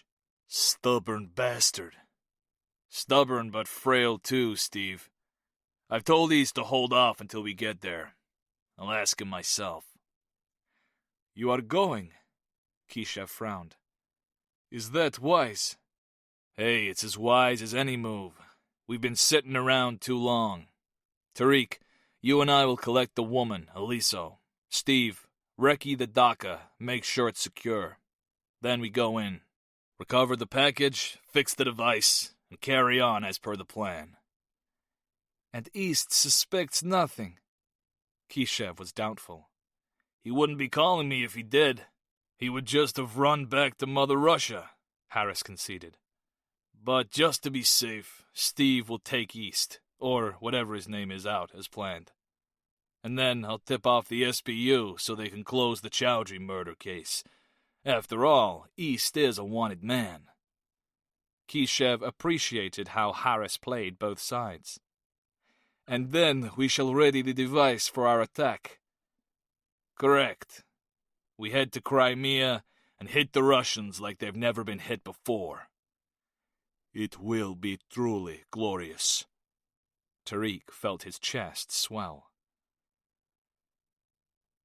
Vauxhall Cross, London, UK. "Vince, where are you?" Patcham asked pointedly. "I'm at the U.S. Embassy in Kiev. The freaking airspace over Moscow is closed. Looks like Khrushchev meant business, huh?" "Vince, we need to talk." "What do you call this, Jack?" Even without the aid of a video screen, Patcham knew the American was smiling. "Look, this is no time for levity. I'm just going to tell you what we've discovered, and I need you to explain why we have it." Okay. Just let me shut the door." The line went dead, but before Patcham could redial, his laptop showed an incoming call. Vince? That's better, Jack. I can see you. What is it? We have positively identified the two men who took out the cell in Turkey. Their names are Carl Beck and Stephen Needham. Casey's shock was visible, even though he attempted to keep his poker face. He repeated their names. Carl Beck and Stephen Needham. We know they're yours. They are. Casey shifted in his seat. We want to know where the bomb is. Yes, we do. We, as in HM government, Vince. You think my guys have it? Who knows about this? You and me, the chief of the Secret Intelligence Service, my analyst, and our PM. We've kept it in-house for the moment. You call that in-house? Telling the Prime Minister? Vince, he was about to discuss with your president their strategy for informing the Russians about an imminent nuclear threat. And you couldn't have asked me first? Casey was offended. Patcham was a friend. Not for a nuclear threat. He could have passed the buck by saying it wasn't his decision, but he didn't. I take it your PM hasn't told my president. Not yet. He requested that I speak to you first, said Patcham, pausing to make his point. Because of our special relationship, I need you to explain the situation to me. Beck and Needham are part of my team. They are in Romania and nowhere near Turkey. Vince, I'm going to ask you again. Where is the bomb? Jack, this must be a mistake. This is my team. You and I are talking about. I don't know anything about any of this. Patcham became angry. For God's sake, Vince, tell me the truth. Did you or did you not know that Beck and Needham attacked the cell in Istanbul and took the nuke? No, Casey replied in a measured manner. I did not, and I'd like to see the evidence that they were involved. I take it you have access to your email? Patcham asked rhetorically. He clicked his mouse and sent a document. Look at the photographs in the comments. He folded his arms and studied his friend's face as the American opened the attachment and examined its contents. He sensed Casey was as shocked as he was, but then Casey had been trained to beat polygraphs. So, what's happening? Patcham asked. Pinged by the very software the CIA developed. Casey shook his head. I had one extra man in Turkey. He was at the land border with Greece. Michael Parnell. Exactly. He was working with the staff from our consulate to liaise with the Turkish border service. The rest of my team were meant to be in an airbase in Romania. And you didn't check in on them? I don't spy 24/7 on my own men. Maybe you should. Patcham took a sip of water as he let the criticism sink in. So where are they now? Ukraine. At their last check-in, they were in country heading for Kryvyi Rih. Casey started tapping on his computer terminal. And according to the GPS locators in their cell phones, they're 5 miles outside Kryvyi Rih and heading north. That's convenient. What? The fact that their phones are still on. Patcham's sarcasm wasn't lost on Casey. It is. Casey shook his head. Shit. Quite. How many are there on the team? 4. Who's running it? Harris. Harris. Patcham raised his eyebrows. Exactly. And I trust him 100%. I see. Patcham had met Harris a few times. Casey referred to him as hardcore CIA. So, Beck and Needham have gone rogue with the bomb. Holy shit. Casey felt his head start to spin. The guy's a Russian. Who? The 4th member, the new guy's former Spetsnaz. He was a friggin' mole. Casey's face flushed with anger. It was all an elaborate play to get him on my team. Explain. He was the guy who stopped the New Jersey attack, remember? He slaughtered the entire team like it was nothing. You think it was a setup, an audition? That's the reason the attack happened in New Jersey and not New York. It's gotta be. A soft target they could control. They wanted to make sure he was noticed. Vince, that seems too far-fetched even for you to contemplate. Normally I would agree, but what's the alternative? Beck and Needham suddenly decide to go rogue coincidentally at the same time as a former Spetsnaz officer joins the team? Casey fell silent as he mulled the situation over in his head. Okay, we need to look at what we know for sure. Beck and Needham took the bomb. The question is, where are they taking it? Russia. And the alternative? You're talking about a pair of highly trained ex-SF operators. Even if they have crossed to the dark side, there's no way they'd attack innocent civilians. Never. Patcham didn't share Casey's conviction. Human nature was hard to explain and harder to predict. We still don't have a target. Casey rubbed his face. Never mind a freaking target. We've got to find my team and stop whatever it is they have planned. Snow's in the area, correct? You know he is. Alone? He's working with the SBU. And you know we can't rely on them. Can't we? Patcham paused. They have their own anti-terror commando group, Alpha. I could ask Dudka to send them in. No, we can't risk it. We don't know who we can trust.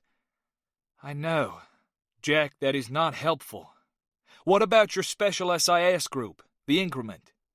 It's now called E Squadron. Patcham glanced at his wall clock and did the maths. We couldn't get them into that part of Ukraine for at least 5 hours, and that's flying direct from Bryce Norton. Patcham's iPhone beat a tattoo on his desk. It's Snow. Patcham glanced at Casey. Don't go anywhere. I'll patch you in on the call. Casey shrugged. Of course. Go ahead, Aiden. Patcham pressed a couple of buttons and took care of the E-hookup. The call transferred to the laptop speaker. Vince Casey is listening in too. Casey. Yes, Aiden, Casey. Or have you forgotten who I am? It's as I thought, Snow said. The device is coming to Kryvyi Rih. I located Yuri Kozlov, one of the weapons designers. The Al-Qaeda cell has contacted him. Have you been in contact with the CIA team? Snow snapped. Yes, I bloody well have been in contact. They tried to shoot me. Aiden. Casey's voice was stern. I did not order any member of my team to take you out. We believe Beck and Needham may have gone rogue and have the bomb, Patcham said. They attacked the cell in Istanbul. What you're now telling us only confirms this. Snow tried to process the new intel. Beck is dead. Sergei shot him. And Needham is on his way to meet Sergei. What? Casey's voice registered shock. Explain exactly what happened, Patcham ordered. Snow quickly explained arriving at Kozolov's dacha, being shot at by Sergei, and what the CIA agent had said about Beck and Harris. So, Harris is involved in this. Casey's voice became unusually thin. The line became quiet, save for the hiss of static. Patcham was the first to speak. Vince, can you still hear me? Jack, I can hear you all too well. First you tell me that Beck and Needham have gone rogue, and now Aiden tells me Harris is in on it? I mean, Jesus holy Christ! This is my friggin' CIA unit here! Casey grabbed for a can of Coke and took a large swig before he spoke again. We need to act on this and act now. Aiden, I want you and Sergei to stay there. Keep Kozlov safe and apprehend Needham. We need him alive. What are my orders, Jack? Do as Vince says, Aiden. Protect Kozlov, and if Needham shows up, subdue him. Casey shook his head. Aiden, you're on the scene, and so is Sergei. I've got Parnell with me. I'm pissed, and I'm coming to you." The screen went black as Casey abruptly dropped out of the call. "What about the SBU?" Snow asked. "I'll need them as backup." "You're working with Dudka's directorate only?" "Yes." "Use who you have there, and for all our sakes, don't mention the words nuclear weapon. I can't get anyone else there in time. Aiden, this is down to you now." Chapter 13. Kryvyai Rih, Ukraine. Aliso was tired. The earlier excitement had made her nervous, not just for herself, but for Kozolov. After Pavel and his band had hurriedly left the gastronome, a steady flow of customers had arrived, all wanting their weekend drinks, and it was the women who were buying more than the men. Sometimes she wondered if she was the only person in Kryvyai Rih who wasn't an alcoholic. She allowed herself a sly smile. She liked to drink too, she had to admit, and when all this was over, she was looking forward to winding down properly. She was just finishing up serving one of the regulars, a white-haired woman whose pink lipstick was plastered over her teeth and face, when she noticed Pavel and Kirill return. She immediately stiffened and hoped Tatiana Vladimirovna had seen them too. But the shop's matriarch had her back turned and was busily engaging in slicing sausage for another customer at the meat counter. "What do you want?" Aliso asked Pavel. Pavel leant against the counter. His jaw was swollen, and he had changed his clothes since getting a bucket of water to the face. He opened his mouth to speak and winced as he did so. "Who was that shit who hit me?" "I don't know. I'd never seen him before." Pavel glowered at her. "You expect me to believe that a man you don't know would pick a fight with us over you?" She's not worth it. Kirill spat on the floor. Who is he? I've told you I don't know. Aliso's voice was firm. Pavel raised his right fist. It tremored as the anger surged along his arm. You never raise your voice to me. Liso! Someone called her name from the door. Pavel and Kirill turned to see a large man with wild hair striding towards them. Who's this? Another of your geriatric lovers? Harris reached the counter and stood next to Pavel. He got into his face. Are these boys troubling you, my dear? The only trouble is what you're going to get. Pavel's face took on a hard expression. Uncle! Aliso exclaimed. I didn't know you were coming today. Uncle? Pavel said, a frown forming on his face. You are her uncle. Uncle Vanya. Harris managed to keep a straight face. I am her mother's brother. And who are you? We are friends. Kirill joined the conversation. Harris held out his hand. Pavel shook it. The grip was firm. Pavel relaxed slightly. Your niece has been having trouble with an old goat. On a farm? Kozolov, Kirill said, the joke not registering. What type of trouble? He's been trying to take advantage of her, following her, and... And what? Trying to sexually molest her. Pavel jeered. Harris feigned outrage. Aliso, is this true? She glanced down, pretending to be ashamed, but in fact hiding her amusement. Yes, he gave me a lift in his car, but instead he took me to his dacha. Pavel and Kirill swapped looks, incensed. They had only been guessing at Kozolov's intentions. Then we must go and see this Kozolov. Harris was still outraged. Aliso, get your coat. But my job, I can't just leave. Harris looked around the shop and saw Tatiana Vladimirovna, who was now standing at the meat counter observing the scene with folded arms. Harris approached her. Can you please watch Eliso's position for the remainder of the day? Her voice was gruff and indignant. No, I cannot. There is too much work here. What about all our customers? I only have one pair of hands. Please, it would really help us all. Harris reached into his jacket pocket and withdrew his wallet, from which he removed two $50 bills. He held them out to the shop's matriarch. And I'm sure that this would help you too. I see. Tatiana Vladimirovna took the banknotes and studied them. This was more than she earned in a month, and it was in hard currency. She pocketed the bribe. On second thoughts, I am sure I can manage on my own. Thank you. You are very understanding. Harris turned around. Eliso, I shall wait for you in the car.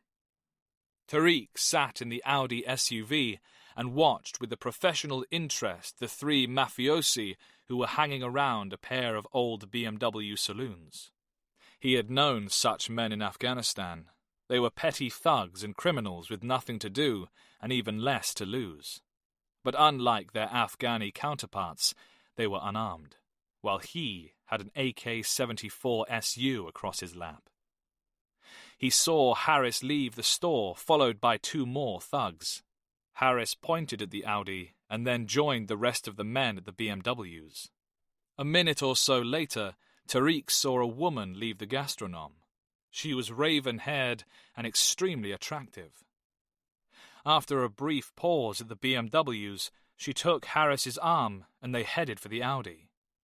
Tariq moved the Kalashnikov out of sight into the footwell as Harris opened the rear door for the woman. Здравствуйте, Eliso said as she clambered into the back seat.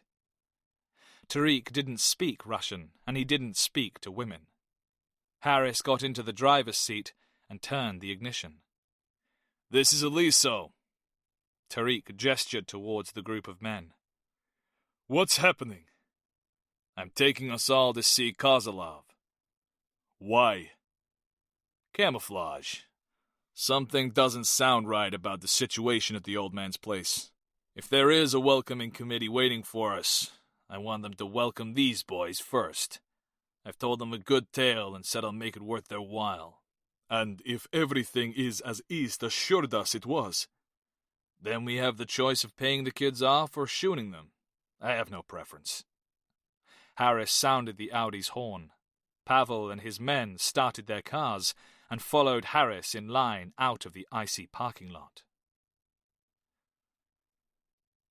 The Lexus 4x4 was gunmetal grey in colour and seemed to rise organically from the discoloured snow that clung to its lower body panels.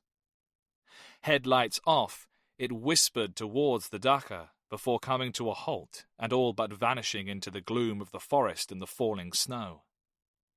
Gorodetsky stepped out from behind Kozolov's Lada and approached, the crunch of his feet in the fast freezing snow the only sound he could hear. The door lock clicked open and Gorodetsky climbed in. The interior light was off, but Needham was visible in the overspill from the sodium streetlight hanging by the next house. What happened? I told Harris. I want to hear it from you. Needham snapped back. We were compromised. How? The guy with Kozlov. He made me as I took the shot. I hit him, he went down. When we moved in, he got a round off. He hit Beck before I could stop him. He killed Beck? Point blank in the chest. Needham drew a silenced Beretta from under his leg and pressed the end into Gorodetsky's side. What are you doing? Slowly take your sidearm out and place it on the dash. Gorodetsky moved his right hand into his jacket and did as instructed. Now, give me the package. I don't have it. Needham took a breath. His eyes flashed, and he pushed the Beretta harder into Gorodetsky. Have you seen the effects of a 9mm round to the lower back? At this angle you'll live, but it'll rupture all manner of plumbing. Now, unless you want to be pissing in a bag for the rest of your life, tell me the truth. Where is the package? I told Harris. Gorodetsky's words were slow and controlled. Kozlov wouldn't tell me. The Beretta twitched. You expect me to believe you couldn't get an old drunk to tell you where his stuff was? I put a round in his leg. I was running out of time. What if I'd killed the old goat? Okay. Needham relaxed slightly. Kozlov is in the house. Yes. Secure? Gagged and cuffed to a cupboard. But with his leg, he's not going anywhere. Neighbors? Eyewitnesses? All quiet. That house on the left is empty, and that one on the right is owned by an old woman. A deaf babushka. Convenient. Needham gave a tight smile. You are a royal fuck-up, James. Thanks. Take me to Kozlov. Gorodetsky climbed out of the Lexus, and Needham followed, his Beretta held loosely by his side. He scanned the neighboring houses for threats, but both sides were dark and silent. Needham saw the broken kitchen window and frowned. He let Gorodetsky enter first, paused for a beat, and then followed. He smirked as the Daca reminded him of a backwoods shack. He followed the Russian left into the kitchen and, illuminated by a bare bulb, saw a figure sitting on a chair in the corner with his arms raised and held behind him. The man was gagged and had a tourniquet on his left leg. Gorodetsky's Dragonov lay across the kitchen table. Where's Beck? I put him in the next room. Take a look. I shall.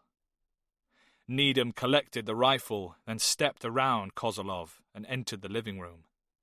Beck was laid on his back. Needham moved to one side of the door and kept his back to the wall. Switch the light on. Gorodetsky followed him into the room and clicked the light switch. A low-watt bulb flickered into life. In the orange-tinted glow, Needham recognized his colleague immediately and shook his head. Where's the other one? Around the side of the house, where I dropped them. Gorodetsky stood in the doorway. Needham leant the Dragonov against the wall and then, with his left hand free, retrieved his phone from his pocket. He pressed a button. Harris's voice filled his ear. Go ahead. I'm there. It's clear. He has Kozlov. Secure Kozlov. Wait for us. The line went dead. Needham turned his head. You did okay for a Russian, James. Gorodetsky saw the American's shoulder twitch. He had a millisecond to react as Needham's gun arm rose. Gorodetsky sprang, his right leg extended, and kicked Needham's arm. A silenced 9mm round tore into the floorboards, and Needham toppled forward. But before he had time to think, a tight fist connected with his jaw, and he fell sideways. A second later, Snow appeared in the doorway with his own sidearm trained on Needham. What the hell? Needham started to say as he tried to get up. On your stomach and put your hands on the back of your head. Snow ordered as Gorodetsky collected Needham's Beretta and the Dragonov. You're making a mistake. Where's the bomb, Needham? Snow demanded. Needham was surprised. The Brit knew who he was. Snow now pressed his sidearm into Needham's neck. I won't ask you again. Yes, you will. Unless you want to use that thing. And you won't do that. I'm agency, for Christ's sake. And what are you? SIS? Gorodetsky said, What if I put a round into your leg and hit the femoral artery? How long would it take for you to bleed out? Go ahead. I'll time it, Needham replied. You were right. I'm going to ask you again. Snow pressed his Glock down harder. Where is the bomb? I can't tell you. But you have it, correct? Course we do. Hey, this is an agency operation. Now both of you put away the pea shooters and we'll sort all this out. Did Harris order the hit on me? Yes. Why? He said you'd gone over to the dark side. And you believed him? He's the boss. And hey, I don't know you from Adam, Aiden. Snow pushed the gun deeper. It broke the skin. But you know my name. He briefed us. Okay, you and who else? Me and Beck. Had Harris gone rogue, and then involved Beck and Needham? Did they think they were following agency orders, or were they in on whatever Harris had planned? No, Snow decided. Needham and Beck were part of it. They'd taken a nuke from a bunch of terrorists and kept hold of it. Snow moved a step backwards. Casey knows everything. You've got a choice to make. Help us retrieve the nuke, or spend the rest of your life in a cell. I keep telling you, this is an agency operation. Why the hell would that happen? Because Harris wasn't following orders, and neither were you. Beck was ordered to kill me, an SIS officer, and you were told to dispose of Sergei, a fellow CIA operative. There's not the reason why. There's but to do and die. Tennyson. Very apt, Snow said. The charge of the Light Brigade. But you know damn well to question authority. And what would you do, Snow? I'm toast either way. What can stopping Harris do for me? Get me a cell with a better bunk, or perhaps a better view?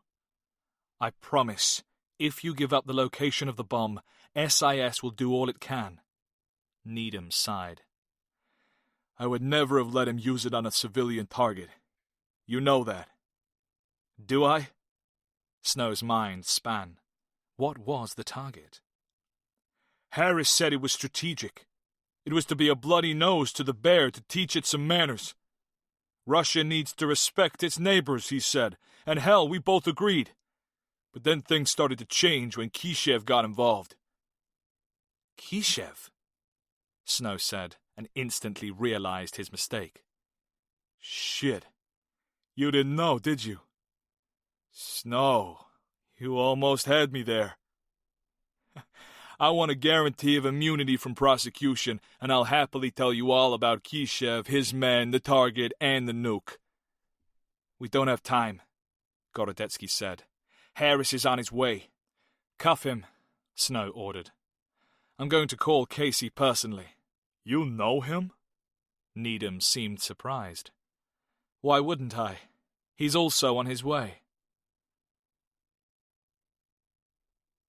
A steady stream of frigid air blew in through the shattered kitchen window, making the single bulb sway. Ice started to form on the worktop as night arrived and the temperature fell. Kozolov sat on a kitchen chair, wrapped in his heavy wool coat. His head was spinning. He still needed more alcohol. There was a second bottle of cognac in the cupboard, but he couldn't reach it. His hands had gone numb from being cuffed to the metal handle of the kitchen cupboard, and the fake dressing on his right leg was tight. Unable to move and unable to speak because of his gag, Kozolov was angry and resentful. This wasn't how things were meant to be. How dare they treat him like this? Kozolov had no idea what was happening. The Russian and the Englishman had left together, taking the new arrival, and he didn't even want to think about the dead body in the next room. The Dhaka was still, save for the rhythmic ticking of his trusted clock and the occasional whistle as the snow blew in through the window. His head started to drop. But then another sound reached his ears. Engines. Vehicle engines. Their headlights beamed in through the broken window before abruptly switching off. Car doors opened and closed loudly. Feet crunched in the frozen snow and were accompanied by raised voices. Kozolov! A yell, and the front door banged against the wall as it was thrown open. He looked up as a group of men burst into his kitchen. He recognized them as the local mafiosi from the gastronome. Kozolov's eyes went wide. Aliso was with them. Pavel started to laugh. Look at him, tied up in his kitchen.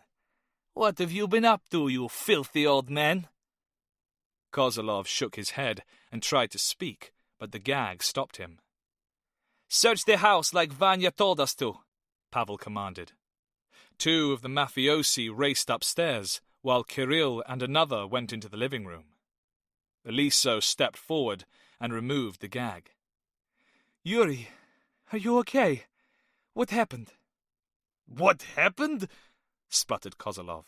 Everything happened. Pavel strutted around the kitchen.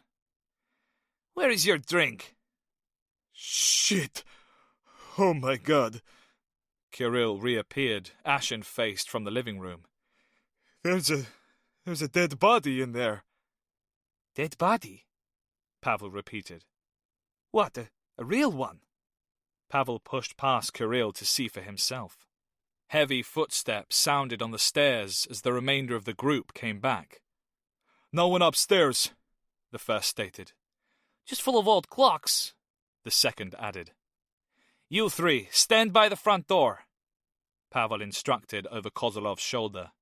"And you two, by the upstairs window like Vanya told us to." "Why are you with them, Eliso? Why are they in my house? Who is Vanya?" Kozlov was confused, half drunk, and angry. Eliso stroked his head to soothe him. She then undid the top two buttons of his coat to reveal his neck and stroked the exposed skin. "Our buyer is here. He sent Pavel and the boys to see if you are all right." "What are you doing?" Pavel moved back in front of the pair. It was now his turn to look confused. "You told me he tried to molest you." "He did, and I encouraged him." "You what?" "It was business." Eliso reached into her pocket and retrieved a pen-like device. Without warning, she plunged it into Kozlov's neck. His reaction was delayed. He tried to push her away, but she was too strong. Alcohol and shock making his love evaporate, Kozlov yelled, "You crazy bitch!" "That's right. I'm a bitch." She made eye contact with Pavel. "And a whore." Pavel held up his hands, shocked. "Whoa!" "And Vanya is my boss, not my uncle." She put the auto-injector back into her pocket, exchanging it for a subcompact Beretta pistol. "And this is my friend. You and your friends are going to be paid by my boss, as agreed, to help us. So you listen to me. Understand?" Pavel was slack-jawed. Yes. "Good. Now join the others outside the house. Keep watch." Pavel moved, his swagger gone. Eliso dragged a second chair to Kozlov and sat down facing him. His head was rocking and his eyes were wide. She'd seen him drunk, and she'd seen men drugged before, but it interested her to see the drugs working on him. "Where is the package?" "What have you done to me?" Kozlov asked, his voice trembling. "I have given you a tonic for your tongue." "Tonic?" He stared at Eliso. She had a strange expression on her face. What was going on? He had no idea what to say, what to think. "Why are you doing this? We were going to leave together." Eliso stared into his bloodshot eyes. She couldn't be bothered to explain to him. There really was no point. The drugs would make him talk, they always did. "I'm going to call Vanya, and he is going to speak to you." Kozlov now had a smile on his face. "That is good. Is he going to bring me my money?" Eliso pressed speed dial on her phone and then the speaker button. Harris's voice filled the room. "Is it done?" "I've given it to him." "Make sure he can hear me." "Go ahead." Eliso held up the phone. "Good evening, Yuri," Harris said in accented Russian. "You know my name?" Kozlov asked the phone. "Of course. You are my most important supplier." "You are the SBU come to trick me," Kozolov became indignant. Where is Needham? Who? The guy I sent to get the package. The Russian. The Russian. No, the American. The Russian who tried to kill me took him away with the Englishman. They took Needham away? Harris asked. Yes. Yuri, tell me about the Englishman. He was a tall man. He threw me on the floor. He said his name was Aiden. He knew the other man, the Russian CIA agent. He knew him. Harris's voice registered surprise. Kozolov seemed to know everything. Yes, it was something about saving each other's lives and brothers. I wasn't paying much attention. At the other end of the call, Harris's brain frantically recalculated.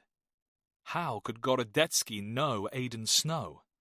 There was no possible way, unless Gorodetsky was a patsy, a plant, and Casey was onto him. But there had been nothing at all to suggest that his boss and friend of convenience knew anything. Think now. Think carefully, he asked Kozolov, and tell me exactly what they said to each other. Kozolov shrugged. It is as I said. I wasn't really listening. Harris lost his temper. Just tell me what they said. Kozolov stared at the phone that had just shouted at him. Sergei said he did not shoot Aiden, as he recognized him. From where? Kozolov explained as best he could. Will you tell her to untie me now? Kozolov pleaded. I have answered your questions. Hidden in the tree line, Snow and Gorodetsky had observed the group arrive, the noise and number taking them by surprise. The mafiosi were easily recognizable, as were their cars, which were left nonchalantly parked half across the road.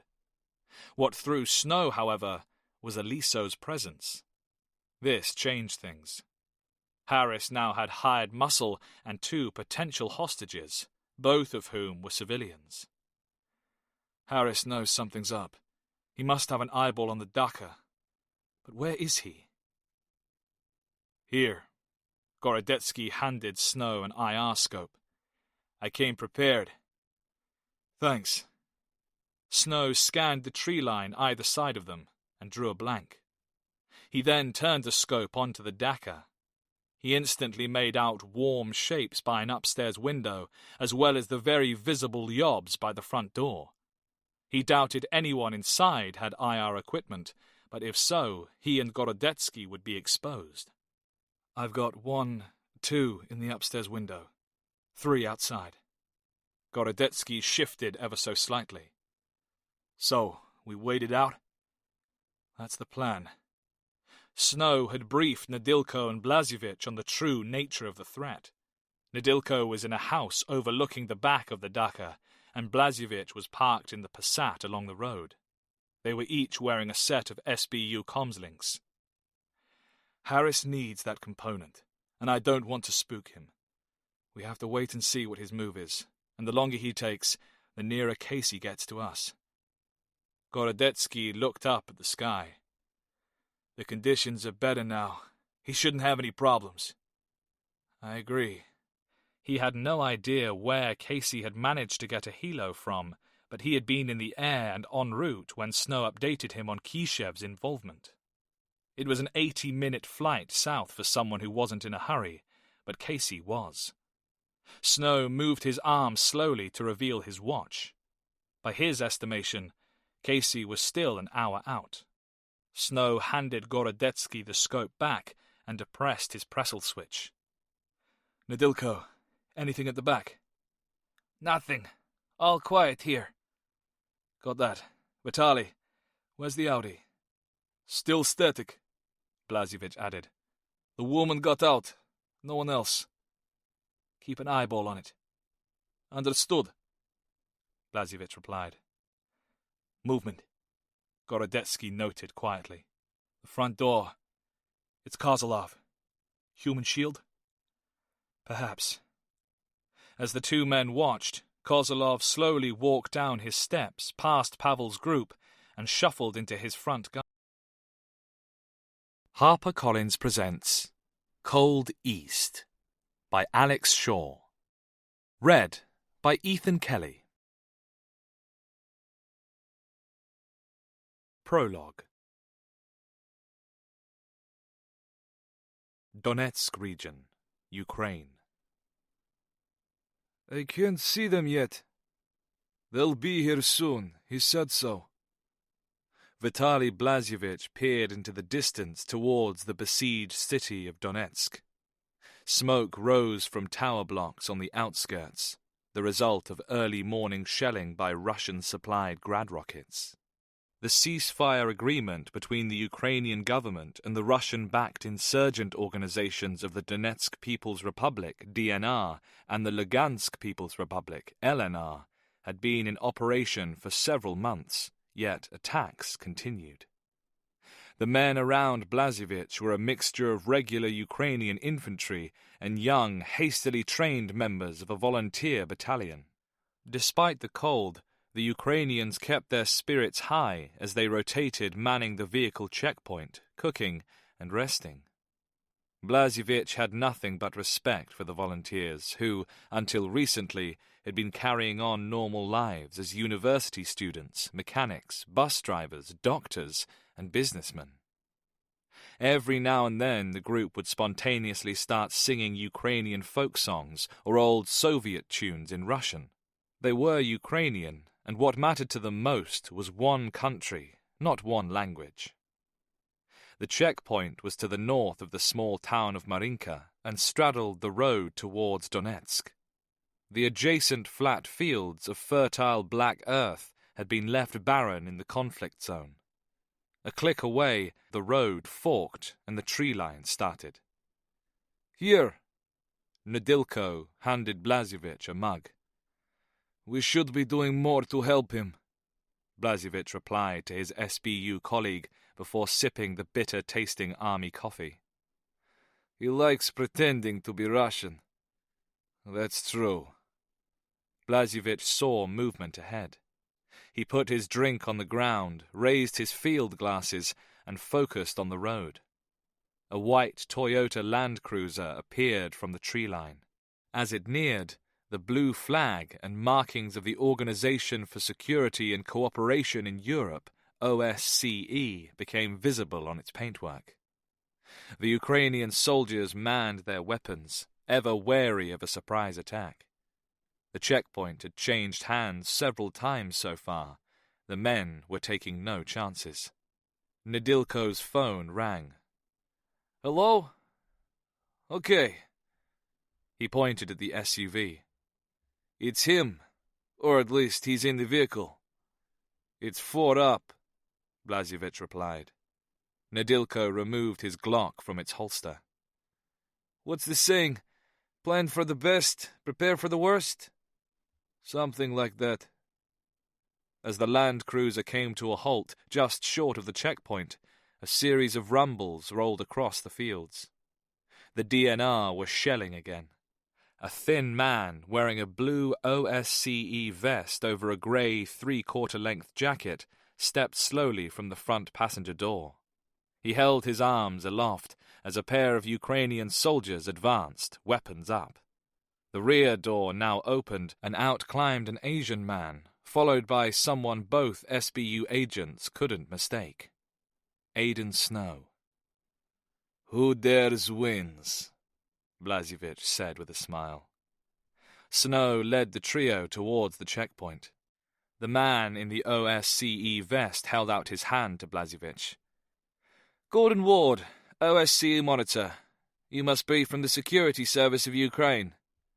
"That's correct, the SBU," Blazevich confirmed, shaking hands. "Things are getting busy back there." "Hairy is the word for it. The DNR are systematically violating the ceasefire." "We heard," Nedilko stated. "Well, here they are, safe and sound." Ward turned to Snow. "Don't make a habit of this, will you?" "I'll try not to." Ward flashed a swift smile, turned on his heels, and got into the Land Cruiser.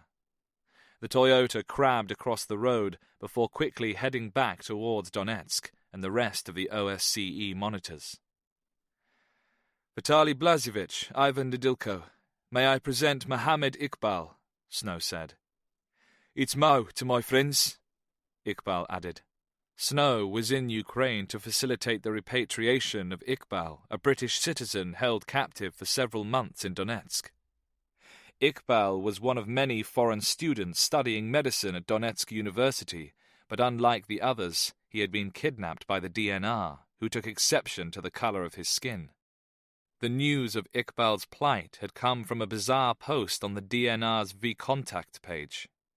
They used the Slavic copy of Facebook to inform the Russian-speaking world of their latest proclamations and successes against the Ukrainian forces. Via VKontakte, Iqbal had been labelled a black mercenary and a spy by the self-appointed Prime Minister of the DNR. Iqbal was subjected to intimidation, beatings, and starvation by his captors. It was only after much negotiation that his release had been brokered and an agreement reached to hand him over to the OSCE. At least that was the official story, and the one that made the DNR look like humanitarians, but Snow knew otherwise. He still had the bruises and an empty magazine to prove it. Incoming! A shout went up as a shell whistled overhead. Snow grabbed Iqbal and threw him into the ditch at the side of the road as another shell flew past them to land with a thunderous cacophony further down the road. Bloody twats! Iqbal's brummy accent grew thicker with his annoyance as he spat out a mouthful of cold mud. Stay down, Snow ordered. He looked up and saw the source of the shells. What he took to be a Russian armoured vehicle, possibly a BMP-2, had appeared from the fork in the road. Too far away to return fire, the Ukrainians took cover as best they could. Still visible, Snow watched the OSCE Land Cruiser skid around the track vehicle and take the fork in the other direction. Then, just as quickly as it had started, the shooting stopped. The BMP-2 turned and followed the Toyota towards Donetsk. Nice of them to give you a send-off, Snow said as he pulled Iqbal to his feet. I'd have preferred a box of chocolates, Snow smirked. Come on, we need to catch a ride back to Kiev. Chapter 1. Morristown, New Jersey, USA. As James East neared Morristown Green, a raw October wind battered his cheeks with icy rain like needles. For a dead man, he felt very alive. In winter, the snow that covered the park and storefronts lent a Dickensian feel to the otherwise drab post-revolution architecture. Today, however, rain was all anyone was getting. Saturday shoppers traipsed like herds of deer, umbrellas up, searching for bargains. East pulled up his coat collar. It wasn't the cold he disliked, but the wind, which ravenously bit at his exposed flesh.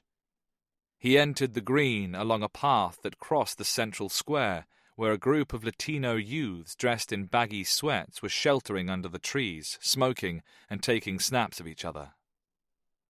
An elderly couple sharing a golfing umbrella joined East as he waited for the lights to change. They were holding hands and had probably been doing so since the 50s. East felt a pang of jealousy. It had been 3 years since East had held his girl's hand. She'd loved him, and he had left without a word. They hadn't spent much time together, yet he remembered every second, every flicker of her eyelashes, and how she curled her lower lip as she smiled. He closed his eyes briefly and could smell her perfume and feel her head upon his chest. East shivered. It was time to let her go. His eyes snapped open as a car horn sounded. The lights at the crossing had changed to walk. Back to reality. His reality. The man she knew was dead. He had to be. But James East was very much alive. He crossed the road and entered the discount designer department store. Inside, he nodded at the security guard. The man returned his nod solemnly. East undid his jacket, brushed his hand through his wet hair, and looked around. To the left stood rows of handbags, and on the right, the cosmetics counter, where a middle-aged woman was receiving a makeover from an eager teenage assistant with makeup as thick as a circus clown. East moved past more women inspecting bags and reached the menswear section. Aisles of shirts stacked by designer, color, and size were neatly arranged. He selected a size bigger than he needed. He chose not to advertise the fact that he worked out. He took 3 shirts, no flashy colors, with ties to match, over to the tailoring area, which was run by a white-haired man with an Eastern European accent. Much to the assistant's delight, he picked up a 2-piece charcoal suit and entered the fitting room. At the main entrance, Finch, the store security guard, fought to keep his eyes open. To say the former U.S. Marine was bored by his job was an understatement. After 10 years in the service of the good old U.S. of A., he had been invalided out with a derisory disability pension. The irony was that the Navy had deemed him medically unfit to stand guard for long periods of time, and therefore no longer suited to active service. Yet here he stood, a security guard in a department store, on his feet for 8 hours a day. Where was the logic? Finch stepped outside for a blast of icy wind to wake him up. As he did so, the detectors rang. 4 men entered the store, while 2 women with heavy bags exited. Finch sighed and asked the women to step back inside. Security tags left on again, he assumed. They moved to the jewelry counter, where he started to remove their purchases to be checked one by one. There was a scream and shouts, followed by a series of loud staccato cracks. James East locked eyes with the menswear assistant. Both men dropped to the floor. They had heard the sound before. Automatic gunfire. "Stay down!" East's voice was controlled and firm. The elderly assistant bobbed his head in assent and crawled deeper into the dressing rooms. East worked his way at a crouch out of the alcove. What greeted him on the shop floor was shocking. 2 men holding Uzi submachine guns stood in the central aisle, firing off rounds indiscriminately at any shoppers who dared move. The security guard, white shirt turned crimson, lay sprawled across a collapsed glass counter. 2 women had been dropped next to him. As the store fell silent, 1 gunman changed magazines, while the second continued to swing his weapon in an exaggerated arc. East noted their actions, uncontrolled, jerky, and amateur. There was a sudden blur of movement as a portly woman ran from behind an overturned display. The gunmen tracked her with their weapons on fully automatic. Rounds spat from the barrels, showering her and the surrounding area. East hugged the floor as rounds impacted against the back wall, hitting fittings and spinning off at obtuse angles. The woman, eyes wild, was thrown sideways mid-stride as white-hot lead tore into her flesh. She came crashing down with a sickening thud on the thinly carpeted shop floor. Her eyes saw East, and her mouth moved. She reached out her hand. "Pomogit меня!" "Help me," she pleaded in Russian. "Не двигайся!" "Stay still," East hissed back in the same language, but it was too late.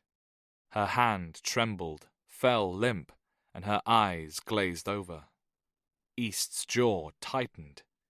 He was going to stop them. There were footsteps on his left by the escalator. 2 more gunmen were ascending to the upper floors, one a little ahead of the other. East craned his neck. The first pair now had their backs turned and their weapons pointing away. East moved with speed and stealth towards the disappearing gunman. Reaching the bottom of the escalator, he he launched himself up 2 steps at a time, no longer caring about the noise he made, only the distance he covered. The nearest gunman turned, Uzi held upwards in one hand, the short barrel pointing at the concrete above. His eyes registered East, but not before East's open palm crashed up into the underside of the gunman's nose, flattening cartilage and breaking bone. As if struck by a sledgehammer, the man dropped the Uzi and fell sideways. East grabbed the weapon and squeezed the trigger. A 3-round burst ripped through the gunman before burrowing into the side of the escalator. There was more gunfire from above. East flattened himself against the metal steps and was carried upwards. As his head crested the shop floor, he saw that the 4th gunman, oblivious to his colleague's demise, had started to spray the room. East raised the Uzi and fired a controlled burst into the back of his target's head. The man fell instantly, body dead before it had stopped falling. Around him, shoppers and staff cowered and wept. 2 X-rays down, 2 more to go. East hit the stop button on the stairs and peered over the side at the ground floor. Save for sobbing, the area was quiet once more, as both gunmen again changed magazines. One was silent and had a crazed expression on his face, while the other seemed to be quietly chanting. East had to act. He had to take them out now. He moved down the metal steps, took a deep breath, and then broke cover at the bottom. The nearest X-ray looked up, eyes wide, as East fired. The gunman stumbled backwards as rounds impacted his chest before he crashed into a counter. The second gunman returned fire and charged forward. East pivoted, fell to one knee to lessen his profile, and acquired the target. Allahu Akbar! The gunman yelled. East looked into the man's eyes and released second pressure on the trigger. The X-ray fell upon him and glass exploded around both men. The X-ray was history, but his momentum took East down with him. East's head hit the carpet-covered concrete shop floor with a loud crack, and his world went black. British Embassy, Kiev, Ukraine. Aidan Snow sipped his black coffee as he listened via the internet to the Today program on Radio 4. The main news of the morning was an explosion at rush hour on the Moscow metro.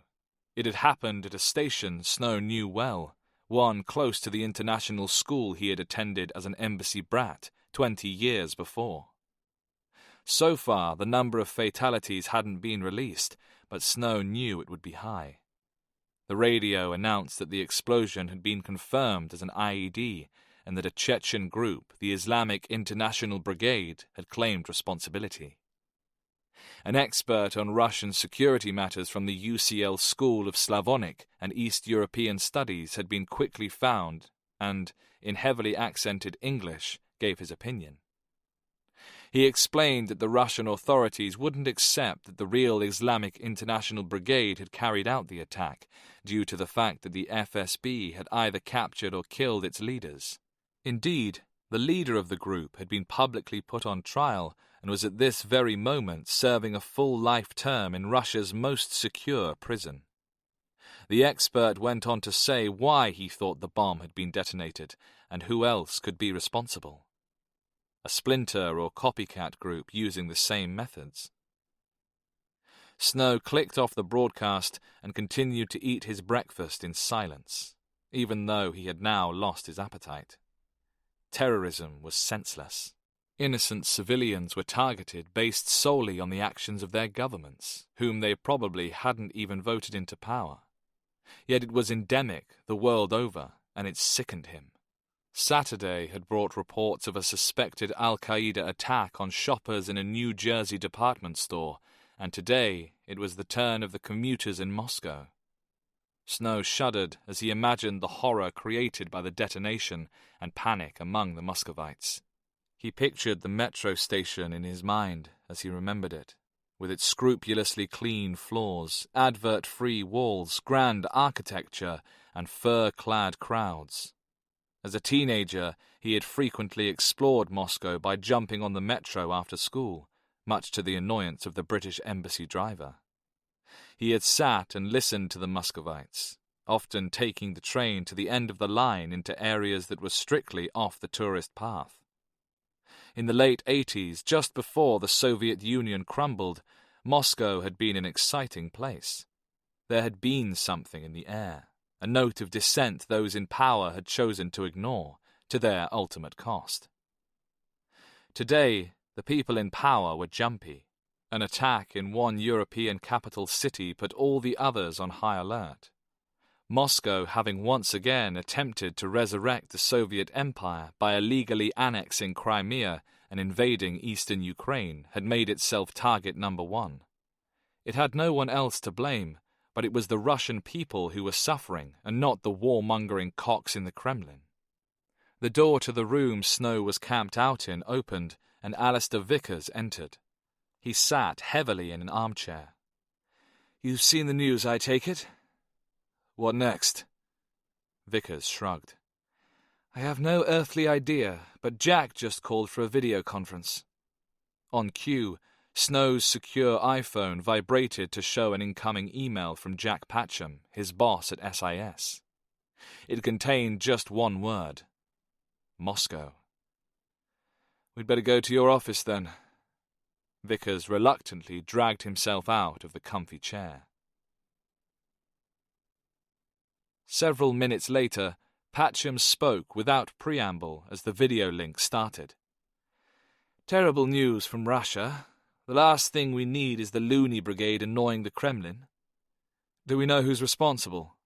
Snow asked as Vickers pushed a plate of custard cream biscuits towards him. "Only what the media is saying, but our man on the scene is confirming 30 dead now, some foreigners. The FCO doesn't know yet if this includes any Brits." "Was there any advance warning of the attack? Any increased chatter seen by GCHQ?" Vickers asked. "None, and that's what's so worrisome. The only chatter we have is after the event, the usual rhetoric praising the suicide bomber and thanking Allah the Almighty who invented Semtex." There was a pause, and Patcham apologized. "I know, gentlemen, I know. Call me an Islamophobe, but you understand what I mean. These crazies want to blow us all up in the name of Islam." "Their view of Islam." "Yes, Aidan, you're right, of course." In London, Patcham took a sip of water. "Actually, one phrase has come up a few times. The Hand of Allah. We don't have anything on it yet. It could be a new group aligned to Al-Qaeda or IS, or who knows, perhaps the name of an operation or just a turn of speech." "If it's the name of a new group, that would back up what the Russians say. That it's not the Islamic International Brigade. Aidan, you know as well as I do that the FSB and GRU would never admit some key members of the group might have evaded capture. I'm surprised the Kremlin isn't trying to pin it on Ukrainian Banderite fascists," Vickers said. "I had a beer with Bandera's grandson once. He wasn't a fascist, he was Canadian," Snow replied. Patcham agreed. The Kremlin had labelled the new Ukrainian government fascists and called the protesters who had ousted the old Moscow-backed president Banderites after Stepan Bandera, the Ukrainian wartime nationalist leader who had chosen the Nazis over the Soviet Union. "We can't rule out anyone at this stage." On screen, Patcham closed his eyes and pinched his nose. "Look. Everything okay, Jack?" "What, Alistair?" "Yes, just not sleeping as much as I should." Patcham drank some more water and then cleared his throat. "So, Aidan, welcome back and congratulations on collecting Mr. Iqbal. How is he?" "He's still catching up on his sleep. They kept him chained up in a garage for most of the time, and if he wasn't chained up, he was digging trenches." "Trenches?" Patcham frowned. "Apparently the leader of the DNR is a World War I buff. He loves the idea of trench warfare," Vickers added, "which is very odd when you consider he's holed up in the middle of an industrial city." "The whole thing is very odd. Alistair, how long until we can get Iqbal back to the UK? Midweek, I'd say. He's going to be talking to the SBU today. They want to debrief on everything he saw during his time in captivity. They'll be chatting to Aidan too. It's all going to be taken down as evidence against the DNR. Of course, I'll be there to record the session. Good. Aidan, finish writing up your report, and then, once the SBU are happy, bring Mr. Iqbal home. In the meantime, keep a low profile, but have your grab bag and passport handy. I always do. New York, USA. The driving rain cut down visibility, which was good for concealment. He lay on the damp concrete under the truck, his left side leaning against the cold steel of the skip. His dark blue waterproofs kept most of the rain out, save for a continuous trickle working its way down into his cuff, where it mixed with the sweat on his clammy skin. Lights came on in the timber warehouse as the first workers began to arrive. The business park, however, remained silent. 7 o'clock came, and the sky lightened, but the rain did not, continuing to pound on the steel of the skip and the hood of the truck. His view was limited to what he could see directly ahead between the truck and the skip and to his right under the vehicle. If anyone approached on foot, he would be blind until they were directly on top of him. His position was far from perfect. He put all thoughts of comfort to one side and continued to await his prey. He felt rather than saw the first timber shipment arrive. Trucks could appear any time after the transporters had cleared customs at New Haven Port and been offloaded. For this reason, the warehouse was always staffed. It was almost 8 a.m. now, and he stretched in an attempt to relieve cramped muscles. His mind started to repeat over and over the words he had been told. The target was the one who had carried out the orders. The target had burnt, torn, and tortured. Inside the overalls, he sweated heavier as a white rage engulfed his body. The target would pay for his brother's murder. A vehicle approached, the distinctive growl of the AMG Mercedes engine competing against the rain. His mind was suddenly clear, focused, his breathing controlled. He craned his neck and saw the driver's door open. Positive ID. He moved with the speed and grace of a panther, springing up and away from its den. Uzi in his right hand, he narrowed the gap to his prey and hit him with a stiff arm. The target fell back against the hood of the Mercedes and, a split second later, he pulled the trigger. Intense flashes of light illuminated the stormy morning. The target convulsed, lightning bolts impacting his chest and upper body, forcing him into the car. The gunman stopped and looked into the eyes of the target with hatred. "Zamievo brata," he heard himself yell in Russian. "This is for my brother," he repeated the proclamation as he emptied the remainder of the magazine into a lifeless corpse. The last time he had used an Uzi was... He felt a pain in his temples, and a light flashed, the pain increasing as the light got nearer and brighter. He wanted it to stop, he wanted to move, to run away, but his legs wouldn't work. He tried to raise his hands, to protect his eyes, but they wouldn't work either. All the while, the light got brighter and the pain intensified. His world changed from the blackest of black to deep red.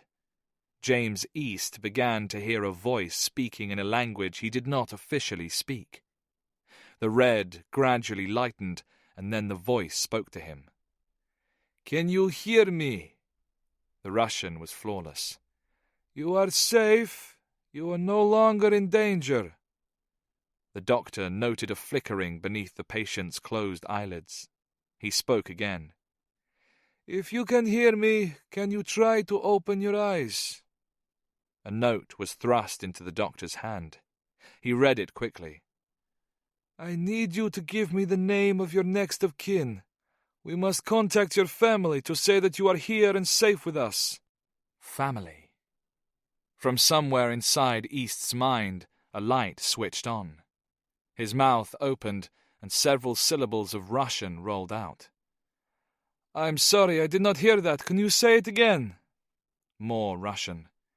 I меня был брат. I had a brother. East began to say in Russian, then stopped. The pain sharpened, and the light became white. Suddenly conscious behind closed eyes, East realized his mistake. He started to groan and make unrecognizable sounds. I am sorry, but I do not understand. Can you say that again? The doctor moved closer. East opened his eyes and spoke in English. His throat was dry and his voice raspy, but his Boston accent, the same one he had used for the past 3 years, was unmistakable. Where am I? The two men standing over the bed momentarily seemed surprised before regaining their composure. The doctor spoke first, sticking to Russian. You are in hospital. You were involved in a shooting. East blinked, feigning incomprehension. I'm sorry. What did you say? The doctor began to speak, but the second man touched him on the shoulder and shook his head. He asked in English, What's your name? My name is James. James East. Well, Mr. East, my name is Mr. Casey. As Dr. Litvin was attempting to say, you were caught up in a terrorist attack. East tried to sit up, but a searing pain behind his eyes blurred his vision. Dr. Litvin placed his hand on his patient's arm and now also switched to English. Try not to move too quickly. Your body has suffered some trauma. East closed his eyes. When he opened them again, his vision had returned. He assessed the room. It was a standard hospital white. He noted the badge on the doctor's coat, but directed the question to Casey. Where am I? You're in hospital in Manhattan, Mr. East. You were brought here after the shootings. Do you remember that? It was hazy, but he did. How long have I been here? Just over 48 hours. You have a concussion. The doctor touched his arm reassuringly. You are lucky, Mr. East, that it was not more serious. Must have a thick skull, eh, Doc?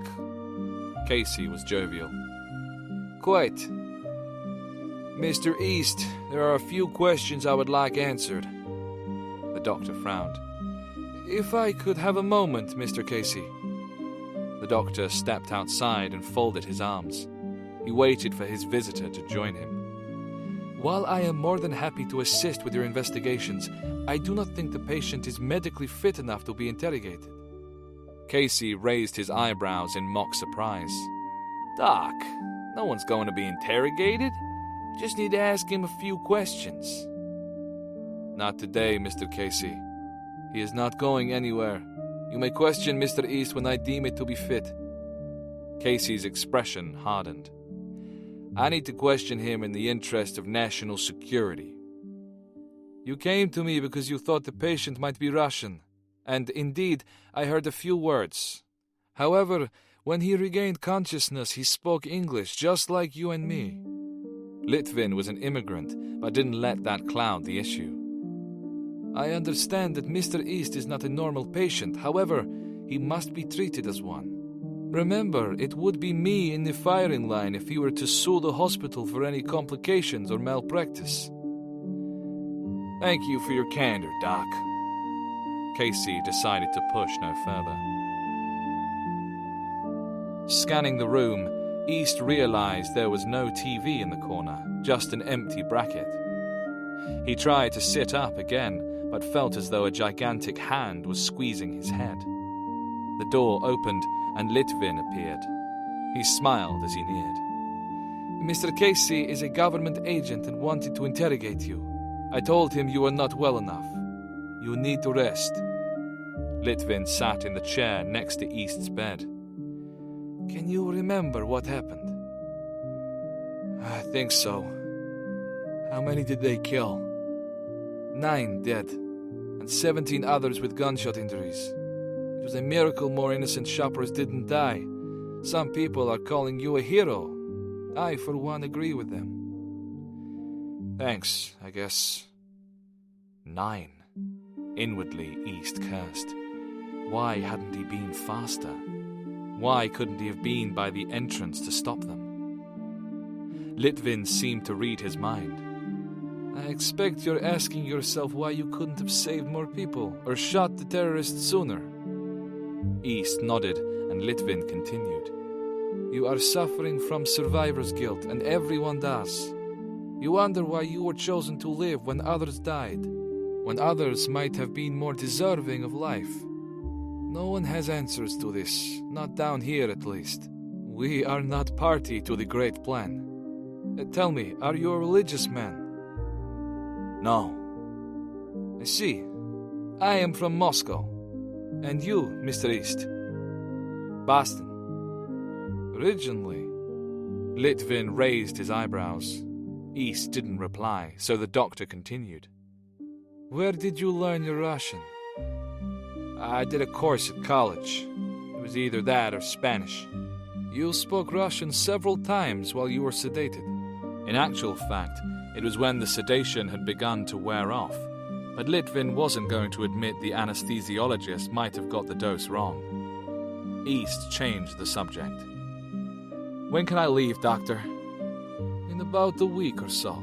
There was some swelling to your cerebellum, which is at the base and back of your brain, and is responsible for coordination and balance. The good news is that the scans did not show any obvious damage. Until you regained consciousness, however, we could not be certain. Now you are conscious, you need to undergo further tests. East frowned.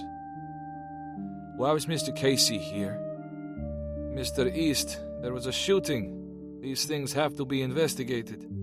I think it is best that you rest now. My colleague from the neurological team will be along to check up on you later. Litvin rose and left the room. His patient needed rest, and, regardless of who the men in suits were, they must let him be. East closed his eyes. What Litvin had said was true. He wasn't worthy to live because of the innocent lives he had taken in the past. Any of the 9 murdered shoppers had more to offer society than him.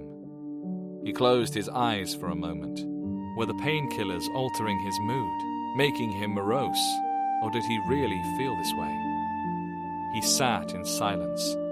He had no idea. What he did know, however, was that he had messed up, and now he had to work on his escape.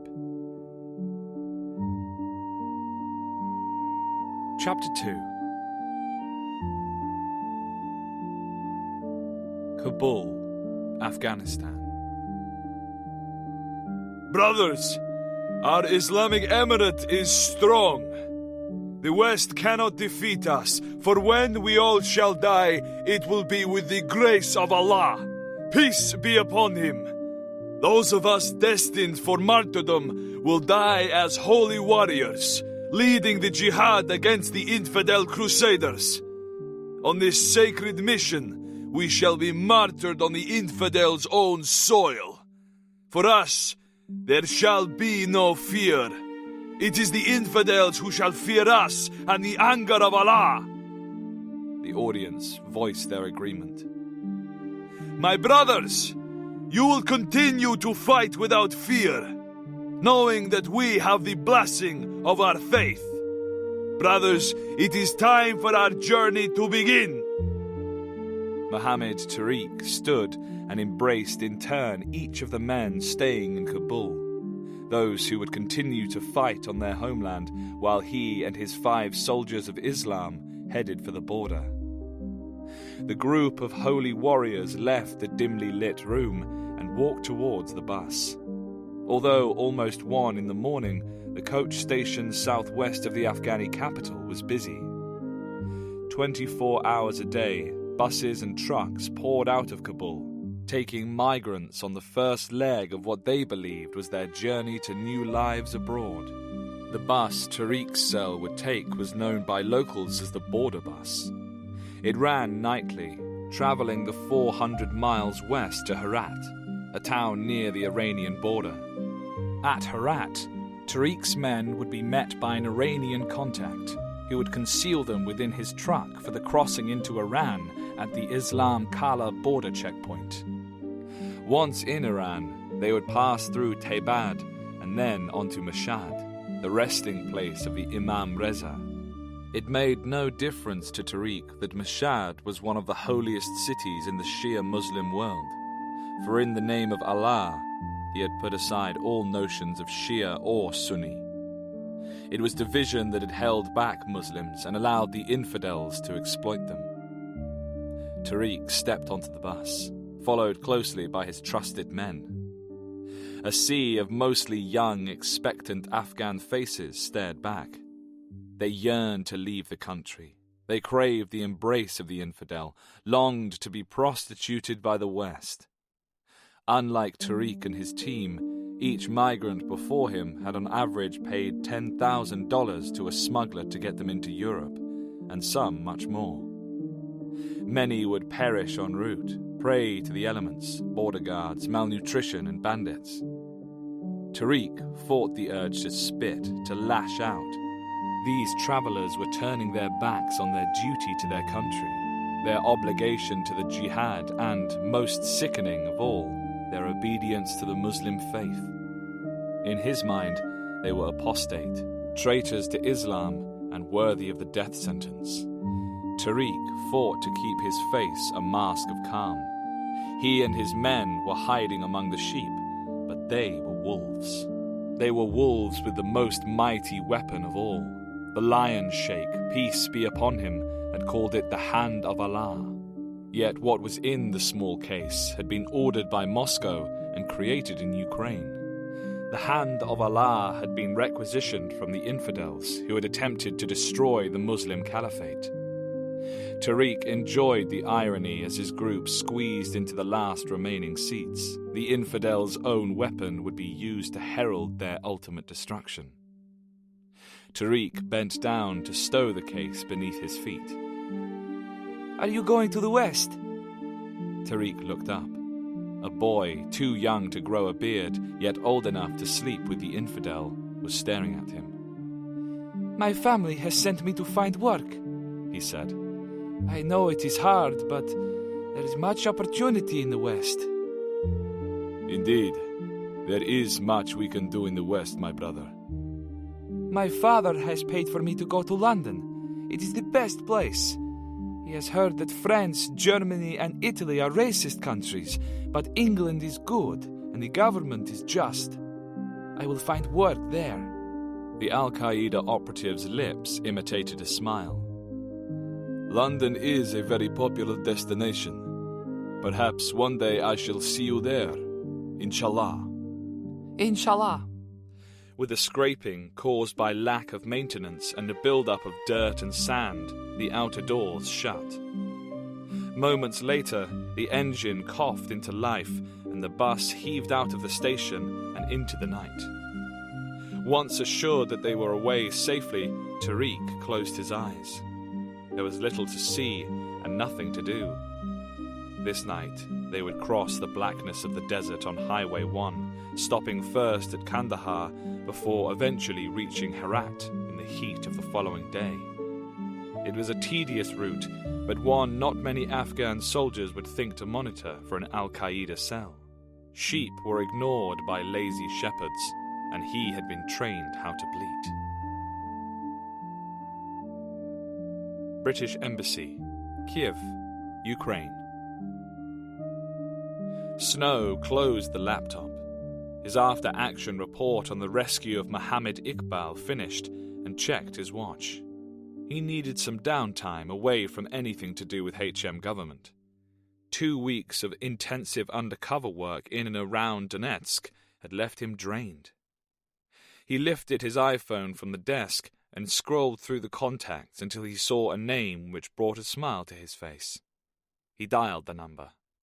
An hour later, Snow stepped out of a taxi in front of the salubriously named Standard Hotel on the corner of Horenska and Sviatoshinskaya streets.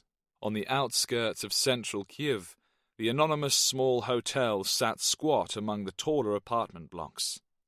It was a grey and cream two-story structure and resembled a pair of gargantuan shoeboxes placed one atop the other. The main hotel entrance was squarely in the centre of the ground floor, shaded by a burgundy awning, but Snow ignored this and entered via a door on the right-hand corner, itself under a burgundy sign which said Café Bar Standard. He pushed through a heavy wood door and searched the dark, smoky interior for his old friend.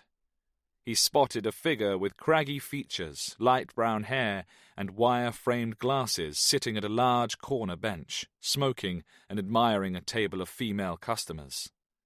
Snow and Michael Jones had been expat teachers together at a time when Snow had thought his gunfighting days were over. "Look who it is, the drinking man's Gordon Ramsay." "Aidan, okay?"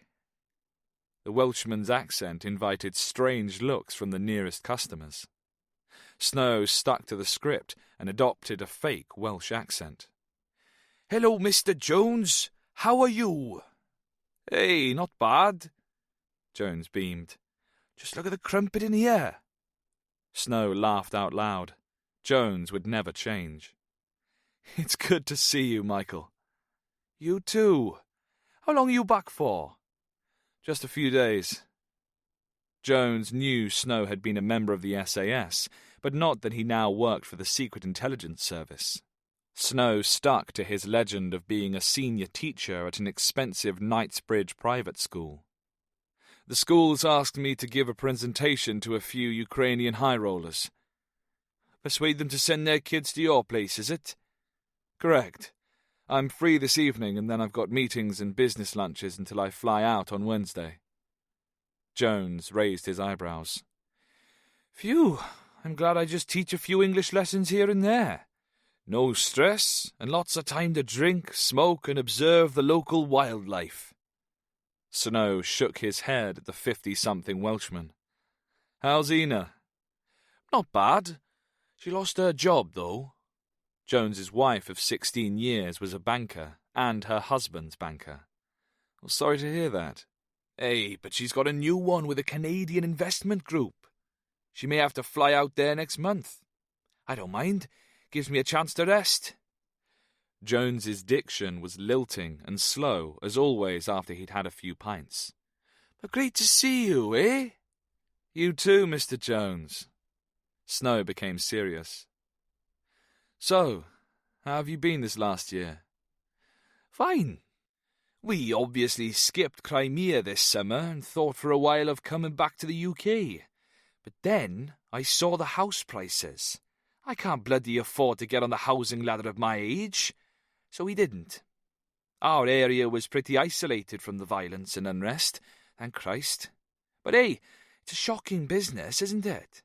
Who are the Kremlin to say Ukraine can't join the European Union? Ukrainians are good people who were led by a corrupt president. Russians are good people, but people are people. Let them live." He waved his hand and then drained the remainder of his beer. Snow agreed with Jones's statement, even if the wording was a little off, but he didn't want to get political or morose. For once, all he wanted to do was sink a few drinks, reminisce, and relax. And from the look of it, Jones was several drinks ahead of him. Snow caught the attention of the barmaid, who trotted over with the menus. "Is this your friend, Michael?" "This is Aidan. He used to teach with me." "Nice to meet you," Snow said in Russian. 2 beers, please." "Is Obalon okay?" "Fine." She smiled pleasantly and returned to the bar with a wiggle that Snow tried but failed to ignore. "Service with a smile," Jones remarked happily. "So, what brings you to this place, then?" Snow asked. "One of my students, Vlad, runs it. He's a good bloke, and the beer is so cheap for Kiev prices." Jones was always counting his money. His love for bargains coupled with his love for alcohol had made him an expert on the cheaper watering holes of Ukraine's capital city. "I'm not surprised it's cheap. It's in the middle of nowhere." "It's not far from the metro. And if you're near the metro, you're near everything. That's true. The beer arrived, and Snow held up his glass. Cheers. You too. What time does Ina want you home? Whenever. She doesn't mind me drinking with you. Thinks you're a calming influence. Snow smacked beer from his lips. Thought she knew me better than that. The door opened, and a hulking figure ducked his head to enter. He's a big boy, Jones noted. And I thought you were tall. I am tall. He's a giant. Do you know him? No. Jones returned his attention to his beer. The giant, dressed in a tracksuit under a leather-boxed jacket, strode to the bar and, with a booming voice, ordered vodka. He knocked back his drink in one and then demanded a beer. Snow's training kicked in as he scanned the bar. The other 10 or so customers weren't making eye contact with the new arrival, especially the table of women Michael had been watching. 2 of them discreetly turned their chairs away. The man was dangerous, and by the way people reacted to him, known as being such. Another? Jones asked. Silly question, Snow winked. Pani! Michael called out the Ukrainian word for miss, also used to mean waitress. 2 beers, please. The giant turned and leant against the bar, swiveling his large head to stare at them. Snow involuntarily felt himself tense, ready for action. So, where is this Vlad, then? He's probably in reception. It's a family business. His dad owns the hotel. Vlad's just taken over here, and his 2 sisters work in both. The one at the bar is called Svetlana. I thought you said you didn't know him. Jones sniggered. Not the giant, the barmaid.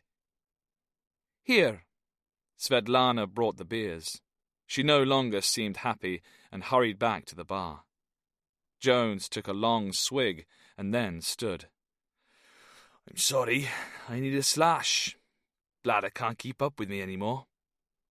Snow continued to assess the threat, and the giant continued to stare, until another man appeared in the bar.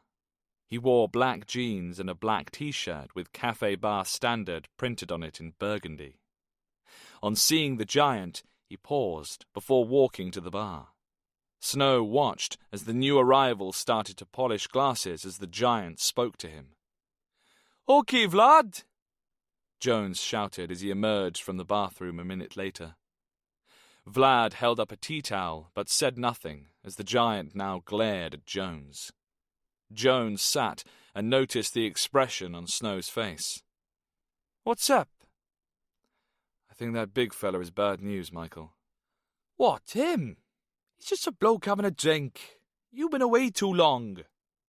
Jones produced a new packet of Ukrainian cigarettes from his jacket pocket and fiddled with the polythene wrapper. Maybe. A glass smashed at the bar. The giant was pointing at Vlad with his index finger. Shit. Snow sighed, getting to his feet. He'd seen enough shakedowns in his time to understand what was happening. Michael, stay in your seat. What? Jones looked up from his cigarettes. Oh, I see. Snow placed his empty glass on the counter. Svetlana was sweeping the floor with a dustpan and brush, while Vlad stood, frozen like a rabbit in headlights. Snow spoke in Russian. 2 more beers, please. And, he studied the face of the giant, whatever you're having.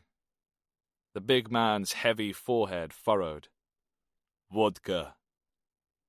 Vlad looked between the 2 men as he pulled the beer and then poured a shot of vodka. 2 vodkas. The giant grabbed Vlad's wrist and scowled at Snow. 1 for you too, unless you do not want to drink with Victor. I'd be honored, Victor, Snow said. With a shaky hand, Vlad placed the glasses on the bar before retreating. Victor took his glass and Snow copied. There was a moment's hesitation, and then both men threw the contents against the backs of their throats. Victor checked Snow's reaction to the harsh spirit. There was none. Who is your foreign friend? Snow shrugged. He's an English language teacher. I have always wanted to learn English. Victor's face became whimsical. So I can tell foreigners to get the fuck out of my country. That's a good reason, Snow said. I am sick of seeing all these Westerners around Kiev. They swagger like they own the place, throwing their money about, while in the East, our men without the correct clothing or equipment or weapons die fighting for Ukraine. And what do the foreigners do to help Ukraine? They call the Russian president and tell him he must stop. Victor rubbed his face with his palms before placing them on the bar. Another! Snow knew Victor was right, but what could he say? He just nodded at Vlad, who again quickly poured 2 shots. Victor raised his glass. Ukraine. Ukraine, Snow repeated. Victor swiveled his head. I am from Kamyanka. It's a village in the south of Donetsk. The DNR have destroyed it. And why couldn't the Ukrainian army defend it? Because they did not have the equipment. Do you understand? Snow now remained silent. Victor was dealing with some powerful emotions and likely to explode at any moment. I hate foreigners. They sit, drink, shit, and pay to screw our women. That is all. Victor looked now at Snow and said mockingly, Thank you for the vodka. You're very welcome, Snow replied as he collected his beers and moved back to his table. You made friends then? He's from the Donbass. He likes me. I'm a nice guy. That's because your Russian is too good. Ironic, eh? What's ironic is that he doesn't like foreigners and he thinks you're foreign. Well, as an ethnic minority, I am offended. Does he not know about the significant historical links between Wales and Donetsk? Donetsk was founded by a Welshman who opened Ukraine's first mine and steelworks. Ukrainians' first state school was opened in Donetsk, and the first English language school. You looked it up? Of course. Ukrainians like it. Well, Big Victor wants to learn English. That's nice. He wants to learn English so he can tell all us foreigners to F off. Make him the Minister of International Relations. Jones puffed on a new cigarette. Snow slurped his beer. Seriously, Michael, he's trouble. But he's not sober, so his guard's down. I suspect he's part of a local protection racket. Roof insurance. Jones used a well-known euphemism. Aye, that's the one thing I thought Maiden got rid of, the crime and corruption. I got stopped by a militia officer the other day who wanted to see my passport. I told him I didn't carry it around with me for security reasons, so he said I had to pay a fine of $50. What did you do? Snow was sure he'd heard the story before, but now it was updated for modern times. I did nothing. I was walking with Ina. She told him to piss off or she'd report him. Snow smiled. You don't argue with Ina. Too right. When we got home, she did report him. There was another crash at the bar, and Victor wobbled. He staggered towards Snow and Jones. Teach me. His 2 words of English were slow and slurred. He raised his voice. Teach me. Snow got to his feet and held up his palms. Okay, have a seat and we can discuss this. We're not the enemy. Enemy? A grin appeared on Victor's face. Tell the foreigner to give me his money, and you give me your money. You then can both fuck off. I'm Welsh, Jones said. A Welshman found in Donetsk. The giant frowned and, without warning, but with unexpected speed for a man of his size, dropped his shoulders several inches and shot his mammoth right fist out at Snow. Snow instinctively took a step back, and, with both arms working at once, his left palm swatted Victor's arm down while the back of his right fist slammed into the giant's nose. It was a simple but effective move. No one throwing a punch expected to receive another back before theirs had struck. Victor blinked and retreated a half step. Snow reversed the momentum of his right fist and struck the man in the jaw. Victor's legs buckled and he landed on his knees. He had to go down. Snow didn't want him to be able to fight back, given his size and inherent strength. "I am from Oleg. He says you don't come here anymore. Oleg is in charge here." Oleg who? Victor was dazed. "Oleg!" Snow high-kneed Victor under the chin. His head snapped back, his eyes closed, and he fell. "Michael, we're leaving." Okay. Jones stood and shrugged at Vlad. "Call the militia quickly. Tell them the SBU are on their way." Vlad looked at Snow in confusion. SBU? "Yes." Snow reached into his pocket, withdrew a $100 bill, and handed it to Vlad. "This is for your trouble. Any friend of Michael Jones is a friend of mine." Michael stared down at Victor. "Don't mess with the SAS." Snow grabbed Jones by the sleeve. "Time to go." Outside, darkness had fallen, and they took the path round to the front of the hotel. "Who's Oleg?" "There's always an Oleg." Michael pointed down the street. "Sviatoshin metro station is 10 minutes that way." "Okay, we'll go back to the center and drink in a place full of foreigners." Snow tapped Jones on the back. "Don't worry, I'm on expenses." "Oh, that's great. But can you hang on a minute? I need another slash." "Fine." Jones walked down the side of the hotel, opened his flies, and urinated into an evergreen shrub. Snow had ceased to be embarrassed by his friend's antics years before, so took the opportunity to call Blazevich.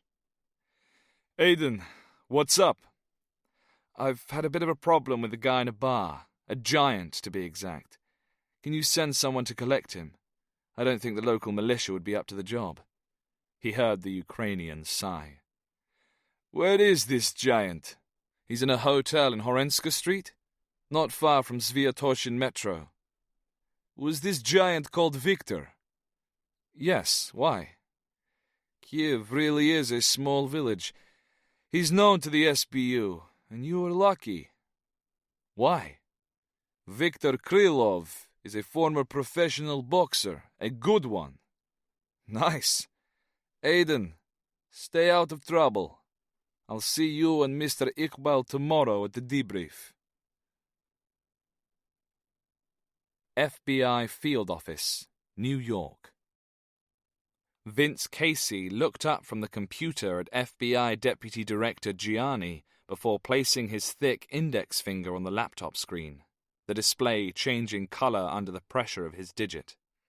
"This guy's a pro, no doubt in my mind." Gianni stared at the frozen image of the member of the public who had taken down 4 gunmen. "Look again at how he moves." Casey clicked and rewound the surveillance tape. Both men watched as the figure traveled with an economy of movement, without any hesitation or lack of purpose. "Who is he?" Gianni asked. "That's why your bureau and my agency are interested." Gianni sat back and folded his arms. The speed of the man was impressive, as was the way he had terminated the X-rays. "Vince, what's your professional opinion?" "I don't think it's any different to yours." "Humor me. Spell it out." "Definitely SF or SF trained." Gianni valued the opinion of the CIA Black Ops veteran. In the corridor outside the office, they heard footsteps. Both men remained silent from force of habit until the footfall faded away. Gianni leaned forward, dragged his laptop nearer, and tapped the keyboard. He glanced across at his long-time friend from the agency. The fingerprints come up as belonging to a banker from Boston. Let me have a look at that. Sure. Gianni pushed the laptop back towards Casey. Just scroll down. All we have is there. Thanks. Casey read the report. Although he already knew the basics. James East, born in Boston, put up for adoption by his mother, no record of a father. Placed in a state orphanage, never adopted. There was a grainy photograph taken from a high school yearbook, which showed East as a bespectacled blonde-haired teen. How was East's eyesight now, Casey wondered. He'd better check. He read on. After graduating from high school, East traveled to the opposite side of the country to study at UCLA. Upon completion of his degree, he volunteered to teach English for charities in Romania and then Bulgaria before returning to the US several years later. Again, Vince, what's your professional opinion? Gianni asked, deadpan. Again, the same as yours. Too convenient. Exactly, Casey stated wryly. No family, no ties, out of the U.S., and then no real job until 3 years ago when he comes back. And, as you see, no record of any criminal activity or military service. So he's not one of ours, Casey confirmed. His initial thoughts had been that East was an NOC, an agent with no official cover, a black operative. But his CIA database had thus far come up blank as regards any facial recognition match.